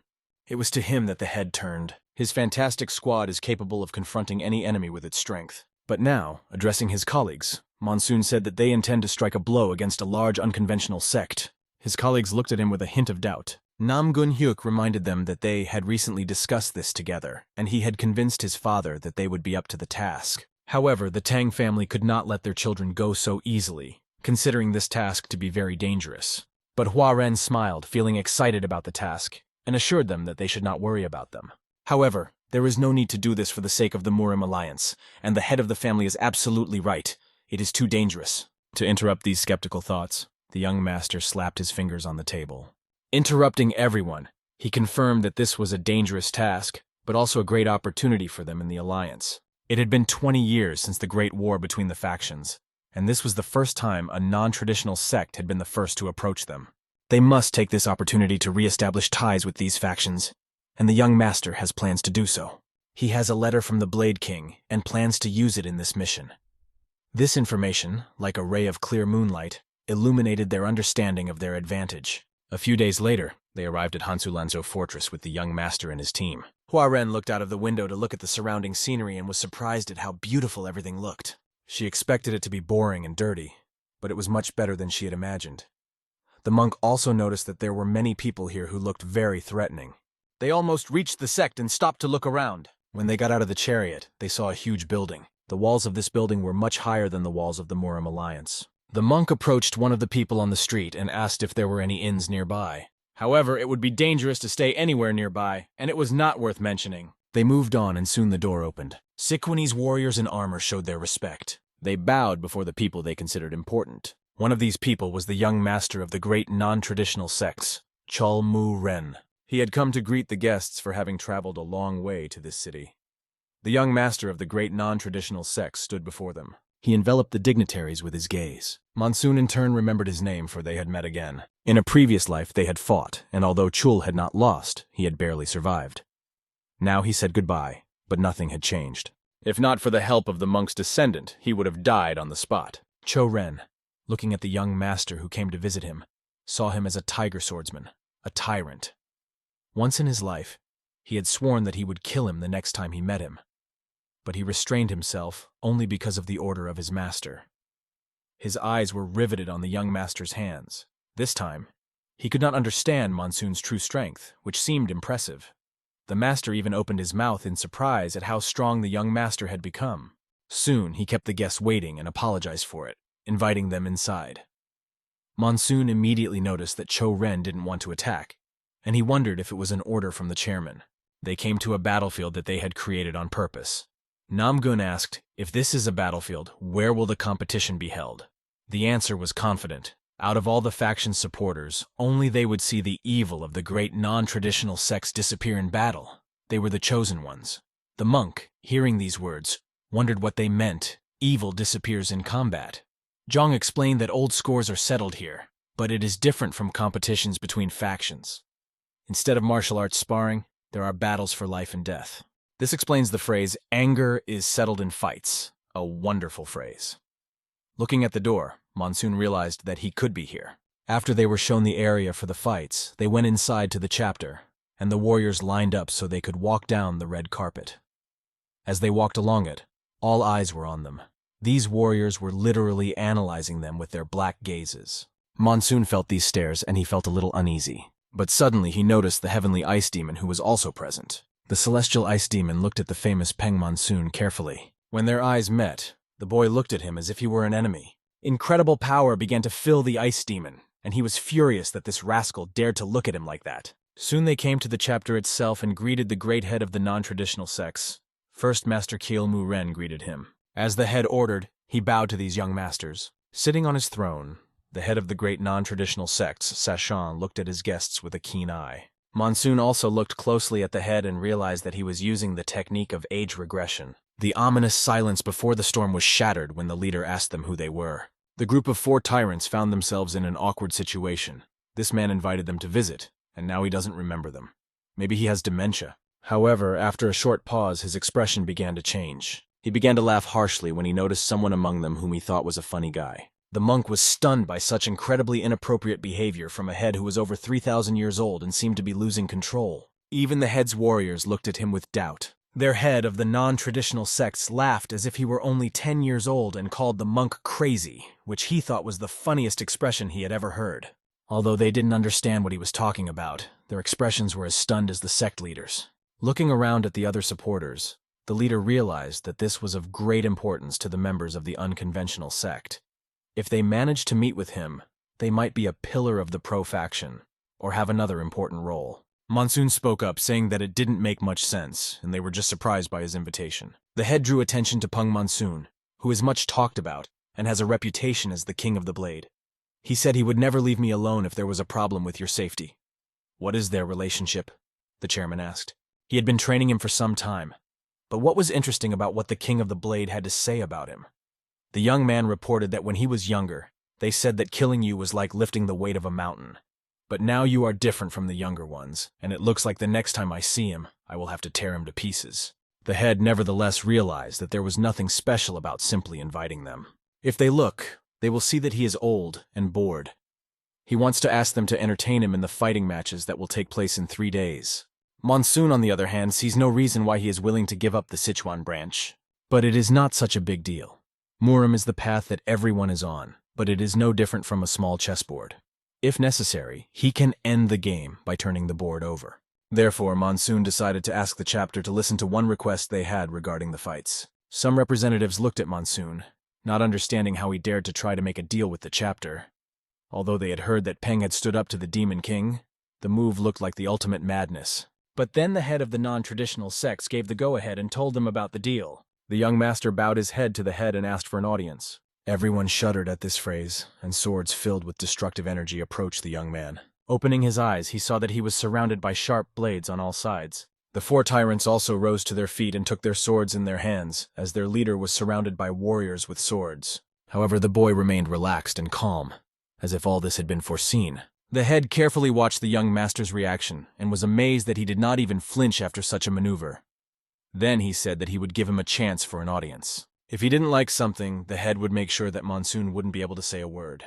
He ordered everyone except Peng Monsoon to leave. When he encountered the Demon King, he discovered that there were 2 masters in the demon sect who had reached the transcendent level. There are only 3 such masters in all of Murim, but the demon sect has 2. The demon sect has accumulated a 300-year reserve of power because they have 4 enlightened masters. Is there any guarantee that they will not attain absolute transcendence? These words aroused great interest in the head, and he asked the young man to continue. The demonic sect is getting stronger and stronger, and if you look at the scope of their activities, this power is only growing. If they want to stop the demon sect, then the pro-faction and the large non-traditional sects must work together. The head expressed his opinion that this looks like a silly story, and there's nothing special for the pro-factions in this house. Once Murim is stabilized after the war with the demon sect, a better world will be determined. The only thing Sashon doesn't have is the title of the best in the world. If they can say that they are able to get these 2 parasites to oppose him, in which case they will not be able to come out ahead. But when the war eventually ends, young Master Monsoon will be the best in the pro-faction. When the war was over, Sun dreamed of becoming the best in his faction. But instead of support, all he heard was indignation. How could someone like him claim such a title? He was constantly told that it was not just a play on words. With the title of Best in the World as collateral, Sun offered the leader a deal. He asked him if he was trying to talk to him as an equal. And then, with a cold glare, the leader offered to check what made him so arrogant. Without wasting a second, Sun reached for his sword and began to draw it. He did so because of how harsh the leader had become, and said that he would judge Sung to see if he had the potential to become the best in the world. It was a life-or-death test. Only one of the 2, the leader said, and took on a very tough appearance as he prepared to attack Sun. With a deft swing of his sword, Sun swung and deflected the fiery attack that was flying straight at him. It was incredibly difficult to resist an opponent like the leader. Sun began to retreat step by step backward on the carpet. The carpet, along with the floor, which was made of hard stone, began to crack and break into small pieces. What the hell? Thought Sun, noticing that the leader had not even taken a stance for this powerful technique. Then Sun decided it was time to act. The leader began to notice that Sun knew more than he had when he was younger. But it had been 10 years since the leader had made his transcendental transition and reached the absolute level. In his hand, the leader began to gather extremely strong energy that was swirling into a ball of fire. He couldn't understand how a novice like Sun could overcome the obstacles in front of him, including time and the sandstorm. Gathering all his strength, the leader summoned a bloodstorm that flew at Sun along with the fire. This attack that the leader used was called the Mad Laughter of the Wind. By speaking the words loudly, he dictated his actions, reinforcing them with his intent. Immersed in full concentration, Sung looked at the back of his sword, trying to figure out how to counter this threat. Absolute transcendence, he thought. Everything begins with simple transcendence. It requires that the human will become one with nature, because one cannot stop only by filling oneself with this will. You need to find the reason. This is only possible when you have completely filled your will. But in order to achieve this, you need to fight against yourself or conquer yourself.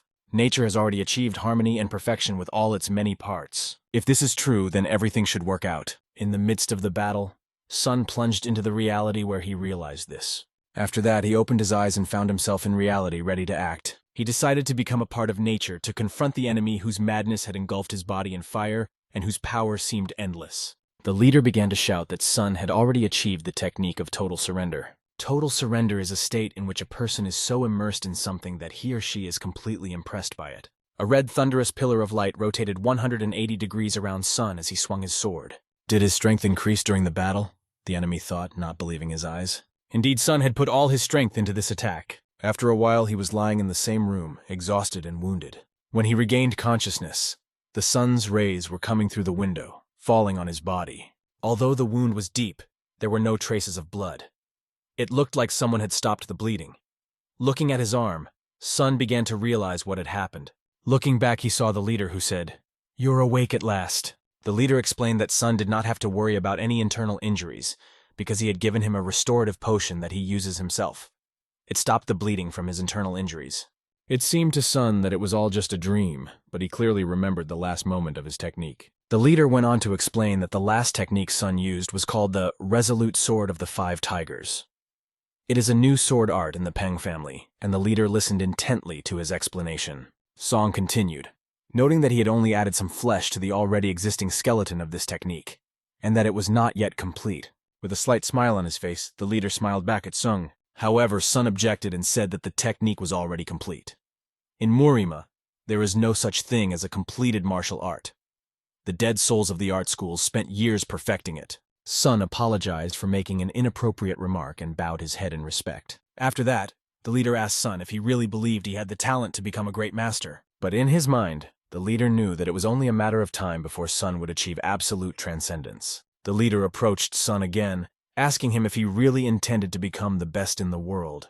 Without hesitation, Sun answered yes, and added that instead of being second, he wanted to challenge himself to be first. The leader then accepted his offer and said he was looking forward to the day when the world's best would be determined.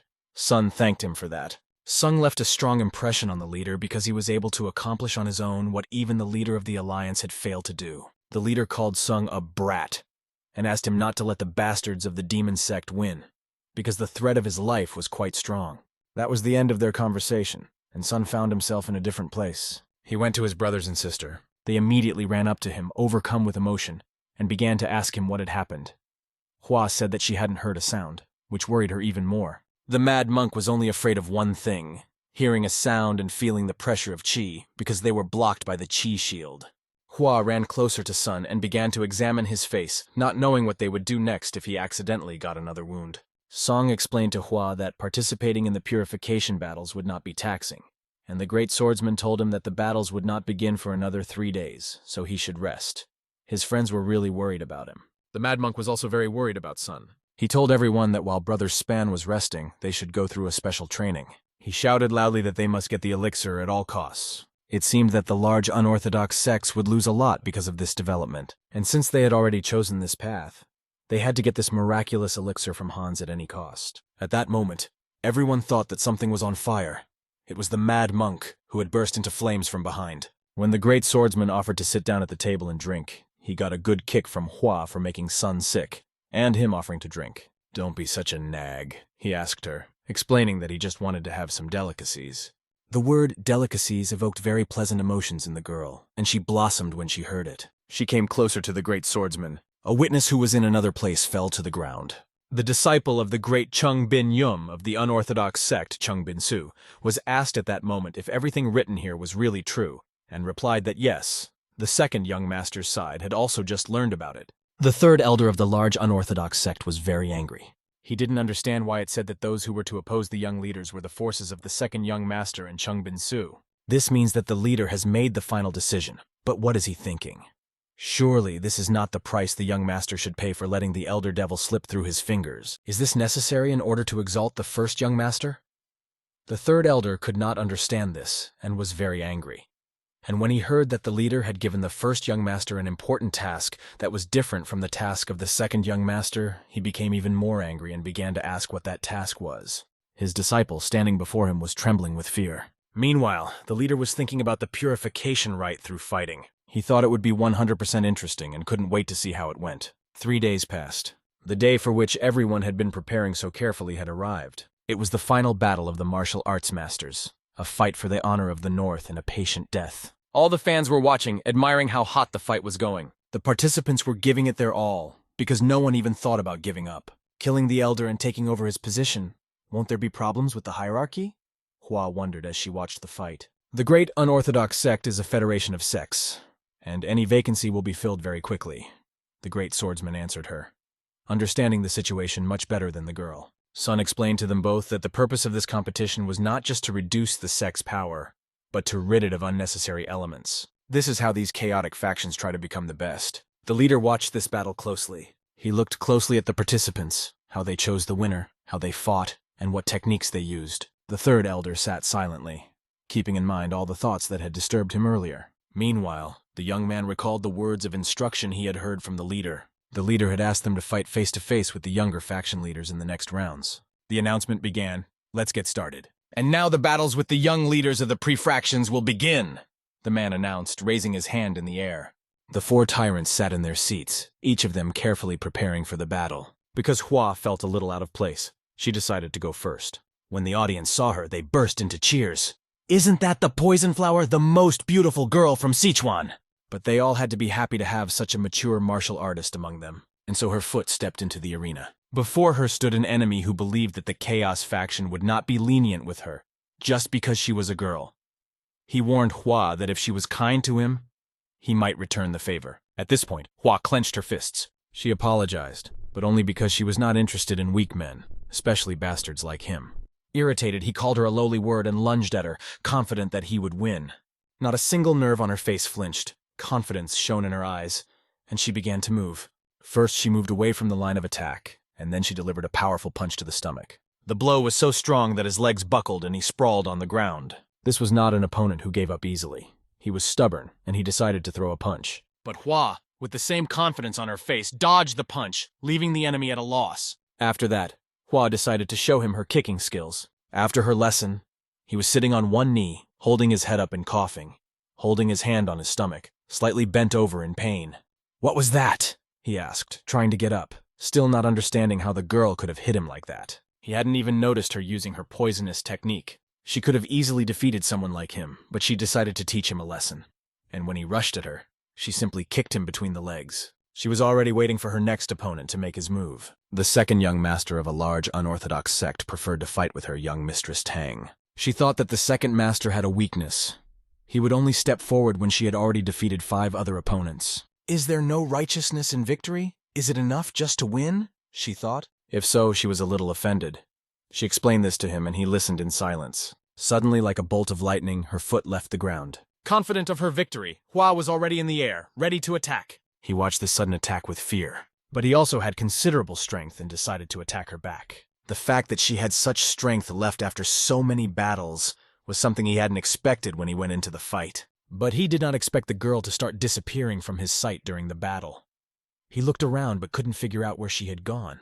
Then he saw one of the men being pumped out behind him. Hua calmly told him not to worry because it was not a deadly poison. However, the dark energy spread across the ground like a thick fog. The battle gained more and more momentum, and they circled all over the battlefield. Her gaze became even more confident. She struck out with her hand, and although it seemed as if it was in midair, the energy from the blow flew straight at the guy. He put up a barrier in front of him, but he could barely contain her incredibly strong flow of energy. His face twisted from the force he was forced to accept. In his mind, he wondered why his master had given him this task. Meanwhile, the master stood on the balcony and watched the fight. He thought his fighter was a miserable bastard as he watched the girl beat him. None of the officials could have expected this. The previous fight was over, and the feet of a very strong man entered the battlefield. He shouted that he had no pre-assigned opponent, and so he decided to enter the battlefield to challenge anyone. Hua heard the fans shouting words of support for this young man.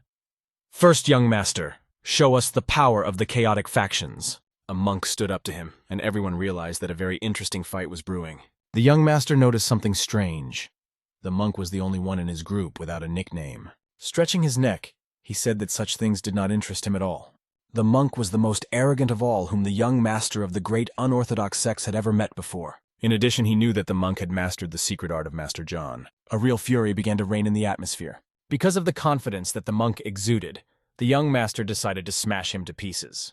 The monk folded his hands near his face, and suddenly his eyes glowed golden, and a fierce energy began to concentrate around him. Like a hurricane of fire, he stood there, releasing all his power outward. The mighty palm of Vajra was an attack from the monk, to which the young master responded with a strike called Sandstorm in the Blood Pit. A powerful gust of wind pierced to the bone and threw them in different directions. The monk's 100-step fist flew straight to the young master's nose. He reacted in time and began to dodge the attack. He threw so many punches in the air that it was difficult to count them, and thanks to this, he managed to repel the attack. The fact that the young master was able to repel this attack was a surprise to the monk. However, the monk decided to act with lightning speed and flew into the air. While in the air, the young master said, "It's over," as he swung his fist and put all his strength into it. The young master repeated himself again, shouting with clenched fists and flying at the monk, shouting that he would kill him. The monk had to act immediately because the energy accumulating on his opponent's fist was impressive. It glowed green and flashed brighter and brighter. He looked down at the fist as it came closer and faster to him. He wasn't going to back down, so he raised his fist in response. The attack he used was called the Dragon Claw Fist. He pointed it upward, and his fist burst into red flames. The opponent realized that something had gone wrong, as he had not expected such a development. When their fists collided in midair, their energies began to fight against each other. At a certain point, the force the monk began to use turned out to be stronger than expected, and his fist broke through the power of his opponent's iron fist. In a moment, they were standing back to back, both focused on their strategy. The young master immediately noticed the monk's unique strength, but he was not going to give up. He found the support under his foot that he needed. Pushing off the ground with all his might, he flew forward. When he was in the air, right in front of the monk, he began to prepare his kick by spinning in the air. He spun to create a comfortable distance for his heel kick, which landed in the monk's block. The monk barely managed to contain this attack, which was extremely powerful. After that, the palm that was open began to approach the monk, and it was a punch from the iron fist. The palm was right in front of the monk's face, and more energy was accumulating around it. It wanted to grab the monk's face. The monk clenched his fist as hard as he could, his eyes glowing orange. It seemed that the iron fist had angered him. They came together in a decisive punch, so hard that everything around him flashed in bright green and yellow hues. The monk's team watched the fight closely, worried about the outcome, even though they knew of his strength and determination not to lose. The spectacle was incredible. The two elements merged into one giant ball of flame right in the arena. "What was that?" the audience shouted without restraining their emotions, because it sounded like something had broken. What can one think of a monk's fist? And what can we say about the fist of the young master known as the Iron Fist? One can only think that they are both extremely strong and master their power at an incredible level. Do they really think they can fight with the strength of their skills alone? Wondered Song as he watched them. Although he had smashed dozens of weapons with his bare hands, Iron Fist was no easy opponent. But the monk was not going to lose. He confidently looked directly into his opponent's eyes during the battle. "This is the last time!" the monk shouted loudly, releasing even more of his energy. The leader watched this fight and was amazed at the power he saw on the battlefield. The energy on the monk's arm began to fade, and blood dripped down his bandages. In the tense atmosphere, the words came out. "I admit my defeat. You have destroyed my iron fist," the young master said, addressing the monk. His authority was as strong as the iron fist, and it took real spirit to admit defeat so courageously. The monk recognized this, and also bowed to his opponent. After that, the monk fell face down on the ground like a stone. His body trembled with exhaustion and fatigue. Raising his thumb up, he said, "Although this was expected, the victory is mine."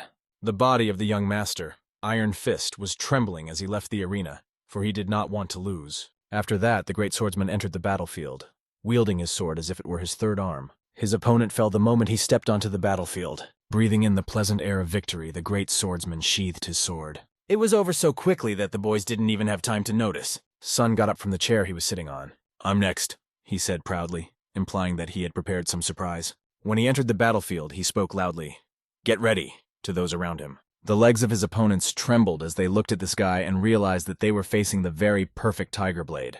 Sun's surprise was that he asked his opponents to attack all at once, because there was not much time left. The opponents' legs stopped trembling when they realized that now they would be a whole crowd against each other. They all rushed to Sun, who was standing in the center of their circle. They held their swords, confident that now that they were all together, they would surely defeat him because he was alone. Seriously immersed in the atmosphere of battle, Sun realized that he needed to make an effort and end it all quickly. He took a fighting stance. His foot pushed off the support under it. The power began to boil in his chest, and he began to spin around his axis. All the opponents flew in different directions as quickly as they attacked him. At that moment, time seemed to slow down. Suddenly, there was a shout in the air. Now! And one of the enemies, with energy in his hand, decided to attack from the back. A dull sound was heard as the sword plunged into the ground. However, demonstrating his lightning-fast reaction, Sun turned sharply behind his back. He grabbed the scoundrel who tried to attack from behind. Sun assumed that it was Bin Yuma's disciple, but he denied it, claiming that he was not suitable for the role. After that, Sun turned his head back, preparing for the next step. Using soul communication, Sun asked the leader if he had assigned these rivals to him. "What are you talking about?" the leader replied in surprise, beginning to explain that it just happened. It turned out that Sun's opponents were part of the troops of the second young master. "I will catch the snake by the head for you," said Sun, referring to a rascal who had done much evil. The leader listened carefully to these courageous words of Sun. He thought, the other one is still not good enough to take that place. But now that the power struggle is not over, what would he do if he were attacked by a demon sect right now? After thinking about this, the leader asked Sun what he wanted. In response, Sun said that it was nothing unrealistic. He simply asked that the leader guarantee that each of the 4 of them would be given an elixir. Sun did not hold a grudge against the leader, looking him straight in the eye, right into the very stands where he stood. Sun threw the fighter, who was unable to come in from the back with all his might, right onto the steps. In a loud and manly voice, he shouted to Chun to come out. Enough hiding! He shouted, and Chun began to walk down the stairs to the arena. On the way, Chun was thinking, not believing that he was really allowed to fight this guy. While he was going down, Sung explained to him everything he knew, that Chun had tried to kill him at first by sending the black and red twins. He also tried to interfere in the business of the Kimjok group of traitors. Hearing these accusations, Chun had no choice but to call Sun an arrogant bastard. Gathering all of his icy energy, he began to shout, and his voice created a dome of cold over him. His main goal was to kill Song at any cost as he entered the arena. The heavenly ice demon was willing to do anything to destroy Song, no matter what the obstacles or losses, no matter what it cost him. He concentrated all of his power, creating a deadly energy that would leave Sun no chance of survival. Looking at the icy hurricane, Sun covered his face with his hand, realizing that he was facing an extremely dangerous enemy and had to act immediately. Like the first breath of spring, the enemy had used the cold deep dungeon technique, and now Sung was facing a mortal threat hanging over him. Those watching the battle couldn't even see what was happening, as everything was swallowed up in the ice storm. "Where did that damned rascal go?" thought the third elder, watching the events unfold before his eyes. He could only see the giant blocks of ice standing in front of him, hiding everything else from his eyes. Sun was trapped. His leg was chained in the ice. Gathering all his strength, Sun drew the tip of his sword across the ice, trying to free himself from the ice trap. Like a tinkling crystal, the enemy suddenly appeared right above Sun's head, ready for the final blow. Like a distant melody, he flew rapidly in an attempt to attack Sun, trying not to miss the moment to strike. Like a bolt of lightning, Song grabbed his arm and instantly moved out of the line of attack, dodging the fatal blow. The enemy's face expressed sincere surprise, as if something had happened that he could never have expected, but it had.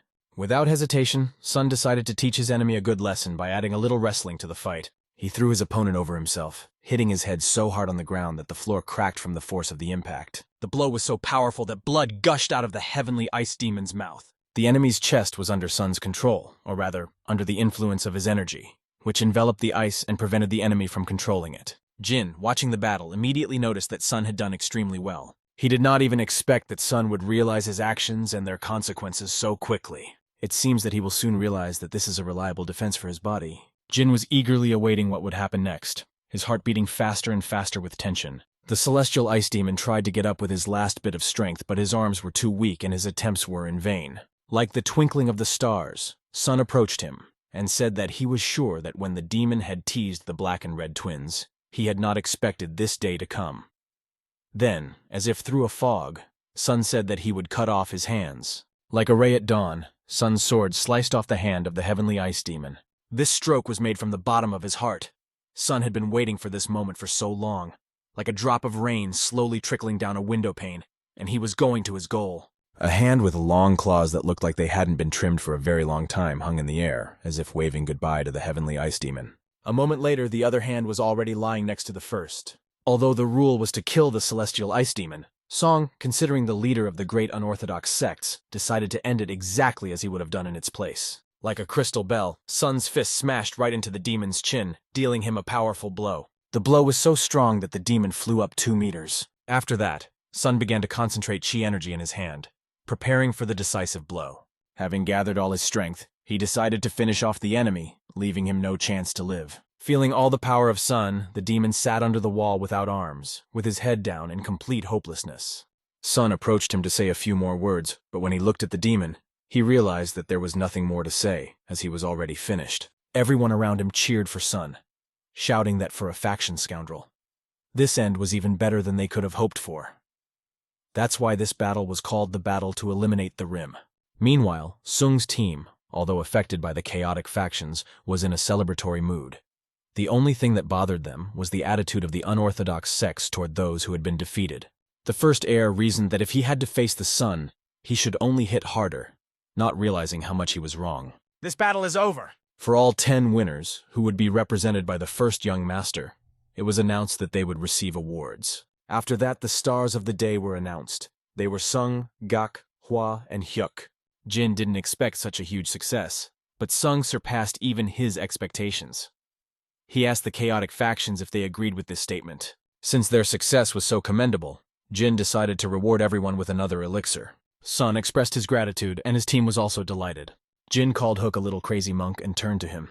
He just waited for the leader to continue speaking. The leader went on and said that everyone else had great nicknames, but Hook didn't. Then Jin said that he would give him one himself. He offered a choice: Mad Monk or Destructive Iron Fist. He then asked Sun which of the 2 nicknames he liked better. Offering the nickname Destructive Iron Fist, right in front of the Iron Fist of Kielmu Ryong, seems very bold.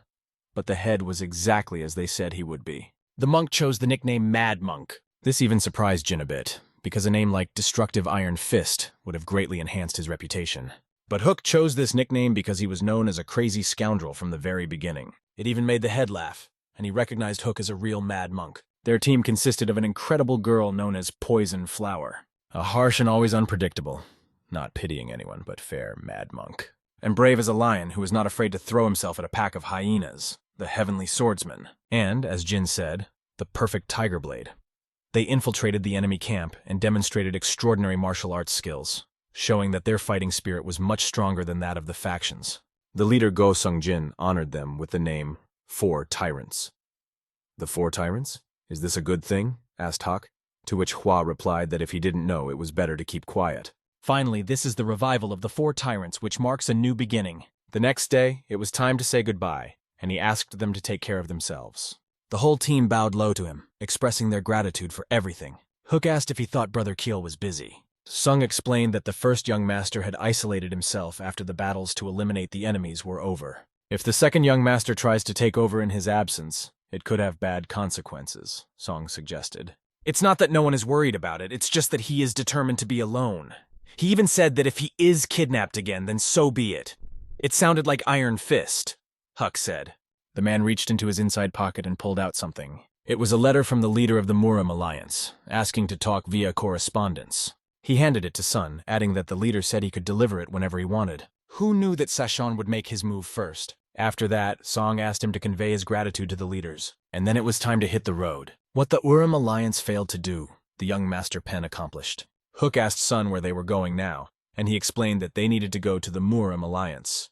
And there was no need to hurry because they had recently experienced several major events, and they needed to rest a bit. The great swordsman confirmed Brother Pan's words because they had worked really hard, and it was time to take a breather. Hua also supported this decision. She liked the way it sounded, because it had been a long time since they had had any free time.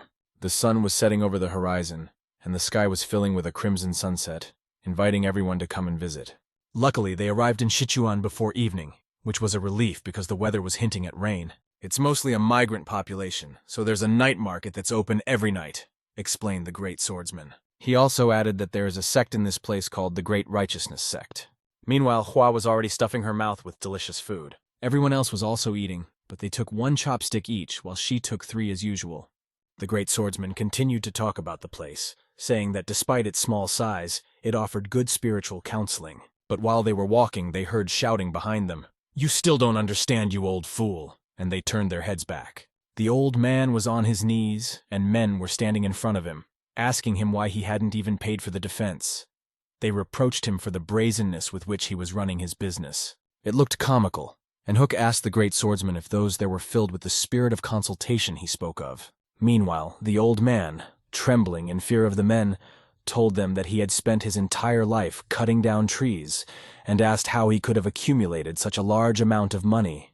But the bald big man waved his hand at him, sarcastically asking if he had gone mad. However, his hand did not reach the old man because something stopped it. It was a blow to it. What rascal dared to hit me? The bald man asked, turning around. This blow was delivered by the same wand that was in the woman's hand. Hua was not ashamed to admit that she had done it. The bald man asked her if she thought it was a game, but suddenly, like a statue, Sun appeared over the bald man and said everything he needed to know with one look.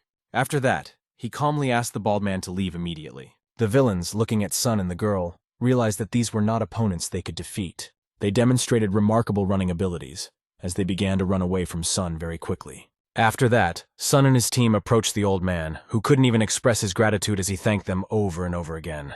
When asked if these scoundrels always behave so terribly, the old man said no. He explained that a year ago they suddenly started demanding taxes and using force. Why on earth? Wondered Hook, and asked his comrades if they should look into it. The great swordsman explained that it was unclear why they had changed so much, and suggested that they observe the situation a little longer. After a while, they were sitting at the table enjoying the nourishing structure of the noodles, which were incredible as always. It had been a few years since Sung was last here, but the taste of the noodles remained just as amazing.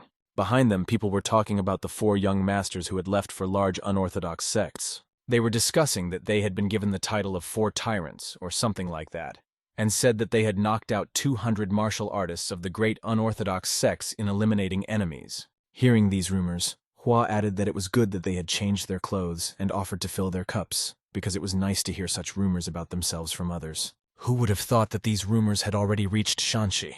Next, they heard from people that the Buddhist monk is now known as the Mad Monk. He is said to be a disciple of Shaolin, and is rumored to have defeated the Iron Fist in the great unorthodox sects by preaching the truth. As expected of a Shaolin disciple, people kept saying. And listening to this, the Mad Monk even blushed a little. They also said that this event was a real blessing for the pro-factions.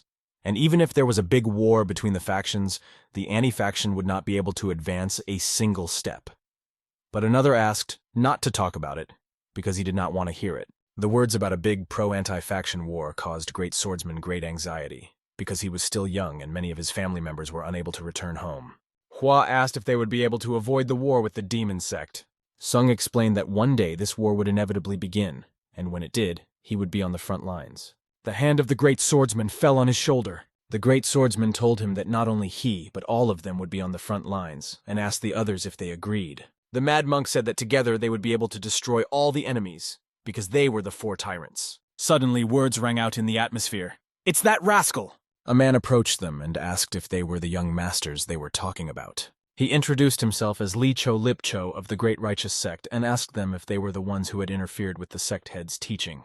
Sung told him that he was indeed talking about them if he meant threatening ordinary people and stealing their money during the teachings. Li Cho Lip Cho grabbed for his weapon and said that words could not solve this, but his hand was stopped by another hand. It was the hand of the great swordsman, who told Li that he looked like someone who quickly draws a sword and called him Master. Li ordered all his men not to stand idle and to attack immediately. They seemed to freeze for a moment, but they were ready to act. The problem was that they had heard about the young leaders. Because of this, one of them asked Li if he was going too far. Li replied rudely, calling his opinion that of a frightened toddler, and asked him not to intervene if he was not ready to take responsibility. Li's words sounded like real rudeness, but Song decided not to hold back any longer. The ground shook as Sung pointed the spoon he was holding at their heads. The spoon was filled with destructive power, and he passed it over each of them. After that, they lay on the ground, and smoke came out of their foreheads from the speed and force of Sun's blows. The spoon was also smoking. 5 opponents had been defeated with just a spoon, and Li watched with great amazement. Perhaps he had ordered his men to attack such opponents in vain, as the great swordsman and Song looked at him with extremely serious expressions. After that, Li decided to attack himself and grabbed his sword. He headed straight for the one he thought was the strongest, namely Sun, deciding to attack him, with the question, "How dare you attack the main sect?" His hand filled with energy and a burning beam came out of it, cutting through the air like a sharp knife. In that hand was a sword, which he pointed towards Song. But Sun repelled this seemingly incredible attack with a spoon. The fact that Sun was fighting him with just a spoon amazed Li. However, he decided to take a more serious fighting stance. Stepping back a few meters, Li called Sun a scoundrel, deeming it necessary, and pointed his sword at the young man again. Song remained calm, looking at his opponent, because it is not typical for someone who has reached a high level of skill to lose his temper so easily. The more Li showed emotion, the more red his eyes became. Such muddy energy was unworthy of someone who belonged to the pro-faction. A blinding energy erupted from his eyes, and he rushed with his sword directly at Song, once again trying to defeat him. But Sun again put his spoon out to counterattack and held back the powerful sword strikes with just his spoon. "What the hell?" asked Lee, holding the sword that he had used to kill thousands of enemies, but now he was being beaten back with just a spoon. He decided to take it to the next level, and a flash of blue energy erupted from his sword. His scream was filled with powerful force that spread around, shattering the rocks like thunder. The four tyrants watched closely, realizing that it was demonic energy. Did Sun think that a spoon would not be enough in this battle? He thought. But no, the sky trembled with the sounds of battle as Sun hit him on the head with the spoon. After that, Lee fell to the fighters who had previously been defeated by the spoon, and he was no exception, also being defeated by the spoon. The great swordsman approached Lee and checked his pulse. Hook suggested that they leave right now, as the sun had already set, which was to their advantage. The great swordsman asked to take Lee's body, but Lee, barely conscious, asked them if they were the four tyrants. Song gave his name and said that he was from the Pung family, which made everyone realize that they were indeed the four tyrants. Although they were not sure before, even when Song stood next to them, there was no doubt about it. They were then asked if Sun was planning to invade the Great Righteous Sect. The explanation was that the Great Righteousness Sect, which is considered part of the pro-faction, had been found to be using demonic art, and this was not something that should be overlooked. In Ganjo, this man is known as the Pure White Sword. He had asked the four tyrants to let him join them, because if it was demonic art, it must be related to the demon sect, and so he decided to help. A smile appeared on Sun's face, and he agreed, suggesting that everyone go along. Meanwhile, a man and a woman were lying on the bed, listening to beautiful music playing in the background. She was kissing his cheek, and he was listening to the pleasant words he was saying to her, joking and having fun. But suddenly there was a noise that made them get up. They did not understand why such a noise was heard in the middle of the night. They were told that some people had dragged the unconscious leader of the unit here and asked to see him. The leader jumped out of the door and asked who they were. They explained to him that these people seemed to come from different walks of life, and they definitely intended to wait until he came out to them. He asked the girl to wait for him for a few minutes. It all seemed ominous to her, because something like this could not just happen in the middle of the night. Opening the gate, he went outside, wondering who could be looking for him so late at night. A moment later, he came out and saw them. On the floor was a man who had been hit in the head with a spoon, and it was unclear why he was in that condition. The people who went with him were also unconscious. The leader asked what they had done to the leader of the unit. Sun answered with only one thing. He introduced himself as Pung Mu Son of the Habuk Pung family. The same perfect tiger blade, the leader realized, and told Sun that he was highly reputed as the tyrant of Ganho. Sun then noted that he was not eloquent, so he decided to get straight to the point and asked why the Great Righteousness Sect smelled so much like demonic art. The leader began to evade the question, claiming that he did not understand what demonic art could be involved, and tried to pretend that he did not know anything. But his nervous face filled with fear spoke more than any words. His eyes began to arouse strong suspicion. As expected, Sun realized that his eyes were filled with blood, which indicated something dangerous.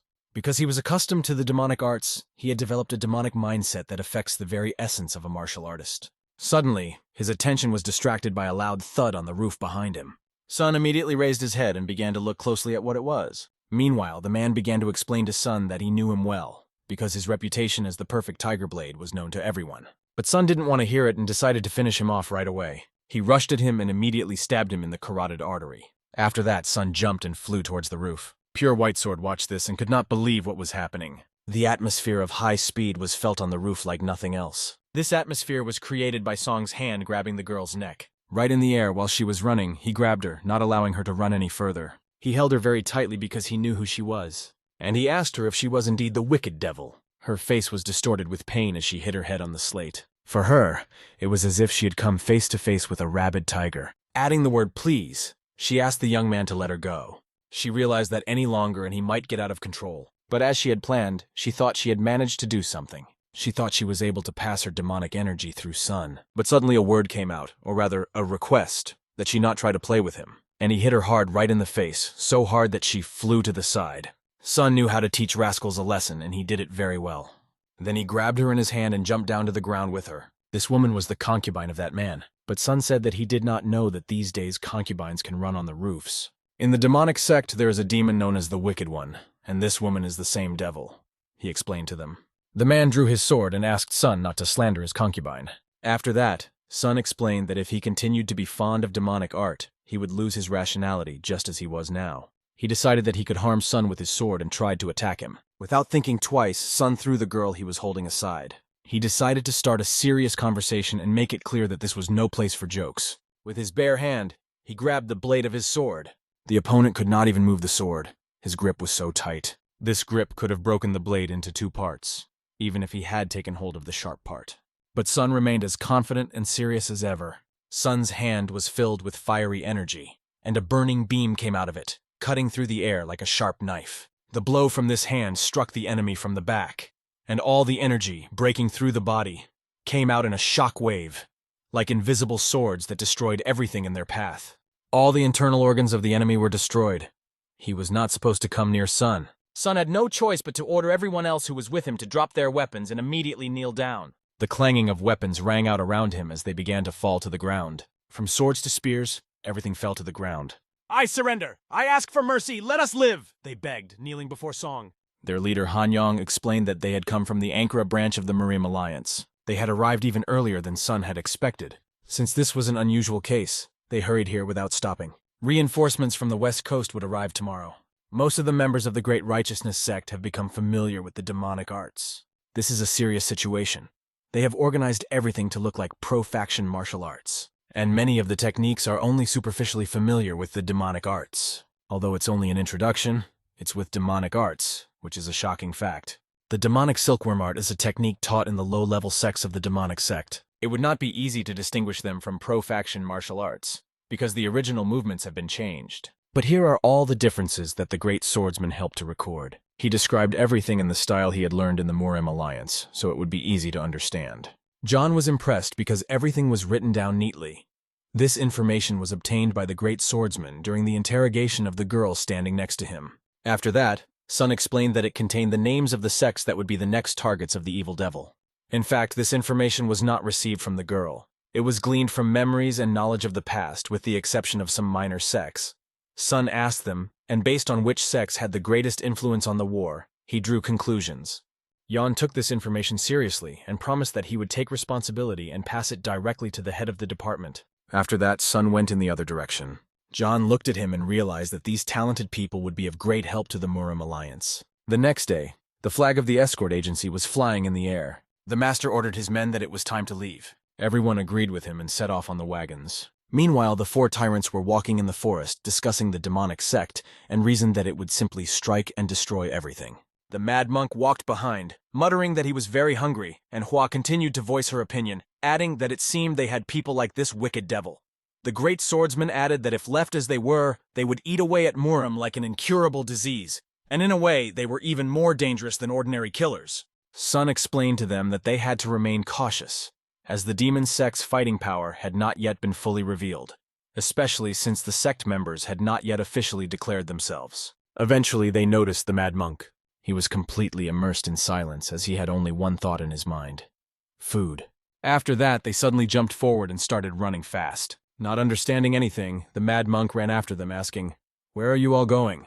After a while, they were standing on the cliffside watching the battle below. "What's going on here?" asked the mad monk, catching up with them. "Aren't these the attendants who were at the Great Righteousness sect yesterday?" They were, and Sun said that he had to help them. Hua was the first to act, throwing kunai down the cliff. She easily took down 2 opponents with a single blow. "Who the hell are you?"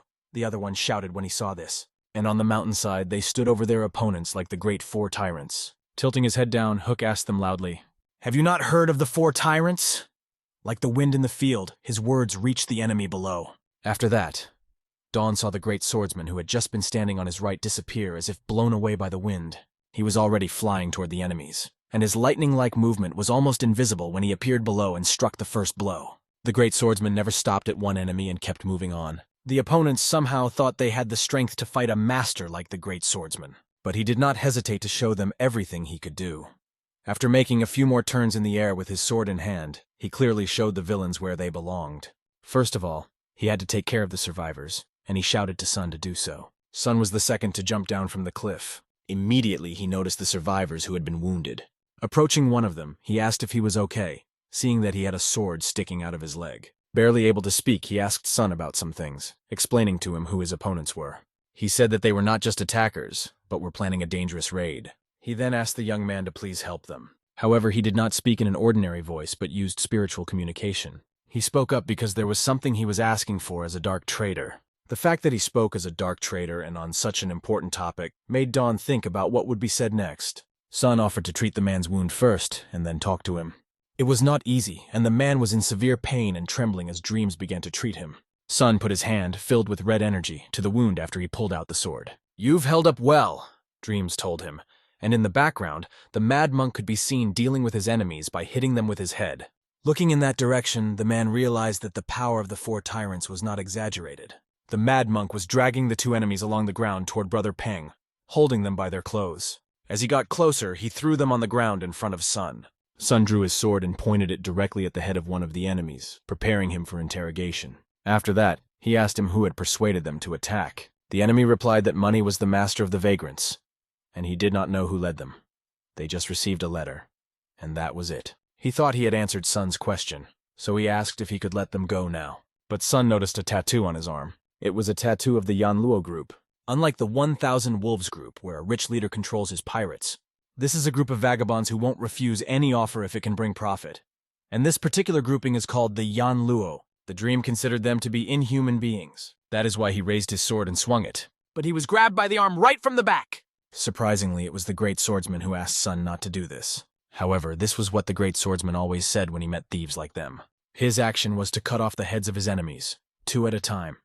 This was done in silence, without words. "You reap what you sow," said the great swordsman after he cut off their heads. As expected of the Tang family, their strength was incredible, and the doctor said he would return after he had taken his medicine. Sun praised the girl, saying that she had done a very good job. They all gathered in the room. Everyone in the room was trustworthy, which is why Sun asked the man sitting in front of him not to be shy and tell him everything. The man explained that his name was Gam Seok Tae, and he was the right-hand man of a trader who took care of the day-to-day business. A dark trader is known for having only one master, but the truth is that there are 9 people who are responsible for all the affairs of dark traders, from the first trader to the 9th. Among them, there is a person with the highest rank called the first merchant. The 4 tyrants listened to his story with rapt attention. This was the first time Sun had heard of this, which was not surprising, because the dark trader is very secretive, and information about him rarely reaches outsiders. But now, due to internal disagreements, the traders have split into factions, Sok explained. An internal struggle, then. Sung realized what this meant. And he told Seok that it looked like the demon sect was involved. However, Seok didn't understand how Sung knew this, so he asked him. The wicked devil had already infiltrated the Great Righteousness sect and introduced the masters to demonic martial arts, Sung explained. And that was just one of the options he was considering. Initially, the first merchant wanted to seek help from the Heavenly Martial Arts Palace, but then changed his mind. Sok added that the 4 tyrants had already held back the demonic sect several times, and the first merchant was also betting on their potential. The money, prestige, and information that the dark trader has have a great influence on Murim. If they fall into the hands of the demonic sect, the situation could turn for the worse for them. Sung asked Seok what he wanted them to do. Seok began to take out a pouch from his inside pocket. In the pouch were dark trade seals that, when all 9 parts were joined together, formed a single stamp. These parts originally belonged to the 7th and 8th merchants. Sung then asked if anything had happened to them. Seok explained that they had been attacked, and it was only with great difficulty that they were rescued. Seok thought he had to bring these parts to a meeting of the dark traders to be held in Pingla. Since the first trader was waiting for him, they would be able to discuss all the details when they got there. But he didn't know exactly how to get there, and so he asked Sun for help. "I think we're getting closer," said Seok, wondering if Sun would be able to catch them. The great swordsman came up behind Shung and put his hand on his shoulder. He explained that they had never imagined that they would be participating in a mission to escort the dark trader. Seok added that there were originally 50 of them, but now there are only 3 left, and even if they are the 4 tyrants, they still need to be careful. Like a gentle breeze, Sung said that he and these 3 behind him would be more reliable than the 50 people that were there before. Joining the group of Gam Seok, they moved forward confidently. The unknown attackers made several daring raids, leaving trails of destruction. They continued on their way without stopping, and it seemed like there would be no end to it. The group kept moving forward, and in the evenings they stopped to warm themselves by the fire and have a little snack. Gun was asked to demonstrate his cooking skills, as it had been a long time since he had last cooked. However, he doubted whether he should take on the task. Finding some dried meat and dried foods, he began to prepare the meal. The aroma of the dish was so appetizing that everyone could hardly hold back their saliva. Everyone was very hungry and looking forward to the moment when they could finally eat. After a while, the meal was ready, and everyone ate with pleasure, thanking the great swordsman for such a delicious meal. Sun couldn't help but think about how the demon sect would react this time. Even if their plan against the dark merchants had failed, Song was sure that these scum were ready to move on to more aggressive actions. The memories of his past life might come back, but Sung couldn't allow himself to dwell on them all the time. It was clear that he was thinking about something seriously. At that moment, Hua came up to him and gently put her hand on his shoulder. She seems to have been awake, thought Sung. I couldn't sleep, she explained, sitting down next to him. Sung began to talk about how she had been training in hand-to-hand combat in recent days. She explained that she had felt this way before, when she fought the poison demon. She felt like something was missing when it came to close combat. What are you thinking about? She asked, moving closer to him. Sun was thinking about matters concerning the demon sect, and told her frankly about it. Suddenly, she jokingly but strongly hit him on the back. For her, it was a friendly, light blow so that he would not worry. But Sun felt this blow in a completely different way. Then she asked him if he shouldn't just continue doing what he was doing before, because he wasn't from the Jagal family. She suddenly jumped up as if she had made a decision. She said that if someone gets in their way, they should just destroy them and then move on. Perhaps this would be the way to see the end of the demonic sect. Her words were warm, inspiring, and brought a smile to Sun's face. He also started to get up and said that it was probably best to continue what they were doing before. He gently patted her head and complimented her, saying that she had really spoken beautifully. In addition, he emphasized that she had also grown up very quickly. This moment and his words were incredibly powerful, and she became a real support for him. The fire from the campfire they were sitting by cast shadows on their faces, and at that moment, Sun decided to continue his work. After a while, he stood in front of the gate, realizing that they seemed to have finally reached their destination.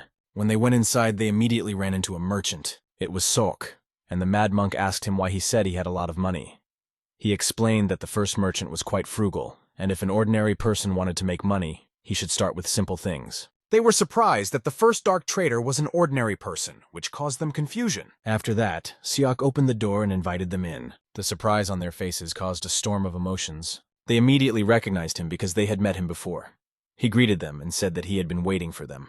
Then they sat at the table and had a conversation. Hua didn't understand anything because she thought he said he was golden, but he explained that it was also his name. At that moment, he met young Master Peng and young Mistress Tang. He had thought that this would be enough considering the strength of the dark traitors, but now he was embarrassed because of his short-sightedness. Song asked Golden about the current state of affairs with the dark traitors. Golden began to answer his questions while pouring tea. About a month ago, there had been constant attacks from the demon sect, but now everything was in a state of calm. Have these attacks from the demon sect stopped? Asked Sandali. Golden explained that it was probably because they had achieved their main goal. The next question came from the great swordsman. Had they managed to find out the whereabouts of the 9 merchants? However, their whereabouts remained top secret. However, these persistent scoundrels, especially the demonic sect's information group, had gathered a lot of information from the people of Marim. Thanks to this information, the 7th and 8th merchants were killed. Their priority is to prevent further losses, and there will be a meeting on the matter soon, Golden continued. Sun realized that by the time this meeting started, half of the dark traitors could be captured by the demonic sect. The mad monk asked if there would be an even stronger opponent from the demon sect this time. The answer was that it might be even more dangerous than what happened to the Tang family. Will the 4 tyrants be able to help? The monk continued to ask. Sun, placing his cup on the table, expressed his conditions, or rather noted that they existed. Golden concentrated on Dormant's words, listening carefully. Sun expressed his desire to unite the 3 forces: the Murim Alliance, a large unorthodox sect, and the Heavenly Martial Arts Palace. He realized that if this happened, the rivalry between Murim and the demonic sect could end. Sun responded to these words with a broad smile. I mean, Golden continued, if that happens and I'm still alive, that's the first thing I'll do. A short time later, Sun and his team were already in another place that was incredibly empty. If it had been a simple gathering, it would have ended with people talking to each other. Golden explained that due to restrictions, only one chaperone could come, and suggested that the others wait here while Sung went with him. The team stopped, watching Golden and Sun move forward. They looked after them, feeling the tension of the moment. Sun kept repeating to himself, the dark traitors must never fall into the hands of a demonic sect. The meeting was in full swing, and they arrived just as everyone was waiting for it to begin. As soon as the first merchant entered, everyone stood up and greeted him. Without exception, everyone had been waiting for him to appear. It's been a long time, one of them said, because it had been a year since they had last met, and the first merchant asked them if they were doing well. Sun carefully observed what was happening and the behavior of each of the people present. He noticed a suspicious energy on the wall that caused him concern. He also noticed something strange. One of the men asked where the bodyguard Gamma, Golden's middle name, was, and why he was being accompanied by a new man, meaning Sun. Golden did not answer this, only remarking that he was the last to arrive, and that since all 9 traitors were present, the meeting could be declared open. "What is the reason for this meeting?" asked the most curious, adding that it had not already been decided to join forces with the demonic sect. The other traitor emphasized that the first traitor was taking everything very seriously, and said that if only he knew how many members of the demon sect had been sacrificed for them, because the goal of dark trading is money. The dispute between the two sides broke out immediately. Some supported the demon sect, while others considered it suicide. Sun remained calm, quietly watching the events. To his left, he noticed a guard. 3 others stood to his right, but he did not see any of his friends from the demon sect. At this time, they were staring at Sun, trying to understand how much energy was hidden in his body. Judging by his appearance, he was undoubtedly a young leader. But who was he really? The argument ended with a loud bang on the table. One of them declared that they had more votes on their side, which made the other side nervous. This caused anxiety among the opponents. Golden sat calmly, but realized that the situation was approaching a climax. As expected, the first traitor was the one who took the initiative. One of the men jumped up and declared that the dark traitor was now relinquishing his leadership over the 9 traitors and would start over as a group of dark traitors. Golden realized that it was the second traitor who had colluded with the demonic sect. The dispute between the parties continued, gaining momentum. "A man without greed is no different from a corpse," said one of the participants.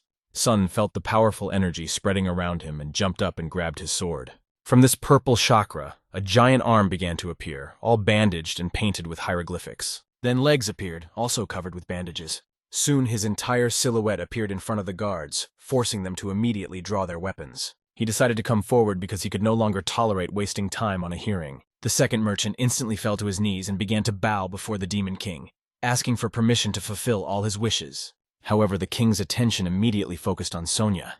He approached him and said that he felt as if Sun knew him. Sun still remembered the fierce soul of the Demon King, because they had already met in a previous life. The king said in Sun's direction that he was incredibly lucky to have been able to take a bite out of the monster, the Demon King.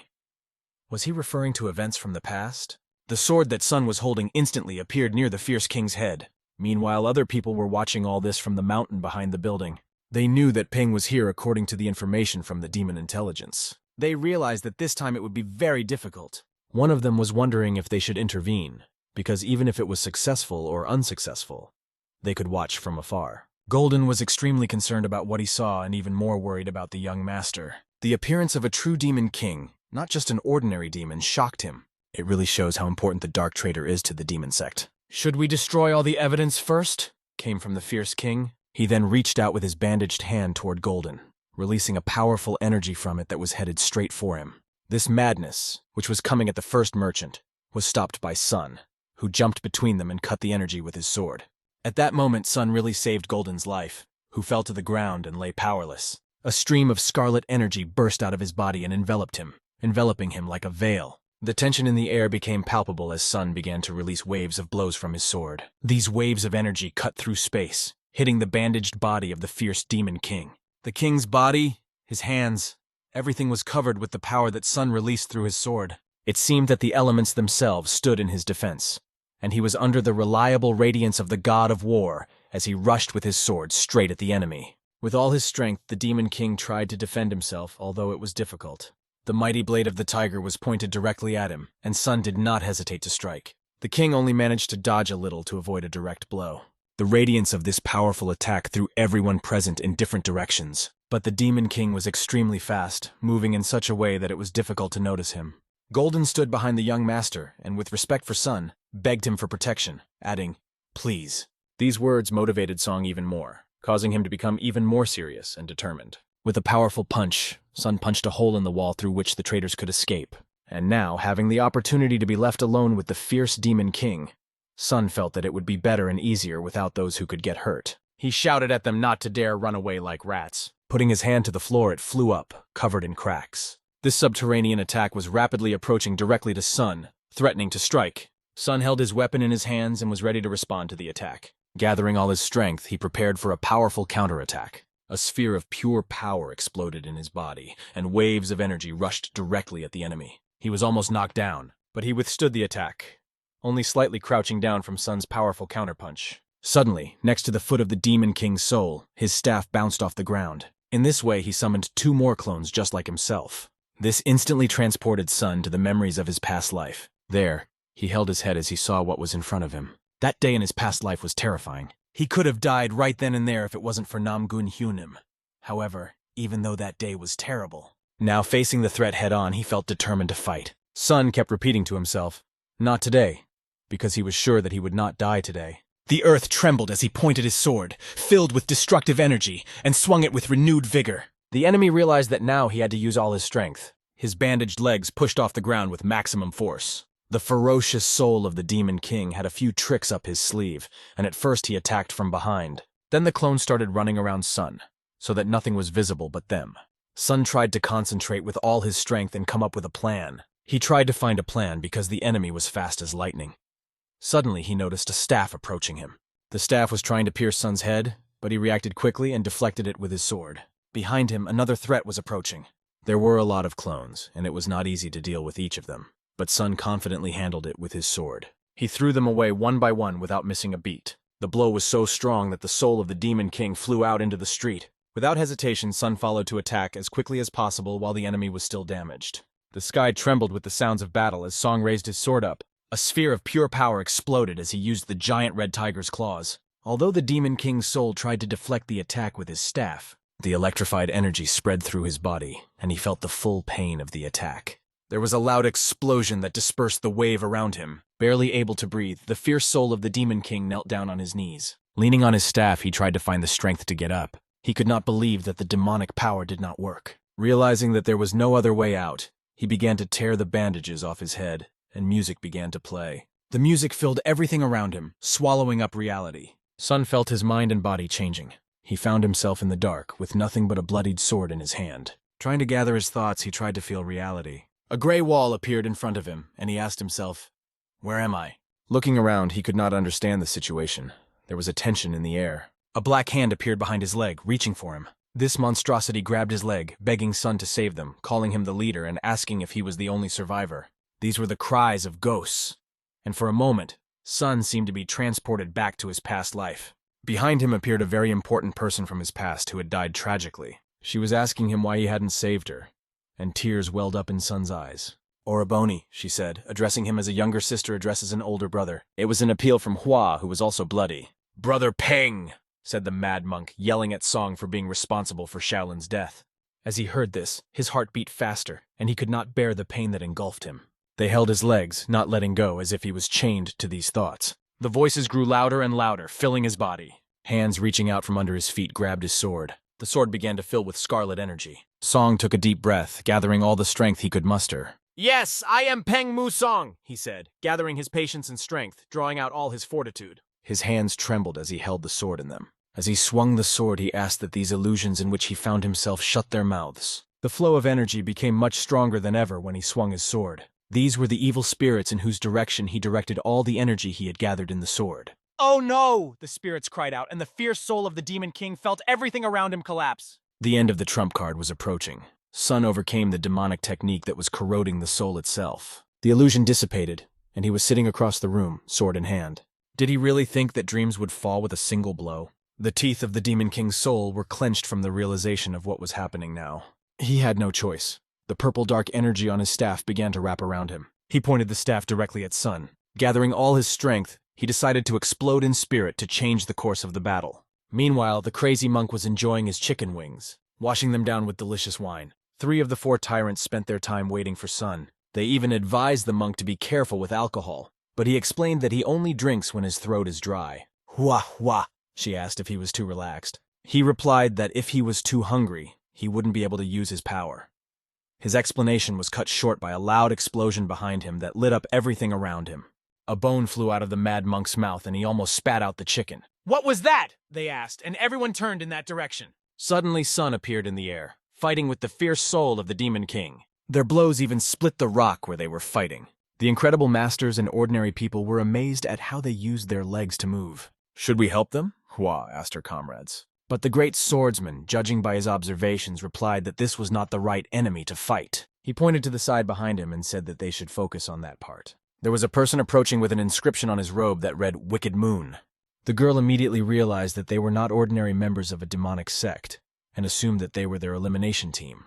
Luna was holding a sword with 80% purple energy in her hand. Obviously, it would be just as difficult for them as it was for their brother Pung. The great swordsman asked the girl not to worry about them and to take care of other martial artists. She promised to be careful in return. The mad monk asked the great swordsman about the two opponents. He explained that they should be cut down without stopping. The mad monk approved of the idea and realized that it was time to settle his debts. The clash of power and fury was instantaneous as the three tyrants pounced on the enemy. Meanwhile, Sun stood opposite the fierce soul of the Demon King. The enemy took on a completely different appearance, becoming more and more rigid and formidable. But this power was taking a lot of strength from Sun, and he began to cough up blood. Wiping the blood from his mouth, he looked at Sun. Sun told him that he was in a state of despair. Looking calmly at the enemy, Sun saw him create 3 clones and surround him. Pointing their staffs at Sun, who was standing in the center, dark purple energy began to gather on the handles of the staffs, which looked like the head of a beast. The enemy used the twin Demon King's punch, and all 3 staffs caught fire. When he did this, he asked them to try to dodge it. During such an attack, they found time to engage in a dialogue, and Sun asked if he really thought he could win. Like an enraged beast, Sun swung his sword, preparing it for an attack called the Sandstorm in the Blood Pit. With a single swing, Sun hit all 3 of them, crushing everything in its path. This bow penetrated directly into the body of the fierce soul of the Demon King. These rays were so powerful that they cut off one of the beast's 2 arms. The wave of the explosion was so strong that the stones were scattered in all directions. Step by step, Sun came closer and closer. His eyes went down when Sun saw that the man had renounced his hand and simply ran away. Chasing an enemy in the rain would be quite difficult. Today, however, Sun was able to overcome this stage of his past life. But he looked down and saw the battle unfolding below. He was stunned. His body felt a great shock from this illusion. But he must continue to work to remain worthy of the title of Perfect Tiger Blade. Under the stone was the soul of the Demon King. When he fled, he broke his staff and hit his back hard. It seemed unacceptable to him that some newcomer could humiliate him, but his one remaining arm was trembling with pain. The bandages he was wrapped in were torn and tattered. And why wasn't Sun on the list that showed the members of the meeting? A young sect leader appeared from behind a rock. His appearance greatly surprised the fierce soul of the Demon King. He immediately cried out his doubts that he might be wrong. He did not want to listen to him. But it was clear from his eyes that the fierce soul understood everything. The young sect leader was confident in his judgment. Under this echo, there were shouts. "Why are you attacking me and not Peng Muson?" These were the last words of the fierce soul. These cries were his last words in this world. After killing the fierce soul, he said that Sun was still like a fruit that had to ripen. And from that moment on, he only waited, believing that cherries taste much better when they are ripe. In front of the young master on the floor was a devil's sword, wrapped in an ominous aura. The sword hinted to the master that the fierce soul of the Demon King might have been destroyed by Sung Oh. That sword, sucking all the power from that powerful soul, confirmed his guess, agreeing with the master. It absorbed all the violet energy that had accumulated in it and gathered all the power that remained. The next question the master asked was whether he could leave the dark traitor alone. But the owner calmed him down and explained that the situation was not that bad. He didn't like the way the elders were trying to understand the demonic world without moving. Again, he turned to the devil's sword, asking if this was the case. The sword, affirming over and over again, agreed, and added that it was aware of the burden the young master was carrying. Under the bright light of the full moon, the master addressed the devil's sword once again. He asked what he thought about the meaning of the word rival. The devil's sword answered the question with a question, a bit unexpectedly. He asked if the master was referring to Sung Ah. The red eyes of the master and his serious expression made it immediately clear that it was Sung Ah he was referring to. At that look, the devil's sword fell to his knees, bowing his head to the ground, and began to apologize, recognizing his mistake. This made the young master smile for a moment, lifting his spirits. The young master agreed with Devil's Sword's words, explaining that he instinctively understood the moment he saw Song Ah. "This young man, Peng Musong, is the end of the heavenly demon's path," the master said, confidently hinting at his opinion.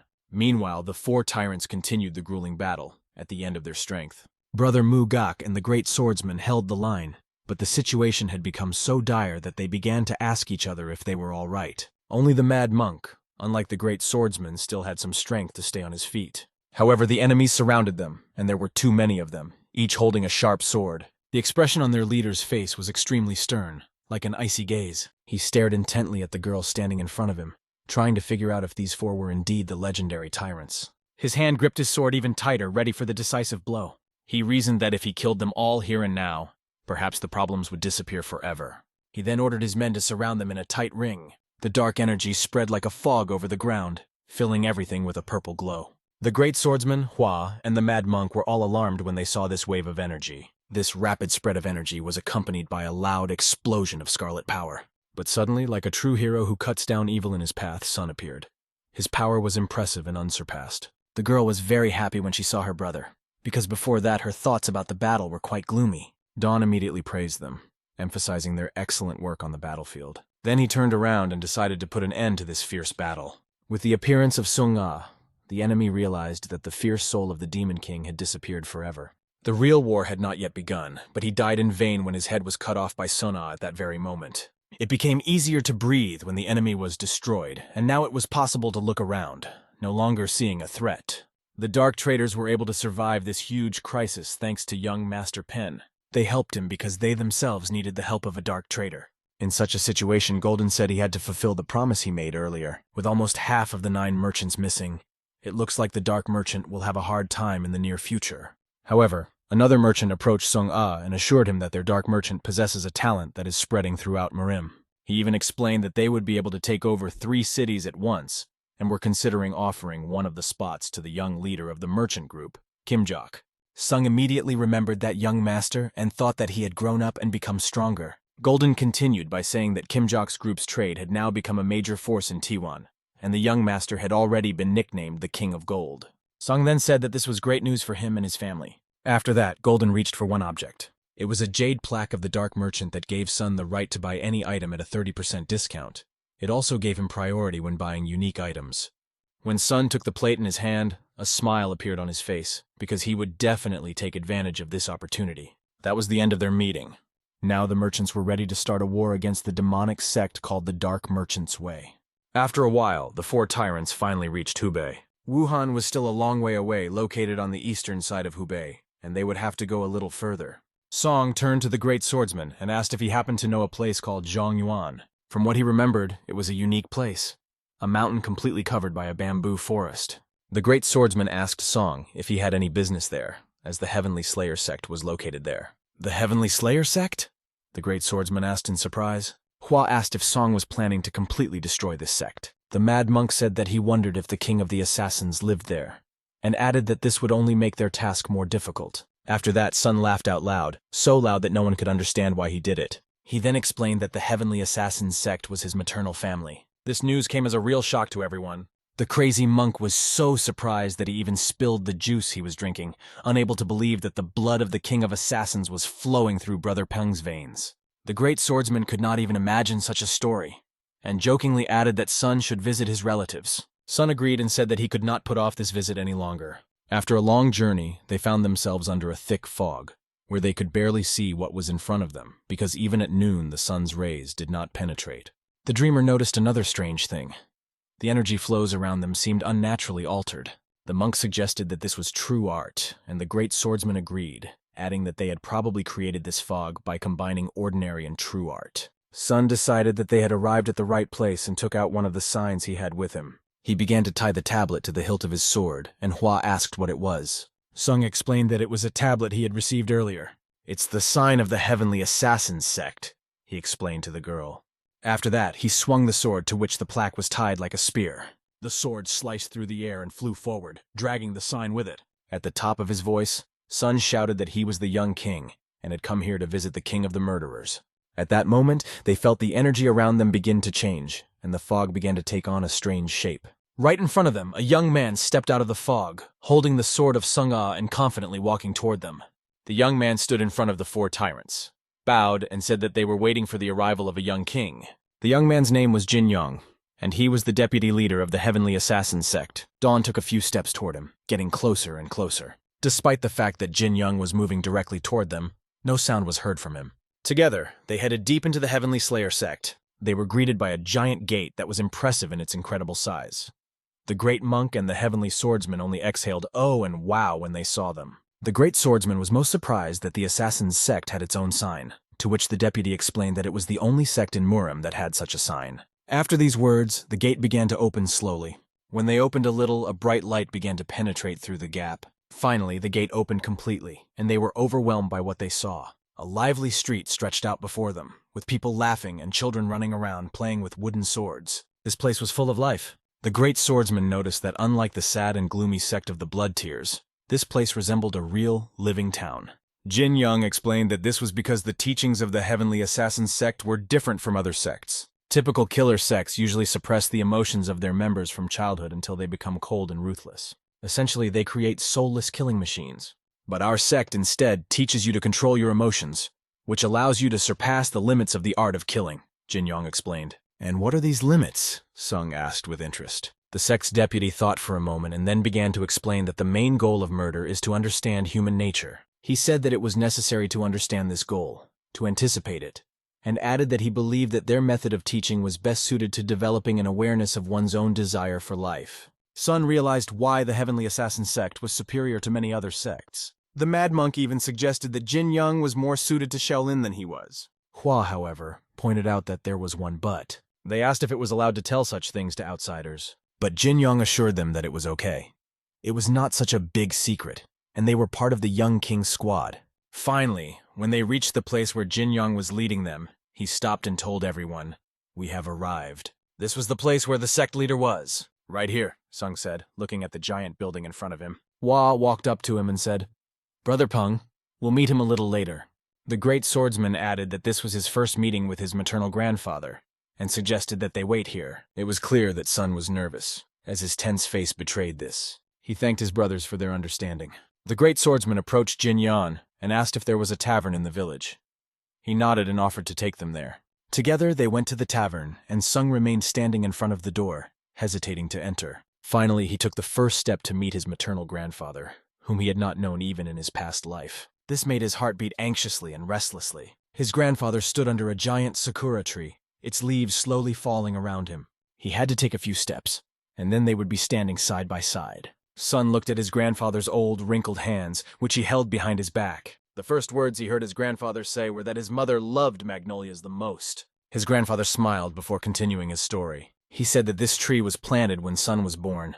Sun's mother was short and had a gentle disposition. Observing Sun's magnificent physical structure and tiger-like appearance, Grandpa knew for sure that he had Pung family blood in his veins. "Yes, I am Peng Musong," he said, kneeling down in front of his grandfather and bowing to him. This was how he greeted his grandfather, whom he had never known in this life or in the past. Sun was extremely grateful to his grandfather for all the gifts he had sent him on his birthday over the years and expressed his thanks. Grandpa replied that it was the least he could do for his maternal family and apologized to the others for his past mistakes. He added that he had often heard stories about Sun from Ga Wol, and although Sun had changed a bit since then, his grandfather remembered his childhood well. At first, he wanted to intervene himself, but Ga Wol convinced him that he could handle it on his own.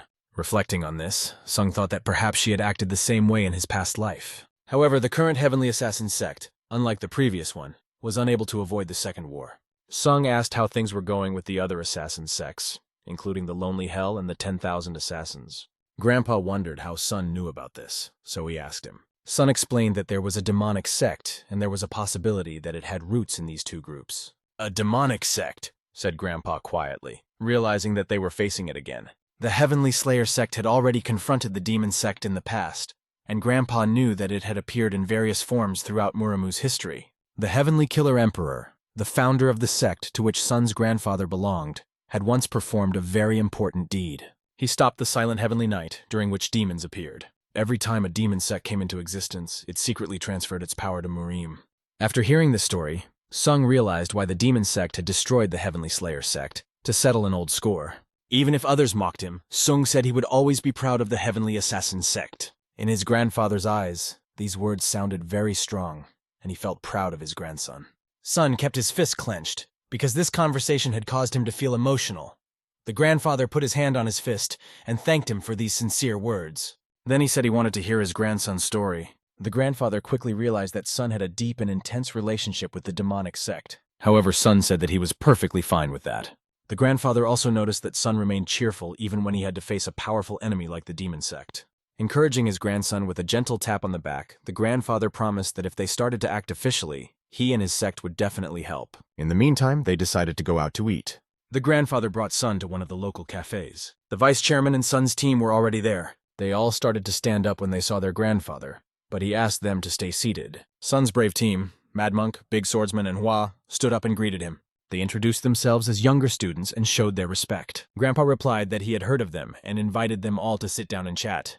Grandpa ordered 2 plates of his favorite dish that he always takes. In less than 10 minutes, the food was served. Son and the grandfather ate the delicious noodles with gusto because they were very hungry. The guys from Sung's team noticed that they really looked like grandfather and grandson, eating together so sweetly. Hua invited her grandfather to try the dish she had ordered because she thought it was delicious. Grandpa laughed out loud, pleased with her suggestion. He looked at Sung and Hua, realizing that they were perfect for each other. Grandpa also thought that these children could avoid the war with the demon sect. However, they would most likely have to be on the front lines and play a key role in this battle. Reaching for the chopsticks, the grandfather addressed them, saying affectionately, "Children?" Since they had arrived at the Heavenly Assassins sect, the old man asked them if they wanted to try dying at least once. The other diners in the restaurant heard this and gaped in surprise. The mad monk tried to stop the girl from pouring alcohol into his mouth, and Heavenly Swordsmen Hua and Sung listened attentively to their grandfather. They couldn't understand what the old man meant, so Sung asked again, "Did you really say to die?" Grandpa confirmed what he had said and promised that it would be an interesting experience for both the killers of his sect and them. "Nothing sharpens your senses like the possibility of dying," he added. "The great swordsman has heard that the Heavenly Assassin sect is famous for its killing arts." "A sword strike out of nowhere? Impressive, isn't it?" asked the mad monk, and Hua, looking forward to it, replied that she was very interested in the sect's secret technique. A smile appeared on Grandpa's face in response to their words. After that, he got up from his chair and stood in front of everyone. He turned to all the visitors of the cafe and asked them to listen. The old man explained that on the first day there would be first-class sword fighters, on the second day skilled warriors attacking from the shadows, and on the third day he would intervene. And it all starts right now. Sun's team realized that they were in for a tough challenge, but also a great experience. All they had to do was strive to survive the next 3 days. Sun explained this to everyone, and his grandfather confirmed his words, asking them to try not to die during these 3 days. The second day of the hunt for the killers came, and Sun was sitting deep in meditation. Suddenly he opened his eyes, feeling the energy approaching him with lightning speed. An arrow flew next to his neck, and he barely managed to dodge it. "Well, I guess it's time to get up," said Sun to himself. This was the 32nd attack since yesterday, and some had even lost count. To Sun's surprise, it was another ambush. Ninjas appeared from every corner of the gazebo. They were holding long, razor-sharp pins, but Sun, moving with lightning speed, stabbed each of them in the carotid arteries with 2 fingers. The opponents didn't even realize what had happened. They were numb, frozen in place. After that, Sun lifted his leg up and kicked the floor with force. "Very good," he said to himself. Then he raised his foot again, and the energy began to concentrate around it. Kicking even harder, Sun created an explosion that lit up everything around him in scarlet red. The enemies, along with the gazebo where Sun was meditating, flew in different directions. But this time, they were not going to give up, especially Jin Young, who was also among the enemies. He was skillful with his short swords. However, Sun had a much longer, sharper, and more powerful sword on his belt, charged with powerful energy. Sun waited patiently for Jin Young to attack him. Their swords clashed in a lightning-fast duel, 2 swords in Jin's hands against 1 sword in Sung's hands. During the fight, Song told Jin that he would like to exchange techniques with him at least once. Jin was silent and decided to move out of the line of attack by jumping up. After doing a flip in the air, he rushed down with incredible speed like lightning. The energy of Sun's sword sliced through the air, deflecting every attack from Jin. At some points, it seemed to Jin that this fight was too hard. But you couldn't tell by the look on Sun's face. He showed signs of complete calmness and control of his energy. Flying with double blades, Jin realized how dangerous these heavenly assassins were. He swung one blade in one direction and the other in the other, and created an arc from which arrows flew out. The arrows were filled with blue energy, which Sun had to stop, and he decided to do so using his red energy that he had gathered around his hand. He had to act quickly, so he used the Tiger's Feast technique to create a barrier that deflected the arrows. The energy from the Tiger's Feast was so powerful that even Jin, who was in midair, felt its power over him. Suddenly, he began to choke, and he grabbed his neck with his hand. Sun controlled him with his hand, holding Jin by the neck, and then threw him straight to the ground. The blow was so hard that it took Jin's breath away, and he couldn't breathe. Perhaps Sung acted a little harshly, considering that this was just a training session. But after the attack, he walked over to Jin, smiled, and asked if he was okay. Jin, lifting himself off the ground with the help of Sun's hand, replied, "Yes, young king, I am fine."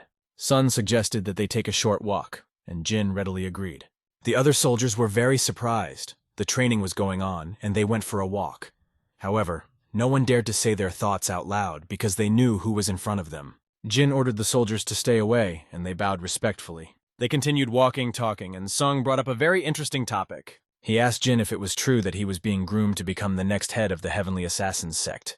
Jin didn't deny it and confirmed it. Sun became curious to see Jin's face, which was hidden under the mask. In a moment, Jin took off the mask, and Sun was presented with the handsome, sweet appearance of a young man. When Sun complimented him on how young he looked, he replied that he would be 20 in a year. Jin was really talented and managed to beat out 10 other candidates for the role of the next sect leader. However, Sung couldn't help but ask him for one very important thing. He asked Jin to take care of his grandfather and the Heavenly Assassins sect. Jin sincerely replied that he would do everything in his power. Sung, feeling really sympathetic to Jin, said that he would consider him his younger brother and asked him to call him Hyungnim. Jin's trembling and excitement after hearing these words were immediately noticeable. He stood behind Sung and could barely put a mask on his face. "What's wrong? Tell me if there's something you don't like," Sun asked. Jin objected, unable to say anything, only replying that he liked everything. They shared a smile. Sung said that it was time to move on, and added that it was time to welcome new guests. By guests, he meant the soldiers who ambushed them, jumping out of the trees and flying at them with swords. The day was coming to an end. Everyone was very tired from the day's adventures and was getting some rest. Sleep Hua and the great swordsman fell asleep sitting at the table, but they were awakened by footsteps coming from the room and legs that were shaking. It was the mad monk, who barely made it to the table and fell headfirst onto the table, waking everyone up. The great swordsman remarked that today had been a difficult day, and the mad monk added that he thought he would be able to feel the presence of other people after attaining transcendence. The mad monk then explained that if this had been a real fight, he would have died at least once and been seriously injured in 2 other cases. He asked, "What about you, Nam-hyuk Hyun?" Nam-hyuk replied that he too had had difficulties, but he had not come close to death. Hua noted that there were some differences between their techniques and those of the Tang family. That's why she had problems during the training. Sung suddenly saw a piece of food appear in 2 chopsticks next to his mouth. Hua handed it to Sun and asked him to eat some because soon they would have to fight the King of Killers. Excitement flashed in the eyes of the mad monk, for tomorrow the King of Killers would make his move. The great swordsman was also looking forward to this moment. The dream smiled a cocky smile. Finally, it was time to see his grandfather in his true form. It was the last day of the assassin hunt, and Sun realized that he needed to meditate even more to maintain his inner peace. A figure was already standing behind him, his shadow almost reaching Sun. It was the King of the Assassins, Sun's grandfather. Feeling his energy, Sun reached for his sword. The grandfather just smiled slightly when he saw his grandson's reaction. He realized that it was time to show his true strength. The main question for the grandfather was whether he would be able to evaluate the skills of his grandson, whom he had only heard about by hearsay. Sun stood up and took the sword in his hand, ready to fight. Killing intent spread throughout his body. He knew that his grandfather would show him the true skills of an assassin, but he did not expect them to fight face to face. The grandfather began to tell him about the martial arts that their sect was striving for. This art is capable of striking enemies regardless of their personality. The energy that Sun saw this time was completely new to him. He had never encountered such power before. Despite this, Sun bravely raised his sword, ready to confront the wave of energy that was coming at him like an endless ocean. He concentrated all his scarlet-red energy to repel this powerful wave. The sword helped him to keep his defense, and it made him feel a little better. The grandfather praised the young king for his ardor and courage, saying that it was something extraordinary, beyond ordinary possibilities. Sun answered his grandfather with a smile. "I can't believe you have such a strong desire to kill your own grandson." The grandfather just smiled and asked, "What are you going to do next since I am the king of killers?" The energy coming from the grandfather's hands was not his only trump card. He pulled out 2 knives, sharp as razor blades. The trick of these knives was that Grandpa would first throw one of them and then dash for the other like lightning. Sun was lucky enough to dodge in time. The knife flew right by his ear. Sun's hand, which was holding the sword, was also able to accumulate energy, and he held it right in front of his grandfather. By concentrating the energy, its power increased many times over. The energy wove around them, forming a shining halo that flashed at a frantic speed. This time, Grandpa decided to avoid a direct collision. He had a backup plan, and he changed tactics by flying high into the air. It was a distraction to make the next stabbing attack. The ground shook as Sun swung his sword, filled with destructive power, to counter Grandpa's knife attack. Grandpa had to go down to the ground and stand directly in front of Sun. The second stage of the attack opened when Sun struck the ground beneath his feet, and scarlet-red energy flew around. From this electrified energy tigers broke out. This attack is called the Siege of the 5 Tigers, and they surrounded Grandpa. Looking around, the grandfather realized that this was the decisive blow, the sword of the 5 tigers, and pride for his grandson arose in his chest. Sun watched his tigers with great hope, but suddenly there was a flash in front of him. While he was trying to figure out where his grandfather had gone, he was right behind him. The reaction that Sun had was incredible. At the last moment, when his grandfather's knife almost reached Sun's leg, he managed to draw his sword and deflect the blow. He held back the second knife with his hand, gathering all the energy he could muster. However, this was not enough. The knife cut through the skin, and blood began to flow out. After this attack, they froze for a moment, looking at each other. Sun drew attention to his cut side. His grandfather, seeing this, began to speak, noting that Song was mastering an interesting and unfamiliar technique, and asked if the Peng family had mastered this type of martial art. Song walked over to his grandfather and explained that the technique was called the iron blood of the fierce tiger.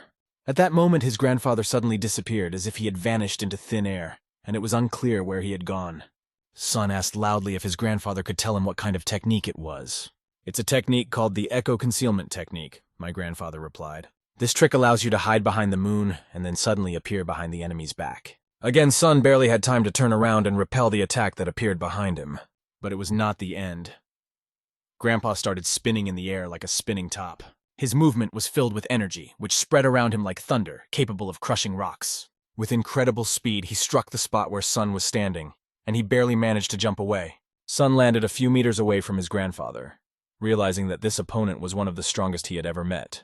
The grandfather noticed that Sun's senses were still weak compared to someone who was proficient in martial arts. He explained that in order to quickly increase your strength, you need to face threats directly. Sun had no trouble understanding these words. It was not just a lesson. It was a sign that his grandfather had decided to attack him directly. Behind his back, the blades he controlled with his energy were already circling. They were pointed directly at Sun and flew in his direction in an instant. Sun watched them, trying to catch every movement with his eyes so that none of the blades would hit him. It was extremely difficult, but Sun had one more trick up his sleeve. This trump card is the 5 Tigers' Roaring Thunderclaps, which creates arrows of energy that fly quickly to the target. A loud explosion filled with destructive energy spread through the air. A knife appeared out of the fog and suddenly came into Sun's field of vision. He instantly realized what kind of knife it was and where it was going. He and his grandfather faced each other in a duel. Sun's sword against his grandfather's knife, and both looked into each other's eyes.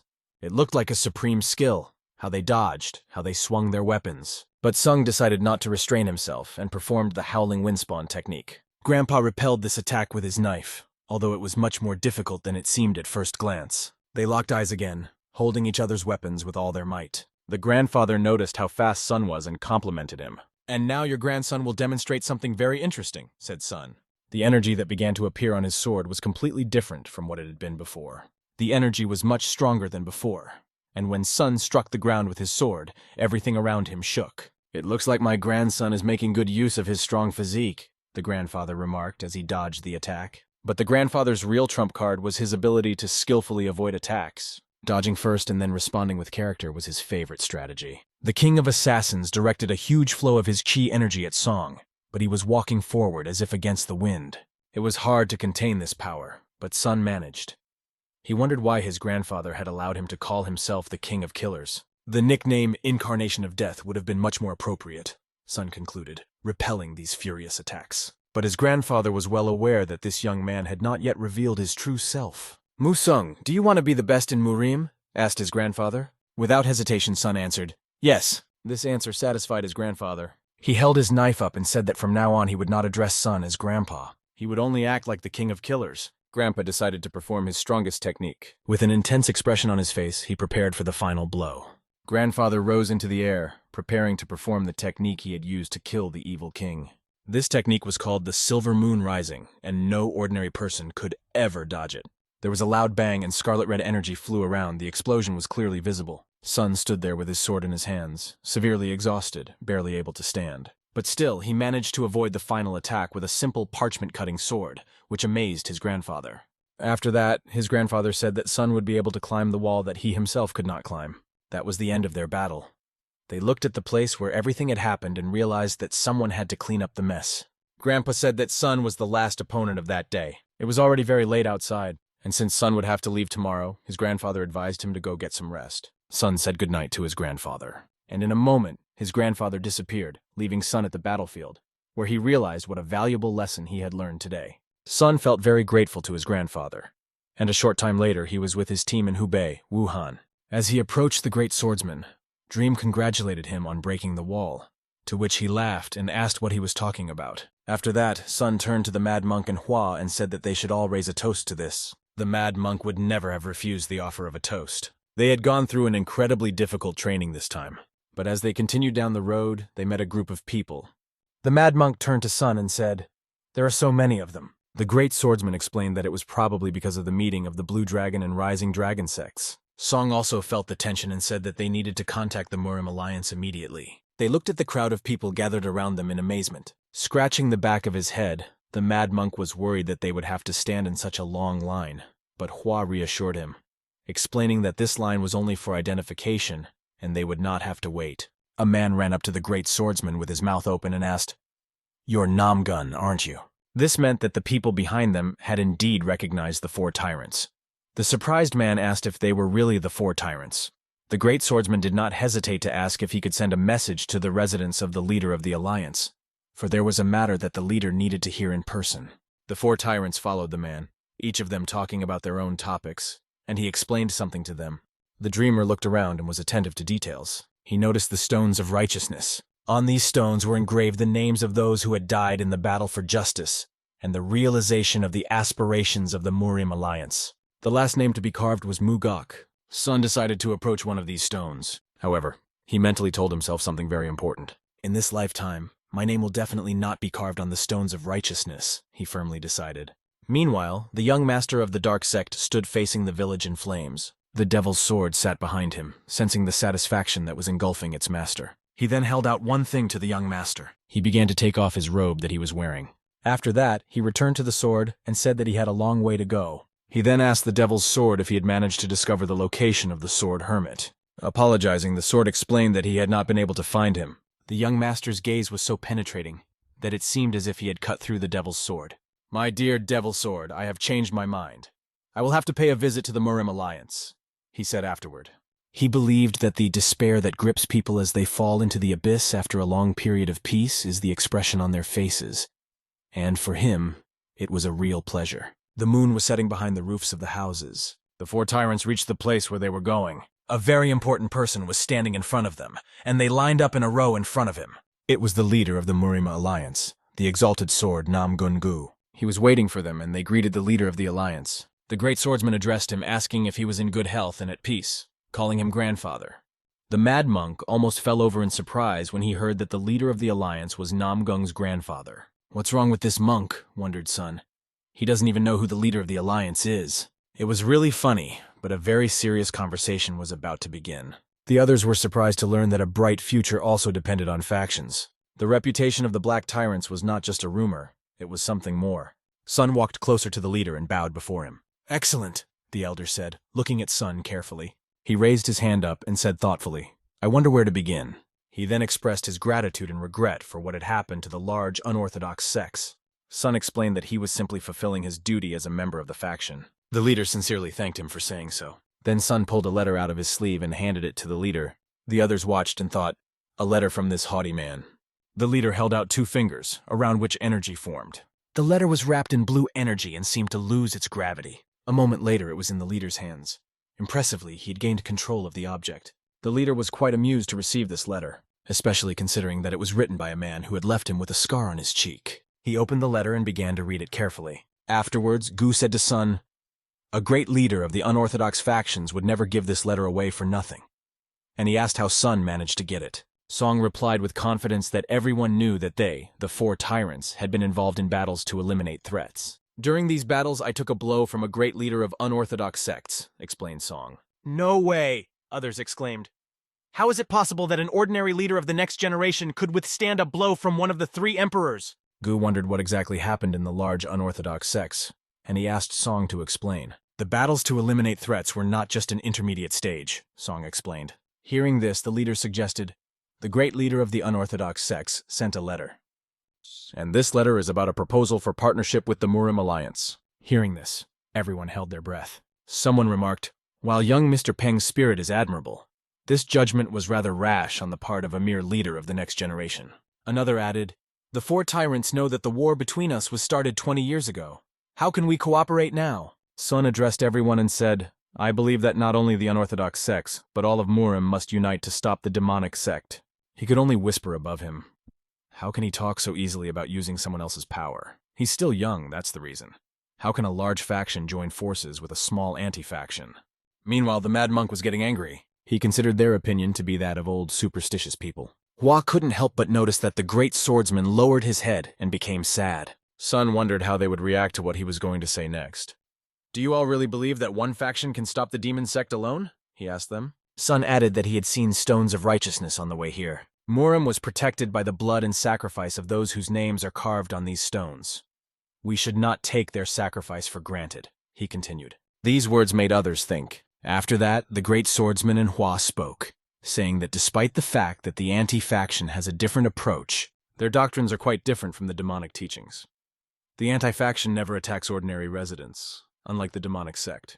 The Mad Monk continued and added that the demonic sect is composed of yakshas and devils, and they cannot be stopped alone. Sung summarized their words, saying that he could not say whether the Murim alliance was fighting for harmony and justice, or only for the interests of a pro-faction. Turning to Gu, he asked him to point in the right direction. Everyone else breathed a sigh of relief when they heard these words. Leader Gu himself was deep in thought. A smile appeared on his face. Finally, they understood Sun's intentions, and Gu said he would inform them when the decision was made. But for now, he asked them to leave. "If our words can influence the situation, the outcome in this life will be different than in the past," concluded Song. "Let's continue listening to this fascinating manga." The next day, the boys were already resting. They heard a voice at the door. "Can I come in?" Sun answered.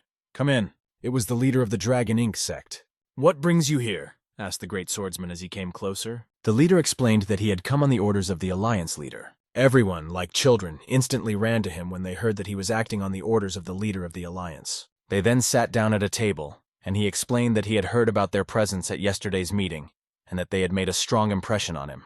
The leader said that the Dragon Ink unit would be responsible for the upcoming Rising Dragon Gate. He expressed his gratitude for any help with the organization. Song asked what kind of help was needed. The leader replied, "Why don't you choose who will become dragons?" A smile appeared on Sun's face when he heard such good news. He said that advancing through the Rising Dragon Gate would be much more difficult this time. The Rising Dragon Gate is one of the events that the Marima Alliance holds in conjunction with the Blue Dragon. Unlike regular entrance exams and trials, this event is held only from time to time, just like the Blue Dragon Conference, which can only be attended by the leaders of the future generation.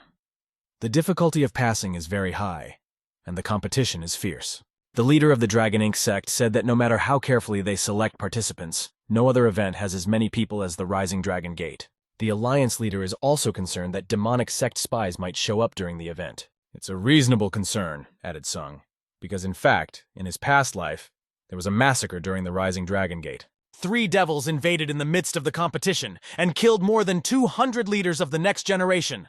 This tragedy left an indelible mark on the Murim Alliance. At the moment, the poisonous devil of these 3 demons is already dead, which means that the chance of this happening again in this life is not so great. However, it does not hurt to prepare in advance. At this point, the Mad Monk loudly exclaimed, "What does this mean? Are we going to be examiners?" It sounded like a lot of fun to him. "We're really being recognized as examiners?" asked Hua, also wondering if other leaders of the next generation were participating. "Recognized?" said Sung. "We can just make them recognize us." The sect leader agreed with Xiong's point, adding that it would be enough to demonstrate their techniques, as they were also the leaders of the next generation and should feel like it. He looked at them and said confidently that they could do it. The great swordsman asked if he could ask him a question about the large unorthodox sects. The leader explained that, in addition to all the pros and cons, there are many opinions on the subject, and nothing has been decided yet. For a long time, the Murim Alliance and the large unorthodox sects had been on each other's fingertips. Sun realized that it had been a while.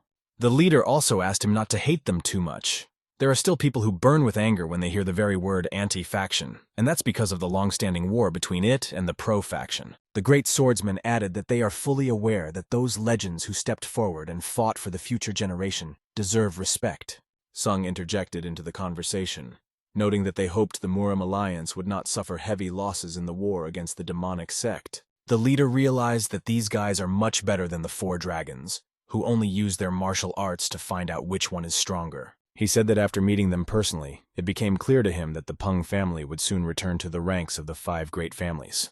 The leader realized that he had taken up a lot of their time and noticed that it was lunchtime. He decided to tell them about a wonderful tavern nearby. They all unanimously agreed that they would like to go. Soon they were sitting there waiting for the food they had ordered. When the table was set up with various dishes, their eyes were dazzled by all the deliciousness. Everyone undoubtedly liked it, and the mad monk was salivating from the aroma alone. Sun suggested that we start eating, and Hua thanked him for the treat. As usual, as soon as they started eating, interesting conversations started in the background. This time someone asked, "Aren't those the blossoming plum swordsmen from the Manhwa sect? I heard that they received a closure order." Song immediately recognized one of them. It was Il Hyun. Song wondered if Il had completed his solitary self-improvement. The great swordsman also recognized him. More specifically, he recognized the blade hanging from Il's belt.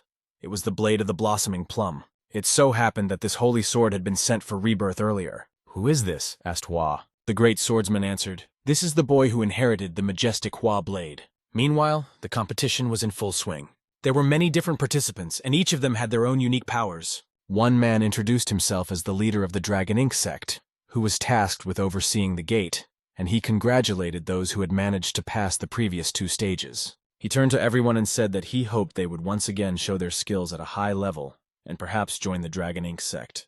After these words, emotions overwhelmed people, but the leader asked for a moment of attention. 4 examiners were invited for this round of the Rising Dragon Gate. At that moment, the 4 tyrants appeared, dressed in black clothes. The first to introduce himself was Song.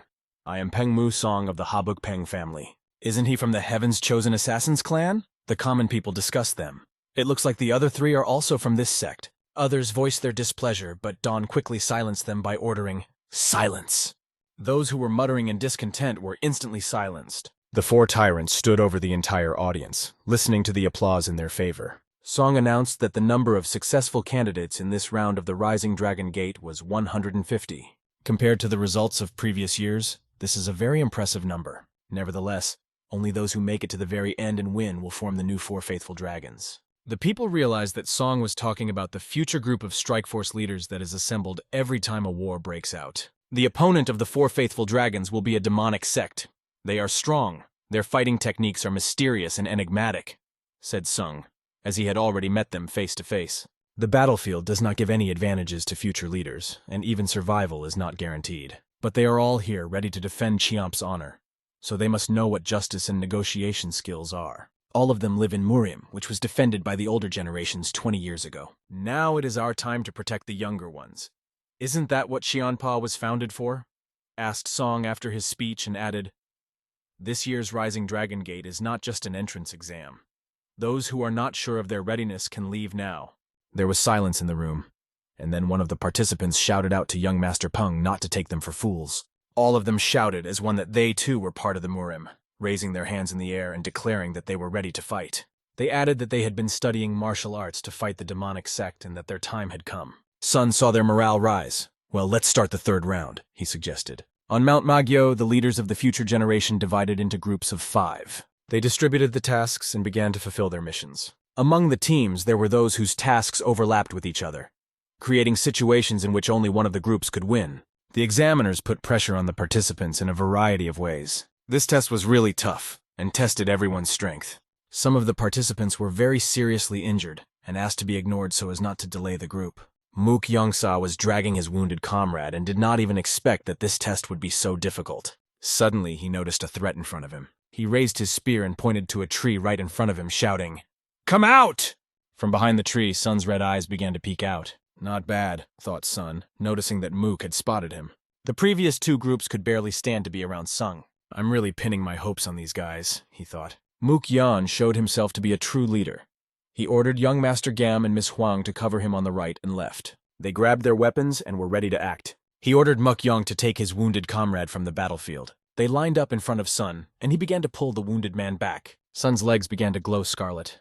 Sun did not remember allowing anyone to leave, and the energy spread more and more through his body. Eventually, this energy became so powerful that the opponents began to tremble, losing control of their bodies. The chance of meeting someone stronger on the battlefield is always high, and if someone is able to show their strength in such a situation, it speaks volumes. This indicates either high mental toughness or an impressive ability to adapt developed through intense training.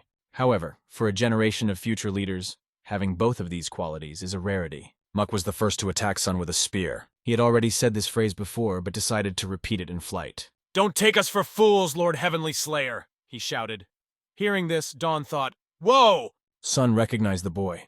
It was his voice that had first protested against Sun's words. This showed his character and that he was not afraid to speak his mind. It shows even more about his character that he is now trying to attack Sun, but his strong attack was easily repelled by Sun. He covered his arm with chi energy. The guy was not going to give up and swung his spear again. The spear shone green, filled with much more powerful energy. Putting all his strength into this blow, Mook decided that he could break through Sun's defense. But this time it didn't work either, as Sung easily deflected the attack, keeping a smile on his face. As he repelled these attacks, Sung thought that the guy was talented, but it wasn't enough. Sun grabbed the tip of the spear with his hand. He squeezed it so hard that the enemy's hand trembled while holding the spear. "What kind of power is this?" asked Mook, adding that it was like fighting an elder, meaning a more experienced and powerful opponent. He couldn't understand why there was such a huge difference between them, representatives of the future generation of leaders. At that moment, Sun was asking himself another question. Should he be done with the boy? At that moment, Sun noticed a powerful energy approaching. He calmly looked in that direction to assess the situation. With a single wave of his hand, using chi energy, he repelled this attack. It seemed that this guy's friends were ready to stand up for him. Having finished the previous task he had given them, they ran up to him, standing in front of Sun with swords in their hands. They even apologized to their leader for the delay. Sun found this scene very praiseworthy. He did not hold back his strength. However, it seems that they are even coping. Laughing, Sun praised all three of them, calling them good. He could have stopped there, but they rushed at him again. Sun dodged their attacks, not seeing them as a real threat, but Mook appeared behind him holding a spear. Thanks to his agility, Sun easily dodged this attack as well. He gathered his energy on the tips of his 2 fingers. He must have decided that it was time to get serious. The dream swept past them, touching each of them. They felt this power as never before. Muk decided to try to counterattack once more. He jumped into the air, swinging his spear. The light touch of 2 fingers on his body in flight made it clear what Sun's key energy was. It was painful, because Sun hit the same point several times. Suddenly something strange happened. Mukam's spear began to fall down. They all wondered what was happening, and then looked more closely at the person standing in front of them. Muk was the first to turn to Sun. He asked if by any chance Sun had taught them a new technique. Sun did indeed point out their weak points, touching each of them with his fingers. Looking at them with a hint of pride for not giving up, Sun addressed the 3. He told them that they interacted well with each other, and at that moment they listened to him attentively. He then noted that they provide decent support on the battlefield when they stand side by side. But now they are still a little weak, he continued, and suggested that they try again. Without hesitation, the trio stood in a fighting stance. Muk held a spear and the 2 behind him held swords. Before they knew it, Sun was already in the air above them, with his sword flying straight at them. A few days later, the results of the Rising Dragon Gate were summarized. It was really interesting, but it turned out that there were not many valuable talents. Sun came to the hut where his friends were sitting and opened the door. The great swordsman asked him how the exam went. Sun replied that he had recently met the 42nd group, and that they were smart. Was this group, by any chance, led by a master from the province where the Yang family is located? Asked the great swordsman.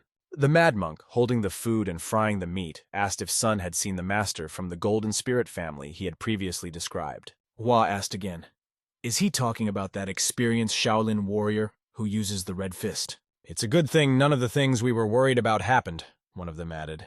The situation seemed to change after they foiled the demonic sect's plans. "And in 5 days, the Blue Dragon Conference will begin," the great swordsman continued, telling everyone. Hua added that she had heard that the 4 dragons would also be attending, and everyone around them was arguing over who would win. But the mad monk said that these arguments are meaningless if Ilhang is participating in the competition. Hua understood what he was talking about because it was the holy blossoming plum sword of the Mount Hua sect. And so it was that Song couldn't wait for the competition either. But most of all, he was looking forward to seeing Ilhyang's growth and development. And so it all began. The audience was eagerly waiting for their idols. The 4 tyrants were impressed by the arena, which was truly breathtaking. How could it hold so many people? "It wasn't made big just for spectacle," explained the great swordsman. Then he asked Sun, "I wonder where the best place to see the arena is." A man came up to them and said that the leader of the alliance had ordered the 4 tyrants to be escorted to the reserved seats for honored guests. The man's name was Huten Dui. To sit in the reserved seats for honored guests? Aren't those seats reserved for people with great influence in the Murim alliance? One of them asked. The fact that they were given such important seats was pleasing to the 4. Huten Dui explained that they could sit down and not worry. No one would even think of challenging the decision. Song nodded his head and thanked him. As a courtesy, Huten Dui also showed them to their seats. As the 4 sat in their seats, everyone recognized them. "If the 4 are participating, the others have no chance," ordinary people said. thinking that their chances of being noticed were simply gone. After all, the four were rumored to be incredible. The mad monk heard the conversation and asked Hua, "Do you feel this unquenchable interest in us from other people?" Suddenly, someone from the outside approached them, asking how they were doing. It was the respected Hu Yajiang. As soon as Hu Yajiang approached, Song began to rise from his seat to greet him, but he asked Sun to stay seated, and they sat down next to each other. Song knew that Jiang was against the alliance and had collaborated with the followers of the Wicked Way even after their meeting. Immediately, Jiang brought up the topic of how the four had done well during the Rising Dragon Gate. The leader of the Dragoning sect said that they had been a great help. Song remarked that he was interested in observing the young talents and aspirants to be the leaders of the next generation. Jiang replied that since the leaders of small and medium sects are participating, this arena allows hidden talents to show themselves. The case is moving closer to forming an alliance with the followers of the Wicked Way. When Sun asked if this was true, Jiang replied that he had participated in the Hunan War. He did not spare anyone. His enemies fell one by one. He mainly fought against the Fire King and the Western Flame sect. Many died in the battle against Sapa, and because of this, he cannot contain his emotions when it comes to the Great Wicked Sect. That's only fair, thought Song. However, Song remembered something else after listening to Jiang, namely the reason he was participating in the war. This reason was not only for Cheongpyeong's sake, but also to stop the endless attacks on Marim. However, he did not fully agree with everything Jiang said. Nevertheless, Jiang once again felt that he had not raised his blade in vain. He thanked Sun for helping him open his eyes, which had been closed for a long time with indignation.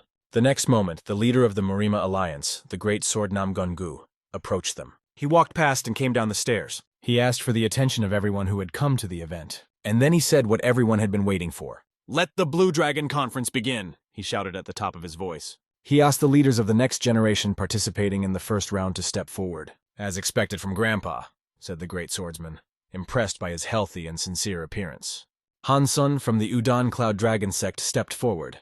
It was his turn to fight in the first round. Although he was rarely a guest at such events, this time he came out to fight first. During the enemy's first sword attack, he dodged by ducking down. Powerful energy gathered in his hand, and he struck with it. A moment later, his opponent was already crawling on his knees in pain, and Han Sun just calmly blew on his hand, cooling it from the energy, as expected from a representative of the Wudong sect. It was the turn of the next pair of leaders to enter the fight. Yang Yunjin from the Swordsman Zone, known as the Dragon of Swords, was the next to enter the fray. It was strange that her opponent appeared right after that, trying to calm himself down by convincing himself that it was only a woman. He thought that he wouldn't have to deal with her for long and just decided to calm her down. But before anyone could even blink, his sword was ripped from his hands and flew into the air. A moment later, it was already stuck in the ground. Her striking beauty and incredible sword skills made her worthy of the title of the future Empress of Swords. This was the thought of the audience. Hua watched attentively and wondered if the Dragon of Swords looked as beautiful in Song's eyes as it did to everyone else. Meanwhile, Song sat there, barely able to hold himself up, sweat streaming down his face. It was clear that his mind was somewhere else. Then he simply said that the round was over, which made Hu angry, because she realized that he had just been somewhere else in the world. After that, the long-awaited guy that all the four wanted to see entered the battlefield. With delight, Sun exclaimed, "Here he is, Il-hyang!" It so happened that he was going to fight the Dragon of Fist Fighting. His opponent was from Mount Hua, and yet the audience doubted that he would be able to defeat the Fist Dragon. As Il-hyang entered the field, he turned his head to Sun. Addressing him, he said, "If I win the Blue Dragon Conference, I have a favor to ask of you." "What is it?" asked Song. He replied that he wanted one thing from Sun. "The last plum blossoms have left the Holy Blade. Let out their wonderful fragrance, Il-hyang," he said. Il-hyang needs to release this wonderful fragrance as the last plum petals have left his blade. In this battle, he should show his best by demonstrating all his strength. The enemy can feel all the power coming from Haiyan. It is extremely difficult for him to dodge Haiyan's strikes, which he performs with impressive skill. The sword in his hands moves as if they had merged into a single whole, like one breath. Haiyan's enemy, using fist art, is preparing to deliver a powerful blow, gathering all his power in his fist. Haiyan's sword has already gathered all the energy to repel this attack, preparing for a counterattack. The blue helmet's heavenly strike crashes right into Haiyan's sword, which is prepared for a counterattack. They were thrown back by the powerful collision, but dust was stirred up in the center between them where the impact had occurred. Sword cuts appeared on his fist, and the enemy considered Haiyan impudent for repelling his attack. He thought he had the power to teach a lesson and pushed off the ground with all his might. The bright blue glow of his fists shows that he is serious, and he rushes at Haiyan with all his might.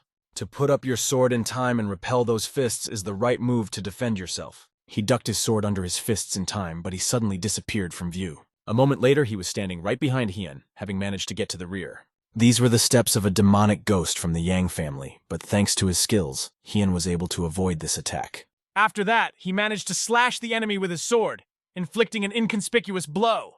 The enemy was planning to attack from behind, but before he knew it, the swordsman was already behind him. Will the dragon of the fist fight be defeated now? After all the spectators already thought that the high reputation of Manhua was a thing of the past.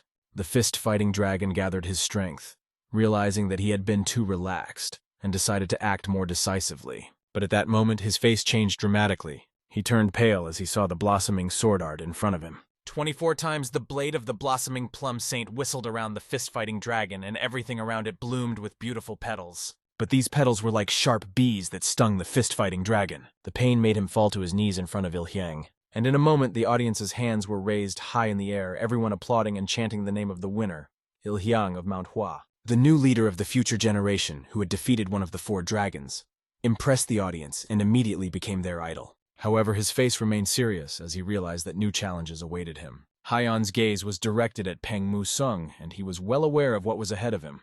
At the same time, Song was also looking at him, mentally noting that Hyang had really grown up. The alliance leader was already preparing to say his next words. But as he looked at Il-hyang, he realized that this was the same child who had told them about the Holy Sword's departure to heaven.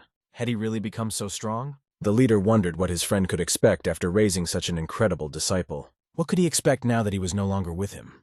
After a long stay in this place, the monk began to yawn and the boys were very tired. However, the great swordsman reminded his brother's son that it was time for the finale. He himself had been waiting for this moment for a long time. The mad monk raised his hand to his forehead, trying to see who was standing in the arena. There was Il-hyang and some long-haired girl, but her face was not yet clearly visible. When she got a little closer, it became clear that it was the Dragon of Swords. This was a surprise to her, as she had expected to meet only other dragons in the finals. However, at their age, it was only a matter of time before they would gain the upper hand in martial arts.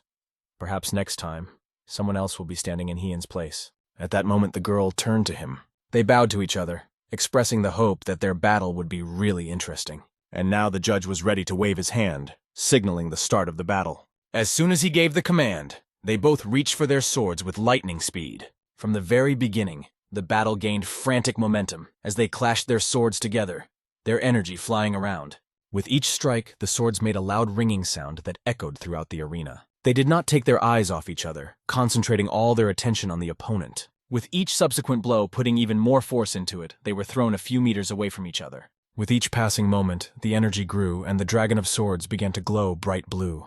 It released so much energy to prepare its next attack. Her meteorite galaxy strike was released, and it raced down from the heights like a real meteorite.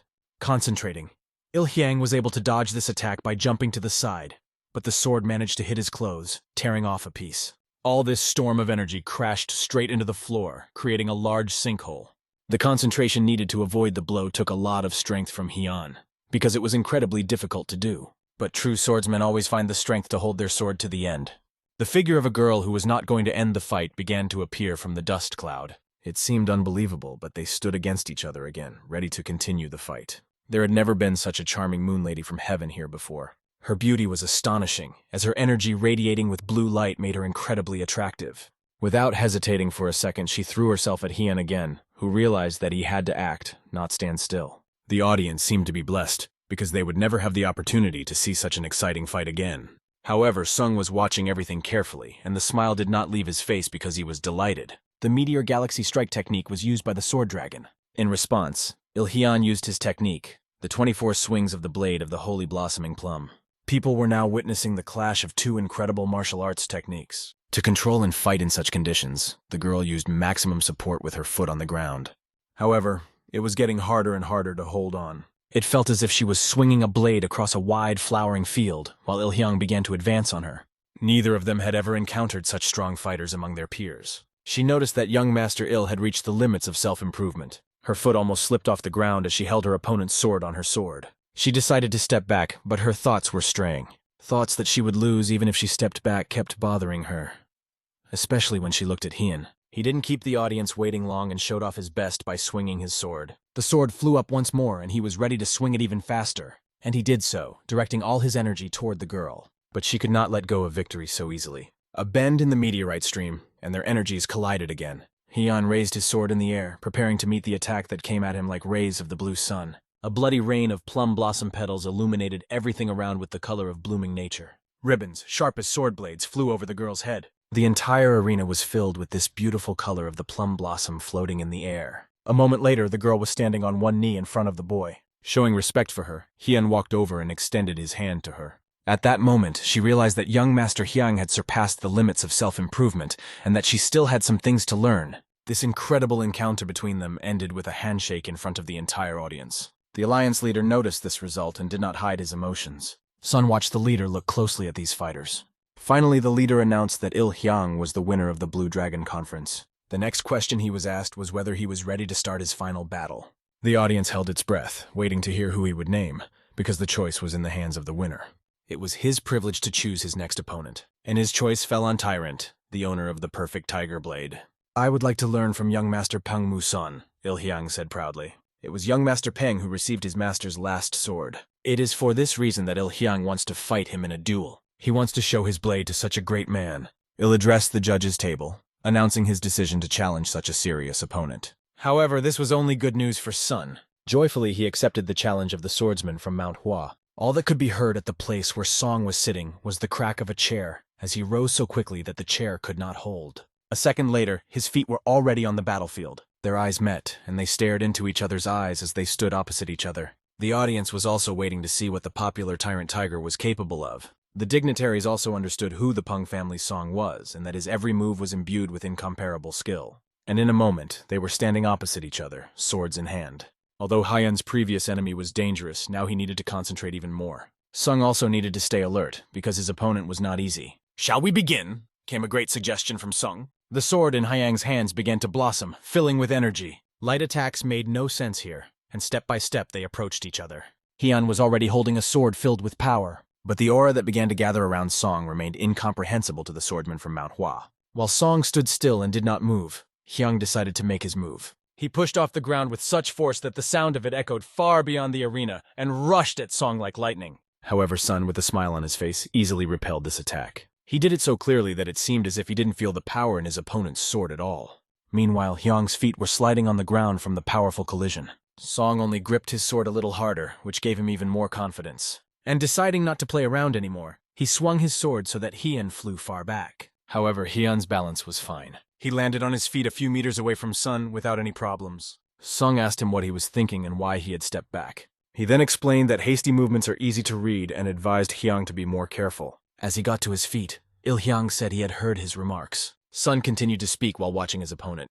He noticed steam coming out of Hyang's mouth, indicating that he was very tired. He could see that Hyun was struggling to hold the sword in his hands, putting all his strength into it. But having gathered the rest of his strength, he rushed at Song again, flying at him with incredible speed. The contrast in their expressions was obvious. Sun was smiling, while Hyang was putting all his seriousness into this fight. Sun asked him to predict his opponent's next move. Hyang silently listened to Sun's advice and continued to act. But Sun, swinging his sword, easily deflected his blows, urging Hyang to strike faster and more accurately.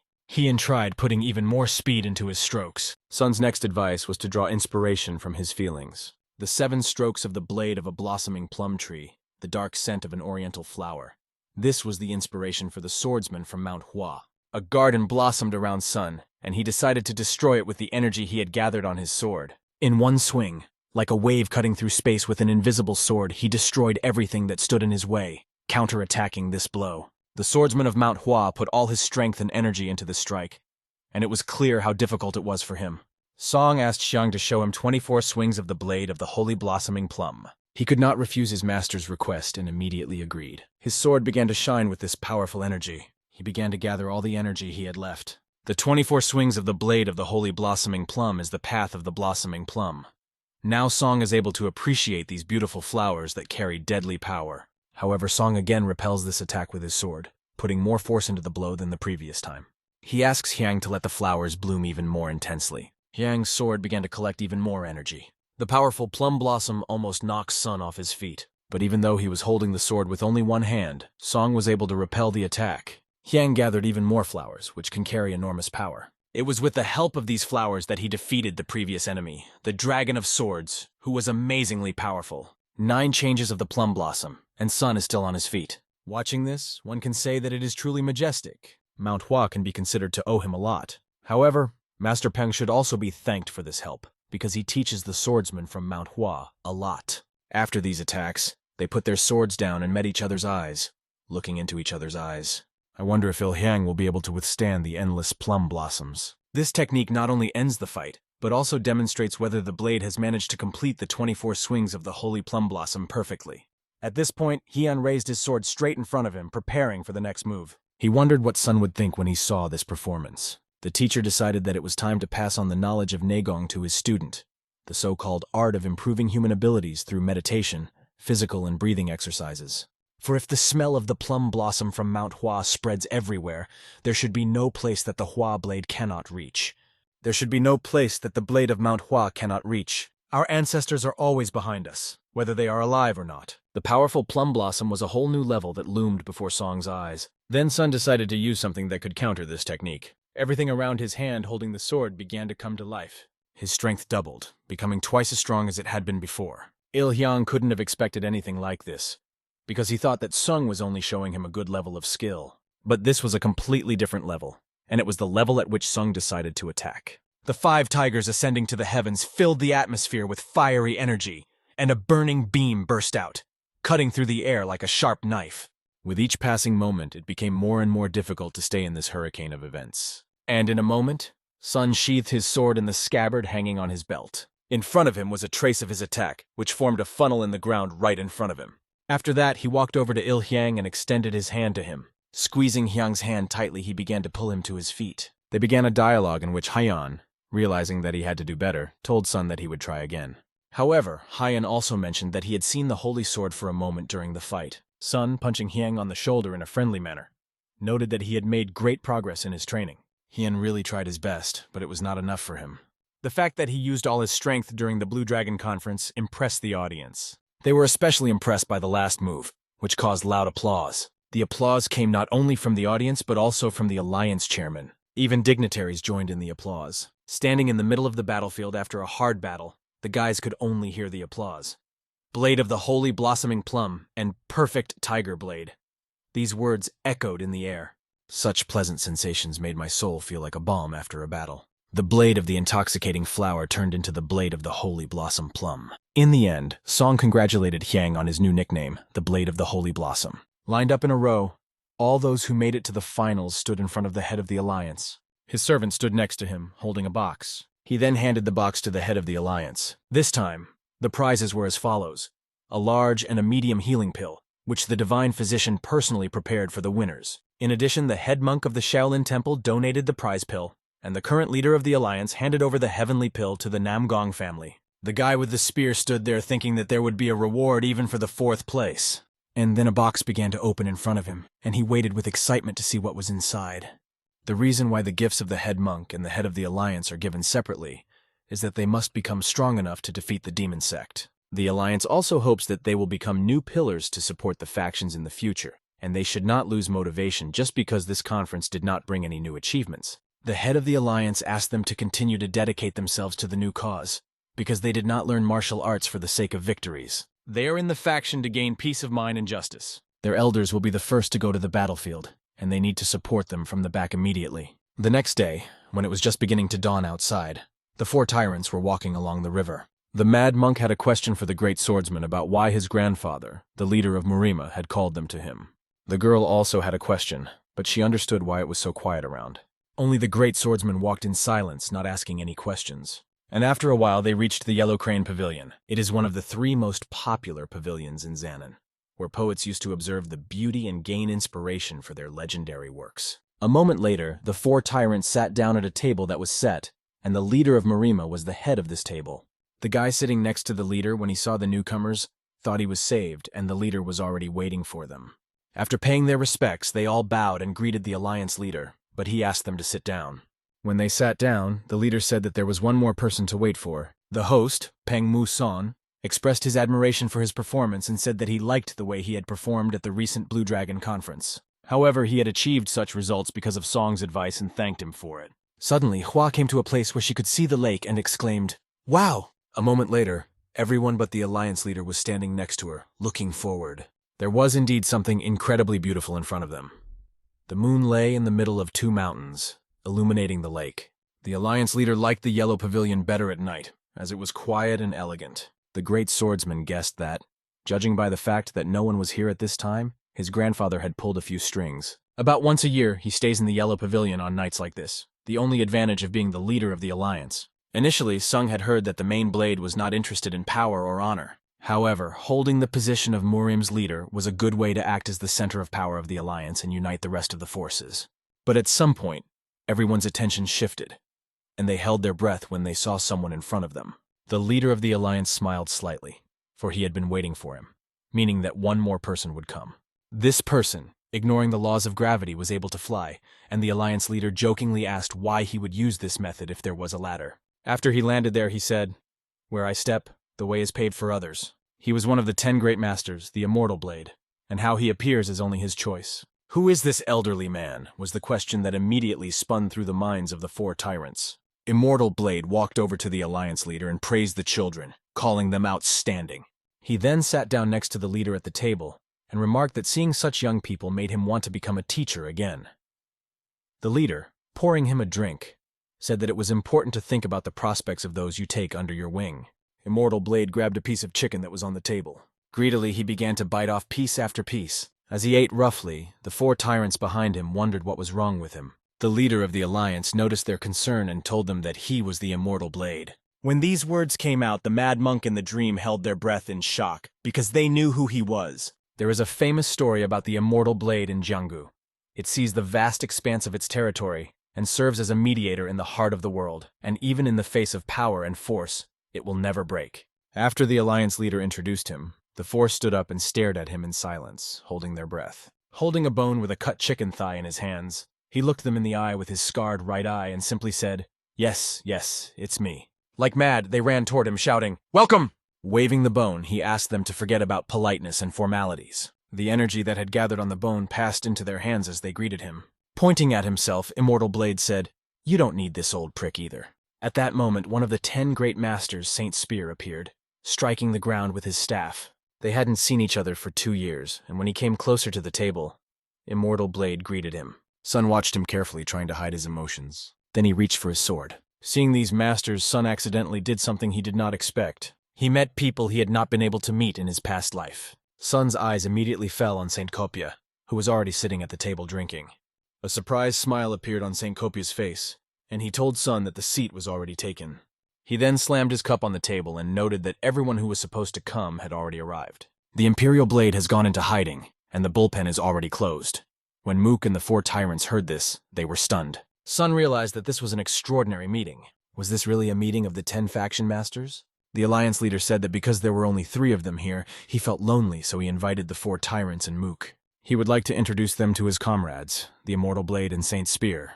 Saint Kopia expressed doubt that the 4 were really the famous 4 tyrants, and noted that together they might be stronger than alone, but he was not sure if they could be called dragons. The Immortal Blade laughed, amused by the word worms, and remarked that Saint Kopia did not mince words. However, Immortal Blade himself shook his head as he looked at the faces of the 4 dragons. "But that's all in the past," the Immortal added, raising his drink up. Mook sat there wondering why he had been invited, since he was not even one of the 4 tyrants. At that moment, Saint Kopia turned to the leader of the Alliance. He asked him who this child was, pointing to Mook. The leader of the Alliance repeated the words of the saint, noting that he himself had said that he would like to become a teacher if there was a student who showed promise. That is why the Alliance leader invited Mook, which stunned the boy.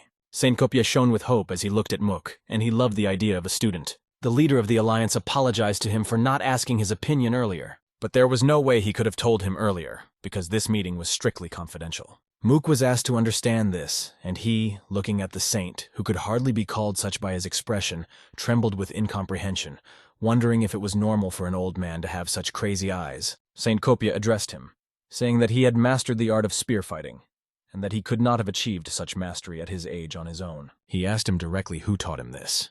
But the leader of the Alliance answered for the boy, noting that he would not show a child who already had a teacher. Saint Kopia asked Mook how he learned martial arts and asked him to tell him. Mook, trembling, could not say a word. But then, gathering his strength, he began to tell him that he had first chosen the sword and tried to train with it. Later, at the age of 15, he found himself in a strange situation.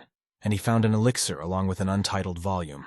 This volume had only half of the instructions for mastering spear skills, and he changed his weapon because he liked the spear technique better than the sword technique he was learning at the time. The fact that Mook had reached such a level using an unfinished volume impressed even the immortal blade. Saint Copia, looking at him, realized that there was definitely a certain core to Mook. He then asked why Mook was still learning martial arts. Mook's answer was very simple: to survive. Clenching his fist and drawing a full chest of courage, he replied that he now holds his spear to protect the people he loves.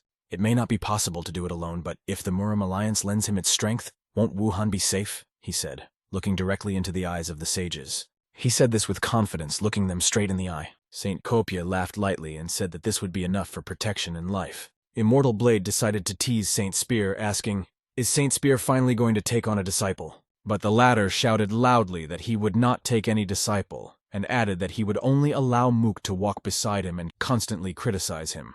The leader of the Alliance asked him to raise him to be decent and noted that this child had lost to a disciple of the Holy Blade. The fact that this young man was also claiming to be his student surprised Saint Spear, who asked in disbelief, "What?" But this only made him more excited. In Sun's past life, Saint Lance had no student, and now, to his horror, new connections are forming. The Immortal Blade put his hand on Mook's shoulder and said that now he would have to follow his instructions. Mook felt as if he were in a dream. The situation around him was very strange to him. But they had already discussed the main points, and now the leader of the Alliance suggested that they get down to business. Undoubtedly, they had a lot to talk about, and the Alliance leader decided to start with the fact that the Flame King had died. The first thing he said was that 2 charred corpses had been found at the site, and it was suspected that Sado Cheon had been killed while traveling with his mistress. A scoundrel who played with fire all his life and finally died by it, was the Immortal Blade's version of the story. But the saint didn't believe it, saying that he was more likely to have been ambushed while traveling with his mistress, and that seemed unlikely to him. Right now, the Immortal Blade asked not to say that they had targeted the 10 Great Masters. However, it was not excluded, and the Alliance leader could have anticipated such a development, because even they, the old men traveling the world, could be in danger. Immortal Blade said that he had heard that the Demon Kings were comparable in strength to the 10 Great Masters. The Dream interjected and said that this was true, and he was sure that their martial arts skills were well known, but they were all masters who had attained transcendence. However, the Saint saw this as an opportunity, since it is in their interest to destroy those who wish to do so. None of the Great Masters died in mysterious battles in Sun's past life. He is sure that the Flame King was killed by the fierce soul of the Demon King. There are more and more situations that didn't happen in the past. The leader of the Alliance turned to Seong and said that at today's meeting, it was decided to ally with Sadochan. Sun smiled and said he was glad it had happened. The alliance with the followers of the unclean path, and the saint was trying to observe nobility before fighting demonic freaks. 3 of the 4 tyrants found it a relief, and despite this, they understood each other. Immortal Blade heard that they had done a great job and complimented them, calling them true masters. He asked them not to forget about the experiences they are having now, even after they grow old. Thanks to these guys, Immortal Blade was finally able to take a break, which he greatly appreciated. The Alliance leader smiled after saying that and looked at Immortal Blade thoughtfully. He couldn't understand what exactly those words meant, and asked Immortal Blade if it meant that they should now suspect the North Sea people. "That can't be," the Immortal Blade added. The North Sea Ice Palace is now under the control of a man called the North Sea Warrior God. The problem is that this warrior god is very ambitious. The saint thought he was crazy because even the 3 emperors did not dare to put the title of god next to their name. But it's not a madman, Immortal Blade interrupted him and added that it was a girl. As everyone knows, the North Sea Ice Castle follows the imperial court, so the nature and ideology of this sect has changed greatly. It is for this reason that they united with Murim when they were invaded by other powers and then raided Murim. The current head of the North Sea Ice Castle is not doing anything yet, but she has the power to conquer Murim, not to mention the whole world. Because of this, after such events, Murim will have to prepare not only for an attack by a demonic sect, but also for a possible conflict with the Ice Castle, as Immortal Blade explained to them. The leader of the Alliance noted that he had asked them to find allies, but instead they had made only enemies. He asked Immortal Blade how he knew so many details. Immortal Blade replied that he had simply entered the residence of the god of the North Sea. No one expected to hear him say that, and upon hearing this, the leader of the Alliance slapped his hand on his head, expressing that this was a real mess. The leader thought that this old man had gone completely crazy. Because of this, he exchanged a few words with the head of the Ice Castle, and they almost immediately took out their blades, saying that they wanted to test his strength. And then the Immortal Blade escaped after a few blows. Song sat and thought about what they were saying. The immortal blade's body and light techniques were among the best in the world. Even the three emperors could not catch the escaping master. After that, Immortal Blade said that it was obvious that the goddess of the North Sea was stronger than him. She is at least on the same level as the three emperors. All this made the alliance leader think more and more. Although the allies have strength, it is also important to build up strength within Murim. After saying this, he asked everyone present if they wanted to lead the squadron of loyal dragons that had been created recently. Sun sat silently and looked at the leader of the alliance. The great swordsman did the same. Then the great swordsman said that they were honored to receive such an offer. But there is one but. They, the four tyrants, would like to work separately as they do now. The leader of the alliance looked at them with a smile. Then the alliance leader reached into his inner pocket. 4 rectangular signs were already floating in the air above their table. When these signs were in their hands, it was explained to them that even if their powers were amazing, they would have something else important. Namely, these signs of leadership. The leader of the alliance said that the day would come when they would need their own army, and suggested that they use these plates at that time. After thanking the alliance leader, they all agreed that they would need them very much. The next question to Sun was whether they were going to stay in the Murim alliance. Sun replied that he was going to go to the Pung family, because as the heir apparent, he had been away from home for a very long time. The great swordsman said they wanted to join him. They didn't even think about their homes, the alliance leader said afterwards, and asked them why. If they were both heirs to their families, they were so different. He looked at his grandson and reflected on the fact that he was on the verge of overcoming the level of transcendence. And although the alliance leader would like to keep him close and teach him, he realized that he did not need to destroy their friendship. The saint got up and said that everything had been discussed and it was time for him to leave. He grabbed Mook by the scruff of his neck, calling him a snotty little brat, and asked him why he hadn't jumped up from his seat. Jumping up, he began to fly, dragging Mook with him, with the goal of making a real man out of him. Sun bowed before the leader of the alliance and said that it was time for them to go too. On this beautiful note, their interview ended. The alliance leader remained seated with Immortal Blade. The leader handed him one very important thing and told him that he was counting on him very much. Immortal Blade looked at the box and at first did not know what to say, but then he began to open it. Looking at the blade covered in hieroglyphics, he asked the alliance leader if he was 100% sure, because this was the very dagger that the demon sect was looking for. The Immortal Blade confirmed everything the alliance leader said. Apparently they were looking for this blade all over the world. A month ago, an attempt was made to break into the house of 1,000 Murim soldiers. The leader said that this blade should be kept in the Tomb of the Sword at the Immortal Blade Gate, because it is the safest place in Murim. The topic is very heavy and the responsibility for it is extremely great. The Immortal Blade decided to take care of the blade and close the box in which it was kept. He promised that the blade would not fall into the hands of a demonic sect, and that he would guard it as long as possible. At that moment, 2 workers were standing on the roof, wondering when they would finish fixing it all. They were already tired from the work and wanted to finish it as soon as possible. Suddenly, they heard a strange sound behind them and felt the presence of someone nearby. When they saw a man in front of them, they began to warn him that he could not come in here and asked him to go back. But the man grabbed the first one by the face and began to squeeze him with great force. In a moment, he was holding both of them by the face, and the workers were drooling from their mouths. The force in his hands was so great that the eyes of ordinary people almost fell out. In a moment, it happened without words. Their eyes fell out and they went completely blind. That's how they ended their lives, letting out their last loud screams. The young leader of the dark sect stood over their corpses. It was uncomfortable to follow the tracks, but he had no other choice. He walked closer to where the workers were working. Touching the surface with his hand, he concentrated.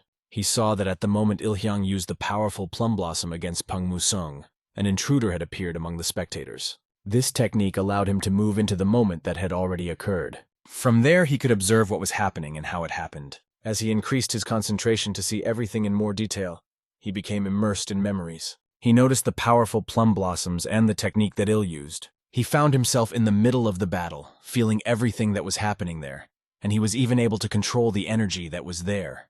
He was also able to directly contact Sun's energy, feeling the full force of his attacks and solving all his secrets. He even solved the attack of the 5 tigers ascending to heaven. The young leader of the dark sect came right under the swing of Sun's sword.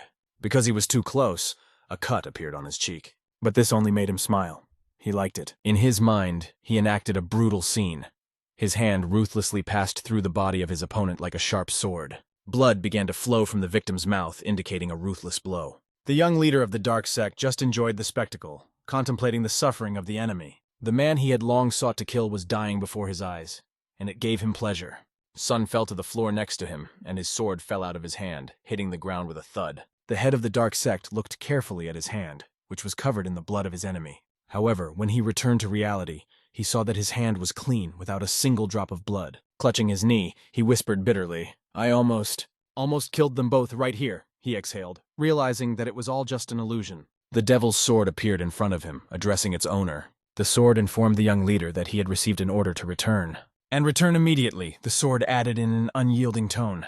These words broke all the plans of the young leader, but he was forced to agree and told the sword that it was time to go back. He added with a sigh that he was sick of this hypocrisy. And finally, he expressed his indignation that he was sick of the damned old man as well. Clenching his fist, he said with a challenge, "Let's see how much longer you will behave like this." Meanwhile, the 4 tyrants moved confidently forward along the sunlit path where everything was in full bloom. The sun was deep in thought, wondering if he would have to worry about the Murim alliance now, and all his thoughts were centered on that. He was smiling as he thought about how they were now working with Sadokon, and the rising Dragon Gate disaster had been avoided. Hua noticed this smile, and asked if anything good had happened. The Mad Monk also noticed that Brother Sun was in a good mood today. Song took the sign out of his sleeve, and with a slight smile said that he couldn't help but be happy when he thought of how he could use this thing. They were already standing in front of a merchant, to whom Sun held out the plates for which he could buy the herbs, and said that he would take everything in front of him. When the merchant began to pack up all the herbs, the friends did not understand what was happening and why Sun decided to buy everything. The Mad Monk was the first to run up to him and ask why he needed a giant bag of herbs. Of all the purchases, the most impressive were the elixirs, which cost as much as several castles, and the monk said hopefully that at least one of them should belong to him. Sun replied that if there was anything left over, he would share it with everyone. Huiya and the great swordsman were upset and said they didn't think he was that kind of person. But Sun asked them to wait and explained that he wasn't buying for himself, but was ordering herbs for his family's soldiers. At that moment, a traitor ran up to Sun and said that he had heard that he also needed medicinal ingredients. After a while, he led them to a room where an old man was standing, and there were hundreds, maybe thousands of different boxes around. The herbs that Sun was looking for had a very intense and deadly smell coming from these boxes. Sun tried to figure out who the old man was, but he could only guess. He suspected that the divine physician himself was standing in front of him. Meanwhile, the librarian wondered why the prices of elixirs and medical ingredients had skyrocketed. The merchant explained to him that demand had increased significantly recently, and that was the reason for the price hike. The old man said sadly that he was on the verge of poverty. Sun, appearing behind him, promised that he would buy him everything he needed. The boy was a stranger to the grandfather, but he was grateful for his generosity. Looking at all 4 of them, the old man realized that he knew their families well: Shaolin, Tang, Namgong, and Peng. He then realized that he was facing 4 tyrants. He had heard something about their heroic adventures. However, the old man said that if this help was only meant to get his nameplate, then he had to refuse. The old man's nameplate was a mystery to the monk, and he asked the girl what was so special about it. She explained that the best divine healer in the world was standing in front of them. All the major sects and families, as well as people from the imperial castle, were looking for him because he had healed many people during his aimless travels. When he met poor patients, he personally made medicines from herbs and treated them. He had a good reputation not only among travelers, but also among ordinary people. At this point, the dream told him that he was acting without any bad intentions. In fact, it was because of him that the prices had skyrocketed. It's hard for Sun to see how his good deeds can be ruined through his fault. Grandpa has no doubt that this guy is telling the truth because you can read a lot in a look. In this case, the grandfather decided to accept the boy's help without hesitation. Under the incredibly beautiful sunset, they said goodbye, and the grandfather returned to his house. Of course, Sun hoped to get something in return, but now it seemed that nothing could be done. Hua jumped up behind Sun and enthusiastically offered him something very interesting. She had heard about a tavern nearby that was rumored to be incredibly good. Hua grabbed his clothes and began to shake him, begging him to go there as soon as possible. Sung didn't have much money left, but the monk and the great swordsman were already drooling at the thought of ordering something as expensive as possible. They all went to the tavern in a great mood, laughing, while Sun kept his head down and walked with them. On the way, they felt a very strange energy coming from a group of people. It seemed that these people belonged to Murim, but each of them radiated a wild energy. If they couldn't get through peacefully, the monk suggested that they just break through by force and started to flex his fists. But the great swordsman said that in his experience, in such situations, there is never a fight. They noticed how the enemy's blade was ready to strike, almost touching the man's arm. The man was holding a child, protecting him from enemies who looked threatening but not without good intentions. The old man was protecting the child with his body to avoid tragic consequences. However, the criminal's attention was diverted by the unexpected appearance of a group they took to be a bunch of freaks. They were 4 tyrants. Sun decided to start the conversation first. He turned to the old man sitting with the child and asked if he remembered him. Without hesitation, the old man replied, "Of course, young Master Pung." The great doctor was once again forced to accept the help offered by Song, and the little boy in his arms trembled with fear. Without hesitation, the 4 tyrants began to march toward the enemies who mocked them, considering them to be just a bunch of girls and bald-headed men. But one of the enemies remembered that they were 4 tyrants, and the monk scratched his head uncertainly, trying to remember them. They remembered a question that confirmed their guess. "You bastards, how dare you kill our brothers in Sichuan?" Sun realized that he was facing the Yanlo group. The enemy began to rejoice, believing that the tyrants had fallen into their trap. One of them took out a flare and began to pull the string on its lower end. A moment later, a loud explosion sounded in the air, and a red light illuminated everything around. Warriors throughout the surrounding area were scattered to find the divine doctor, and in a few seconds they were to appear here. One of the enemies remarked that the owner should let the girl live because she could be put to good use. At that moment, they started playing with fire, because the girl decided that she would rather cut off their heads herself than become their prey. Her words seemed surprisingly sweet to the enemies, but after these words, she was ready to kill everyone. So much so that even the great swordsman was afraid to stand next to her. It was hard for Sun to believe that these people were going to attack the future leaders of noble families out of fear of the possible consequences. He knew for sure that they were just crazy to say such things. Dream told the girl that he would take on the front enemies. He asked the great swordsman and the monk to take care of the ones behind. Finally, he gave the girl the signal to start the attack. Like a bolt of lightning, she took off from the ground. She was already flying, slicing through the air, straight at the enemy, clenching her fists, holding the scales between her fingers. With a wave of her hand, she released the scales, which can cut through even the flesh of a wild animal, directly at the enemy. The scales hit the exact spot that the enemies had been showing off a few minutes ago. Their bodies twisted in pain, and they all fell to their knees. Her precise strike terrified even Sun, who stood behind her and watched what was happening. But she wasn't going to stop and continued to strike right at the men's most vulnerable spots. Calmly approaching the doctor, Sun asked him to step back. He put his hand on the boy's eyes and asked him to close them and count to 10. When the child's eyes closed, Sun decided to put an end to the enemies, scattering them in different directions. The doctor, seeing this with his own eyes, realized that Sun had mastered the extreme energy of Yang. It was the signature chaotic divine lightning strike of the Peng family of Hebei. After such an attack, it was difficult to keep one's shoes clean of enemy blood. He only managed to count to 6 when all the enemies were already on the ground. Sun approached the boy and asked him to remove his hand from his eyes, saying that everything was over. The doctor, bowing before Sun, asked him to forgive him. Realizing that his question might be impertinent, he decided to ask if it was true that Sun had mastered the extreme energy of Yang Nagan. "Yes, it's true," Sun answered without hesitation. The doctor was interested in the answer, and he asked Sun if they could talk in private. The demon lord could not understand who this opponent was, and indignantly asked the man sitting across from her at the table how they could lose with such a numerical advantage. These emotions made her literally grimace with anger. Tapping his finger on the table, the man replied that there was nothing to be done. He explained to her that the 4 tyrants had killed everyone. This man was known as the Fist of the Demon Lord. The name 4 tyrants made the Demon Lord angry again, because they were always ruining her plans. Her next question to the Fist was whether any information had leaked out of the main sect. He explained that the Demon Listening House had been rebuilt in such a way that the likelihood of this happening was extremely low. Without holding back her obscenities, she jumped up, hit the table, and said that she was unbearably angry. However, at the same moment, her expression changed, as if she had something interesting in mind. She asked Fist if this meant that the 4 tyrants were going to Hebei, to the Peng family. She thought that when Sun returned to Hebei, she would realize the plan she had long been harboring. The man tried to explain to her that Peng Musong was the survivor of the battle with the 2 demon kings, and her abilities might not work on him.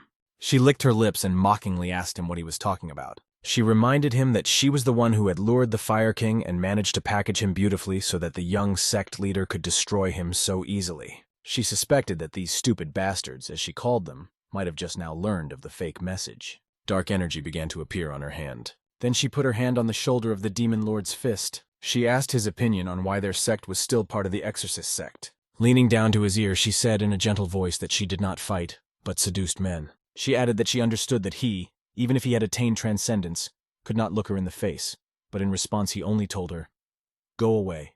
This caused her to laugh out loud. She turned around and started to walk out, and finally threw a last shot at Kulak. "Can you suck your own finger, or what?" After that, he was left sitting at the table alone. Putting his hand on the table, he began to slowly rise. One thing he could say for sure was that the 4 tyrants were bothering him, and that Hebei was about to get noisy. Meanwhile, the doctor and Song went away to talk privately. They stood on the edge of a cliff, looking at the full moon, which was illuminating the mountains in an incredibly beautiful way. The old man asked Sun to look at him. He said that he would have to ask an immodest question again, and then he asked it.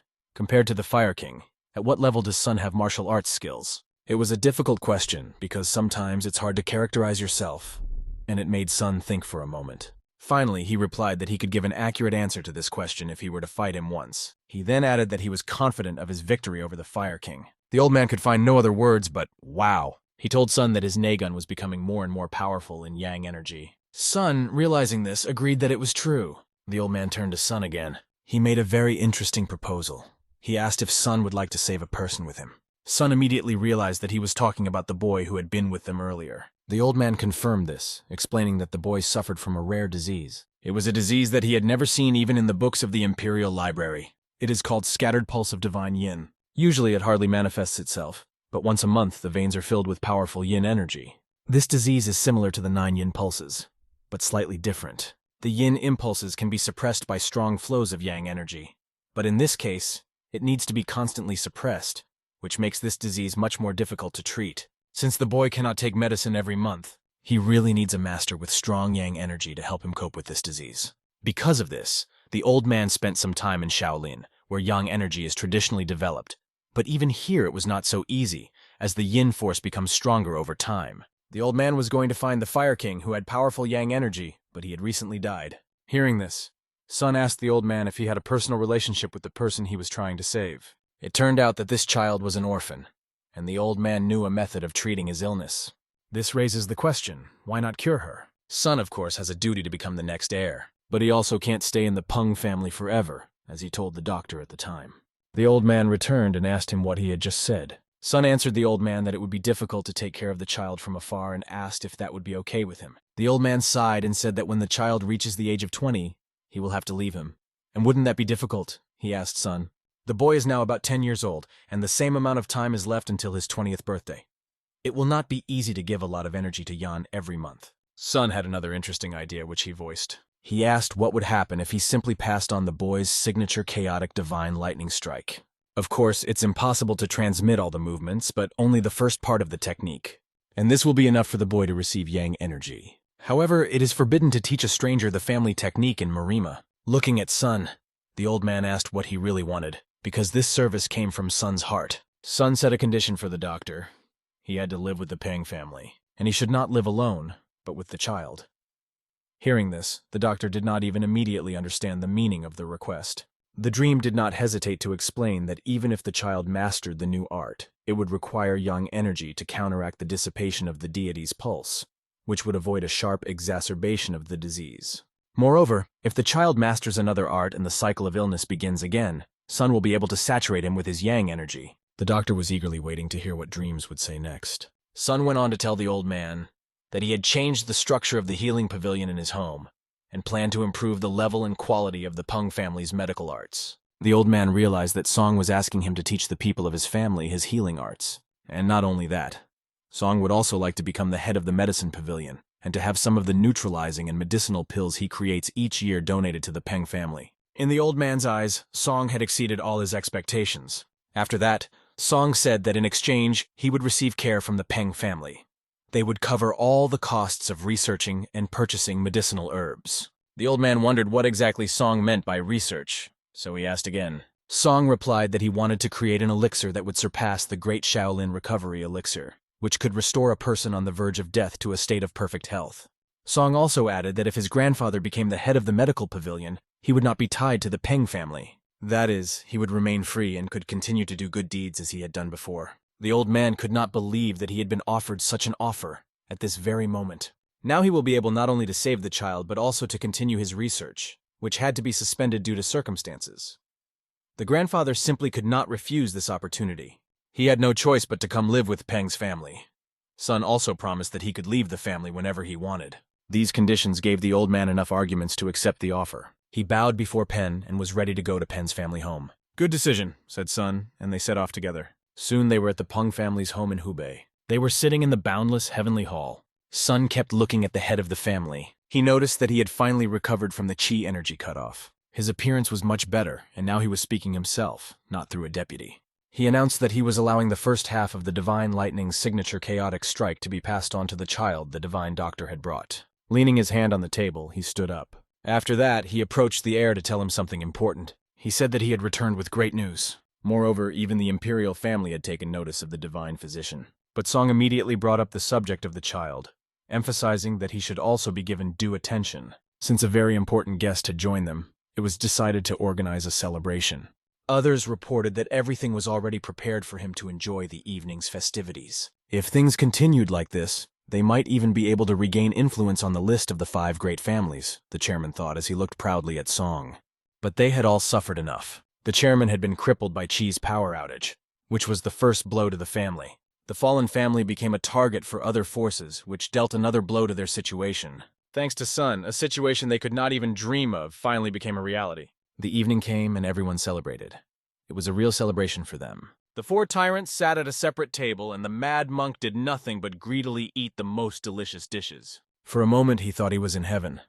The monk enjoying alcohol and meat looked incredible. The dreamer turned to his brother and asked him if it was true that he had become the vice president of the accounting chamber.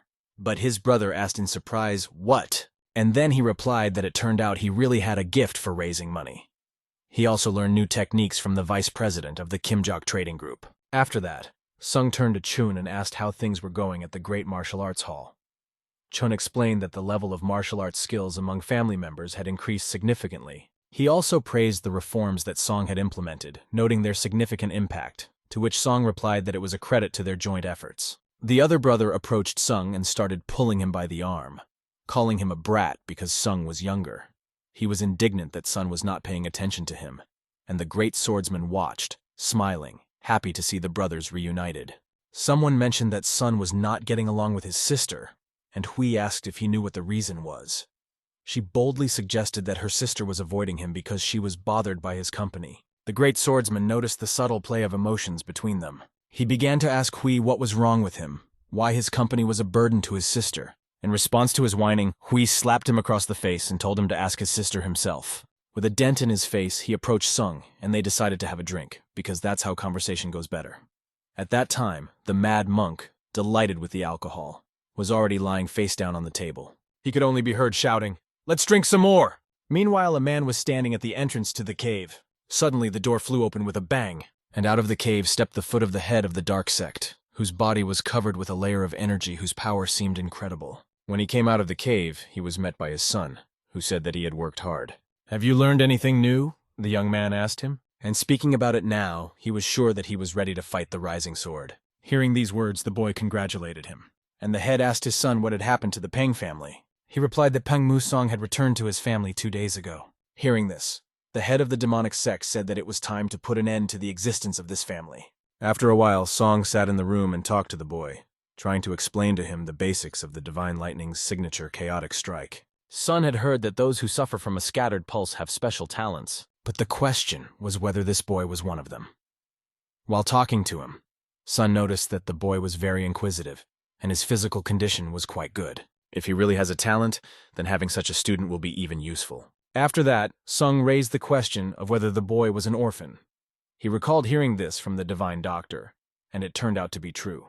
Even the name that the boy now bore was given to him by the doctor. The boy was also not afraid to study the art of medicine, although it was quite difficult, but he believed in his abilities. However, there was one problem. He was not very interested in the art of healing. After talking to the boy for a few minutes, Sun noticed that he was much more mature than his peers. Then Sun came up with a new idea. He asked the boy what he thought about learning martial arts. The boy's eyes immediately lit up. His interest was evident at first glance. He looked at Sun's hand with wonder, where a little energy flickered, and the boy wondered if he could do it again if he agreed. Now he looked more like a child. Sun told him about a place where kids like him learned martial arts. When he asked if the boy wanted to join, he immediately said yes, emotionally. Sun added that if the boy came to see the others and didn't change his mind, he should find him right away. And then he could become his disciple. "Does that mean we'll become a family?" the boy asked excitedly. Sun laughed out loud when he heard this question. He came closer to the boy and patted him on the head. Then he said, "Yes, we will be a family." The Peng family of Hebei would become his home from that moment on, and everyone here would be his family. The head of the family came up to them and said that he was now really a member of their family. Therefore, he needed to choose a name for himself. The head offered various options, including Ji and Hyuk, explaining that he would become Penji Hyuk and grow up to expand their family branch in the future. The boy liked everything and bowed before his mentor. However, the fact that the boy called him master did not please the head, and he asked to be called elder. This was a sign of closeness, and the boy immediately responded, "Yes, elder." New members in the Pung family were always welcomed with joy, especially if they were as sincere as this boy. All the warriors were assembled, and they did not understand why they were called. Was it because of the return of the heir? At that moment, the heir passed by them, and everyone immediately paid attention to him. At the same moment, they lined up in columns and bowed to the heir. He addressed the soldiers, noting that they had all done a great job protecting the Peng family while he was away from home as the next head. He also said that he had recently brought many medicines and herbs for their family. He then asked if they all knew about it. The divine doctor, who was the head of the medicinal pavilion and stood behind Song, along with other doctors, will prepare elixirs from these ingredients, he announced to the soldiers. After that, he said that he was going to give these elixirs to the military forces, and when they heard this, all the soldiers were excited because they knew they would receive elixirs. However, he pointed out that the amount of energy they could withstand from the elixirs would depend on their martial arts skills, and explained that the elixirs would be divided into 3 levels: low, medium, and high. One of the warriors asked how he would determine their level. Sun recalled a method he had seen from a divine physician. He took out his sword and said that he would personally evaluate them. He noted that he had heard about the growing strength of the Pung family. Sun gathered a considerable amount of energy around him, wanting to see for himself. He asked the 5 tigers of the Pung family to come forward, and so they stepped forward, with the leader standing in front and the others following behind. He was ready to go first because he was never afraid of challenges. Sun was eagerly waiting for Chulho to take action. Chulho was ready to do his best, focusing all his energy on his sword. He swung his sword sharply and it flew straight toward Song's face, but he easily dodged the attack. Then he counterattacked with one skillful move, knocking Ho backwards. Barely able to stay on his feet, Ho drew his sword and stabbed it into the ground. This helped him to stay in place and not fly even further back. Without hesitation, he took up a fighting stance in front of Sung again. His gaze was so piercing that it seemed like it could cut through Sun. His expression was extremely serious. His very appearance suggested the next step. He would rush at Sun again first, which he did. As he fended off these attacks with one hand, Sun noticed that Ho had begun to use the claw power of a raging tiger. During the fight, Sun told Ho that his strength had become much greater. However, of course, it was still no match for Sun's strength, and after repelling another attack with his sword, Sun ended the fight. After that, the other warriors also took the test. However, Sun was distracted by a boy who ran to him with urgent news. "What's wrong?" asked Shung when he saw him run up. "On Jinju's family," the boy said, barely able to catch his breath after running so fast. Then, after catching his breath, he told Sung that this family had invited him to the sect competition.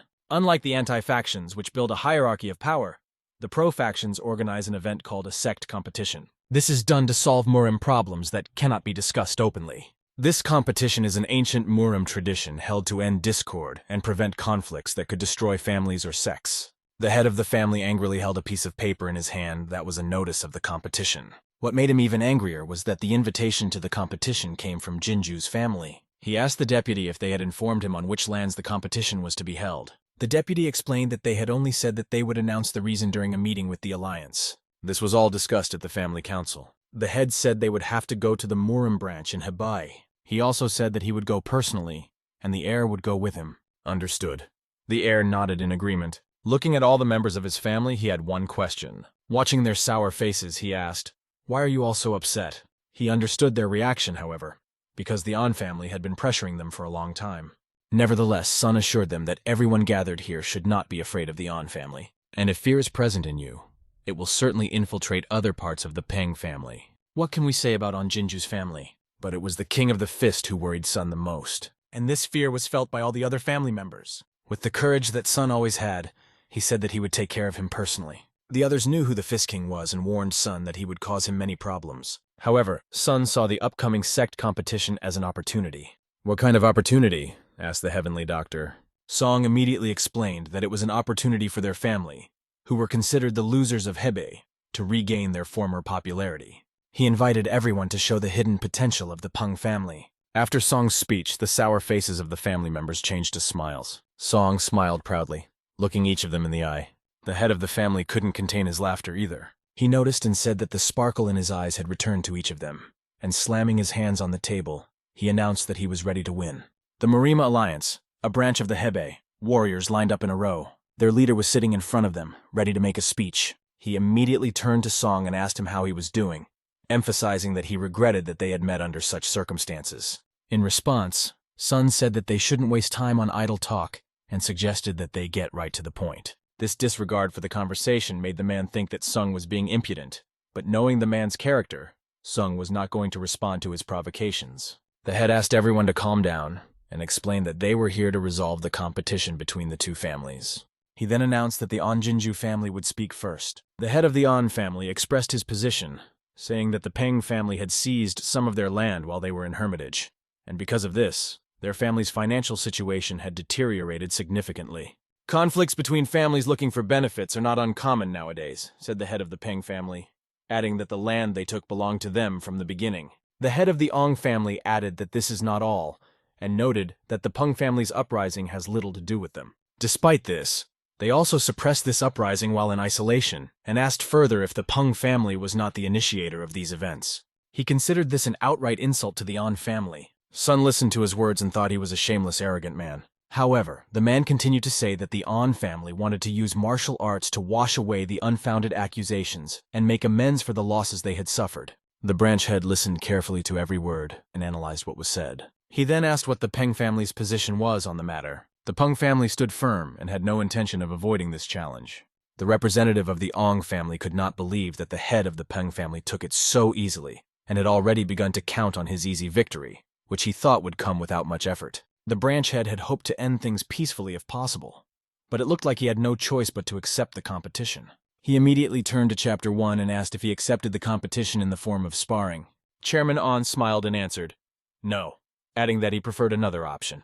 And the other option, he said, was nothing less than war. The head of the branch could not believe what he was hearing and asked again, what do you mean war? Sun stood there and was not surprised, because for him it was predictable. There are two ways to hold a sect competition: a battle, in which 10 masters from each family compete in sparring, and a war, where the forces of the entire sect are used to determine the winner. The head of the branch turned to the head of the On and asked if he hadn't overreached in his interests regarding the Pung family. Moreover, war during a competition, when the demon sect can attack at any time, is very risky. But Chairman On went on to say that the Murim can only act as a mediator, and expressed his opinion that the alliance is not in a position to decide what decision should be made.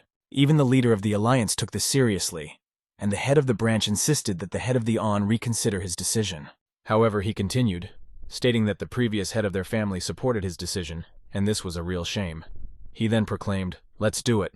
Since the conflicts between the families began long ago, as Sun said, and have not stopped until now, he supported the proposal of the head of the On family. The war was proposed by Sung himself, and he urged everyone to see how it would turn out. The head could not even believe that the young heir would accept this challenge, but Sun asked him not to worry. He assured him that nothing bad would happen, even if he felt offended.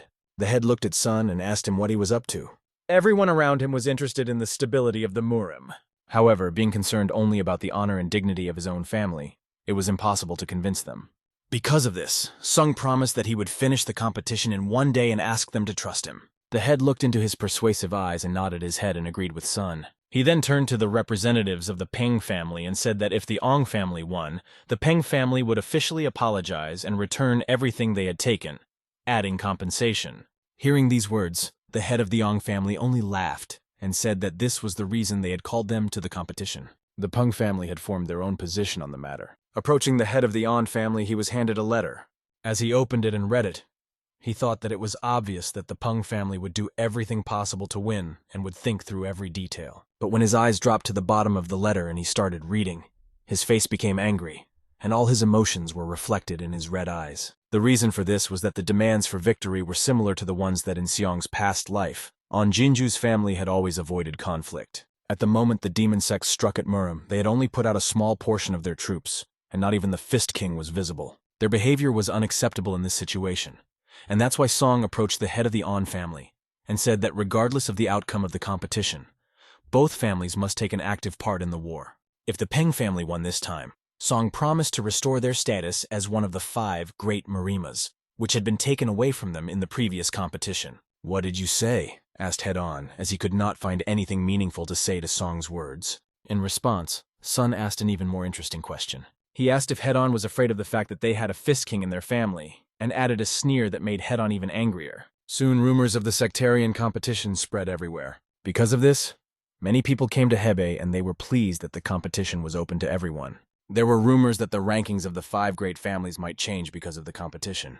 The great swordsman mentioned these rumors to Sun, although he had noticed that everyone in Hebei was talking about it. The 4 tyrants gathered and watched the warriors, and the great swordsman noted that they would not be able to help this time, as competition is competition. This is a problem that the Sun family must solve on their own. There were also rumors that the war would start in the North China Plain, which turned out to be true. The great swordsman did not doubt his brother Sun, but still asked him to be careful. This war would most likely not stay within the plains, and some small sects might take the opportunity to attack the family if they let their guard down. But Song took control of this moment and said that they were going to strengthen the rear positions, asking the great swordsman not to worry. He promised that he would keep them informed of all developments. The great swordsman asked them to leave the preparation of the Pan-Tiger squad to them. He advised them not to worry about it and to focus on their own training. Turning around, Sun went to hone his skills. He took training seriously, starting in the mountains.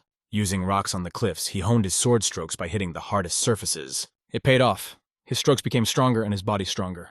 He also struck rocks to awaken his energy. He took a sword and 2 boxes with him. In one of them was a large pill he had received from the head of the family, which he kept and treasured. The second contained a medium-sized healing pill from a divine physician. If he took them together, the original chaotic divine lightning strike would take on a new form. The first pill was disgustingly bitter when he swallowed it, but the effect was not long in coming. The energy around his body began to gather at a frantic speed. It contained even more yang energy than he could have imagined. Next, he took a large pill. After swallowing it, nothing happened at first. But suddenly his eyes felt increased concentration.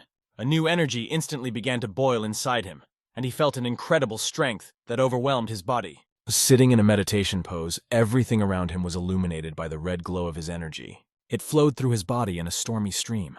In his hands he felt a strength he had never had before, and he was going to absorb all this energy because it was an invaluable power. By absorbing it, everyone would forget about the disappointment that the Peng family had once experienced. He did this with one goal in mind, to see himself victorious over the rascal from the On family. And at that moment, his energy began to fade. Touching his hands to his stomach, he felt the fire inside him flare up and his strength grow. After completing this meditative process, he fell back on the ground and laughed out loud, exclaiming, "At last!"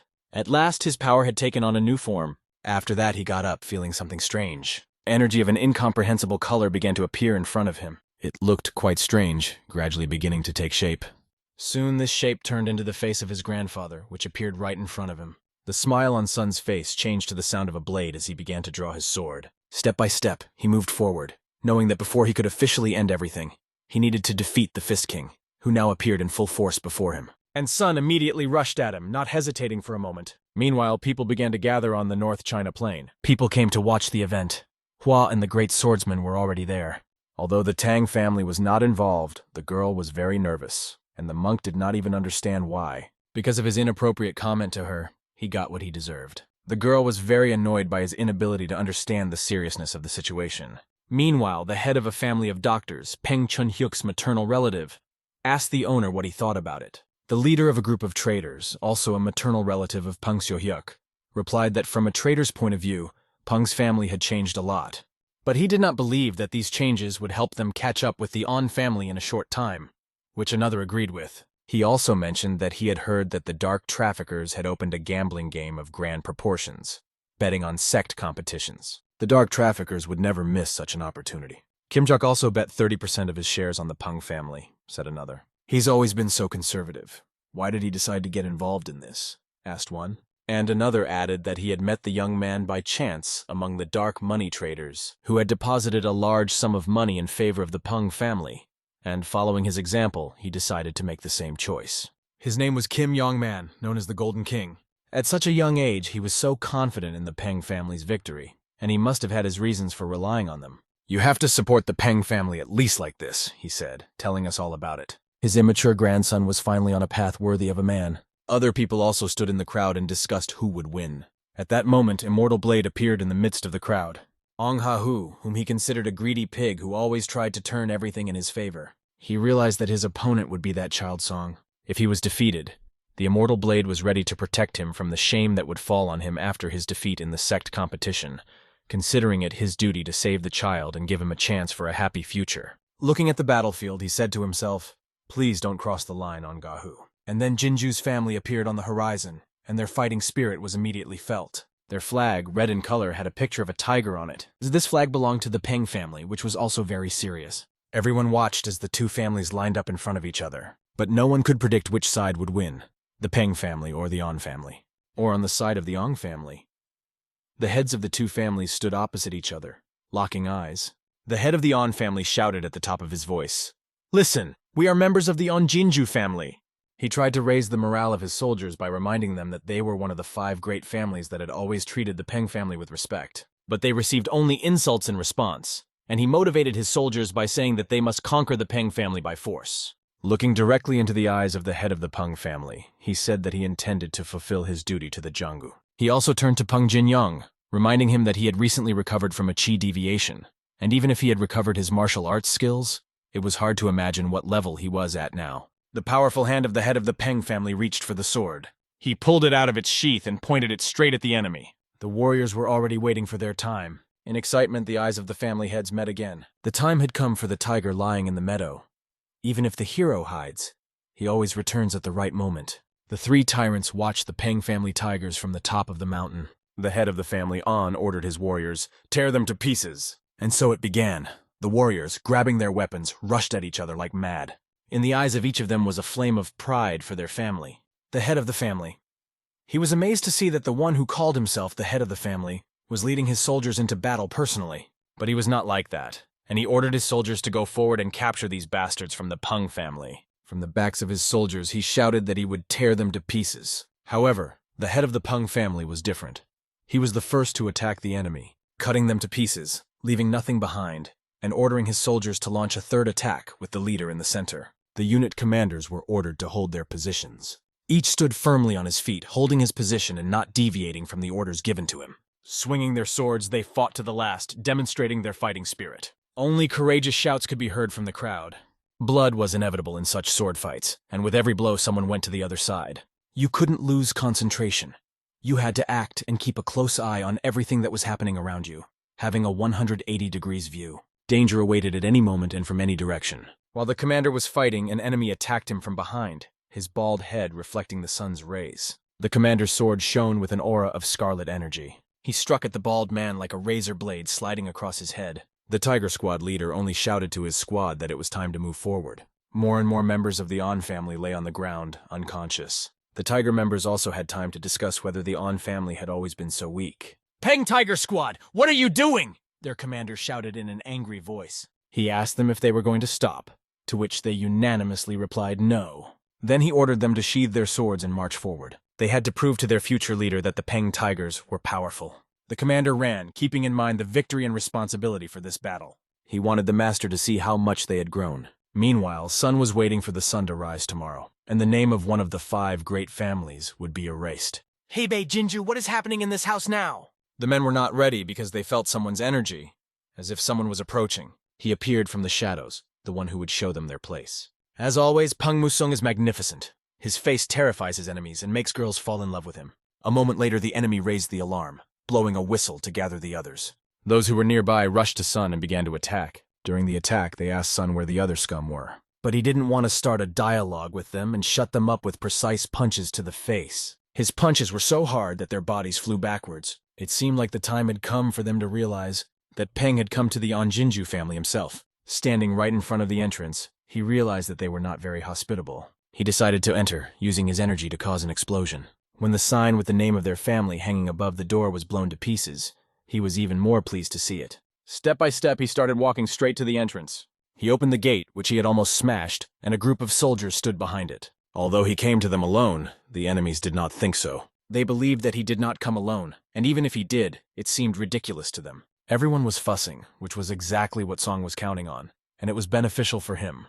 "I am Peng Musong of the Peng family," he shouted, drawing his sword. He challenged them, even as he stood alone against the crowd, inviting them to stop him if they succeeded. Jumping high in the air, he came down to the ground like lightning, slamming his sword into the floor. His yang flew so hard that everyone around him was thrown back, but they were not going to give up and were ready to capture him at any cost. They jumped on him, trying to grab him with their hands, came in from the side, but their attempts were easily repelled by his kicks. So much so that afterwards they fell to their knees. and then fell face first to the ground. Among the lying bodies, Sun looked very majestic. He managed to pass through the main pavilion, but the other warriors were already waiting for him. They were not waiting for him empty-handed, but with burning torches in their hands. But this seemed ridiculous to Sun. He continued to go forward, despite their numbers. They believed they had the power to stop Sun and prevent him from going any further. He smiled, closed his eyes, put his sword forward, and waited for them to run up. After a while, all of these warriors were scattered around, having been thoroughly beaten by Sun. Looking around and seeing no one else, Sun put his sword back in its sheath. Night walks had become very interesting for him lately. All sorts of gnats would come along that he wanted to deal with, so he got rid of the enemy forces that didn't even leave scratches on him. But around the corner, someone was watching him. It was Master Air, who was furious at Sun's appearance. Behind him were two more of his men who didn't know what to do and were asking him. But not only could he not give them advice, he could not even help himself. Turning to them, he asked them to shut up and not ask him about it. He called them a bunch of retards and said that they simply could not let Sun go. And if they couldn't do that, he suggested they should just die, saying they were bastards who only lived here to protect this house like dogs. He continued to order them to stop Sun by any means necessary, but someone else appeared next to him and said to him, "How can this brat who is going to be the next head of the family say such things?" Because of this, Sun could not pass by indifferently. There were loud shouts of Pung Musong as others ran away, but the heir remained and decided to attack, using his killing fist to aim directly at Song's face. Without any difficulty, Sun grabbed his fist with his own hand, and then he threw it so that the heir hit his head on the roof visor. His body got stuck there and hung for a while before falling out. But a much more serious energy began to appear nearby. It was the energy of the head of the demon sect, who was sitting right in front of Song. "Peng Musong," this rascal said, adding that he did not expect fate to bring them together under such circumstances. This enemy was much more serious, and Song decided not to hold back the energy inside him, just as the King of the Fist did not hold back his. His speed was incredible. He leaped from his seat like lightning right at Sun. But Sun's speed was dominant in this case, and he easily put his hand out, stopping this blow. Like a hurricane, two completely different energies created a wave in this house, almost crushing it.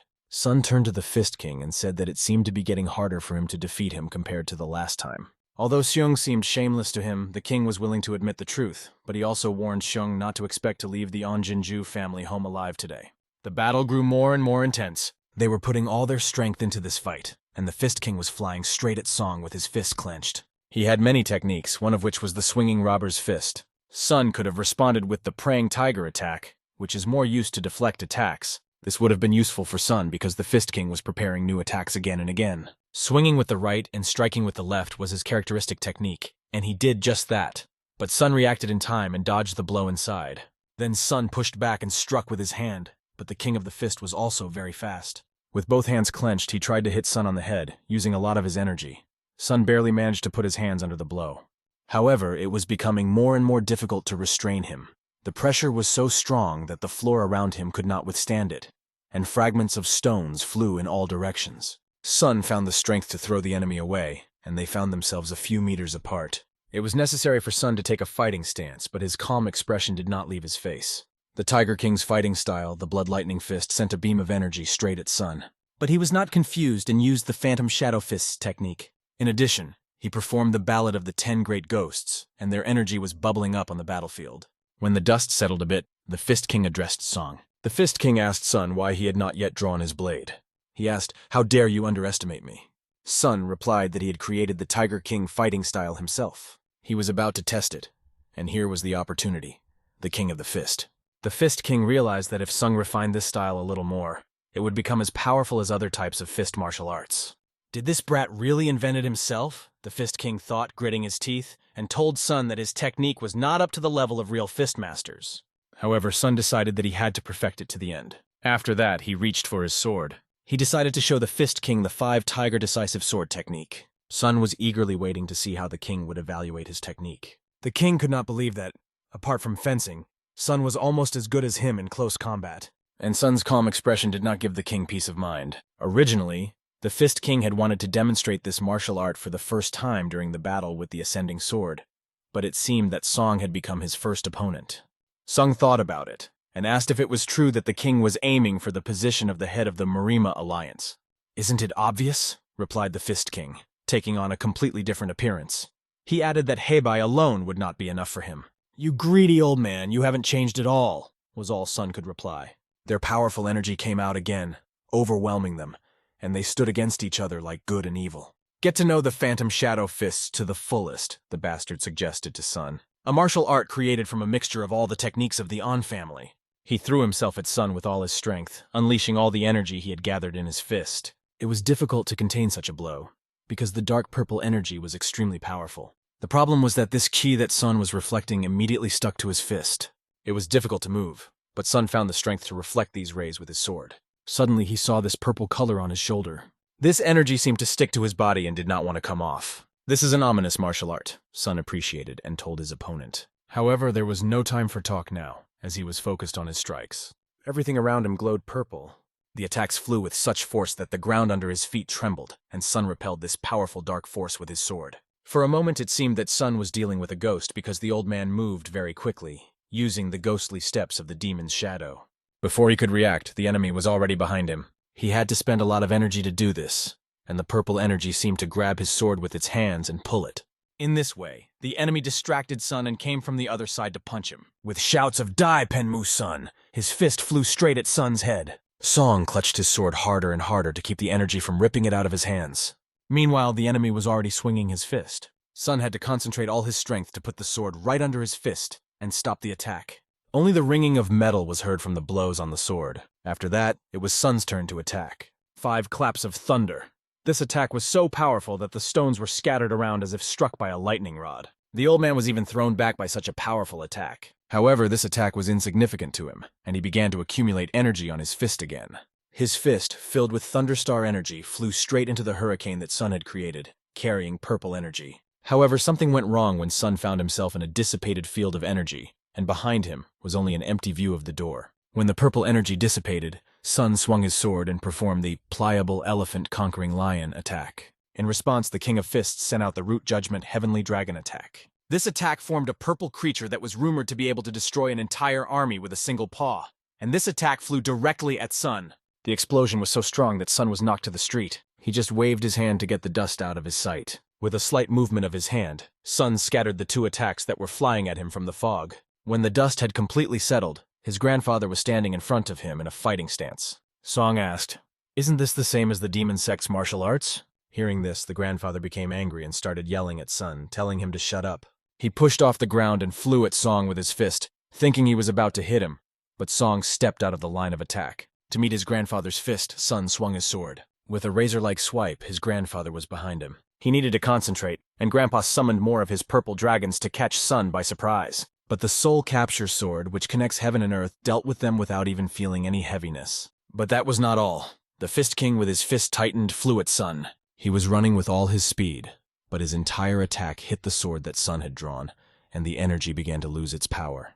This whole confrontation led to another loud explosion. After that, the energy around them dissipated. The sleeve on the King of Fists' right arm was torn, and his arm, pumped up like steel, was visible. He also noted that he did not expect such a long fight with such a young brat. Sun also did not expect such strength from King Fist, and began to realize that he was living up to his name. Like lightning, they jumped out of their seats, and there was no one in the place where they had been standing. They picked up incredible speed and spun toward each other like a hurricane. The ordinary warriors from the An family were watching, and could not believe that they were still fighting, which meant that Sun had reached absolute transcendence.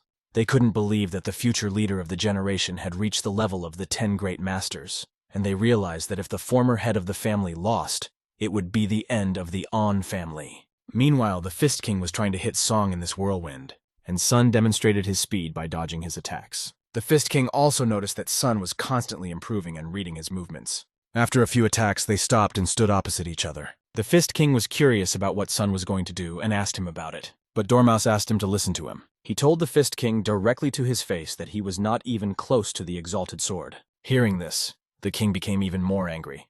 The energy around him reappeared, and he asked Sun to repeat what he had said. Sun did not hesitate, and said that the King of the Fist could only dream of becoming the head of a Murim. After these words, Sun disappeared right before his eyes. Sun had calculated everything and was ready to end this battle. He gripped the hilt of his sword tightly and plunged it straight into the tiles under his feet. Meanwhile, the Fist King was flying at him with a fist clenched like iron. The energy around the sword began to build up, and it was like an electric current curling along the blade. The blood lightning ray illuminated everything around him. The old face of the Fist King felt the power of this energy coming from Sun. All the buildings around him felt it too, as cracks appeared on many roofs. King Kalaka sat on his knees, unable to control the blood flowing from his mouth.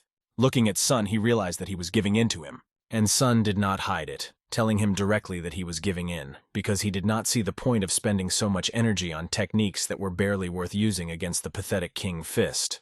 Sun thought for a long time about what to do next. He wondered whether to spare King Fist or to finish him off right away. In his past life and in his present, the Fist King had always been the enemy of the Pung family. He hesitated whether to kill him now to take revenge, or spare him for the greater good. While Sun was thinking, the old man got tired of waiting and asked him what he had decided.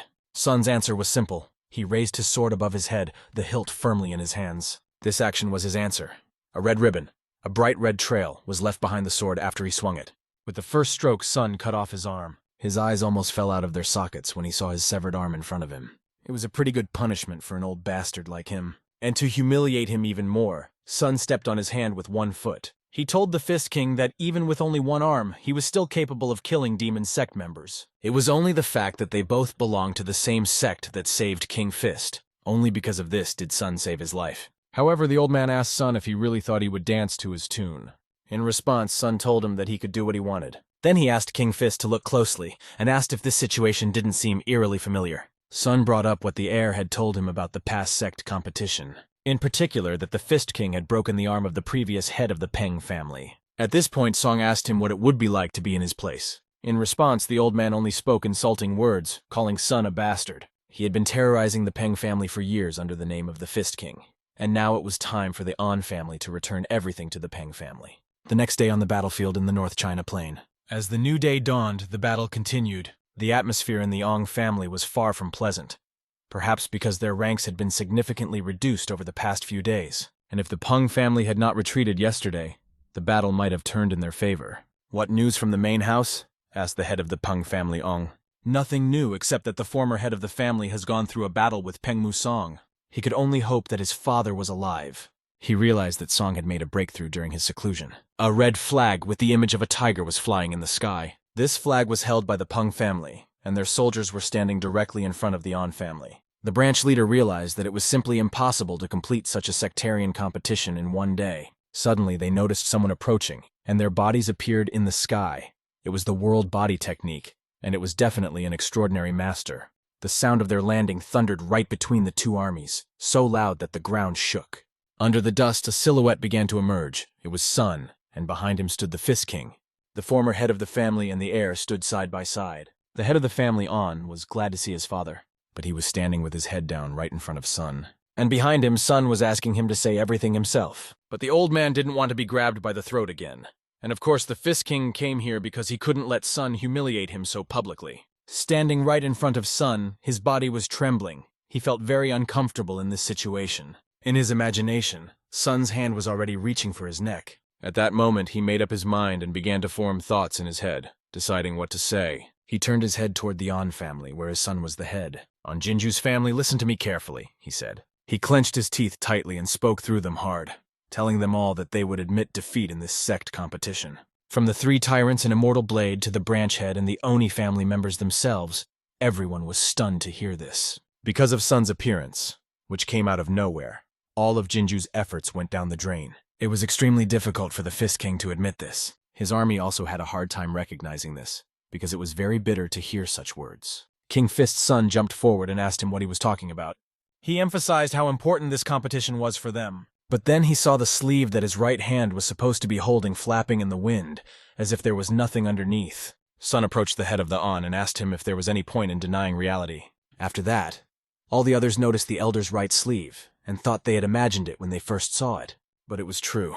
King Fist's arm had disappeared. The tiger blade really brought the master to his knees, and he should recognize this, first of all, himself. It turned out that the new master Musong was now among the top 10. Everyone was surprised and admitted that the heir made a strong impression. Fortunately, everything seemed to end as expected.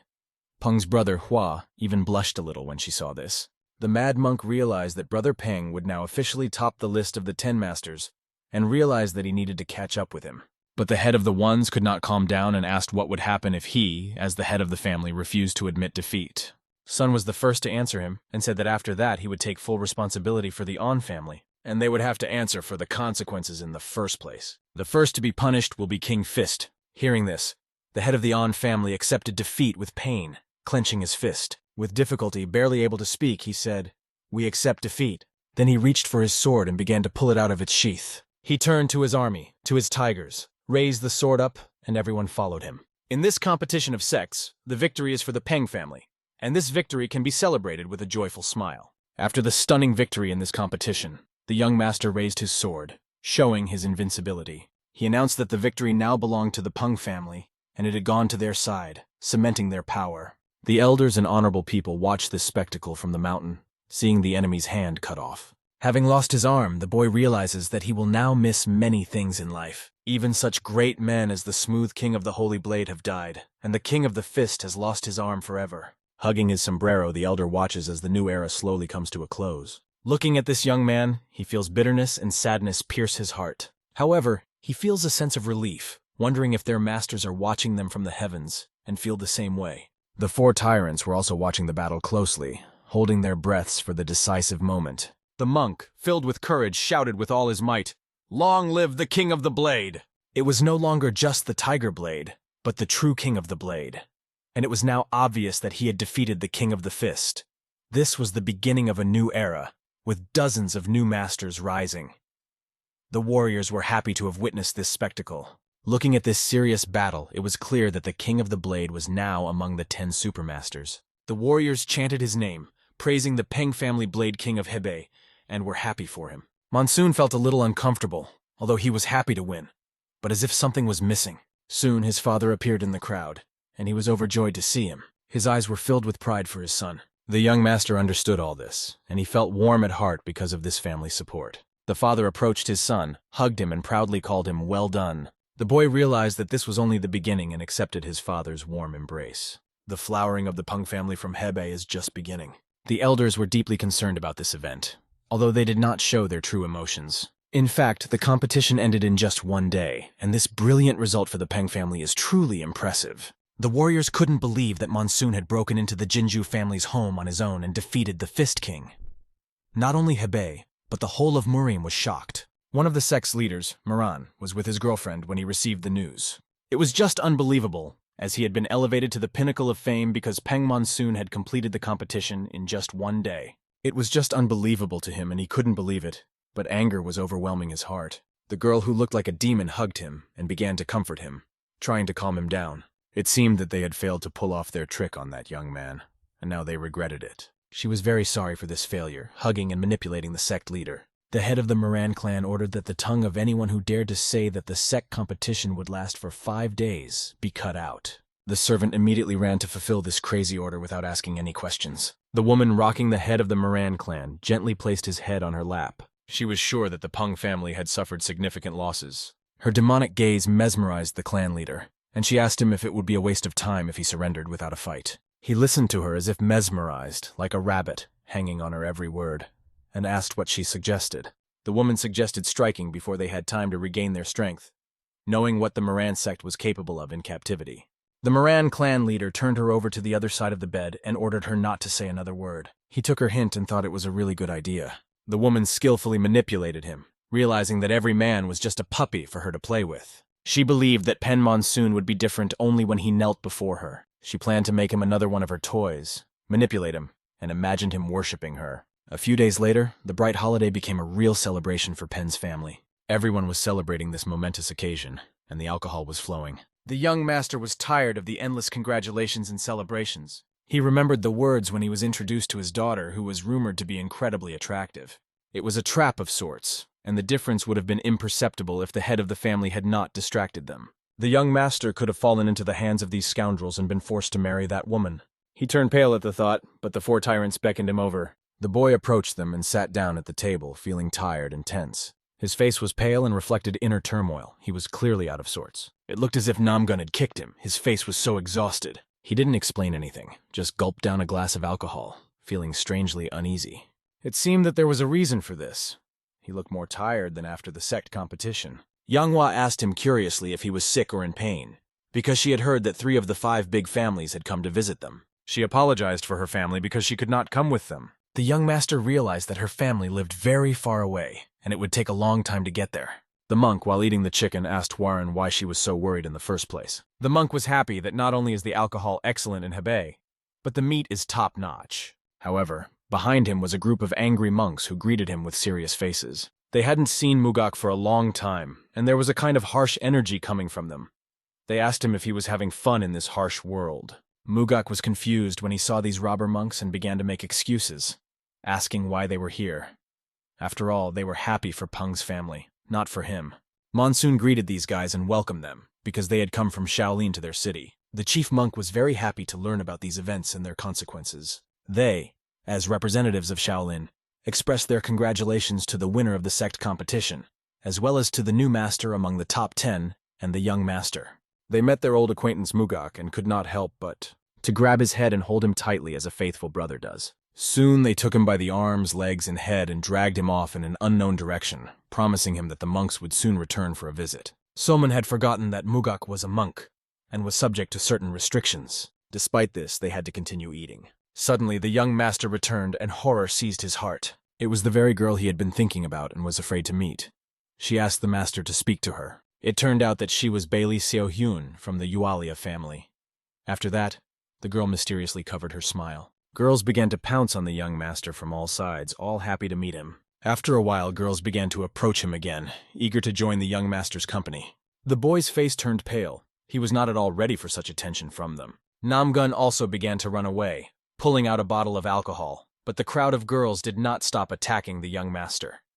No one could believe that the Bailey family was the first to approach anyone. All these ladies they had just talked to were already gathered in one place.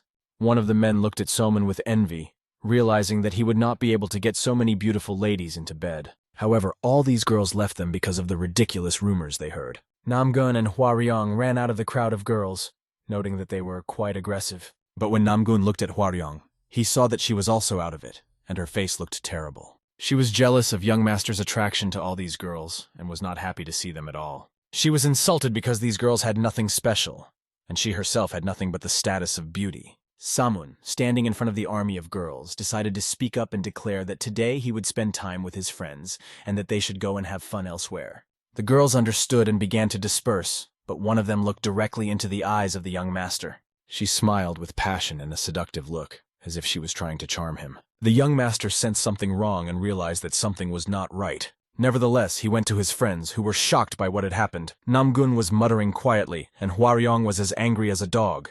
She asked him if he had met his soulmate or found his best girl, but the young master did not understand what she was talking about.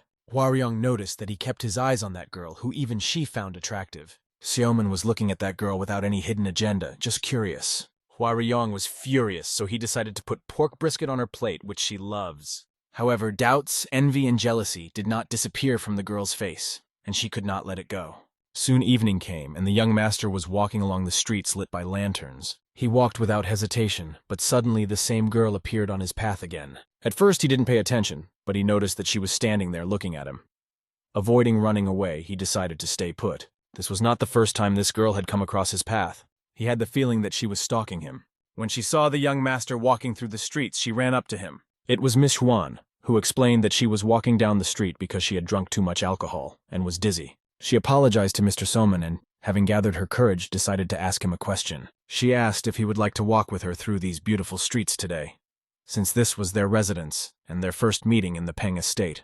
The guy pulled a bottle of alcohol out of his pocket, trying to look indifferent. He decided to make a little joke, hinting that he was going to spend the evening alone with alcohol, and asked if she wanted to join him. The girl, without hesitation, agreed to it with great pleasure. They went to the place where they were going to spend the evening enjoying alcohol. During the walk, the girl was behaving rather strangely, thinking all the time about how to get closer to the master. Soon she pretended to have weak legs and accidentally fell on his shoulder. She apologized, claiming that she was really dizzy, and the boy allowed her to hold on to him.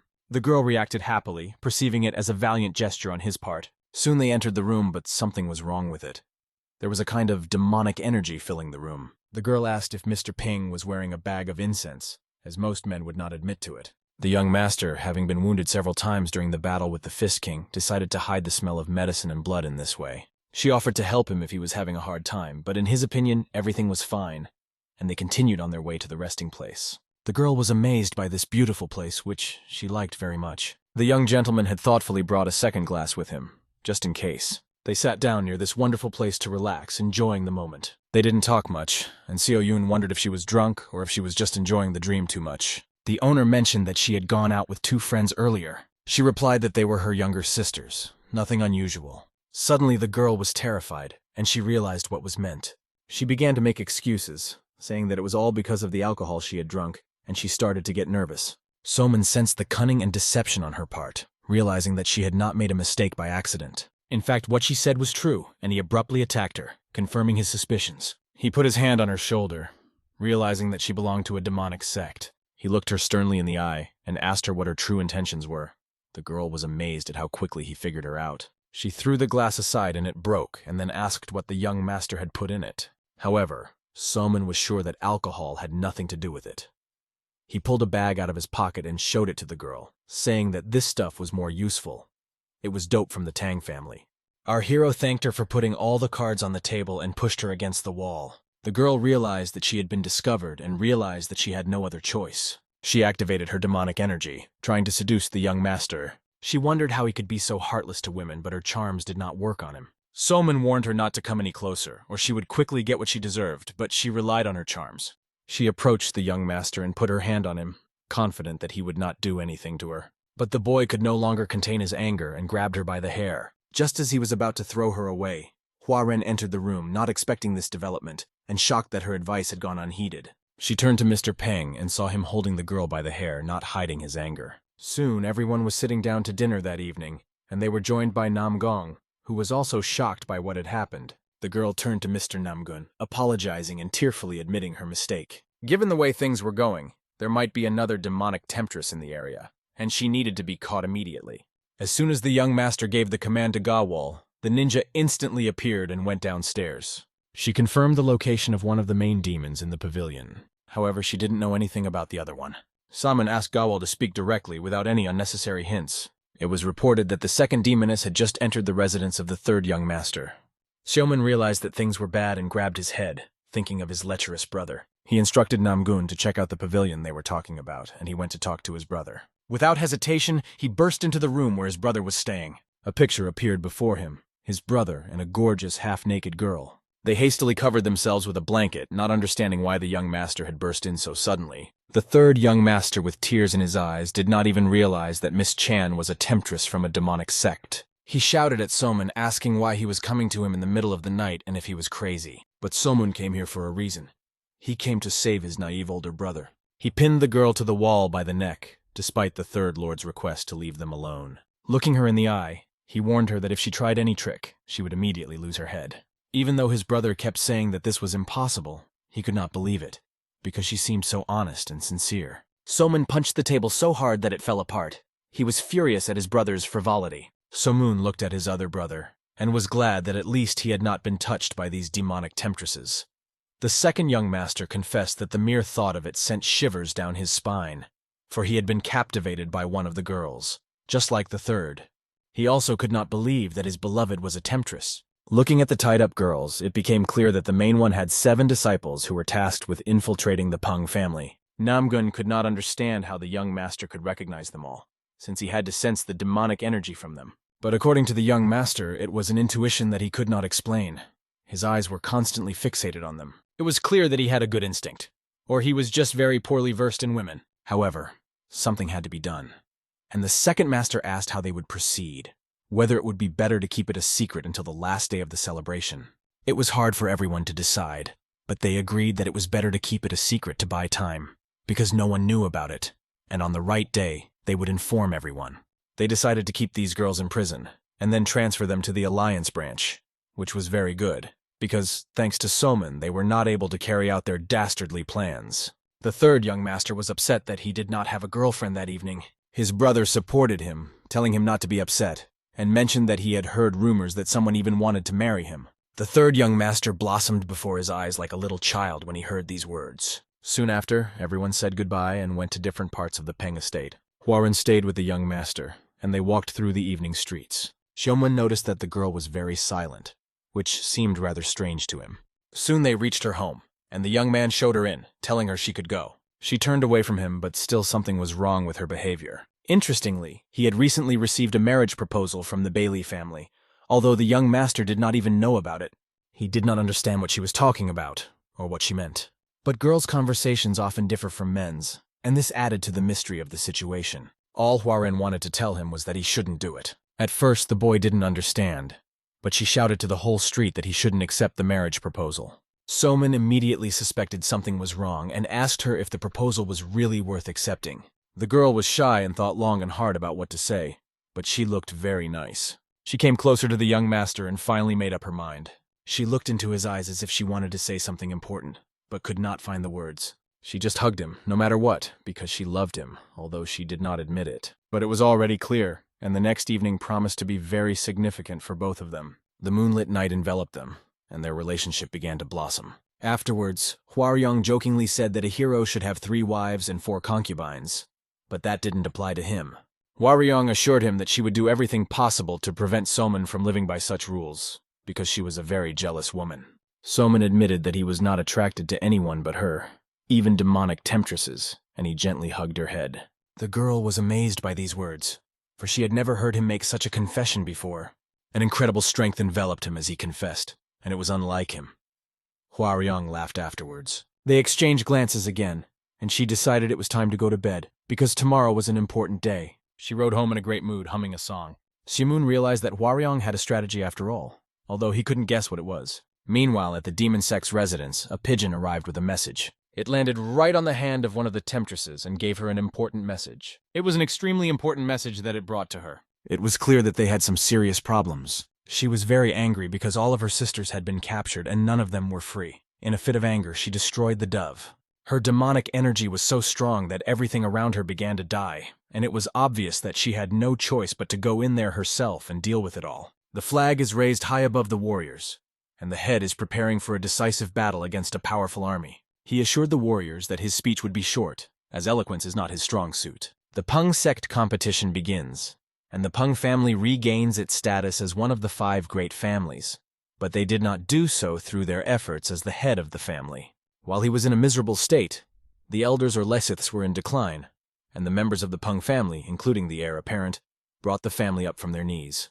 And the head is very ashamed of this situation. Because of this, he promises to try to do everything on his own from now on, as the head of one of the 5 great families. He stands by his principles and will not allow himself to be challenged, questioning the discussions in Sunghu. Raising his fist in the air, he asks the soldiers, "Are you ready to lift your spirits and shed blood for the banner of destruction?" As one, the warriors raised their fists, exclaiming that they now had a new Pung family, despite their former position. "Our tiger will bare its sharp claws and not flinch in the face of its enemies," the warriors' voices rang out. At the end of the celebration, the temptress was transferred to another place, and the famous masters from Tianhu also left the Peng family. During the feast, Bailey Soheng wasted no time in proposing marriage to Peng Musong. However, Musong decided to avoid this girl and announced that his only love was Hua Ren. He pulled her closer to him, thus making it clear to the temptress that she did not belong in this room. The chapter reflects on the fact that it seems that these marriage proposals no longer make sense. He puts a lot of scrolls on the table and scatters them all over the floor, and Miss Hwaryong turns to him. She says that there is no point in looking at all these proposals, because it will only give you a headache, and it's hard to disagree. Looking at Hua Ren, the chairman asks if the Tang family is matriarchal. Hwaryong puts his hand on the young master's arm and asks him not to worry about it. Even if Musong doesn't consider the family to be matriarchal, she is willing to do anything to compromise. Looking into the eyes of the young master, she is ready to do anything for him. Some people may be stubborn if they don't want to agree, but then they risk losing one of the 10 masters, turning the Tang family into a bunch of senseless idiots. After that, the head plans to contact the head of the Tang family to discuss the situation. Hua Ren tightly hugs the young master's hand, happy that her heart is already taken and her father has also agreed to this marriage, so they will be married in an instant. All this was wonderful, but given the circumstances, the head doubted and turned away from such lovers. Hwaryong gently pushes the young master away, apologizing for his affection for Samun. The head could not even imagine that the young master was interested in girls, and asked him to make adjustments to his behavior. Ashamed, Musung decided that it was better to refrain from drinking because he was genuinely worried.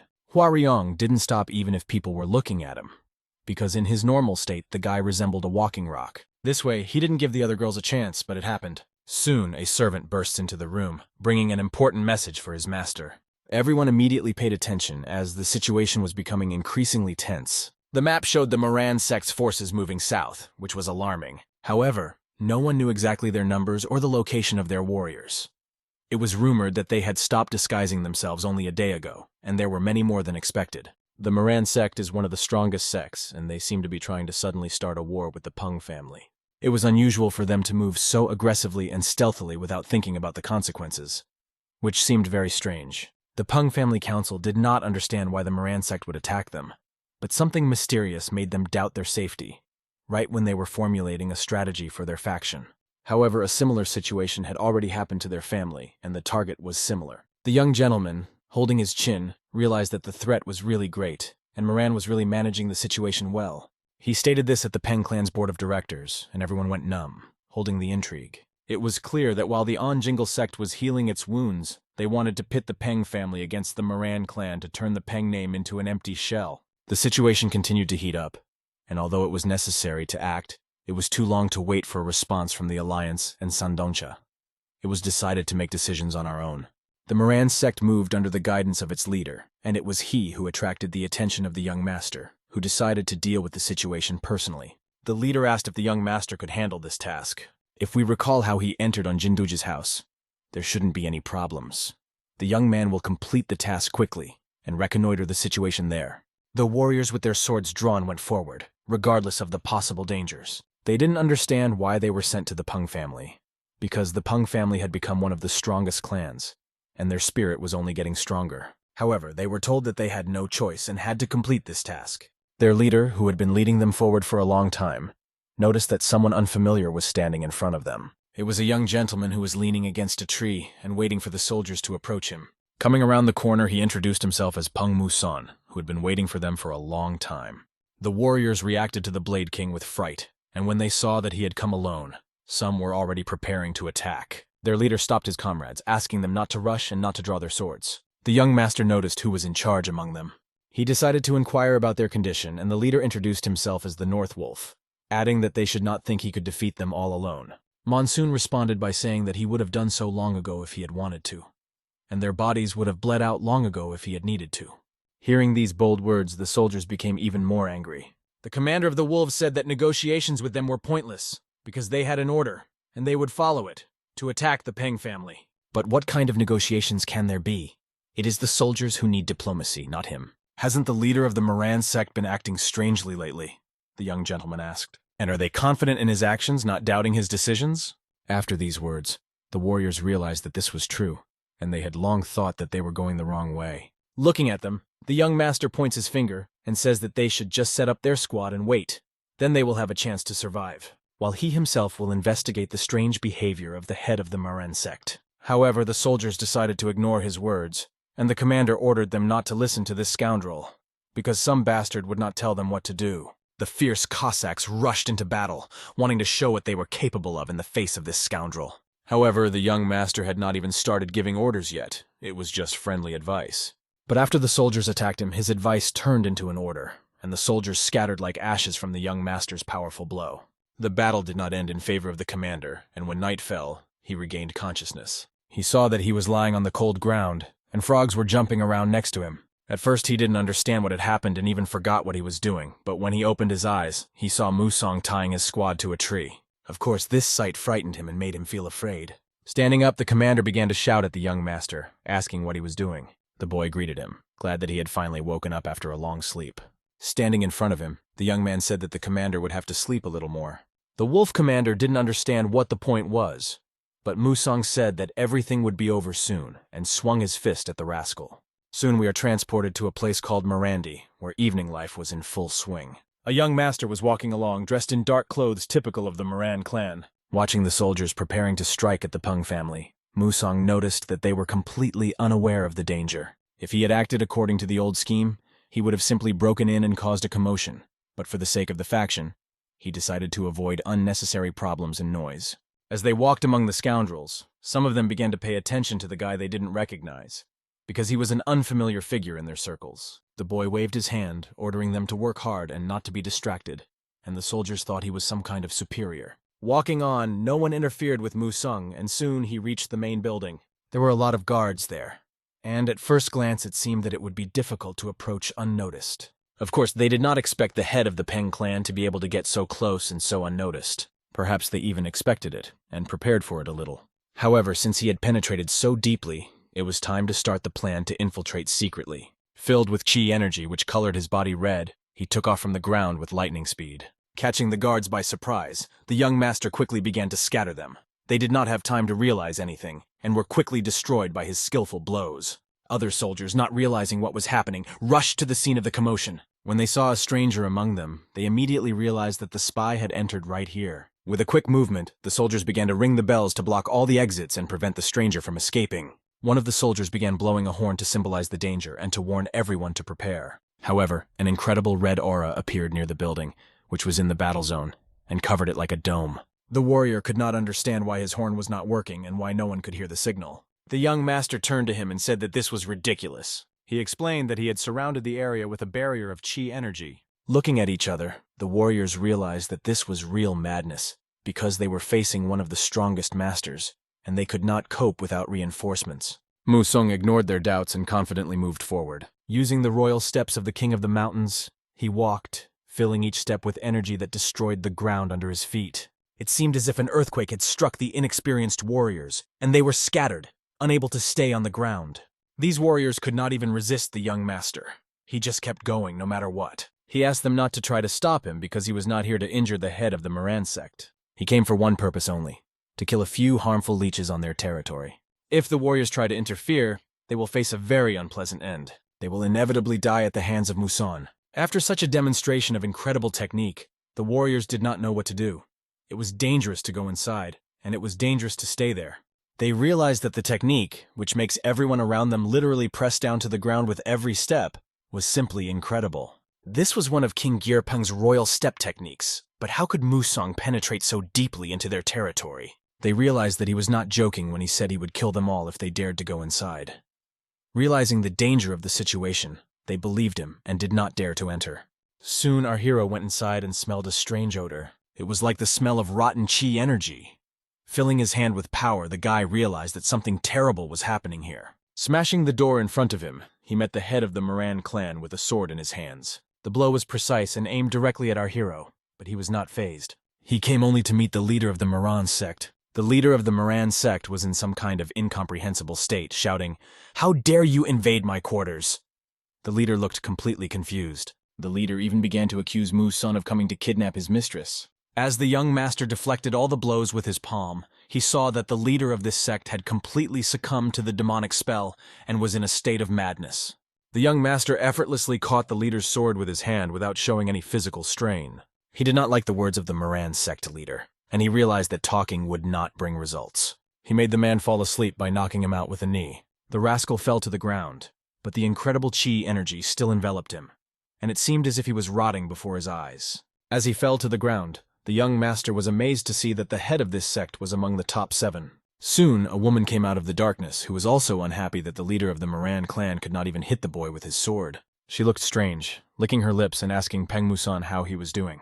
It was the demon lord. Without hesitation, the young master pulled his swords out of their sheaths. He sent out his energy punch, wanting to finally put an end to this demoness.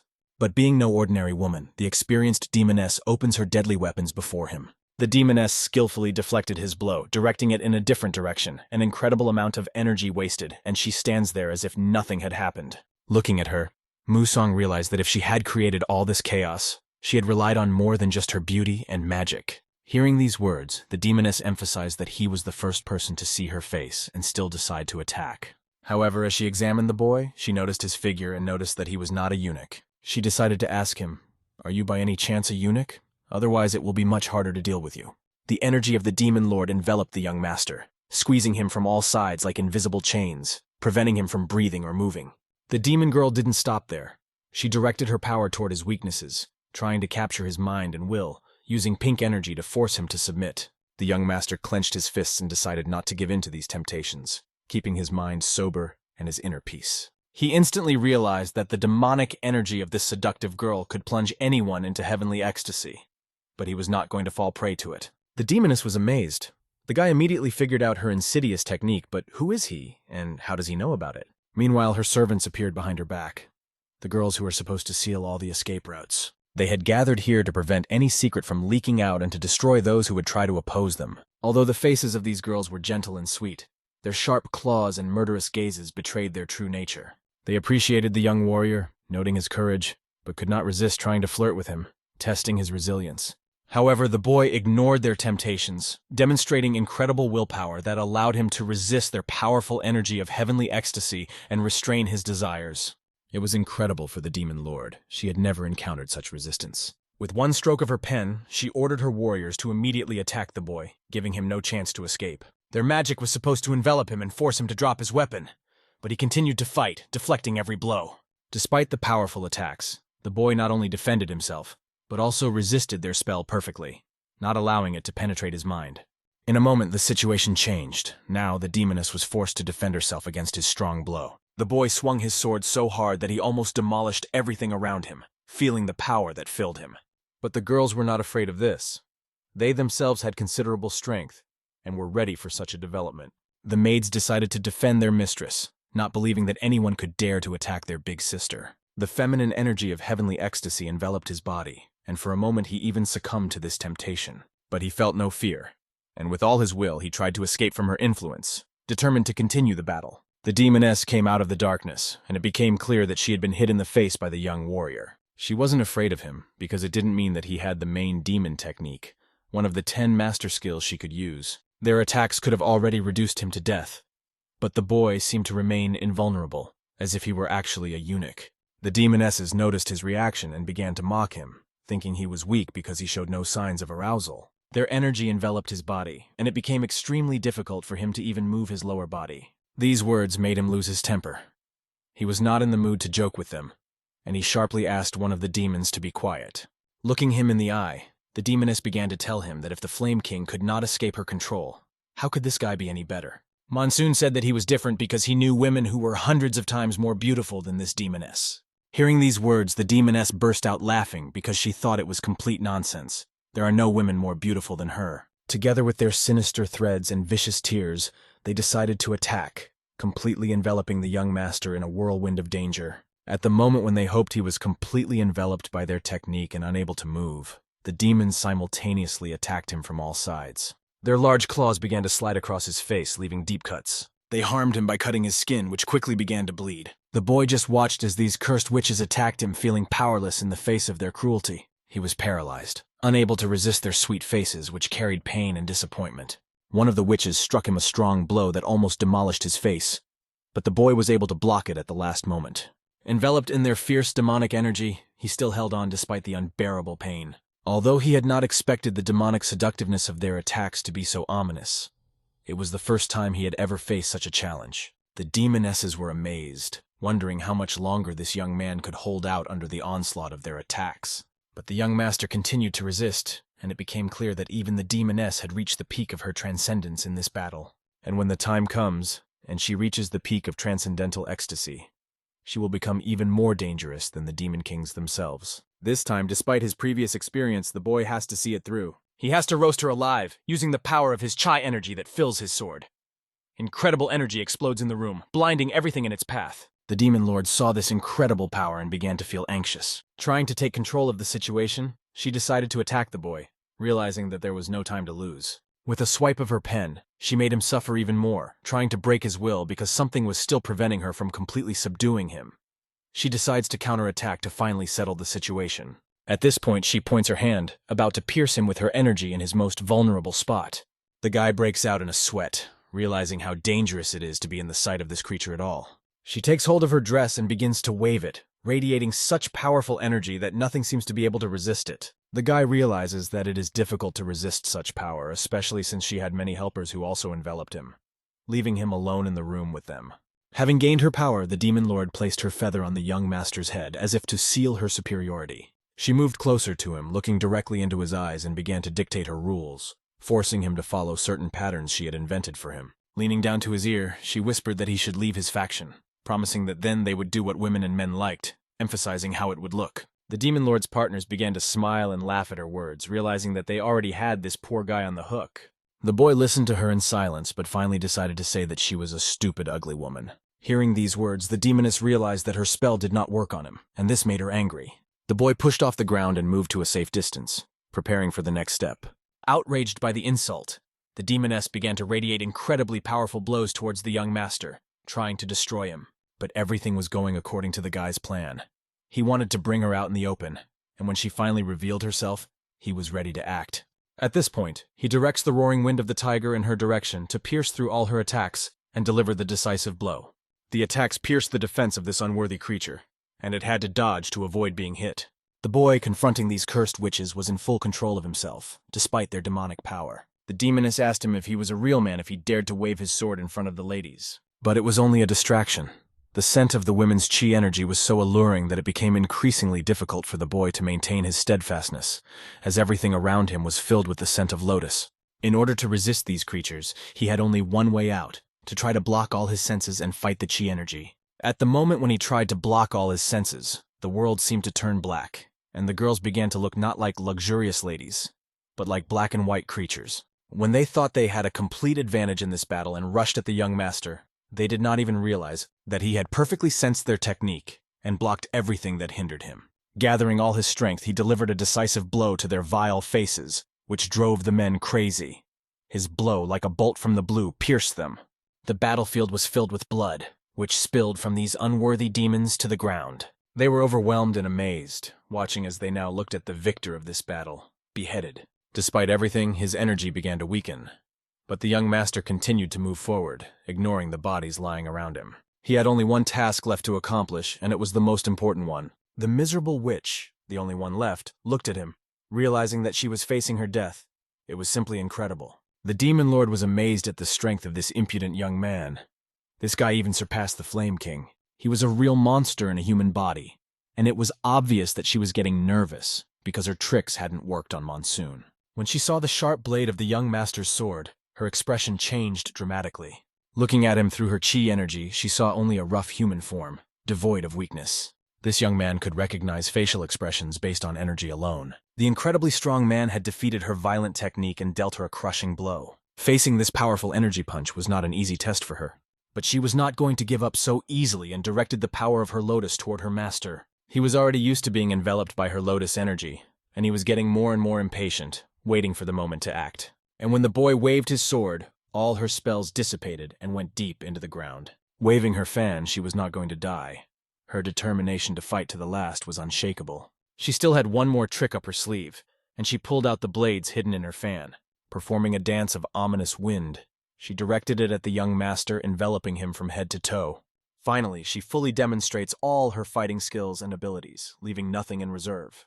Since her tricks did not work on the young master and did not give the expected result, she decided to incorporate martial arts into her technique to try to gain an advantage in this battle. But everything she did looked so futile and pathetic that the young master no longer wanted to continue this performance. His cold sword sliced through her attack, and the blade could already be seen flying past her face. However, all it did was leave a sharp cut on her face. After hitting the woman's face, she fell to the ground, but the guy was not going to stop. When she lost control of the situation and was no longer so confident, everything could have been resolved in a few minutes.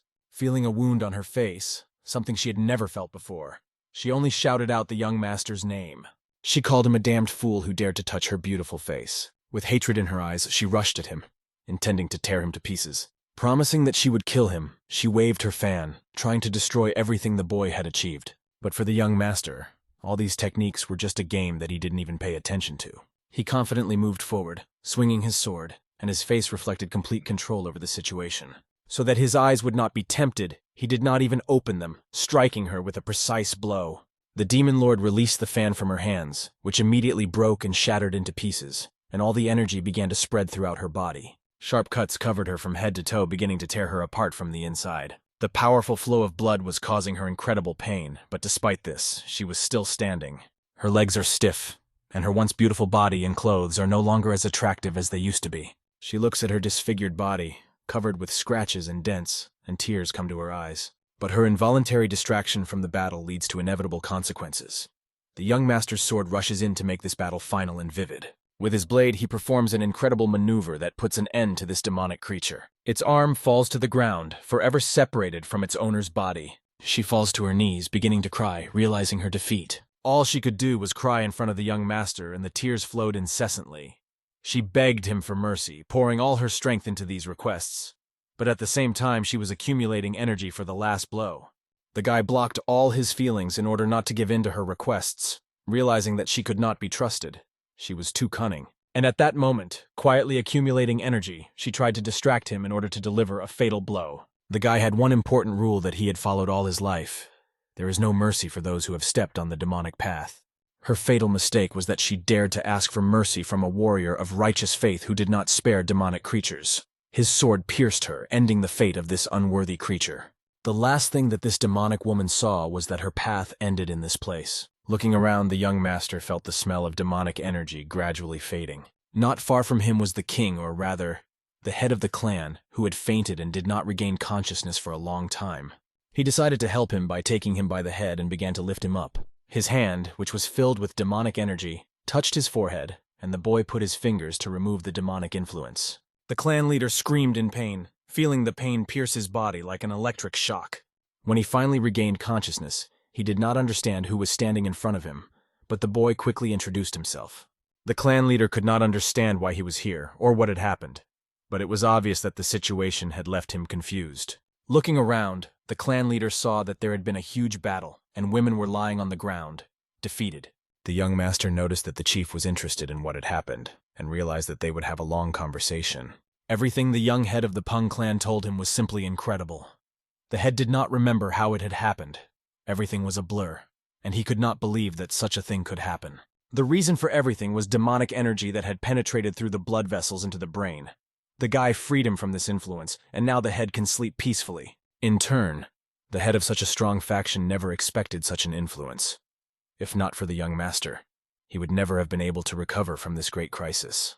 The head of the Moran clan expressed his great gratitude to the young master. Now that he knew about this situation, he decided to revise all military actions and regulations regarding the Peng family. The Moransek's army immediately set out on its march upon the head's order. The advance guard also returned without any noise. Walking through the streets, the young master noticed that it hadn't been this quiet for a long time. But suddenly a very important fact caught his attention when he looked at the dungeon. He remembered an important detail that he had once noticed. He remembered the children he had rescued from the basement that day, and casually glancing at them now, he saw them in a completely different light. Now these children of the Blood Tears sect looked quite normal and free, and he noticed that they were doing well now. They are being trained by normal masters, never causing them to suffer, teaching them how to handle swords properly so that they can defend themselves. They raise their morale in the Pung family where the concept of fear does not exist. As he walked and watched these children, the boy wondered how Jimuk was doing.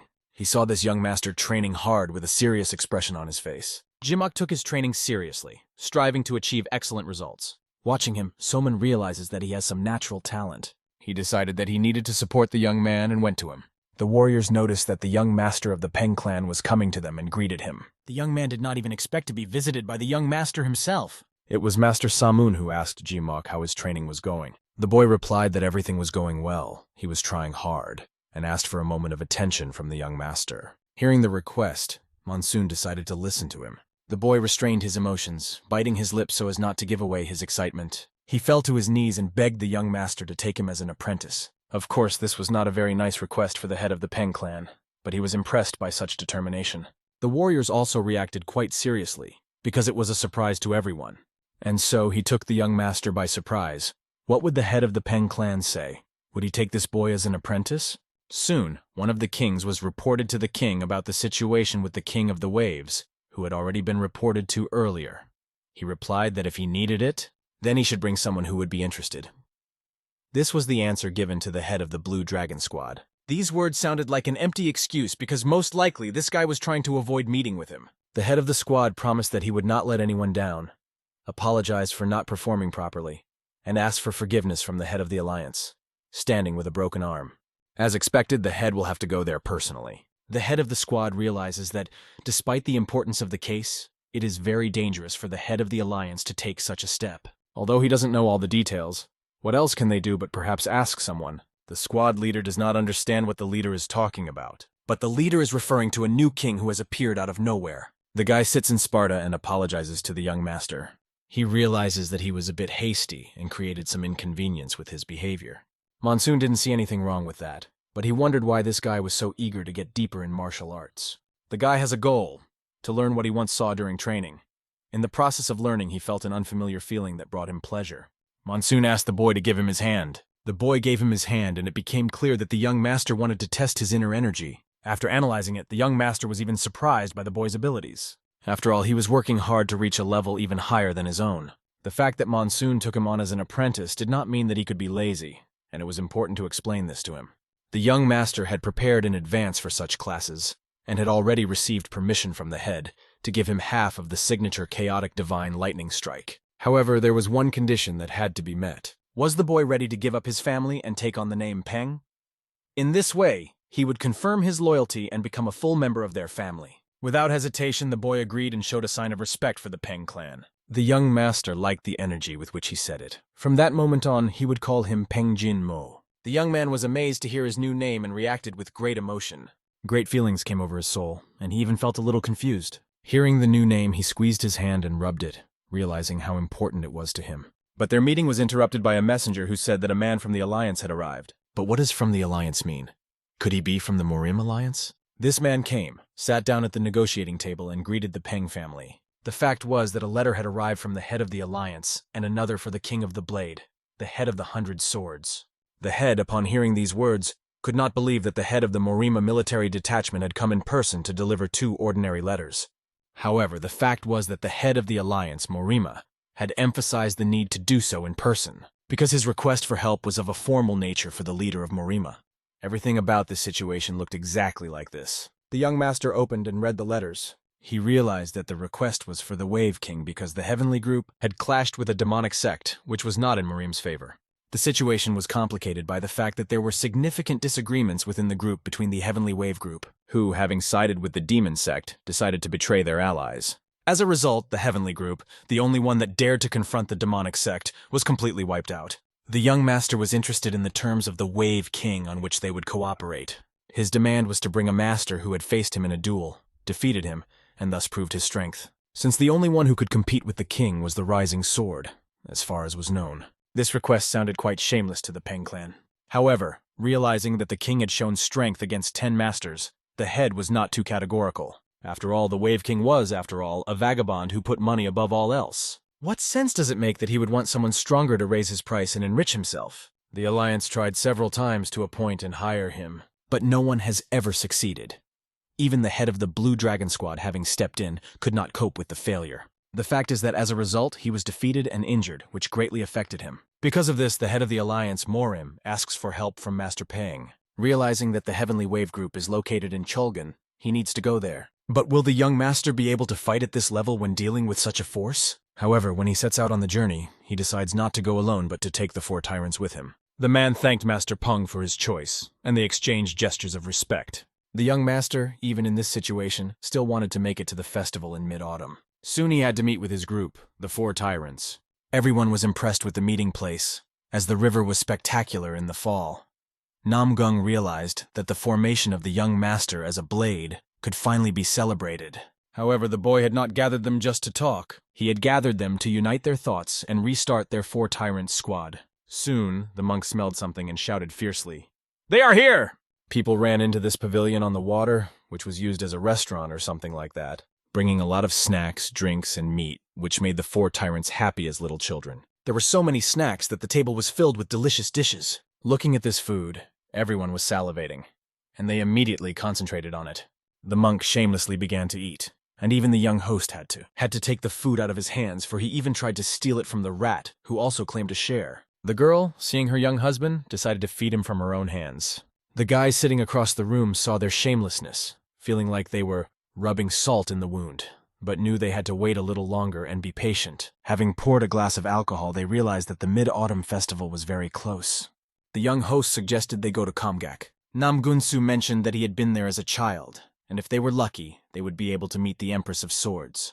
Hearing this name, the monk almost choked on his food and spat it out of his mouth. He was shocked because he had not heard this name for a long time. He realized that she was one of the 8 divine beings and, to his surprise, was still alive. But first they had a task to do. They had to deal with the King of the Waves and then go to Kamgak. Monsoon presented his team with a plan on how they would go to Kamgak. It sounded like a great idea to Namgun. His beloved Huaran was also in favor of it, and the monk felt excited about the mission. After drinking a glass of alcohol, They assumed that from the very beginning, or at the end, they would have to face a demonic sect, which could strike them unexpectedly in the place they were heading to, and so they needed to prepare. Looking at their friends who as one supported each other in difficult moments, they laughed, twirled, and despite everything, remembered Namgunso's words about how important Kamgak was to him. After all, it played a big role in his becoming the Emperor of the Sword. And looking at the current situation, he wondered how a visit to Kamgak would affect their organization this time. The road was mountainous, and soon they were passing through Mount Tangma. Walking along the mountain path, Hwarin decided to ask her lover, "Is the Heavenly Wave Group so incredible that the Marima Alliance approached them first?" But the fact is that the Heavenly Wave Group isn't that big when it comes to scale. However, thanks to the Wave King, this group has enough power to stand up to even the Marima Alliance. It's just that these guys have shed more blood than any ordinary martial artist. As for the Ravens, he had heard of them once before. Their main task was to stop Japanese pirates, and although the methods of the Heavenly Sect vagabonds were brutal, one must admit that they were quite effective. As they continued on, they noticed thick smoke from a fire in the dense forest. But where did the fire come from? Namgun smelled the smell of burning bodies in the air. They rushed forward to deal with the situation as quickly as possible. When they arrived at the site of the burning building, they were shocked to see soldiers fighting among themselves. The residents of the Heavenly Waves group had been attacked, and there were many people on the battlefield, all of them fighting without mercy. However, their uniforms were of different colors, and there were many more people than expected. Those who wore a blue scarf belonged to the Heavenly Waves, and the others seemed to be from the Emra group. The young master realized that these rascals wanted to completely destroy the Heavenly group. One of the leaders noticed that some strangers were standing in their midst and asked, "Who the hell are they?" He ordered them to be captured immediately. Savon did not wait to be captured and immediately drew his sword. He directed his gift of energy toward the rascal to show everyone that they were facing the four tyrants. Parts of the bodies of these unworthy warriors flew in all directions as their swords fell to the ground. The man who had ordered his soldiers to capture the strangers realized that he no longer had anyone to carry out this order. Namgunso told his brother Pen that Mugak would cover them, so there was nothing to worry about. He took Hwa-Ren as his partner, deciding to go ahead and stop these scoundrels. He uses his tiger sword to send lightning energy at the soldiers, who shuddered from the ground at the sight of this incredible power. Using her dark energy, the girl complemented the technique and sent a poisonous fog at these villains, which put them on the ground.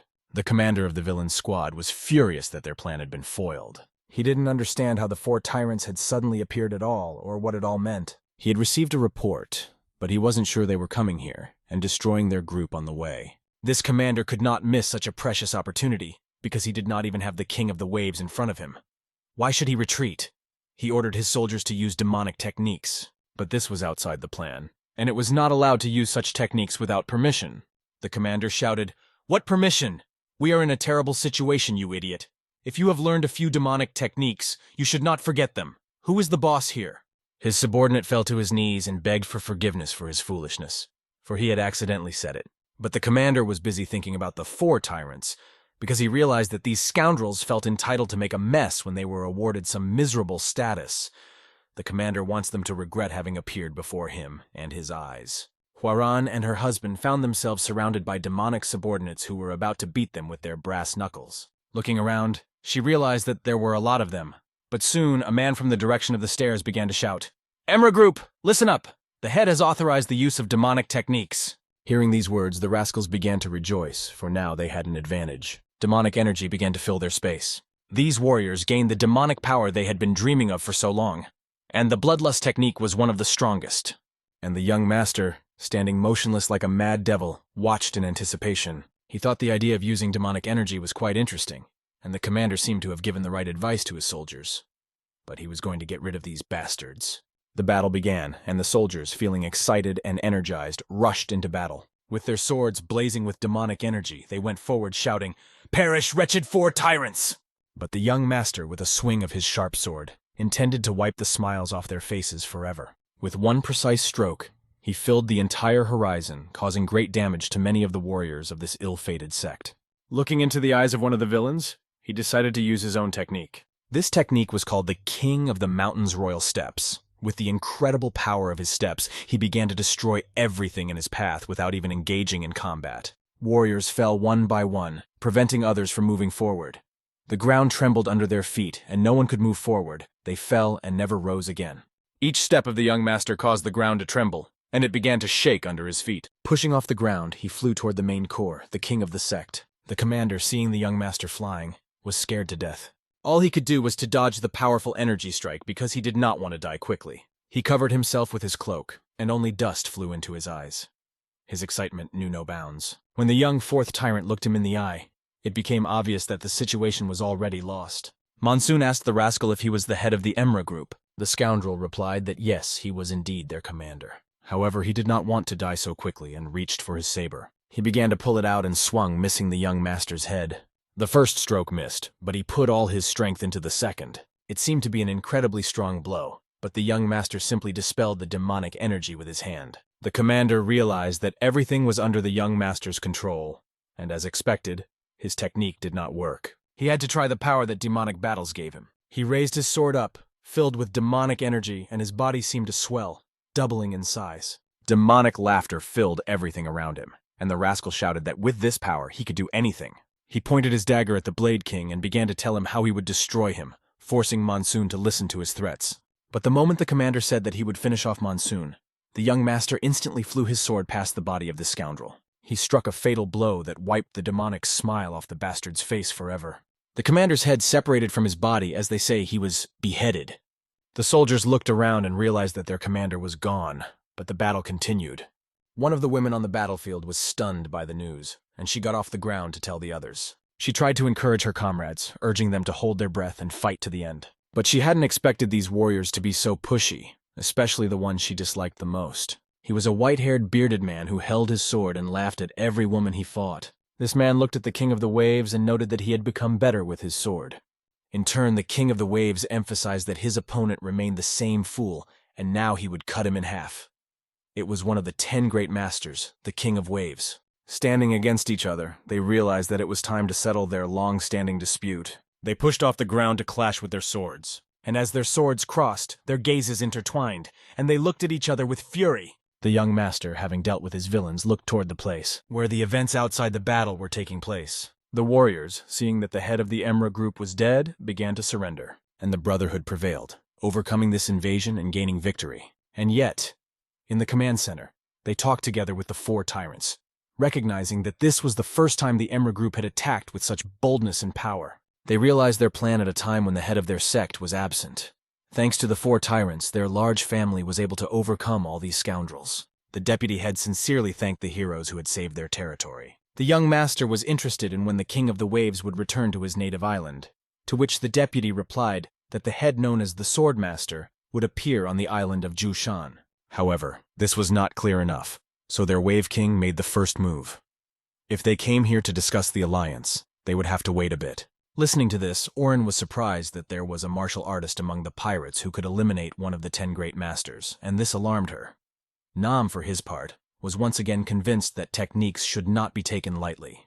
Monsoon, on the other hand, realized that it would be better to go and help the king rather than wait here. The fierce monk was excited about the battle, because he couldn't just sit and watch the soulless marauders plunder the island. They were in difficult circumstances and desperately needed help. The deputy was glad to hear the 4 tyrants make such a request for help, as they had wanted to send more forces to help the island more than once. And now, they could go along with these warriors. Some of them were hoping for luck and counted on the 4 tyrants to be a reliable force.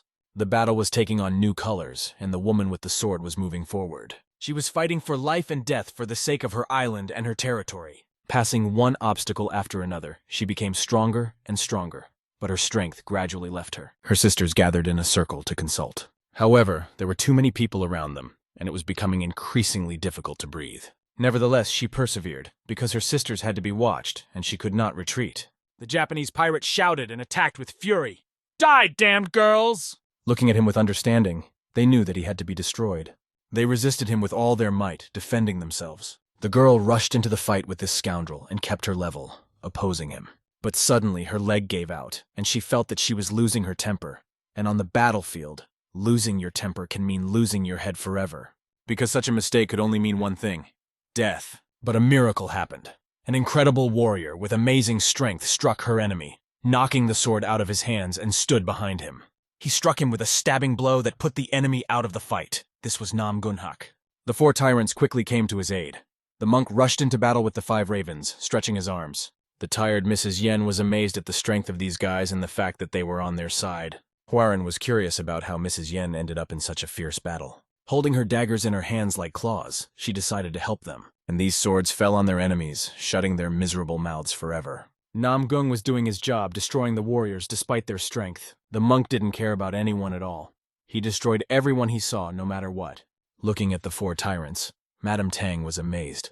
What are they doing here? Incredible lightning enveloped everything around her, flooding the evening world. It was most likely the Blade King. He was here too.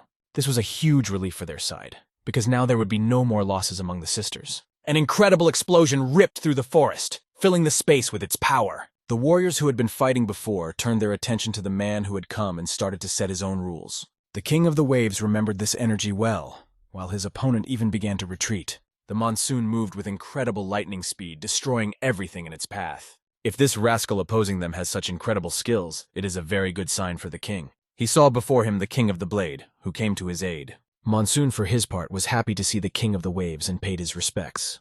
Their opponent was astonished, most of all by the fact that the King of the Blade had shown up uninvited. Why did he come at all? And who gave him this title?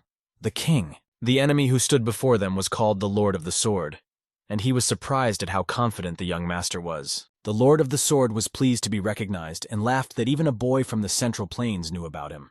But the young master joked that the name was like pearls on a pig.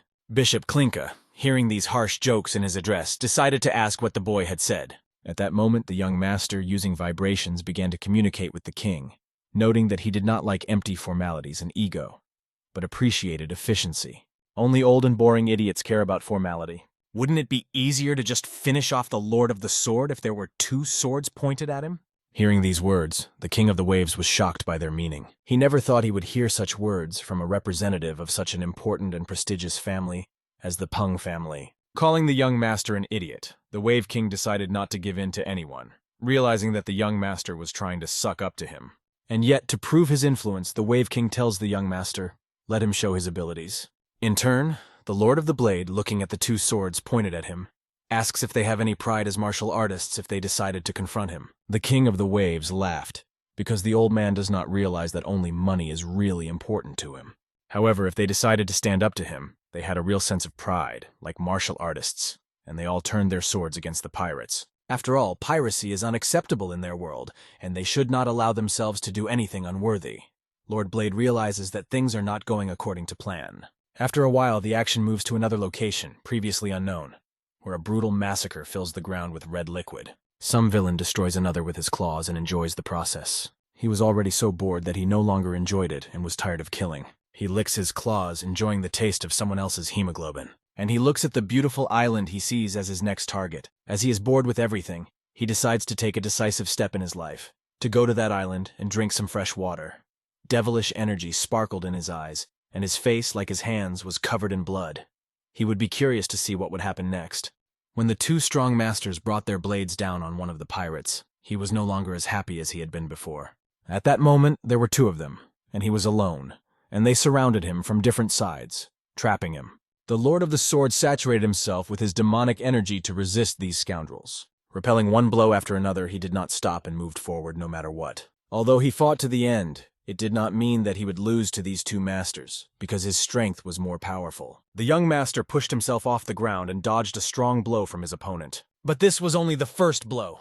He had to go on, and the young master swung his blade. It went for the villain's head, but he dodged it like an incredible gymnast. Since the blow was quite powerful, one part of his body was left open, and he had to use his other hand. Soman struck a second blow with lightning speed, cutting through the air. But the strong sword of the Sword Lord was not susceptible to being cut. It was the first time his opponent had experienced such a strong blow, and although he was able to block it, it seemed like it was more than he had expected. However, the Lord of the Sword skillfully deflected the blow and threw it aside. He counterattacked the young master, dealing him numerous slashing blows. Even though the Lord of the Sword was moving forward in his attack on Monsoon, he had a safety net behind him. It was the King of the Waves, who was rushing with his sword toward this scoundrel. And yet, in spite of this, the Lord of the Sword repelled this blow as well. But what could he do when strong warriors attacked him from different sides, and Monsoon also struck? The sparks from the clash of the swords flew in all directions, and the power grew more and more. The Sword Lord realized that this world is really big, and can accommodate so many martial artists. The boy who opposed him was very young, but extremely strong. He decided to return the blow with his own, and demonic energy began to swirl around his sword. And with lightning-fast cutting power like a hurricane, the Lord of the Sword rushed forward. The impressive power of this attack did not please Monsoon, and he realized that he had to do something about it. As the blow came close to his face, he used the Roaring Wind technique to sweep the attack off the face of the earth. The Sword Lord realized that his powerful technique had been destroyed in a single blow. Monsoon cut it in two and sent a counterattack in his direction. The King of the Blade caught the villain because he had spent a lot of energy and could no longer move quickly. But the Lord of the Sword was not going to give up and reached for his second sword to confront his enemy, who seemed to be about to defeat him. Now he was forced to deflect the blows from different directions, but still one of the swords passed by his body. Monsoon saw that one strike had reached its target and struck it, realizing that it was time to end this fight. Monsoon's next energy punch flew straight at the villain's side, trying to neutralize him. However, despite this, the Lord of the Sword deflected this blow and repelled the attacks of the Wave King as well. He began to get really angry and worried because these damned rascals were crossing all the boundaries. Finding himself in such a difficult situation, the Lord of the Sword realized that he had to escape, because his strength was already at its limit. His wounds were sharp, and these warriors were too strong. To distract them, he used the element of wind, filling everything around with dust and wind.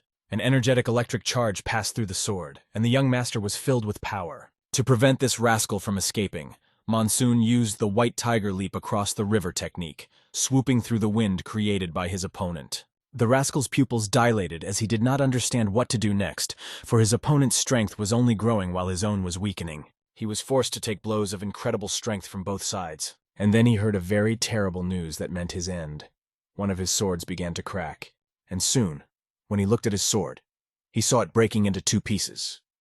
At that moment, the King of the Waves caught him. The Sword Lord had nothing to defend himself with, and he saw the Wave King approaching him with great speed. This could only mean one thing. He was about to die, and that was the last thing he saw before him. A purple punch pierced the body of their opponent, taking his life forever. The sun was setting as the eyes of this demonic scoundrel closed. He was neutralized and decapitated, and some parts of his body were lying on the ground, no matter what. The nickname of the Sword Lord was too majestic for him, and they heard rumors that the young master was familiar with the holy blade of Manhua. The Wave King was sure that the boy had adopted his technique. Despite this, Monsoon confirmed it, saying that yes, he had received proper training from the man. Still, the King of the Waves wanted to understand why such a young man had become a tyrant, and realized that he was not as simple as he seemed. They took the head of their opponent, walked to the battlefield, and threw it in the middle. They decided to draw the attention of the other villains to this head, so that they would turn around and see a surprise. When they looked back, they saw the head of the Holy Blade, who was the leader of their brotherhood. They had finally finished with this scoundrel, and now the battle could be considered over. Monsoon addressed the King of the Waves, saying that he had come here for a reason. He was called here by the head of the Morem Alliance on behalf of the Alliance to fulfill a very important task. The King of Waves, amazed by this information, said that the young master wanted to say that he was here instead of the Rising Sword. To which Monsoon nobly confirmed that he was here for that very purpose. Scratching his head, the King of the Waves was amazed at the arrival of the King of the Blade in his domain. After all, this exceptional young man who had defeated the King of the Fist at such a young age and reached the level of 10 great masters was indeed one of the most famous personalities in Marima. However, it was certain that Song had not shown all his skills in the battle with the previous opponent. The Wave King thought about it, because he just wanted to boost his reputation by fighting the leader of the Alliance. It didn't matter to him whether he won or lost, but he couldn't imagine being sent a young man he didn't know.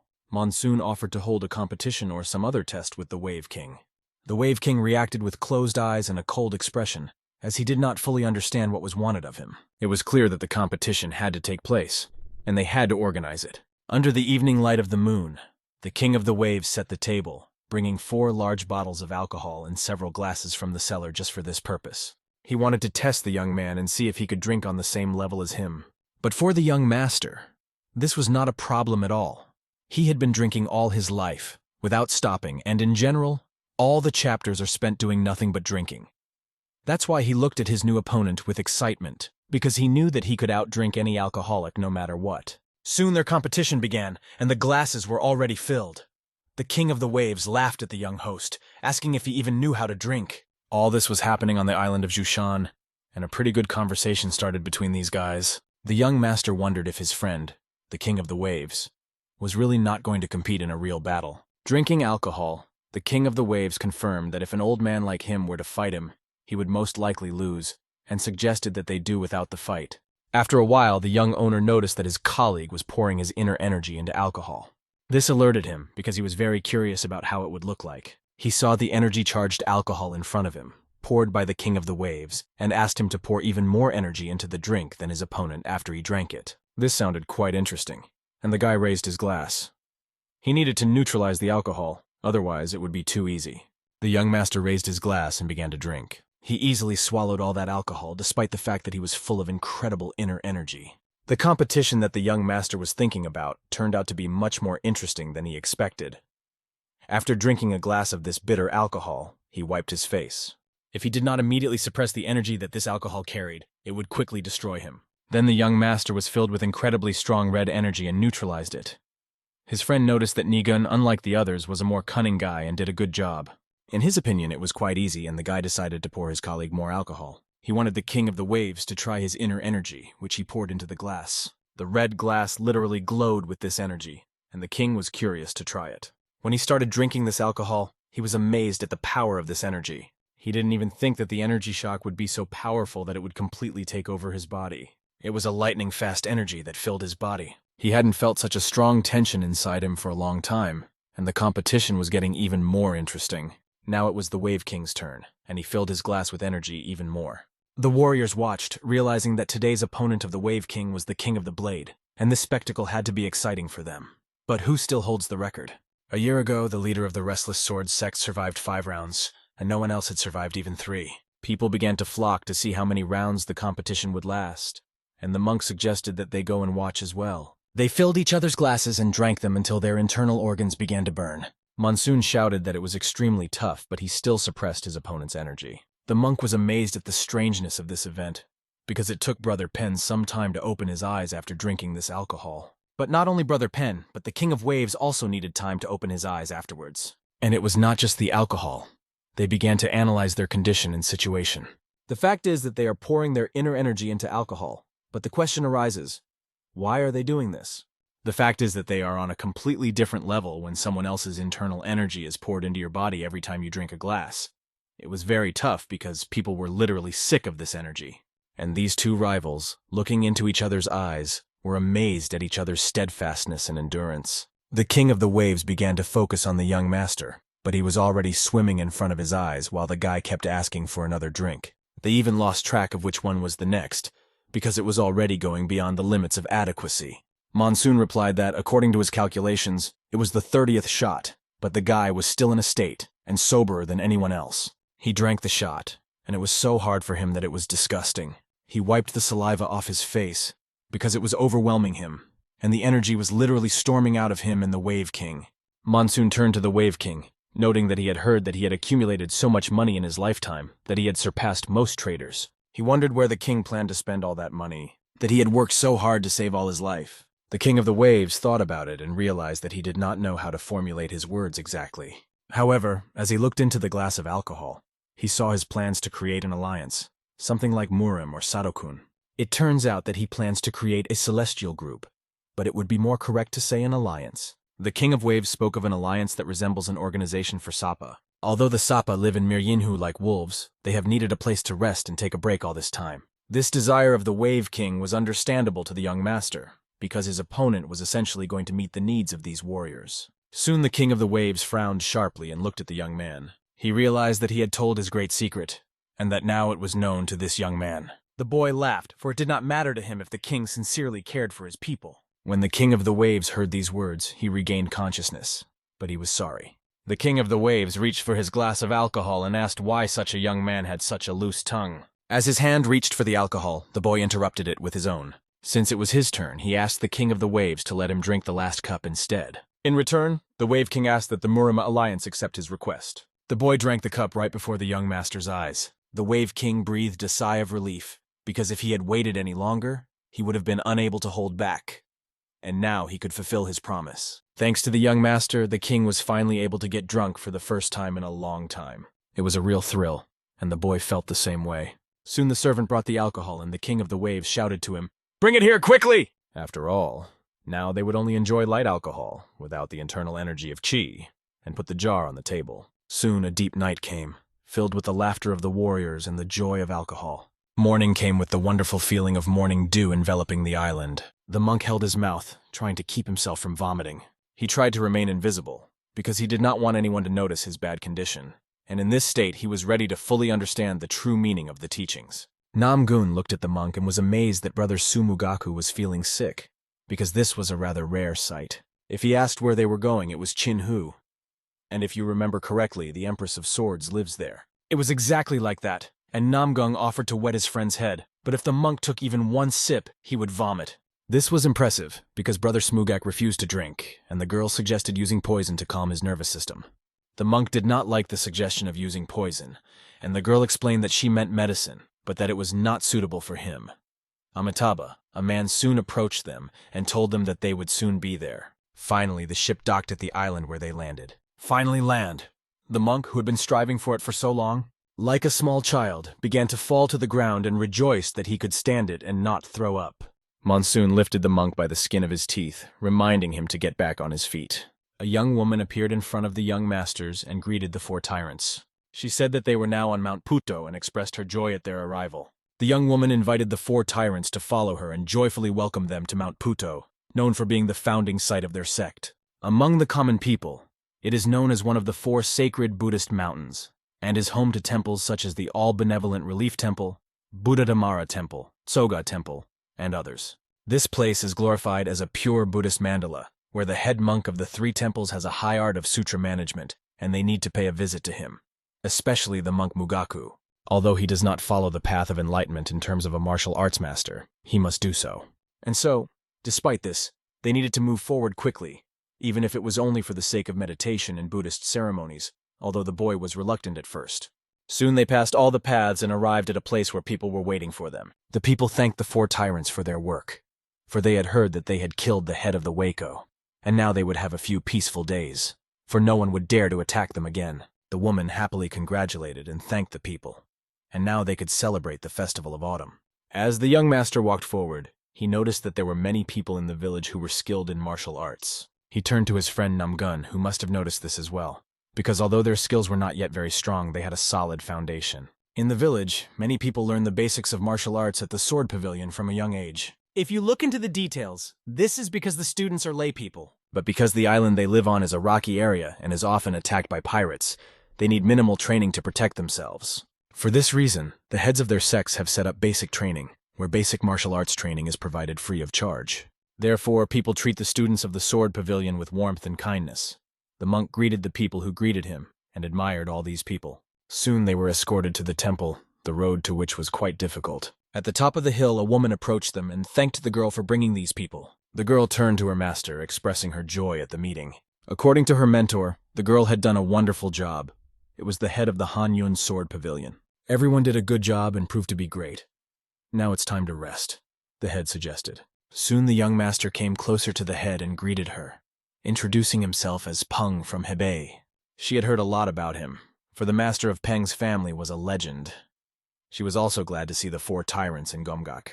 Nam Gong hadn't seen the chapter for a long time, and their meeting was long overdue. The chapter recalled a little boy who had once come to their mountain and napped while holding the towering sword. That boy grew up to become a noble swordsman. The reputation of the 4 tyrants grew steadily, and rumors about them spread quickly throughout the cities. They found shelter and were given a good place near the mountain. The monk, sitting at the table in the room all this time, could not recover. He was so sick that he felt as if he was back in Shaolin. Huaren was right when she said that the Pavilion of Swords is a sect with roots in Buddhism. This brought back memories of the months he spent in Shaolin, but it was clear that he did not like it. Everything would have been fine if not for the food they were served, and they joked about whether they hadn't spent those 4 days in an inn. The monk felt that he had missed something important. But suddenly something caught Soman's attention, and he looked in that direction. There were rumors that the magician still hadn't shown himself, and they were planning to attack during the Mid-Autumn Festival. The young master knew little about this attack, only what he knew. He knew that the head of the Sword Pavilion, the Empress of Swords, had sacrificed herself. Their young disciples miraculously managed to survive the fierce battles. Although the Empress of Swords has retired, she is still a master of the previous generation, and belongs to the 8 divine lights. The young master wondered what had happened that he did not know about. Suddenly, a woman broke their existence and addressed the revered 4 tyrants, asking if they had a moment for her. Huaren greeted Miss N and asked her what had happened to make her come to them. It turned out that the Great Master wanted to meet them, and their expressions immediately changed. As they walked along the paths leading to the Great Master, they thought of only one thing: why they were called. Soon they came to her, and this woman was sitting on the ground, leaning toward her. She was in the garden weeding and thanked Qin for her work. She praised her, saying that she was good and could leave whenever she wanted. She was an old woman known for her skill, the Empress of Swords, one of the 8 divine wonders of the world. Her gaze rested on the 4 tyrants, and it was clear that she was delighted to see them. The 4 tyrants also did not hide their admiration, for they were facing a legendary figure. The old woman said that she had been having nightmares lately, and last night she hadn't even been able to sleep. But that night, she finally had a good rest, and she thanked the boys for that, because it was thanks to them. Nam Gun greeted the joyful Empress, saying that it had been a long time since they had seen each other, as he was the grandson of the Rising Sword. She replied with a smile that of course she remembered him, and was pleased that he had grown up even better than she had expected. She looked at Mugak and realized that he would become her follower in Buddhism. Mugak didn't want to talk about it, but he finally admitted it. Looking at these young people with her weak eyesight, she was amazed that the Ascending Sword and the best disciple had raised such descendants. She couldn't believe how quickly their students had grown up and recognized that time was flying by. The boys were a little embarrassed when she called their grandfathers children, but it was okay. The old lady asked them to sit down and pointed to the right place. As expected, they sat down on the bench, and all 4 tyrants sat in front of their grandmother and looked at her attentively. It looked extremely interesting, and yet it was clear that they were a little shy. The old woman said that even though Komgak was located in the far east, near Morim, they did receive news from time to time. She had heard that a magician was again running amok nearby and doing his evil deeds. The young master understood that, although this was only a part of the sect, they were constantly showing themselves. The Empress also heard that they were constantly active and noted that the young master interacted with magic more than anyone else. She noticed that these boys were working tirelessly all the time. She had no intention of humiliating them in any way, but rather wanted to give them a gift and show them the power that matched her age and experience. She had heard that magic had created the 9 lords in her image. Therefore, she decided that she would teach all the young people her techniques and knowledge following the path of Chongnap.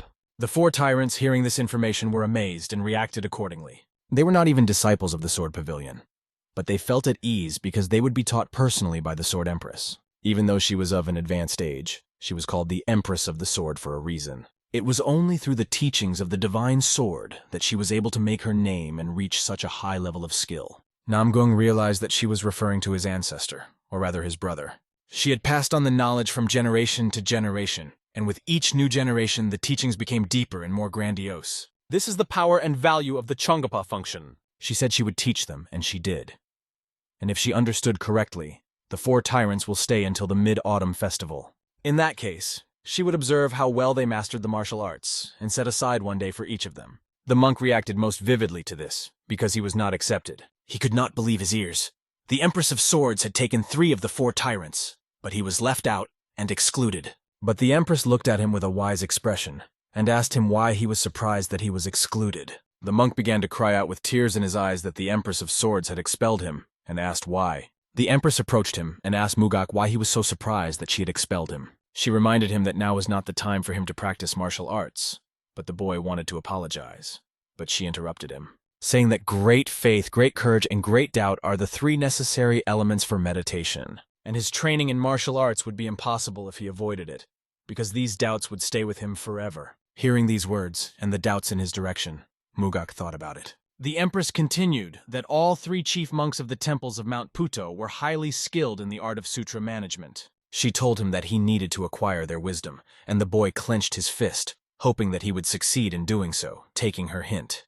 He promised her that he would try to do so and thanked her for her guidance. After that, he left without another word. The old woman looked at the young people she would be teaching today and thought. She turned to a child from the Tang clan, Huaren. She asked her if she knew the Poison Dragon Emperor. The girl replied that she had heard a lot about him, because he was a great master from the Tang family, who had risen above all the clans in the 8 deities of Light Era. The old woman saw in the girl the shadow of her old friend. She asked Warren to show her hand. When she took her hand and looked at it, she saw the hands of a martial artist. The old lady had been observing the Poison Dragon Emperor's hidden technique for a long time, and gave her some tips on how to use it. The girl was amazed at how much the old lady knew and promised to work hard to learn from her. Nam Gun Sung was next, and he was surprised that his turn came so quickly. The guidance received from the Divine Sword was extremely rare, And with all the knowledge she had accumulated as the Sword Empress, she decided to pass it on to this young man. The boy expressed his gratitude and accepted it with great honor. The next one was a member of the Pung family, but he had completely different conditions. The old lady invited him to a private conversation so that no one would interrupt them because they had something to discuss. She told the others to go back first and get ready for training. They went deep into the forest, and the grandmother sat down on a bench to tell the boy some very important information. She saw him as a descendant of a very strong and noble family. Not only did this boy look formidable, but he had gone through many difficulties and trials. His eyes were not those of an ordinary 20-year-old boy. They looked as if he had already lived a lifetime. After a long time of silence, the boy did not understand why she was delaying the affair. He was a little embarrassed by this and felt that the Empress of Swords seemed to see through him, understand his nature, and know about his life. The old woman noticed that a shadow of absolute detachment hung over him. For the boy, it was like a fog that was still out of his reach. The old woman knew that among the 8 divine wonders of the world, there were those who had attained absolute transcendence. They had made themselves the center of their power, and this young man wanted to make nature his center, waiting for it to come into harmony with him. But what does this mean? Curiosity flooded his thoughts. Then he closed his eyes and tried to feel the meaning of her words. At that moment, he felt a fire inside of him and everything around him. He thanked the old woman for her great help, because he felt something he had never experienced before. He needed to get into lotus position as soon as possible. He crossed his legs and began to meditate, sitting in the lotus position, wanting to experience again what he had just experienced. Adjusting his breathing technique, he began to accumulate energy, trying to return to that state. The old woman came up to him and noticed that he had just achieved some enlightenment, but his eyes resembled those of a noble monk who had cognized the truth, or a person approaching enlightenment. If this is true, then he will not only attain absolute transcendence, but he will also be able to attain natural transcendence. But there was one thing that bothered her when she looked at the heavens. The heavens had given this boy talent, so there must be some important reason for him to go forward. From morning to evening, he meditated continuously, and suddenly opened his eyes when it was already dark. The old woman noticed him, but it seemed that it was still unclear where he was going. Still, when the boy stood up, she realized that she had managed to help him. The boy thanked the old woman for her wisdom because she had given him a huge treasure. She waved her hand and wanted to say something very important. She said that the boy had not yet reached full enlightenment, and now she would demonstrate what that meant. The sword in her room reacted to her gesture. It flew out of the room and fell into her hand. She opened the scabbard of this sword, pointed it at the young master, and invited him to fight. For the young man, this was a huge opportunity, a real treasure that he could not lose. Although the old lady used to have great stamina, she is not like that anymore. She would only use the one movement she was capable of. At that moment, her eyes lit up with blue flames. She concentrated, swung her leg, and prepared to strike the first blow, which resembled that of a galactic meteorite. The sky trembled with the sounds of battle and the energy of this woman. Her incredible sword blazed with divine energy, and it seemed that the elements themselves had converged in her sword. She pointed her sword at the long-tailed galaxy, and a sphere of pure energy exploded from her sword. The boy watched and realized that her skill level was far beyond his, especially when she used this technique concisely. He did not expect her to use a basic technique, but the energy attack was aimed directly at him, and he had to do something. He took a stance. Since the Empress had shown her sincerity-filled punch, the boy had to make an effort and receive it with dignity. He smashed this energy with his red energy sword, trying to destroy the technique. But the energy passed by him like bright particles and filled him with incredible power. He looked at these beautiful particles of energy, filled with energy shock. He realized that this was the highest level of skill and harmony with nature that the old woman was trying to pass on to him. This was the true meaning of harmony with nature, to merge with it. This kick was much stronger than any other martial arts kick, and the boy understood everything. But suddenly the old woman, although she was happy about it, began to feel unwell. At some point, something hurt and she had to fall to the ground. The guy was horrified and didn't know how to help her. As he ran to her, he hoped that she would be okay, because she was a great treasure, and had not yet passed on all her knowledge to him to die so easily. It was obvious that it was very difficult for the old woman to lie on the ground, and she was completely exhausted because of this blow. Someone ran to her and began to pick her up, trying to help her. After picking her up, he asked her how she was feeling. She asked him not to make any noise, as it was not necessary. She assured him that she was fine, but noted that having lived for over 100 years, her body was already at its limit. Because she had overexerted herself for the young master, the guy felt responsible for this. He expressed great gratitude to the Empress of Swords for her guidance and wisdom, but she did what she had to do no matter what. In turn, the boy must do what he has to do. He replied that he understood her words and their meaning. She asked that everything that had happened today be kept secret from the other 4 tyrants. Soon after, the boy promised to fulfill this task and the old woman left. After the battle, the young master looked at the moonlight for a long time.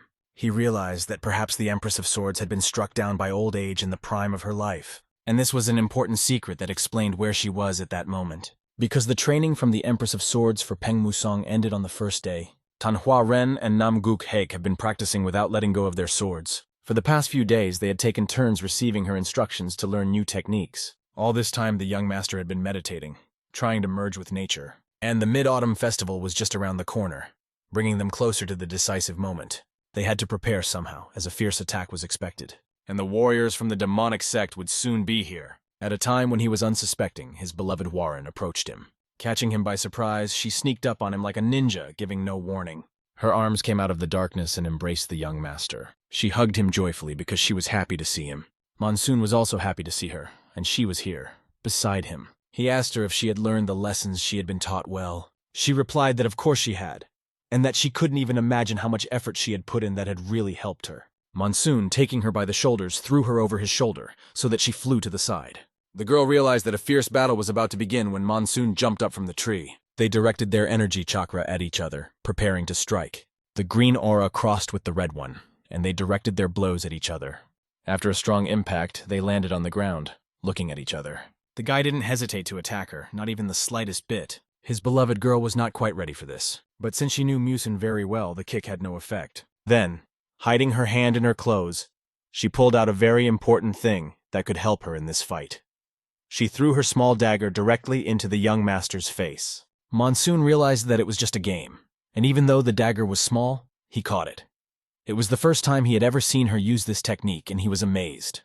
Warren called this technique finger pointing, which is used in cases where it is impossible to maintain a safe distance. The boy was impressed with this technique, assuming that perhaps the Empress had taught it to her. He realized that thanks to her, Warren now uses this technique in this way. Monsoon took her hand and praised her for her diligent training. He was glad that she understood his joke and they had a lot of fun with these exercises. But the girl was not going to forgive him for the unexpected attack and gave him a hard slap. She said that if he had decided to test what she had learned, he should have at least given her a warning. And what kind of man is he to leave his woman anywhere like that? As Warren was shaking him, the guy noticed that someone had made a mooncake that smelled delicious from afar. Warren, in turn, yelled at him not to try to shirk his responsibility. Nevertheless, they soon went to taste this sweet cake, and she happily enjoyed it. The young master, sitting with his girlfriend, told her that if you look at the moon during the Mid-Autumn Festival, you can make a wish.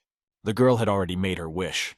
When Musin asked her what she had wished for, she did not answer. But after chewing on the pie, she said that even if the war broke out, she asked that she could see the moon with him one more time. It was too romantic a wish, she thought. The boy wrapped his arm around her and put his hand on her shoulder, hugging her gently. Monsoon assured her that they should do everything possible to make the moon shine for both of them. The girl, feeling romantic words in her address and in the context of the situation, was a little embarrassed. She asked him if he thought that when they were together for the second time, they would also look at the moon. But Monsoon was sure that it would be great if his brother Mugak was with them. But the girl was happy without her respected brother Mugak. Suddenly Monsoon felt a very heavy energy like a demon. He jumped up from the bench and realized that the magicians were already here. Moreover, the forces were divided into two groups, and he decided to go warn the head of the Sword Pavilion. Warren understood her husband.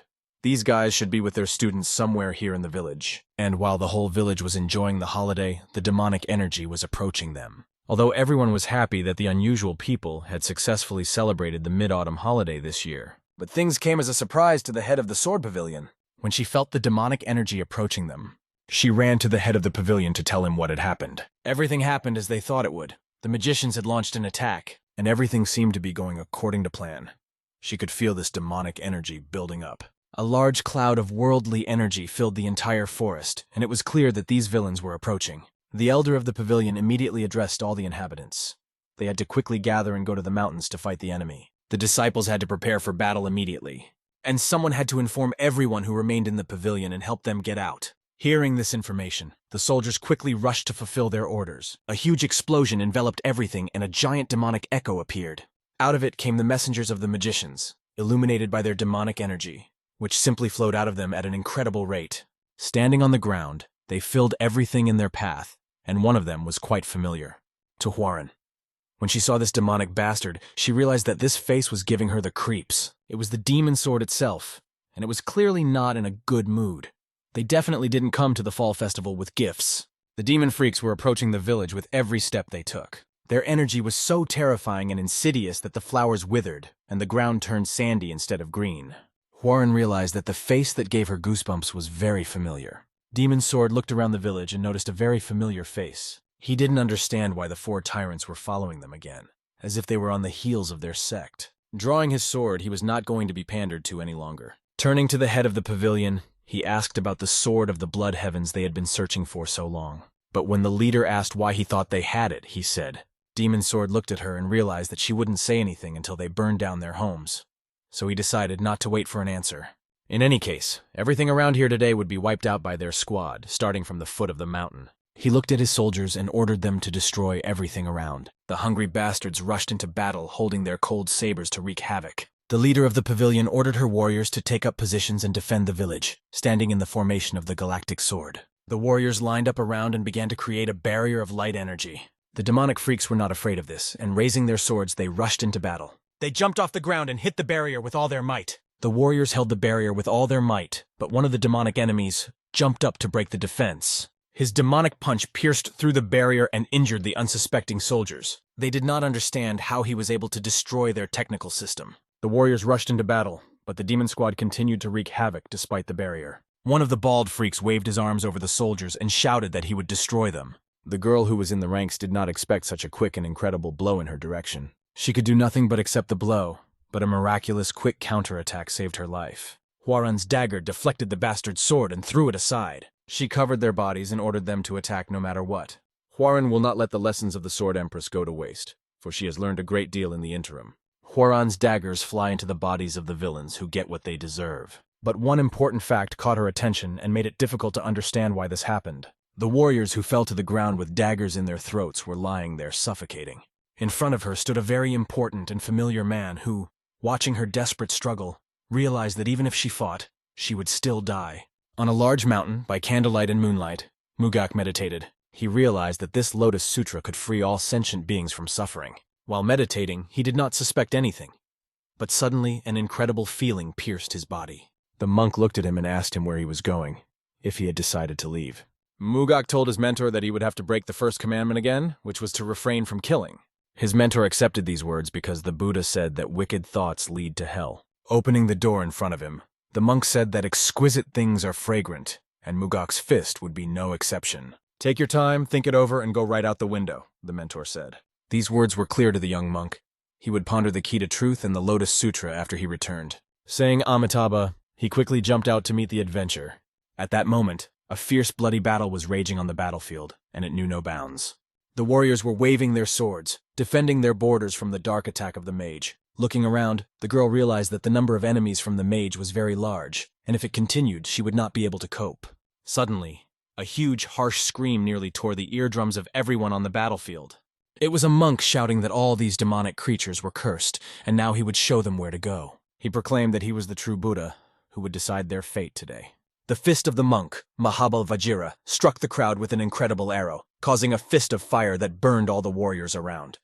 The flames spread throughout the streets, and it was clear that the blow had incredible power. The fiery blaze rose high up, no matter what. The demonic sword saw the monk about to destroy his warriors and decided to strike back. The monk immediately sensed the presence of this demonic enemy, and his eyes met the demon's gaze.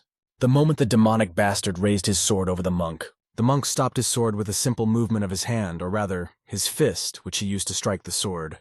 At the moment of contact, the monk's fist and the demon's sword shook from the tension between them. The monk looked into the demon's eyes and reminded him that they had met before. This was the same bastard who had run away after being beaten by his brother Nam Gun. The monk laughed as he looked at the demonic enemy and asked if he wanted to be beaten again. However, the demonic sword dodged his blow, even though it was really strong, and decided to counterattack. He took his sword out of the monk's fist and pointed it in a completely different direction, keeping his distance from the monk to avoid getting hit again. The monk used his new renewed strength, which gave him a huge advantage. At that moment, a huge number of clones of the monk whirled around the demonic bastard. They appeared in front of him, and it was unclear where the real monk was among them, which created the effect of a real mystery. This was the wooden rank Lotus Throne technique, and the demon sword could not understand how it was possible. He knew that only the exalted Buddha could use this divine technique. The monk realized that he had reached a new level in his martial arts training during his meditation. However, he did not expect it to work so effectively. The demon's sword, seeing this technique, was terrified, realizing that the monk had become undoubtedly stronger, and now he would have to show his true power. The monk was just waiting for his enemy to finally start fighting in earnest. Since there was no time to waste, the monk's clones launched an attack on the demonic bastard. Somewhere nearby was a man who decided to take a walk on this moonlit night. As he walked through the forest, he no longer felt the energy of the Empress of Swords. What could have happened? Perhaps they had missed each other, or something else had happened. He was going to find out. But a person he hadn't expected to see came out of the door. It was young Monsoon-san, and his appearance was like snow in the middle of a clear day. However, for the demonic bastard, this meeting was a blessing in disguise, because he had expected to face such a strong warrior. He had known that this guy would come here, and he was glad that he had prepared in advance so that the Empress would not be hurt, Monsoon thought to himself. After all, this bastard had come for the Empress, and since he hadn't found her, he could wait a little longer. It would be much more useful for their sect to get rid of Monsoon.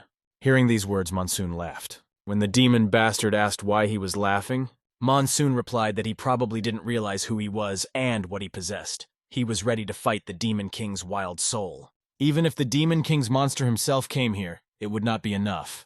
And then the boy drew his daggers.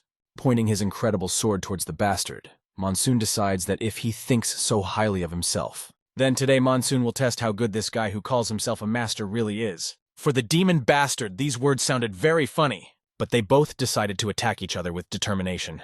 It would be a life-and-death battle, and only in the end would it become clear who would win this battle. In the heat of the battle, the demonic fist collided with our hero's sword, generating a powerful flash that filled everything around with crystalline energy. As if nature itself felt this explosive moment, their blows flew apart, pushing each other a considerable distance. The dark claws of the bastard began to saturate with energy, preparing for an even more devastating attack that was intended to destroy the young heir forever. The demonic enemy rushed forward, his rage knew no bounds, and he was ready to wipe out everything in his path. At the moment when this power fell on the hero, he was struck by an unexpected attack from the dark freak. The strength and speed of the attacks were so incredible that the hero had to gather all his strength. He did his best to repel these extremely powerful blows and save his life. Despite everything, the young heir was able to repel the attack. He was amazed by the incredible strength that his opponent demonstrated. He was facing an extraordinary demonic opponent who possessed a fist-fighting technique that was awe-inspiring. This demonic bastard had never known defeat, and his fist was filled with incredible power. Power that he had prepared for a young heir named Monsoon, and she was flying to fulfill her devastating mission. Looking into the eyes of the young master, the demonic bastard was sure that he would win, because he believed that this boy would not be able to resist such a powerful force. But for our hero, this was just a small test, because he had already faced much more brutal attacks. Monsoon easily blocked his punch by using his lightning energy counterattack. A lightning shockwave struck everything around him, lighting up the perimeter and throwing the demonic bastard aside. The blast wave pushed him far into the depths of the forest. Barely able to get to his feet, his limbs trembled with fear after the encounter with this tiger.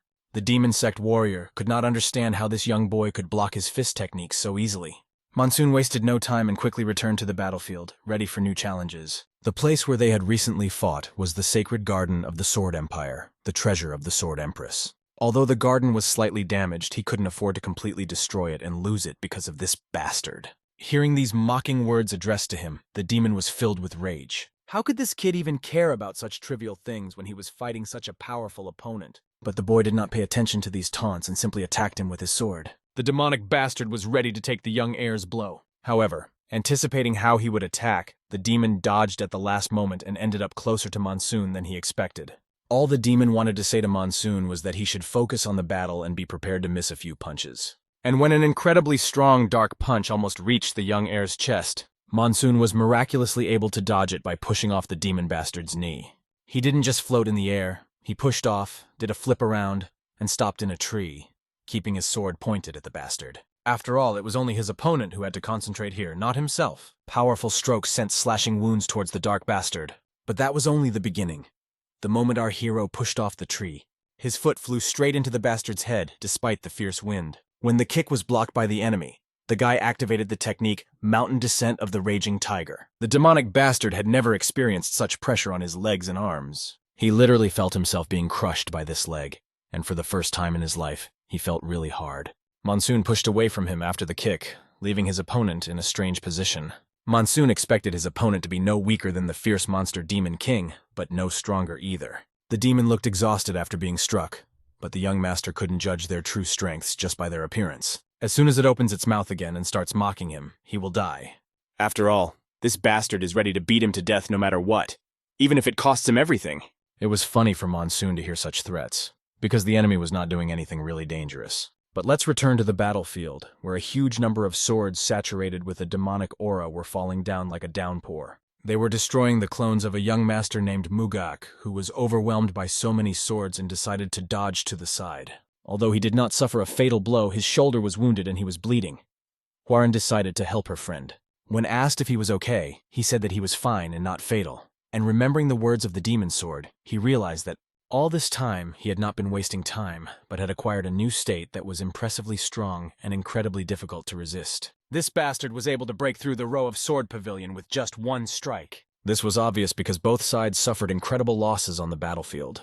The leader of the pavilion fought fiercely, destroying these bastards. This was the second time she had rescued her mentor, forcing her to answer whether she was okay. As she assessed the situation on the battlefield, she realized that the demonic forces were not so simple, and these bastards were fighting even harder thanks to the support of the demonic sword. Her disciples were beginning to be exhausted, and she needed to make a decision. The monk grabbed his knee, realizing that he had no choice but to fight to the last. The leader of the pavilion noticed the incredible strength coming from the monk. The demonic sword was amazed that the monk still had strength left, and it was not for nothing that he was called the Mad Monk, for he led the vanguard. He continued to hold on as long as he could, despite everything, and his body was filled with fiery energy. Hwarin watched her brother monk's fighting spirit with admiration, glad to see him in such great shape. The leader of the pavilion noticed the situation and was amazed. The battle took on new colors, and it became obvious that the demon sword had attained transcendence. However, all these students, who were by no means weak, had acquired completely new skills. They did not look afraid, but, on the contrary, were ready to accept the challenge and engage in battle. But the moment the pavilion leader was distracted, she did not expect an attack. A demonic freak with a sword was behind her and was flying to kill her. The disciples looked back, frightened by the shouts directed at the leader with threats like die. However, the demon freak was not as confident as the leader. She quickly knocked all the stupidity out of him and dealt him a fatal blow. The leader decided to fight to the end, buying time until the Blade King appeared. Watching the head of the sword pavilion, the young heir's excitement was ignited inside them. The three of them embarked on the most important mission of their lives, the destruction of this transcendent enemy. As they returned to the battlefield where the graceful blade had fought the demonic beast, a bright flash illuminated the battlefield. Dust, smoke, and debris filled the air, filled with incredible electrical discharges. Our hero was in great shape and looked at his enemy as if he were just a toy.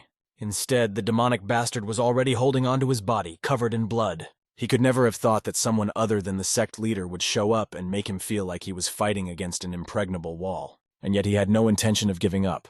So the young master attacked him again and again.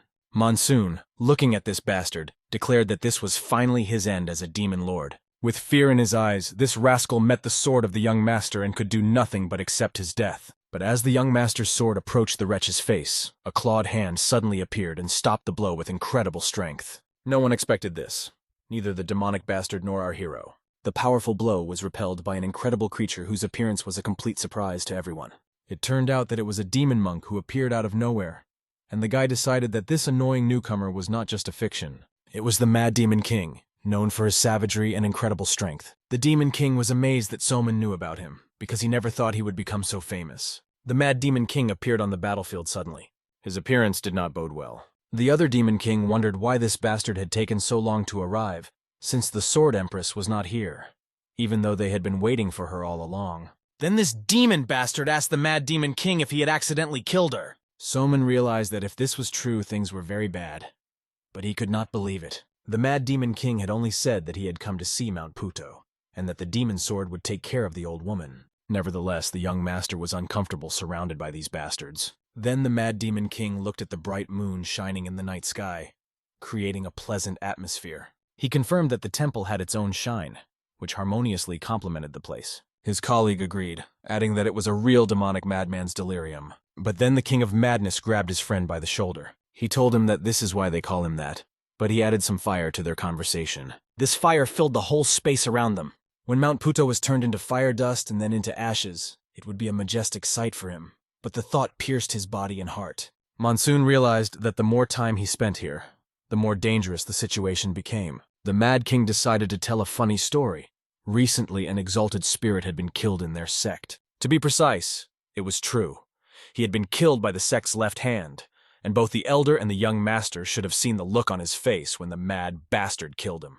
But he would be curious to see the look on Monsoon's face when he died. His colleague decided to silence the madman, because it was not worth talking unnecessarily. However, the madman could not stand such disrespect. With his claws outstretched, the Mad King struck his colleague. He told him to stop whining because it would make him even angrier, and then he would have to kill him. If the hints are not clear, they will definitely get through to him. It was clear that this guy standing in front of them was a real madman, and so he rushed forward to attack Monsoon. This demonic bastard's colleague had no choice but to join the attack. Now the two of them were facing off against two powerful warriors. Swinging his sword, the young master was not afraid of their attack. He was just going to wipe the smiles off their faces and wish they would fall back instead of attacking him. The moonlit night was covered with the blood of the warriors. The battle was incredibly fierce, and soldiers were falling all around. The monk had already taken so many blows from the demon sword that he could not even count them because each attack was becoming stronger and stronger. However, no one was thinking of giving up, and the monk stood on his feet despite the unbearable pain. It was impossible to retreat, because retreat meant death. The demon sword recognized that no matter how hard they tried, they had reached their limit, and he suggested that they surrender because death was already hanging over them. But at the moment when the demon bastard raised his sword to take the monk's life, the leader of the pavilion stopped the blow with her sword, so hard that sparks flew from it. The demonic sword, tired of such mockery, wanted only one thing: to end this battle. But he is constantly interrupted by various freaks who stick their noses in, and he decides to solve these problems once and for all. He easily punches the leader of the pavilion so that she does not interfere, and does not interfere with him. With his new blow, he wipes her off the battlefield, taking her life forever. After her, he's going to kill the monk, believing that it will be a good lesson for them. He prepared to kill the monk, bringing his sword to his neck. The monk felt a lump rise to his throat, realizing that this could be the real end. But suddenly a bright light of powerful energy was felt from afar. The demon sword even stopped, not believing what he was seeing. Huaren ran up to save the leader of the pavilion, despite the difficulty of the situation. The monk turned back to the incredible sight that was unfolding nearby. It was their salvation. Brother Namgun had poured out his new technique, and the demon sword was happy to see his old enemy overcome the wall. He now became a heavenly swordsman with incredible energy. Facing his enemy again, the demon sword stopped all his killing. Namgun pulled his sword from its sheath with dignity, piercing the air with the noble energy of just faith, and asked the demon sword if he was satisfied with what he had done. After waiting for this battle for a long time, the demon sword was glad to see the heavenly swordsman again. But despite winning the residence last time, he would have a hard time this time. However, they will find out when they cross their swords again. Feeling excited and superior, the demon sword rushed into battle. He was filled with hatred and a thirst for revenge, which he wanted to bring down on Namgun. But the boy had such energy that his strength was hard to imagine. It was a real battle of good and evil that exploded with its mighty power. Two incredible sides crossed their swords, sparks flying from their blows. It was an extremely strong competition, and the demon sword asked if the heavenly swordsman was too cruel today. But how could it be otherwise when Namgun looked into his eyes, remembering how he had tormented his young warrior friends? An incredible force of explosive energy filled everything around. The earth began to tremble from the strong and powerful impact. Namgun turned to the demon sword, hoping that this time it would not escape. Meanwhile, let's go back to Soman, who was fighting with two demonic freaks. These freaks attacked from different sides, laughing, and the madman was just out for blood. Despite the powerful punch that Soman throws at them, the madman rushes at him with frantic speed. He gladly accepts this blow, enjoying the way it burns and eats away at his body. This reaction can certainly scare anyone. The demonic bastard, having taken the blow, gains new strength and continues to move forward. The guy skillfully dodges this blow, but realizes that a new strategy is needed. And so his sword falls on the madman's back, but the latter stops it with his hand. Although a strong blow cuts his palm, it does not mean that he is going to give up. Pain pierces his hand, he feels it burning, and blood begins to drain from the wound. However, incredibly quickly the wound on his hand starts to heal. And the bastard just laughed, saying nothing else. The young master watched this demonic martial art closely, the level of which exceeded anything he had seen before, even from the vagabonds of the Emra group. This bastard recovered extremely quickly. And as soon as he was distracted by Monsoon, he was met with another provocative strike from another opponent. It seemed that this blow was so sudden that the young master was not ready for it and could have died from it. But we will learn about it in the next chapter.